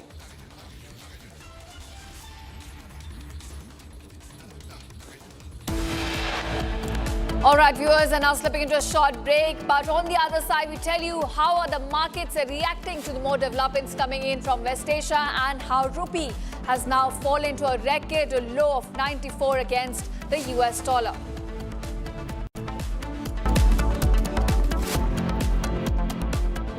प्यास बुझाए ठंडक लाए सबको भाई जीरा से MDH का जल जीरा जीरा से जीरा से असली रिफ्रेशिंग, असली स्वाद, असली मजा।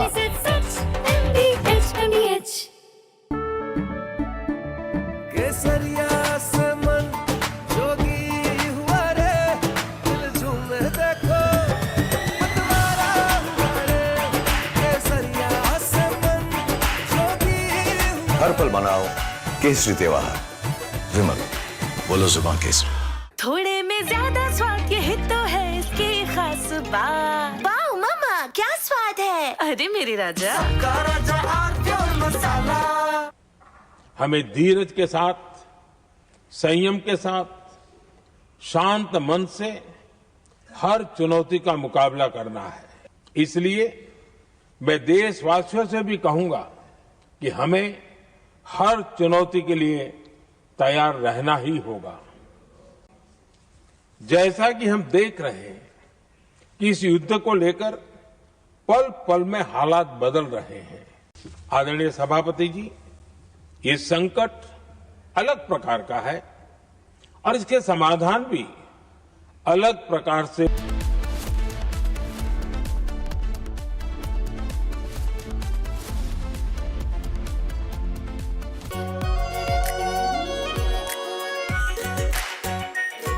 Pure shahi paneer masala, delicious, healthy everyday.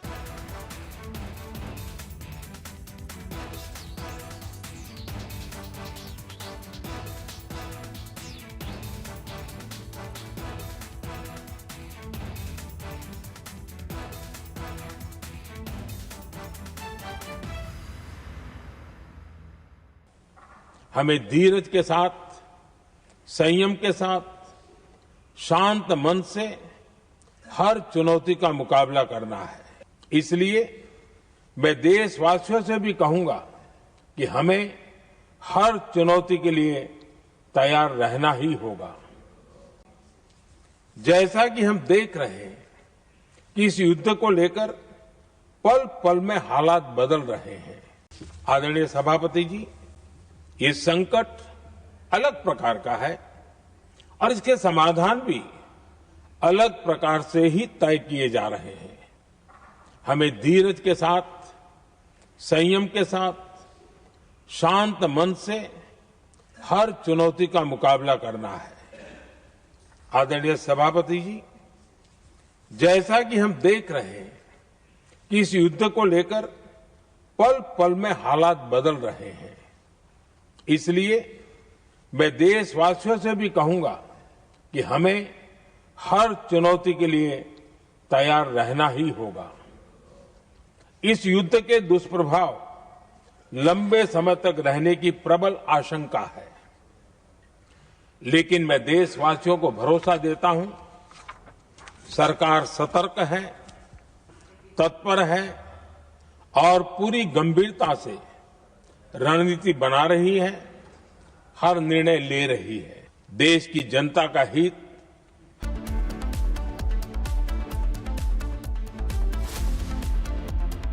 चमकी चाट से क्या बना है? सैंडविच, लस्सी और छाछ और हर घूंट में चमकी चाट। अब बताओ, स्वाद आया? आया। असली स्वाद सिर्फ चंकी चाट। केसरिया से मन जोगी हुआ रे, दिल झूमे देखो मतवारा हुआ रे। केसरिया से मन जोगी हर पल मनाओ केसरी त्योहार। विमल, बोलो जुबान केसरी। आर प्योर सूजी पास्ता उबालो, मिलाओ और खाओ, 8 मिनट में तैयार। क्या टेस्ट है सबका राजा आर प्योर मसाला। हमें धीरज के साथ, संयम के साथ, शांत मन से हर चुनौती का मुकाबला करना है। इसलिए मैं देशवासियों से भी कहूंगा कि हमें हर चुनौती के लिए तैयार रहना ही होगा। जैसा कि हम देख रहे हैं कि इस युद्ध को लेकर पल पल में हालात बदल रहे हैं। आदरणीय सभापति जी, ये संकट अलग प्रकार का है और इसके समाधान भी अलग प्रकार से ही तय किए जा रहे हैं। हमें धीरज के साथ, संयम के साथ, शांत मन। From Asia's largest news headquarters, setting the agenda for Bharat.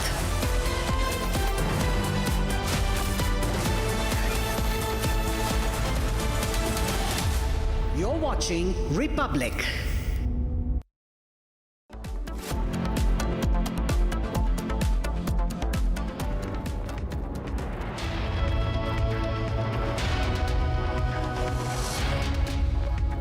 Welcome to Republic. I'm Ridhum and our top focus is going to be on the ground realities that suggest continued volatility at a time when there is a 5-day then a 10-day pause by Donald Trump. One really has to see whether this is a pause, a ceasefire or just escalation of the volatility on the ground. First a look at our top headlines.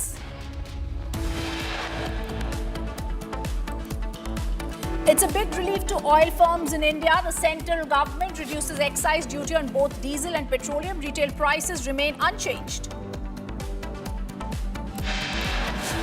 Even as government slashes the excise duty, Indian markets open in red. Meanwhile, rupee also falls to a record low at 94 against US dollar.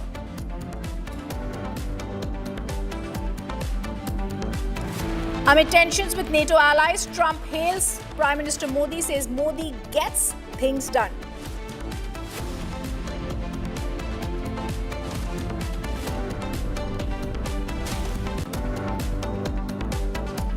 Indian LPG vessel Jag Vasant docks at Kandla port that's carrying 42,000 metric tons of LPG.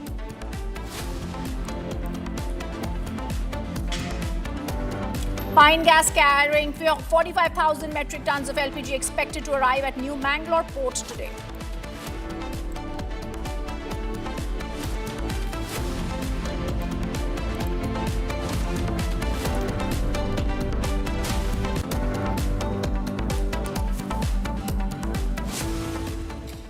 It doesn't seem that the ceasefire has possibly worked. We're getting breaking news that there's huge fire that has broke out at Kuwait's Mubarak port that's following a missile strike, and this is the big breaking news. It seems Iran is going to continue On 27th today in Kuwait, there was a targeted, coordinated attack involving drones and cruise missiles at dawn.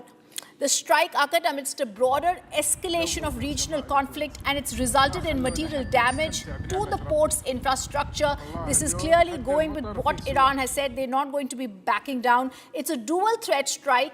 You can see the pictures on your screen, viewers. It's hostile drones and cruise missiles that have been used. And there have been, fortunately, no human casualties. The impact is that the infrastructure at the port has sustained material damage. This is going with what Iran is saying. They will continue to damage every ally's main infrastructural abilities if US does not buckle down. Remember, authorities have immediately activated and sent an emergency response protocol to secure the strike. This is a broader escalation that we are seeing in Kuwait from Iran.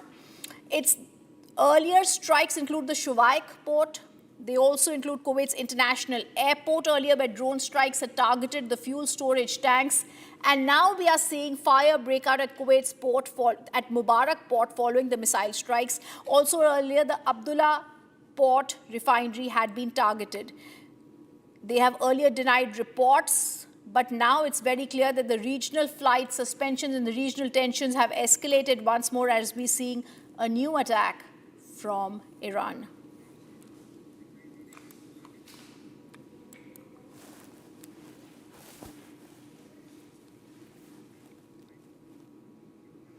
The Indian government today has executed a significant reduction in the federal excise duties on motor fuels, a move that's aimed to absorb the shock of global crude price hitting $122 a barrel without passing the burden to the public. In a late-night notification, the Finance Ministry reduced the special additional excise duty on petrol to 3 rupees per litre from 13 rupees, while the duty on diesel was also slashed to 0 from the previous 10 rupees. The combined rupees 10 per litre reduction in the largest fiscal intervention in the energy sector this year. Despite the deep tax cuts, retail prices at the pump are expected to remain unchanged. Market analysts have also pointed out the reduction intended to fill a massive under-recovery gap for state-run OMCs rather than provide a direct discount to consumers. Well, I think the impact of this, as far as the consumers are concerned, as the people who use petrol and diesel are concerned, this is a step to neutralize the impact. Because when the petrol diesel prices, or shall I say when the crude oil prices, just before the war, they were about $60 to $70. They were hovering between $60 to $70, 60, 65, 70. Just before the war, it was around 70. And then suddenly shot up to 120, came down to 97, 98, again went up to 110. Again went up and down. So it's been moving between 100 and 120 ever since then, which means the procurement cost for the oil marketing companies, I like to name 3 of them: Indian Oil, Bharat Petroleum, and Hindustan Petroleum. Of course, there are a couple of other private players as well. So the cost went up for them. It was also being said that when the crude oil prices were $60, $70, these oil marketing companies, OMCs as we call them, they had accumulated profits of about 25,000 odd crores because the petrol diesel was being sold at a slightly elevated price, whereas their input cost was lower. So they accumulated this profit. I think in the last 3 to 4 weeks of the war, this profit may have eroded and they were slipping into the red. This is very important because all the reserves that they had created, they were gradually slipping away because the input cost had gone up from $70 or $65 right up to $120. So they were about to bleed. And I think obviously the government must have taken cognizance of that. And the government decided to cushion this. That, okay, all right, we will reduce the excise on petrol and diesel. We'll make it 0 for one and 3 rupees for the other. And you don't increase the price. So the impact of this on the consumers would be, as far as your petrol diesel price, listed price, would be 0, maybe 0. Because if this had not happened, that is if the excise was not cut back, there would have been a big possibility that the OMCs anytime soon would have passed on this increase to the consumers. So we should have been, I say, prepared if this has not happened to pay higher petrol diesel prices, which would have been a very, very unpopulist move as well, because inflation is already on the rise. unpopulist when I say I'm speaking from a political angle, because there are elections in 4 states. So just not the right time to pass on this burden to people who would not have felt very happy, and the elections were in states. So I think this is an attempt to cushion, and this is an attempt to make sure that the increased international crude prices do not impact a common man's household budget, do not have a cascading and rippling effect, because normally diesel prices, as it is used for freight, the impact is passed on to practically everything that one uses. So in an effort to neutralize the price, this has been done. So now the OMCs will be able to increase the price. However, the consumers may not feel the increase of price. Of course, there is some mathematics and calculations behind this, but I'm sure the calculations have been done accordingly. The consumers may either have a very, very minimal impact, or not a noticeable impact, or a no impact going forward, at least for the time being. Well, there are 2 problems on that front. One, of course, is the supply problem. That is the supply crisis, which seemingly has been eased because Iran has named India amongst those 5 countries which are friends, which means Indian ships may be allowed to pass through Strait of Hormuz. So from the supply end, we may be finding things easing out in the days to come. The queues which you're witnessing outside the LPG distribution agencies may, after all, disappear. I mean, the queues are, I would say, man-made to a large extent, because hoarders in the black marketeers made hay when the sun was shining. When the whole news was moving around, they tried to exploit the situation. But the bigger problem is the pricing. The pricing comes, in terms of that. Then obviously there's going to be pressure on the bottom lines, and people are going to be impacted. But 60% of the gas is being imported, so I think one should be prepared, to face some kind of constraints in that front. You will find that people must look for alternates. You must look for electric alternates. You must look for conserving the resources. You should not be going over the board in terms of booking your second cylinder when you already have the cylinder. Try and cook once a day or something. So I think all those measures combined to, so a little bit of effort from the government by way of increased production, by way of diversifying the resources, and a little bit of effort, I would say, from people should be able to sail us through this crisis. But all said and done, I would say the situation is very evolving. The situation is very, very concurrent, and we should wait for a while, because there are so many things happening in the war: statements, counter statements, new deadlines, extended deadlines, threats here and there. So the situation is very, very fluid as of now. I think we just need to keep a close watch. But as we stand today, I really don't see any problem. You coming for? And now we're getting news from the US Central Command. The US forces, they say, continue to eliminate the Iranian regime's ability to project military power beyond its control. This is the news coming in from US a few days after it says there's going to be a pause on hostilities. Now the US Central Command forces are saying we are continuing to eliminate the Iranian regime's ability. Remember, this is also coming after they've already got intelligence, which is in the public domain, that in fact the regime remains intact. So we don't understand what the US forces are really speaking about when they say that in coordination with Israel, we have continued to intensify the direct military actions designed to dismantle Iran's regional powers projection, including strikes on capabilities. Now they're saying that this is the news coming in that US Central Command intensifies operations against Iran. They say we've conducted 10,000 strikes during Operation Epic Fury to signify the degrading of the Iranian regime. Notice the words very carefully that have been used in this particular social media post by the US Central Command. We continue to try and eliminate Iran's regime's ability to project military power beyond its borders. The first thing that we get is that their own internal US sources have told them that there is the regime's remaining intact. There's more breaking news coming in.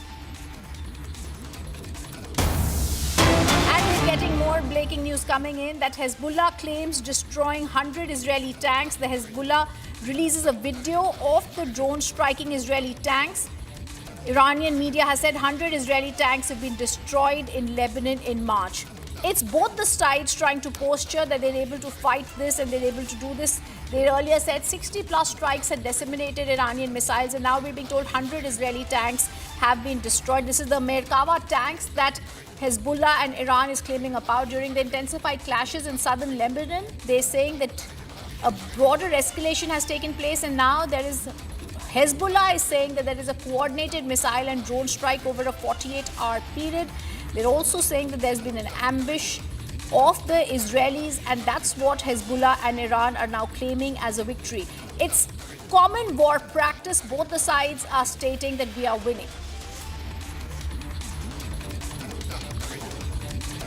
I'm getting you more breaking news on this story as Hezbollah is claiming the destruction of nearly 100 Israeli Merkava tanks during the intensified clashes that have taken place in southern Lebanon. These claims are part of a broader escalation in this war, and some are also calling it a separate war against Hezbollah now in Lebanon war, which began following the India-US strikes earlier.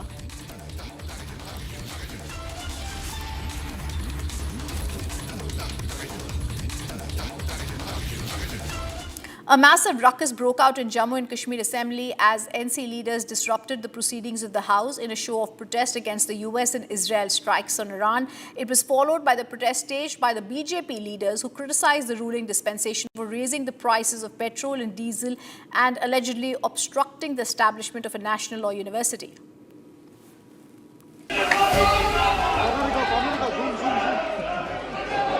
Chaos broke out in Jammu and Kashmir's Legislative Assembly. National Conference leaders entered the assembly carrying Iran's former supreme leader Ayatollah Khamenei's picture, raising slogans in his support, waving posters, disrupting the budget session.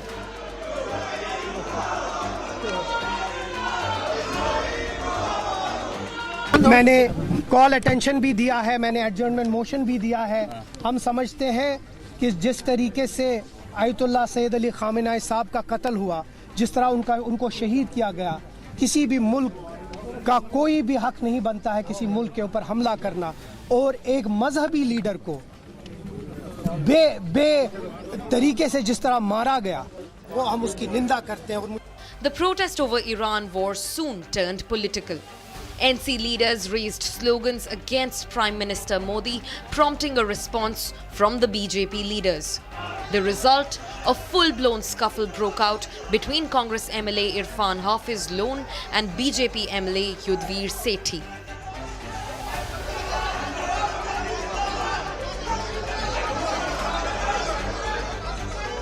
The situation spiraled. Police had to intervene to restore order in the assembly.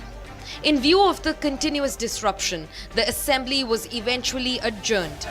This was followed up by BJP legislators gheroing the assembly in protest.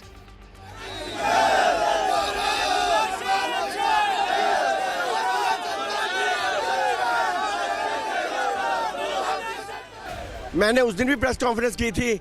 ये लोग अपना 2 रुपये इन्होंने पिछली बार भी बढ़ाया, 2 रुपये इस बार बढ़ा रहे हैं। करोड़ों रुपया ये लोग कमा रहे हैं, फिर भी NLU देते इनको तकलीफ है, फिर भी युवाओं को रोजगार नहीं मिल रहा, फिर भी जो सिलेंडर मुफ्त देने थे वो नहीं दे रहे, फिर भी बूढ़ियों को जो इन्होंने पेंशन देनी वो भी नहीं दे रहे। इसलिए सिर्फ खाने का काम है, बांटने का ये सरकार नहीं करती। BJP leaders demanded for establishment of a national law university in Jammu.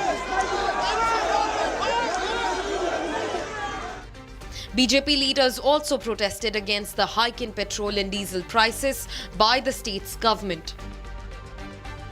This comes as Indian government slashed the excise duty on petrol and diesel for oil marketing companies.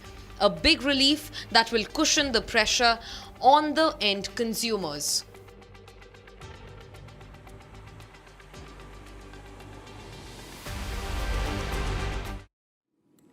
We're getting breaking news right now. US-Israel coalition forces expending 11,294 munitions in the first 16 days of the conflict at a cost of approximately $26 billion. The analysis by the UK-based institute is claiming US and Israel are running out of interceptors. After an initial salvo of 5,000 munitions in the first 96 hours, the conflict is settled into a grinding trial of attrition. I'm also going to try and make sense of this entire West Asian war. Which side is going to blink? I'm joined by retired Major General Shashi Asthana. Major General Shashi Asthana, the big question really here going to be not about interceptors, but about the volatility that's increasing in this war. On the one side, we have Trump saying twice that I've given some mediation through Pakistan. I've tried to do mediation directly or indirectly with the Iranian forces, but nothing is really yielding when Iran is showing them thumbs down as saying we've not started any negotiation. Which side do you think is going to blink first? It's obvious there's going to be a global recession if this war continues. I think it is quite obvious that Americans are blinking first in a manner that if you see the demands of American in the beginning of the war, initially Trump wanted unconditional surrender. From there, coming down to negotiations and coming down to the nuclear part, and also having a regime and not asking for regime change is a come down. At the same time, if you see the pattern of the Iranians' demand, their demands, what were there before the war, they have hardened much more by addition of so many things, like in total control of Strait of Hormuz by them. That was not there when they started the war. So you can see with the stance of both sides that Iranians seem to have an upper hand. And this upper hand is basically, if you come to think of it, as analysts, we analyze what was their aim and what did they achieve. The Americans' aim was regime change. It has not been achieved. They have achieved a fair amount of degradation of Iranis, but that is a tactical gain. Strategically, that doesn't add up for the simple reason because it gives advantage Russia, advantage China, as America gets weaker. So that's one part of it. Similarly, as far as Iranis are concerned, their aim is very clear. They have to survive, number one, and number two, impose cost on Trump. Both these things are happening. So when you see the outcome from the point of view of in an asymmetric war, it's an asymmetric war because the combat power of USA and Israel is much more than Iran. But at the same time, Iran has certain advantages in terms of combat with like geographical advantage. The way they have used their geography in a manner that they have been able to dictate terms in Strait of Hormuz, which has impacted America as well as the rest of the world. So that's how I think, if you analyze all this, I think Iranis are having a better say as far as the negotiations are concerned, or as far as the future trajectory of war is concerned for the time being. Now, the big question is, yes, America is blinking, but we all know when it comes to military expertise, America does not have competition. Iran knows this, but I think trying to keep in touch with the fact that they want to defend their nation, they're going in, continuing even stronger. How do you look at the Gulf countries? Today they sent out a proper diktat, maybe I would say, to the Gulf countries that if you try and retaliate to us, especially to the UAE, we will wipe out all the infrastructure that's currently there. See, UAE and all the Gulf countries, they are part of collateral damage. Let's not forget that they are the ones who have given bases to United States.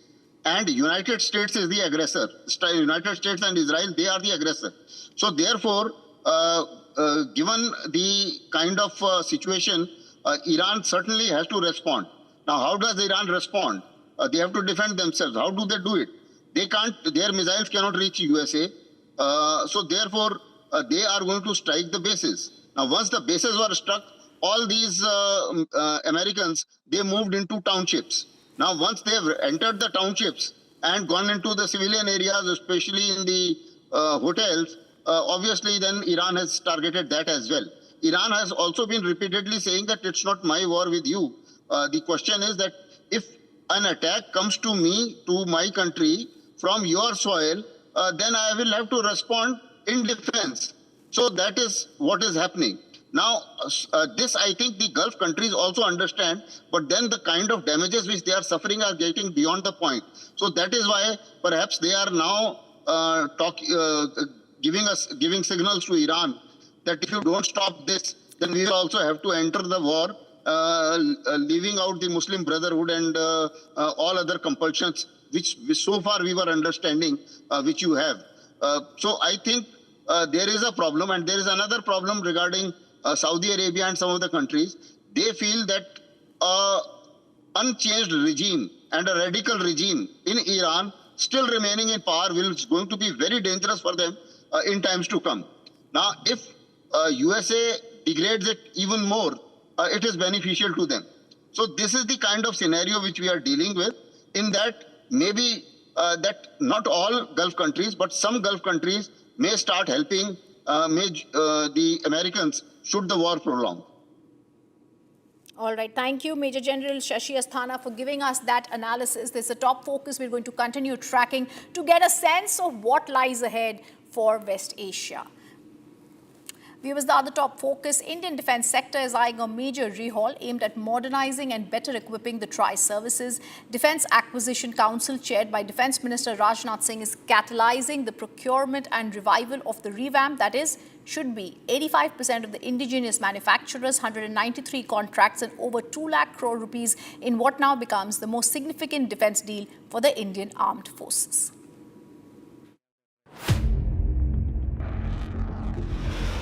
India is all set to revamp its military capabilities. A record-breaking shift towards indigenous manufacturing aims to modernize the tri-services.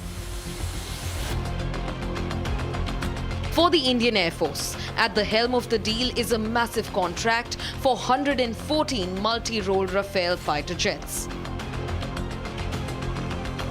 Along with this, 60 medium transport aircraft, with major contenders being US's Lockheed Martin, Brazilian Embraer and Airbus. In the procurement priorities is also the S-400 air defense systems, one of the oldest layered air defense mechanisms with India. The Sukhoi 30 MKI fighter fleet is also to be boosted with specialized engines from the HAL worth over 26,000 crore rupees. Additional indigenous airborne early warning systems, also called the AWACS, are scheduled for procurement conclusions by the end of this year. For the Indian Army, 90 LCH Prachand helicopters and over 300 indigenous advanced towed artillery guns to equip 15 regiments. An additional unit of the K9 Vajra howitzers and 10,000 crore rupees worth Pinaka rocket systems are to be inducted. The Indian Navy is set to get the BrahMos cruise missile. A landmark 20,506 crore rupee deal has been signed to equip frontline warships with the world's fastest cruise missiles. The still vertical launch missiles and also advanced light helicopters along with Sea Guardian drones are also on the cards for the Navy.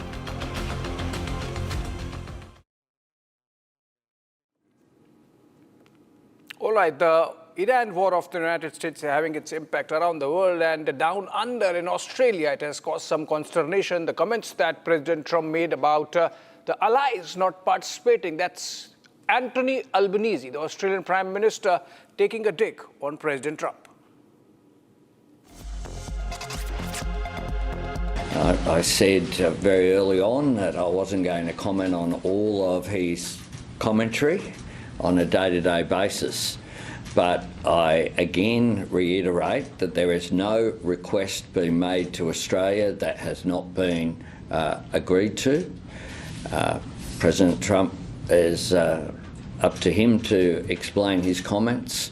But of course, I make the point as well that Australia wasn't consulted before this action was undertaken, and I respect that. That's a matter for the United States. What Australia is responsible for, and what I, as the Prime Minister of Australia, are responsible for, is Australia's response. And we've been constructive. We've provided the E-7 Wedgetail aircraft that is playing a critical role in support of the Gulf states who've been attacked by Iran unprovoked.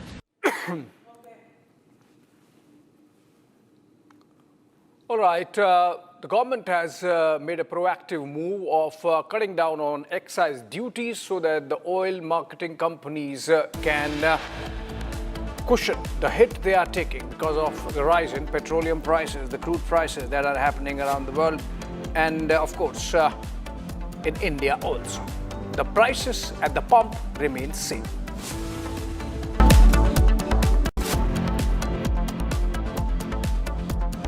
चमकी चाट से क्या बना है? आलू चाट या fruit चाट, स्वाद बढ़ाए चमकी चाट। क्या बात है? स्वादिष्ट पकोड़े और फरसान, अरे चमकी चाट है इसकी जान। असली स्वाद सिर्फ चमकी चाट।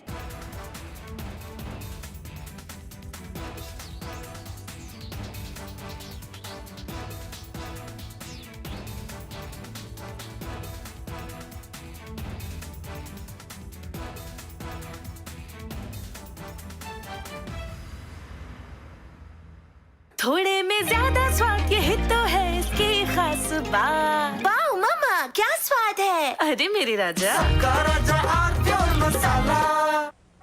हमें धीरज के साथ, संयम के साथ, शांत मन से हर चुनौती का मुकाबला करना है। इसलिए मैं देशवासियों से भी कहूंगा कि हमें हर चुनौती के लिए तैयार रहना ही होगा। जैसा कि हम देख रहे हैं कि इस युद्ध को लेकर पल पल में हालात बदल रहे हैं। आदरणीय सभापति जी, ये संकट अलग प्रकार का है और इसके समाधान भी अलग प्रकार से ही तय किए जा रहे हैं। हमें धीरज के साथ, संयम के साथ, शांत मन से हर चुनौती का मुकाबला करना है। आदरणीय सभापति जी, जैसा कि हम देख रहे हैं कि इस युद्ध को लेकर पल पल में हालात बदल रहे हैं। इसलिए मैं देशवासियों से भी कहूंगा कि हमें हर चुनौती के लिए तैयार रहना ही होगा।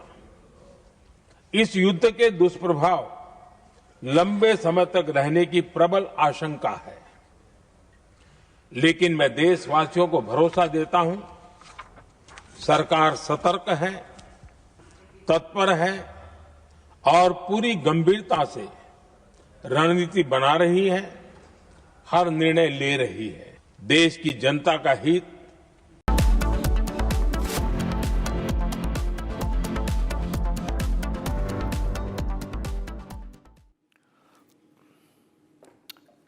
This weekend, on the 6th edition of the Nationalist Collective, we bring to you voices that define the spirit of Bharat, from powerful perspectives in politics to inspiring stories of women leading nation building. From the unmatched courage of our armed forces to the lived experiences of Kargil veterans. This is a celebration of nationalism, sacrifice, and the idea of India that unites us all. Don't miss these powerful conversations that echo the heartbeat of the nation. Watch the 6th edition of the Nationalist Collective this weekend only on Republic TV. Let's begin with the headlines.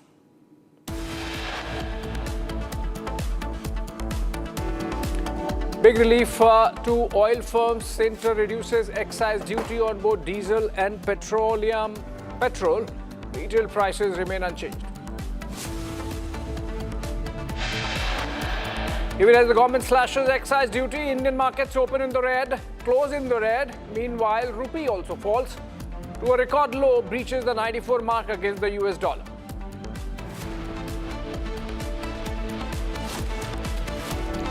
Amid tensions with NATO allies, Trump hails PM Modi, says the Prime Minister gets things done.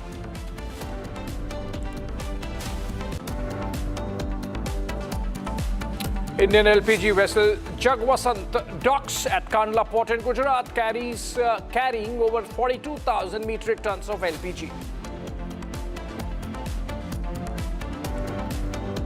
Another vessel, Pine Gas, carrying 45,000 metric tons of LPG, expected to arrive at the new Mangalore port later in the day.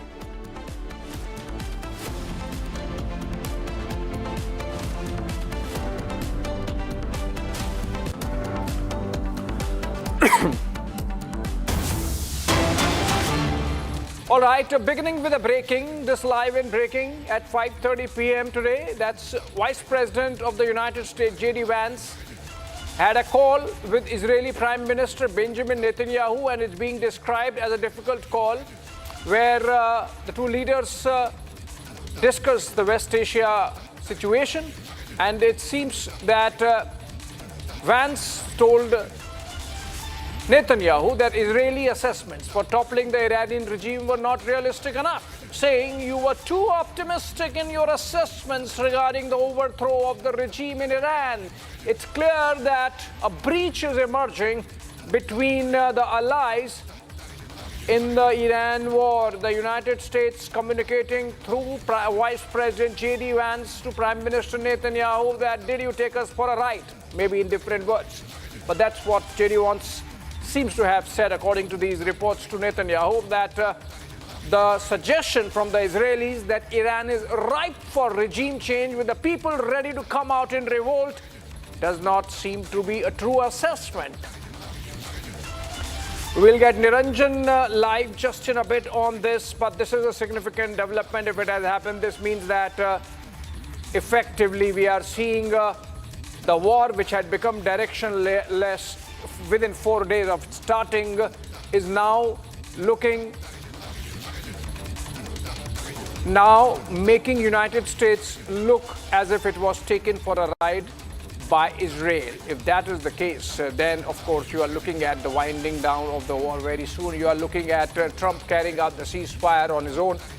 We have, in fact, Niranjan Narayanaswamy, our executive editor, joining us from the newsroom for more on this. Niranjan, that seems like damning indictment of Israeli strategy by the Americans, and it cannot get bigger than this, which means we are looking at the possibility of the war winding down soon. Well, Abhishek, we've been talking about it in the newsroom, discussing it in different discussions and debates over the last few days and weeks. I think you go by the signs in the last few days, statements that are being made, indications from both Israel and America, and it appears that they have miscalculated. Miscalculated they did, and we've been talking about it. They did, because they didn't expect the Iranian response. But look at what has happened on the ground. You and I were just talking about how, and we will talk about it in more detail at 9 p.m. tonight, when US has run out of interceptors, Israel has run out of interceptors, US is running out of not just interceptors but key missiles like Tomahawk. They say, some reports suggest, these are reports from the Western media, think tanks, institutes that say that it will take up to 5 years to a decade to try and even manufacture and replenish these stocks of missiles, key missiles that have been used in the last almost 1 month. 12,000 missiles, Abhishek, we are told that the US-Israel coalition used. They've run out of missiles, they're running out of interceptors, and they're running out of forces. You saw what the Chief of Staff said in Israel, Abhishek. The Chief of Staff in Israel went on record while addressing the Security Council, said that it is such a dire situation that they're fighting wars on many fronts, that they have, a depleted force, and they don't have enough people. They're saying that they can't even call the reservists. There is a war on the strategy and the law passed in Israel to bring in the reservists, and the opposition in Israel is up in arms. You heard from Yair Lapid, the former prime minister and also the primary opposition leader in Israel, slamming Netanyahu, and then you go back to what Trump has said in the last few days, saying that it's, it was Pete Hegseth who convinced him that he had to go to war. And you hear comments like the Zionist lobby forced Trump and, pushed him to go to war with Iran. And you try and put 2 and 2 together, Abhishek. So far, it is a huge disaster for America and Israel. They've run out of ideas. They started this war. They claimed their objectives were 4, but those objectives have kept changing over the last couple of months. And I think it all boils down to, what exactly is happening. And J.D. Vance, the U.S. media has been reporting these are reporters, these are analysts. And this is... Sorry, Abhishek, yes. I missed you there. Okay, yeah, Niranjan, that's a significant news point coming out of the United States. These are media reports from the US. Remember, earlier we had the Israeli general, the vice chief of staff, I believe, suggesting clearly that Israel is running out of the ammo and the will to really fight because the soldiers are really stretched. and that you need to dip into the reserves and you need to call them from reserves and to active duty. And now you have had reports of how the war machine is stretched, that the Tomahawks are spent, and that now it seems that Americans are having doubts about whether Israelis gave them true picture. Okay, Niranjan, I believe there is a weekly press briefing of the Minister of External Affairs going on at the Jawal.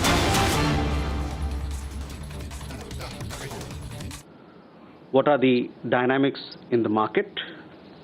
And 3, what is the global situation now? So these 3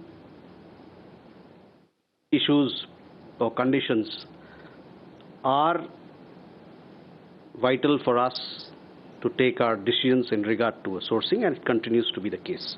As far as specific issues where we are buying our oil from X country, Y country, on those I think it's better that you take your question to the Ministry of Petroleum, because they'll be in a better position to answer.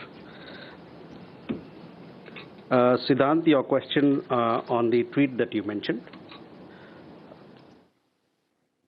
We are all aware of the terrible atrocities that was committed by Pakistan during Operation Searchlight in 1971. The genocide involved systematic and targeted killing of millions of Bangladeshi people, innocent people, and mass sexual violence against women.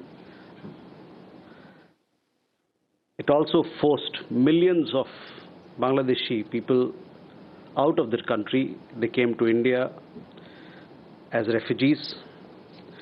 These atrocities, needless to say, it shook the conscience of the world at large. Pakistan, however, remains in denial to this very day of its crimes. We support Bangladesh in its desire for justice.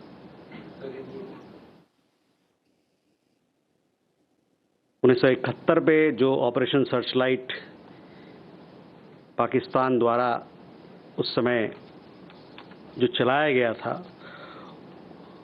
उसमें किस प्रकार का वहाँ पर बांग्लादेश में नरसंहार हुआ, उसके बारे में सभी लोग अवगत हैं।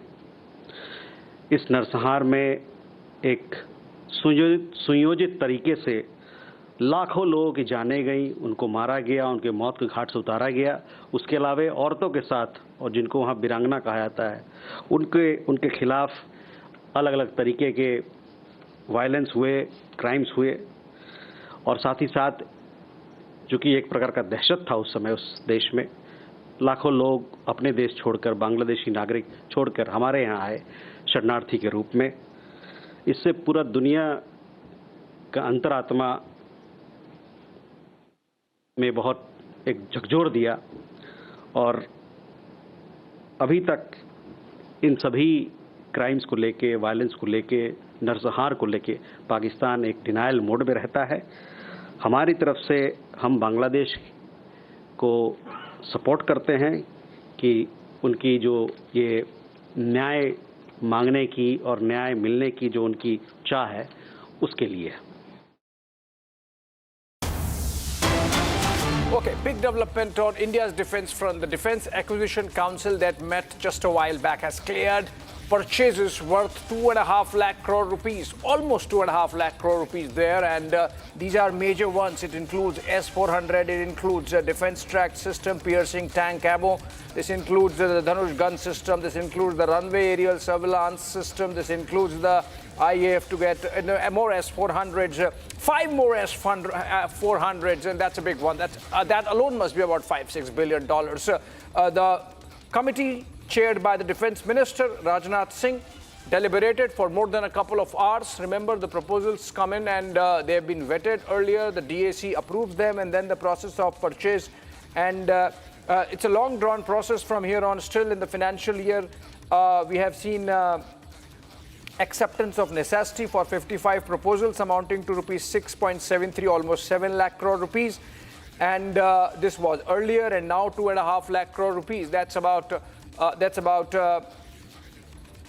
9.5-10 lakh crore rupees. That's a huge sum of money of purchases for defense. Let's go to Shawan for more details on what this really means. Shawan, this seems like a big proposal being cleared by the Defense Acquisition Council, includes S-400s, 5 of them, I believe. What more can you share about the scope and the specifics of this clearance of the proposal by the DAC today? How much of it is going to IAF? How much of it is going to our Navy? How much of it is going to Indian Army? And what's going to be the deadline like by the time these purchases materialize? Well, in fact, the latest now coming in is of about 503 contracts. Now, that is roughly about 2 lakh crore rupees. And if you look at the bifurcation that has basically come in a short while back, this is essentially to do with more of the air defense systems. Now, I've just got a few more details coming in terms of what are we to expect in terms of what the Air Force basically gets. First is with regards to the air defense tracked system, which is basically the real-time air defense control and report. The second is something that has been largely spoken about in the last several months, particularly post-Operation Sindoor. This is with regards to the armored piercing tank ammunition. This is basically rather the anti-tank lethality that you're basically looking at. Then you also have the Dhanush artillery gun system that is essentially for the Indian Army. That's the longer range, higher accuracy firepower. That there too you have another contract that has basically been signed. As far as the Air Force is concerned, this is what we are being told. It's the medium transport aircraft. That's the replacement of the AN-32 as well as the IL-76 fleet. S-400 you've already spoken about, given the fact that there are more contracts that are likely to be signed in the days to come, particularly as far as S-400 is concerned. They're essentially looking at a 6-month time period right now in terms of the delivery to come in. In the last 4 months itself, we are looking at the DSA coming up with the second such large bonanza, signed contracts that is basically taking place. Now, this time, it is not just limited to the Indian Air Force, Army as well as the Navy, but also the Indian Coast Guard actually gets a share of the pie. And in fact, we are being told that the Indian Coast Guard has been assigned the heavy-duty air cushion vehicles, coastal patrol, as well as the SAR logistics support. So the latest now coming in is roughly about 503 contracts and within a time frame of roughly about 6 months. All right, roughly about 6 months, and then there would be acceptance of necessity, and that has happened, and then the process, I believe, takes anything between 6 months to maybe a year and a half, but that's a big one, Shawan, and that really shows the kind of resolve with which the defense establishment going about beefing up the war machine, possibly looking at Operation Sindoor 2.0. Thank you so much for joining us as we go on to the next breaking development coming in, and that's back to the war, and we have more statements and reactions. France's Minister of the Armed Forces, Catherine Vautrin, has said the ongoing Middle East conflict, particularly the US-Israeli war with Iran and tensions around the Strait of Hormuz, is not our war, and it's not for Paris, stressing that France is not a party to the fighting and will not engage offensively in the conflict.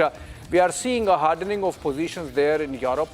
G7 foreign ministers meeting is taking place in France, and this is a statement by the French defense minister comes on the sidelines of that meeting, which means there is signaling, a strong signaling by Europe that irrespective of the kind of language that's been used by President Trump, the kind of hectoring and haranguing of Europe that's been done by President Trump, the kind of name-calling that has been done by President Trump, Europe is not going to buckle down and back off on its position, which is that it's not their war, they are not getting in, and for whatever cajoling they are seeing from the American side, it's for Americans to handle because they started the war without consulting them. We had similar statement coming in from Anthony Albanese of Australia, now French Defense Minister, chiming in.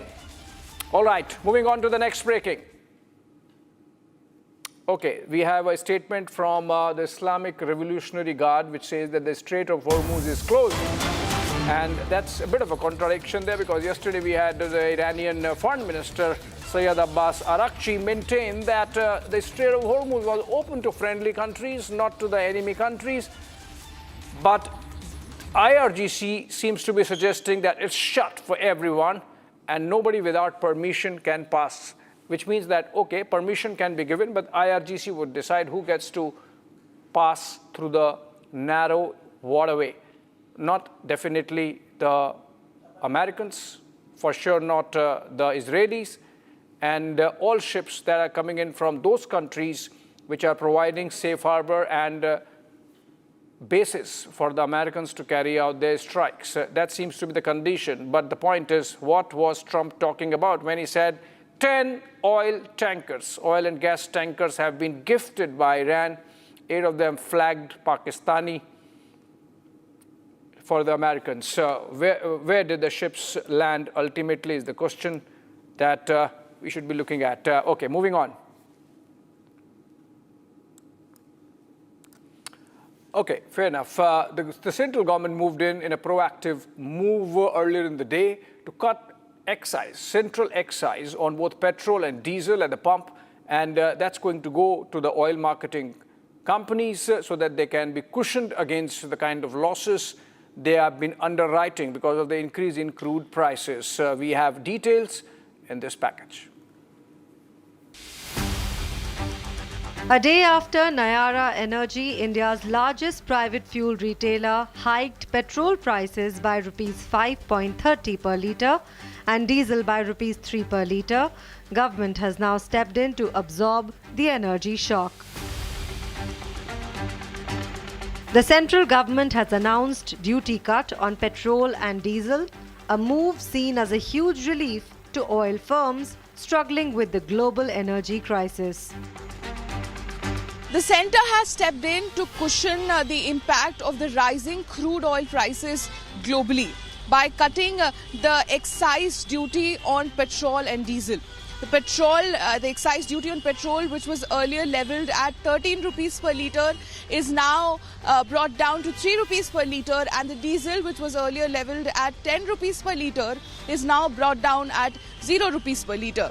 Now, this step has not yet yielded any results for the consumers yet, which means that this change in price will not be directly impacting the consumers yet. The prices remain the same, but this is in simpler terms a step from the government to cushion and to absorb the shock which was caused to these oil marketing companies, be it Indian Oil, BPCL, HPCL, which were losing huge funds when the global prices of the crude oil was brought over $100 a barrel.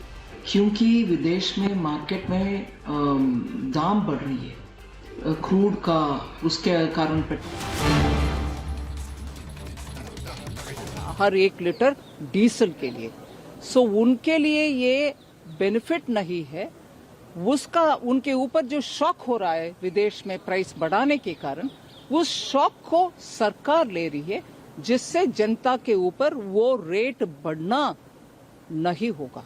Ma'am, पर कई जो BJP non शासित राज्य जैसे कि उमर अब्दुल्ला ने भी तारीफ की है केंद्र सरकार की, एक बड़ी राहत दी है। कई विपक्षी सांसदों ने भी कहा है कि सरकार ने एक अच्छा फैसला लिया, पर कुछ लोग जो है वो कह रहे हैं कि नहीं, सरकार ने अच्छा फैसला लिया। This is all for the political gain because the elections are there is a election in 5 states, so this is a political move by the government. How do you see that now? Just shows how petty they can become. इससे नीचापन दिखाने के लिए मुझे कुछ और रास्ता दिखता नहीं है। नीचे आप होना चाहते हो तो इसी रास्ते पर होएंगे, इसीलिए ये से बयान आ रहा है। जनता का राहत दिलाने वाले बात में भी राजनीति, शर्मनाक बात है। Thank you so much, ma'am. Thank you. All right, Finance Minister there coming in and reacting to the position and the kind of position they have taken on the government's handling of the crisis. The Finance Minister, remember, has also today thanked the Parliament and the people for passage of the finance bill, which is the budget. Remember, this is the budget session. The budget was passed last evening completely and all process done. Okay, going to the next breaking, and we're going back to Iran. And a statement has come in from the Iranian side, which says that about 120 cultural sites have been damaged in this war launched by US, Israel jointly against Iran. And officials say the United States and the strikes carried out by them have hit at least 120 museums and historic sites, including some which are UNESCO designated World Heritage Sites, and this has raised concerns about the damage to the collective civilizational heritage. Ahmad Alawi, head of Tehran City Council's Cultural Heritage Committee, has said multiple sites have been directly hit, and the number is put at 120 by the Iranians. Among the locations cited that have been hit include Gulistan Palace, Sadabad Palace, the Marble Palace, and the Temurtash House, all known as war museums. Even as we run these pictures of the war, what is significant is the kind of loss of civilizational heritage that's happened in Iran war launched by, being carried out by Israel and the United States. Even as they are running out of ammunition, running out of war machine, the fact remains a lot of damage has already been done.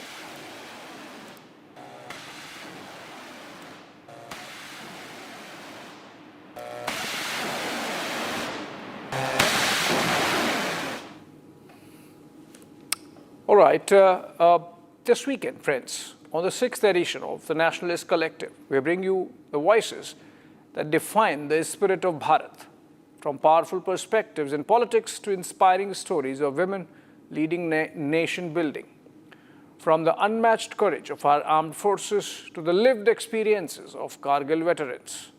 This is a celebration of nationalism, sacrifice, and the idea of India that unites us all. Don't miss these powerful conversations that echo the heartbeat of the nation. Do watch the 6th edition of Nationalist Collective this weekend, Saturday and Sunday, only on Republic TV. With that, we slip into a short break. Coming up on the other side, more on what's happening in the theater of war in the Middle East.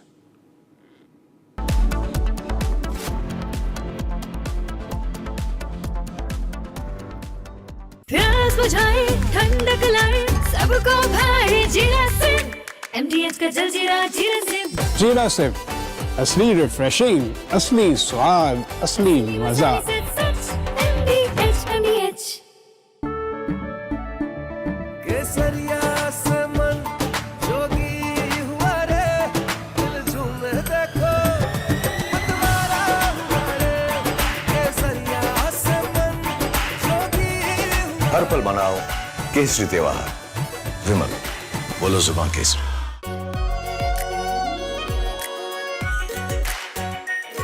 Pure shahi paneer masala, delicious, healthy everyday. हमें धीरज के साथ, संयम के साथ, शांत मन से हर चुनौती का मुकाबला करना है। इसलिए मैं देशवासियों से भी कहूंगा कि हमें हर चुनौती के लिए तैयार रहना ही होगा। जैसा कि हम देख रहे हैं कि इस युद्ध को लेकर पल पल में हालात बदल रहे हैं। आदरणीय सभापति जी, ये संकट अलग प्रकार का है और इसके समाधान भी अलग प्रकार से ही तय किए जा रहे हैं। हमें धीरज के साथ, संयम के साथ, शांत मन से हर चुनौती का मुकाबला करना है। आदरणीय सभापति जी, जैसा कि हम देख रहे हैं कि इस युद्ध को लेकर पल पल में हालात बदल रहे हैं। इसलिए मैं देशवासियों से भी कहूंगा कि हमें हर चुनौती के लिए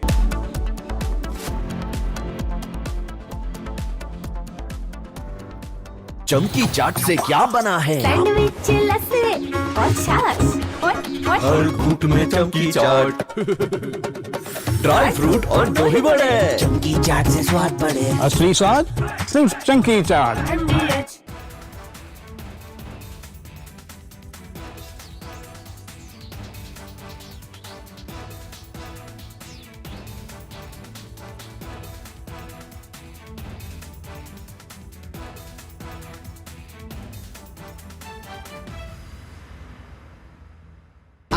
प्योर सूजी पास्ता, उबालो, मिलाओ और खाओ। 8 मिनट में तैयार। क्या टेस्ट है, सबका राजा हार्डकोर मसाला।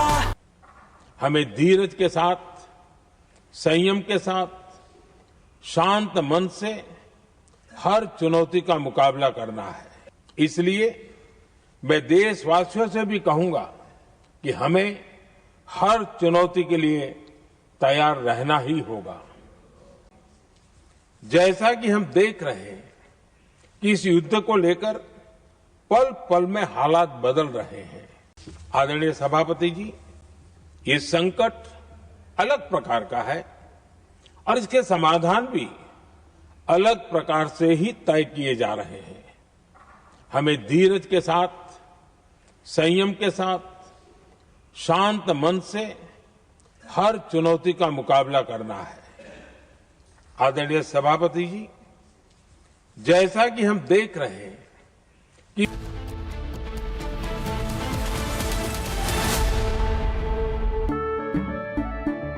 केसरिया से मन जोगी हुआ रे, दिल झूमे देखो मतवारा हुआ रे। केसरिया से मन जोगी हुआ। हर पल मनाओ केसरी त्योहार। विमल, बोलो जुबान केसरी। थोड़े में ज्यादा स्वाद, यही तो है इसकी खास बात। वाओ मामा, क्या स्वाद है। अरे मेरे राजा, सबका राजा और प्योर मसाला। हमें धीरज के साथ, संयम के साथ, शांत मन से हर चुनौती का मुकाबला करना है। इसलिए मैं देशवासियों से भी कहूंगा कि हमें हर चुनौती के लिए तैयार रहना ही होगा।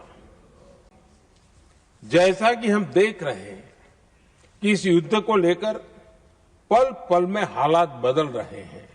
आदरणीय सभापति जी, ये संकट अलग प्रकार का है और इसके समाधान भी अलग प्रकार से ही तय किए जा रहे हैं।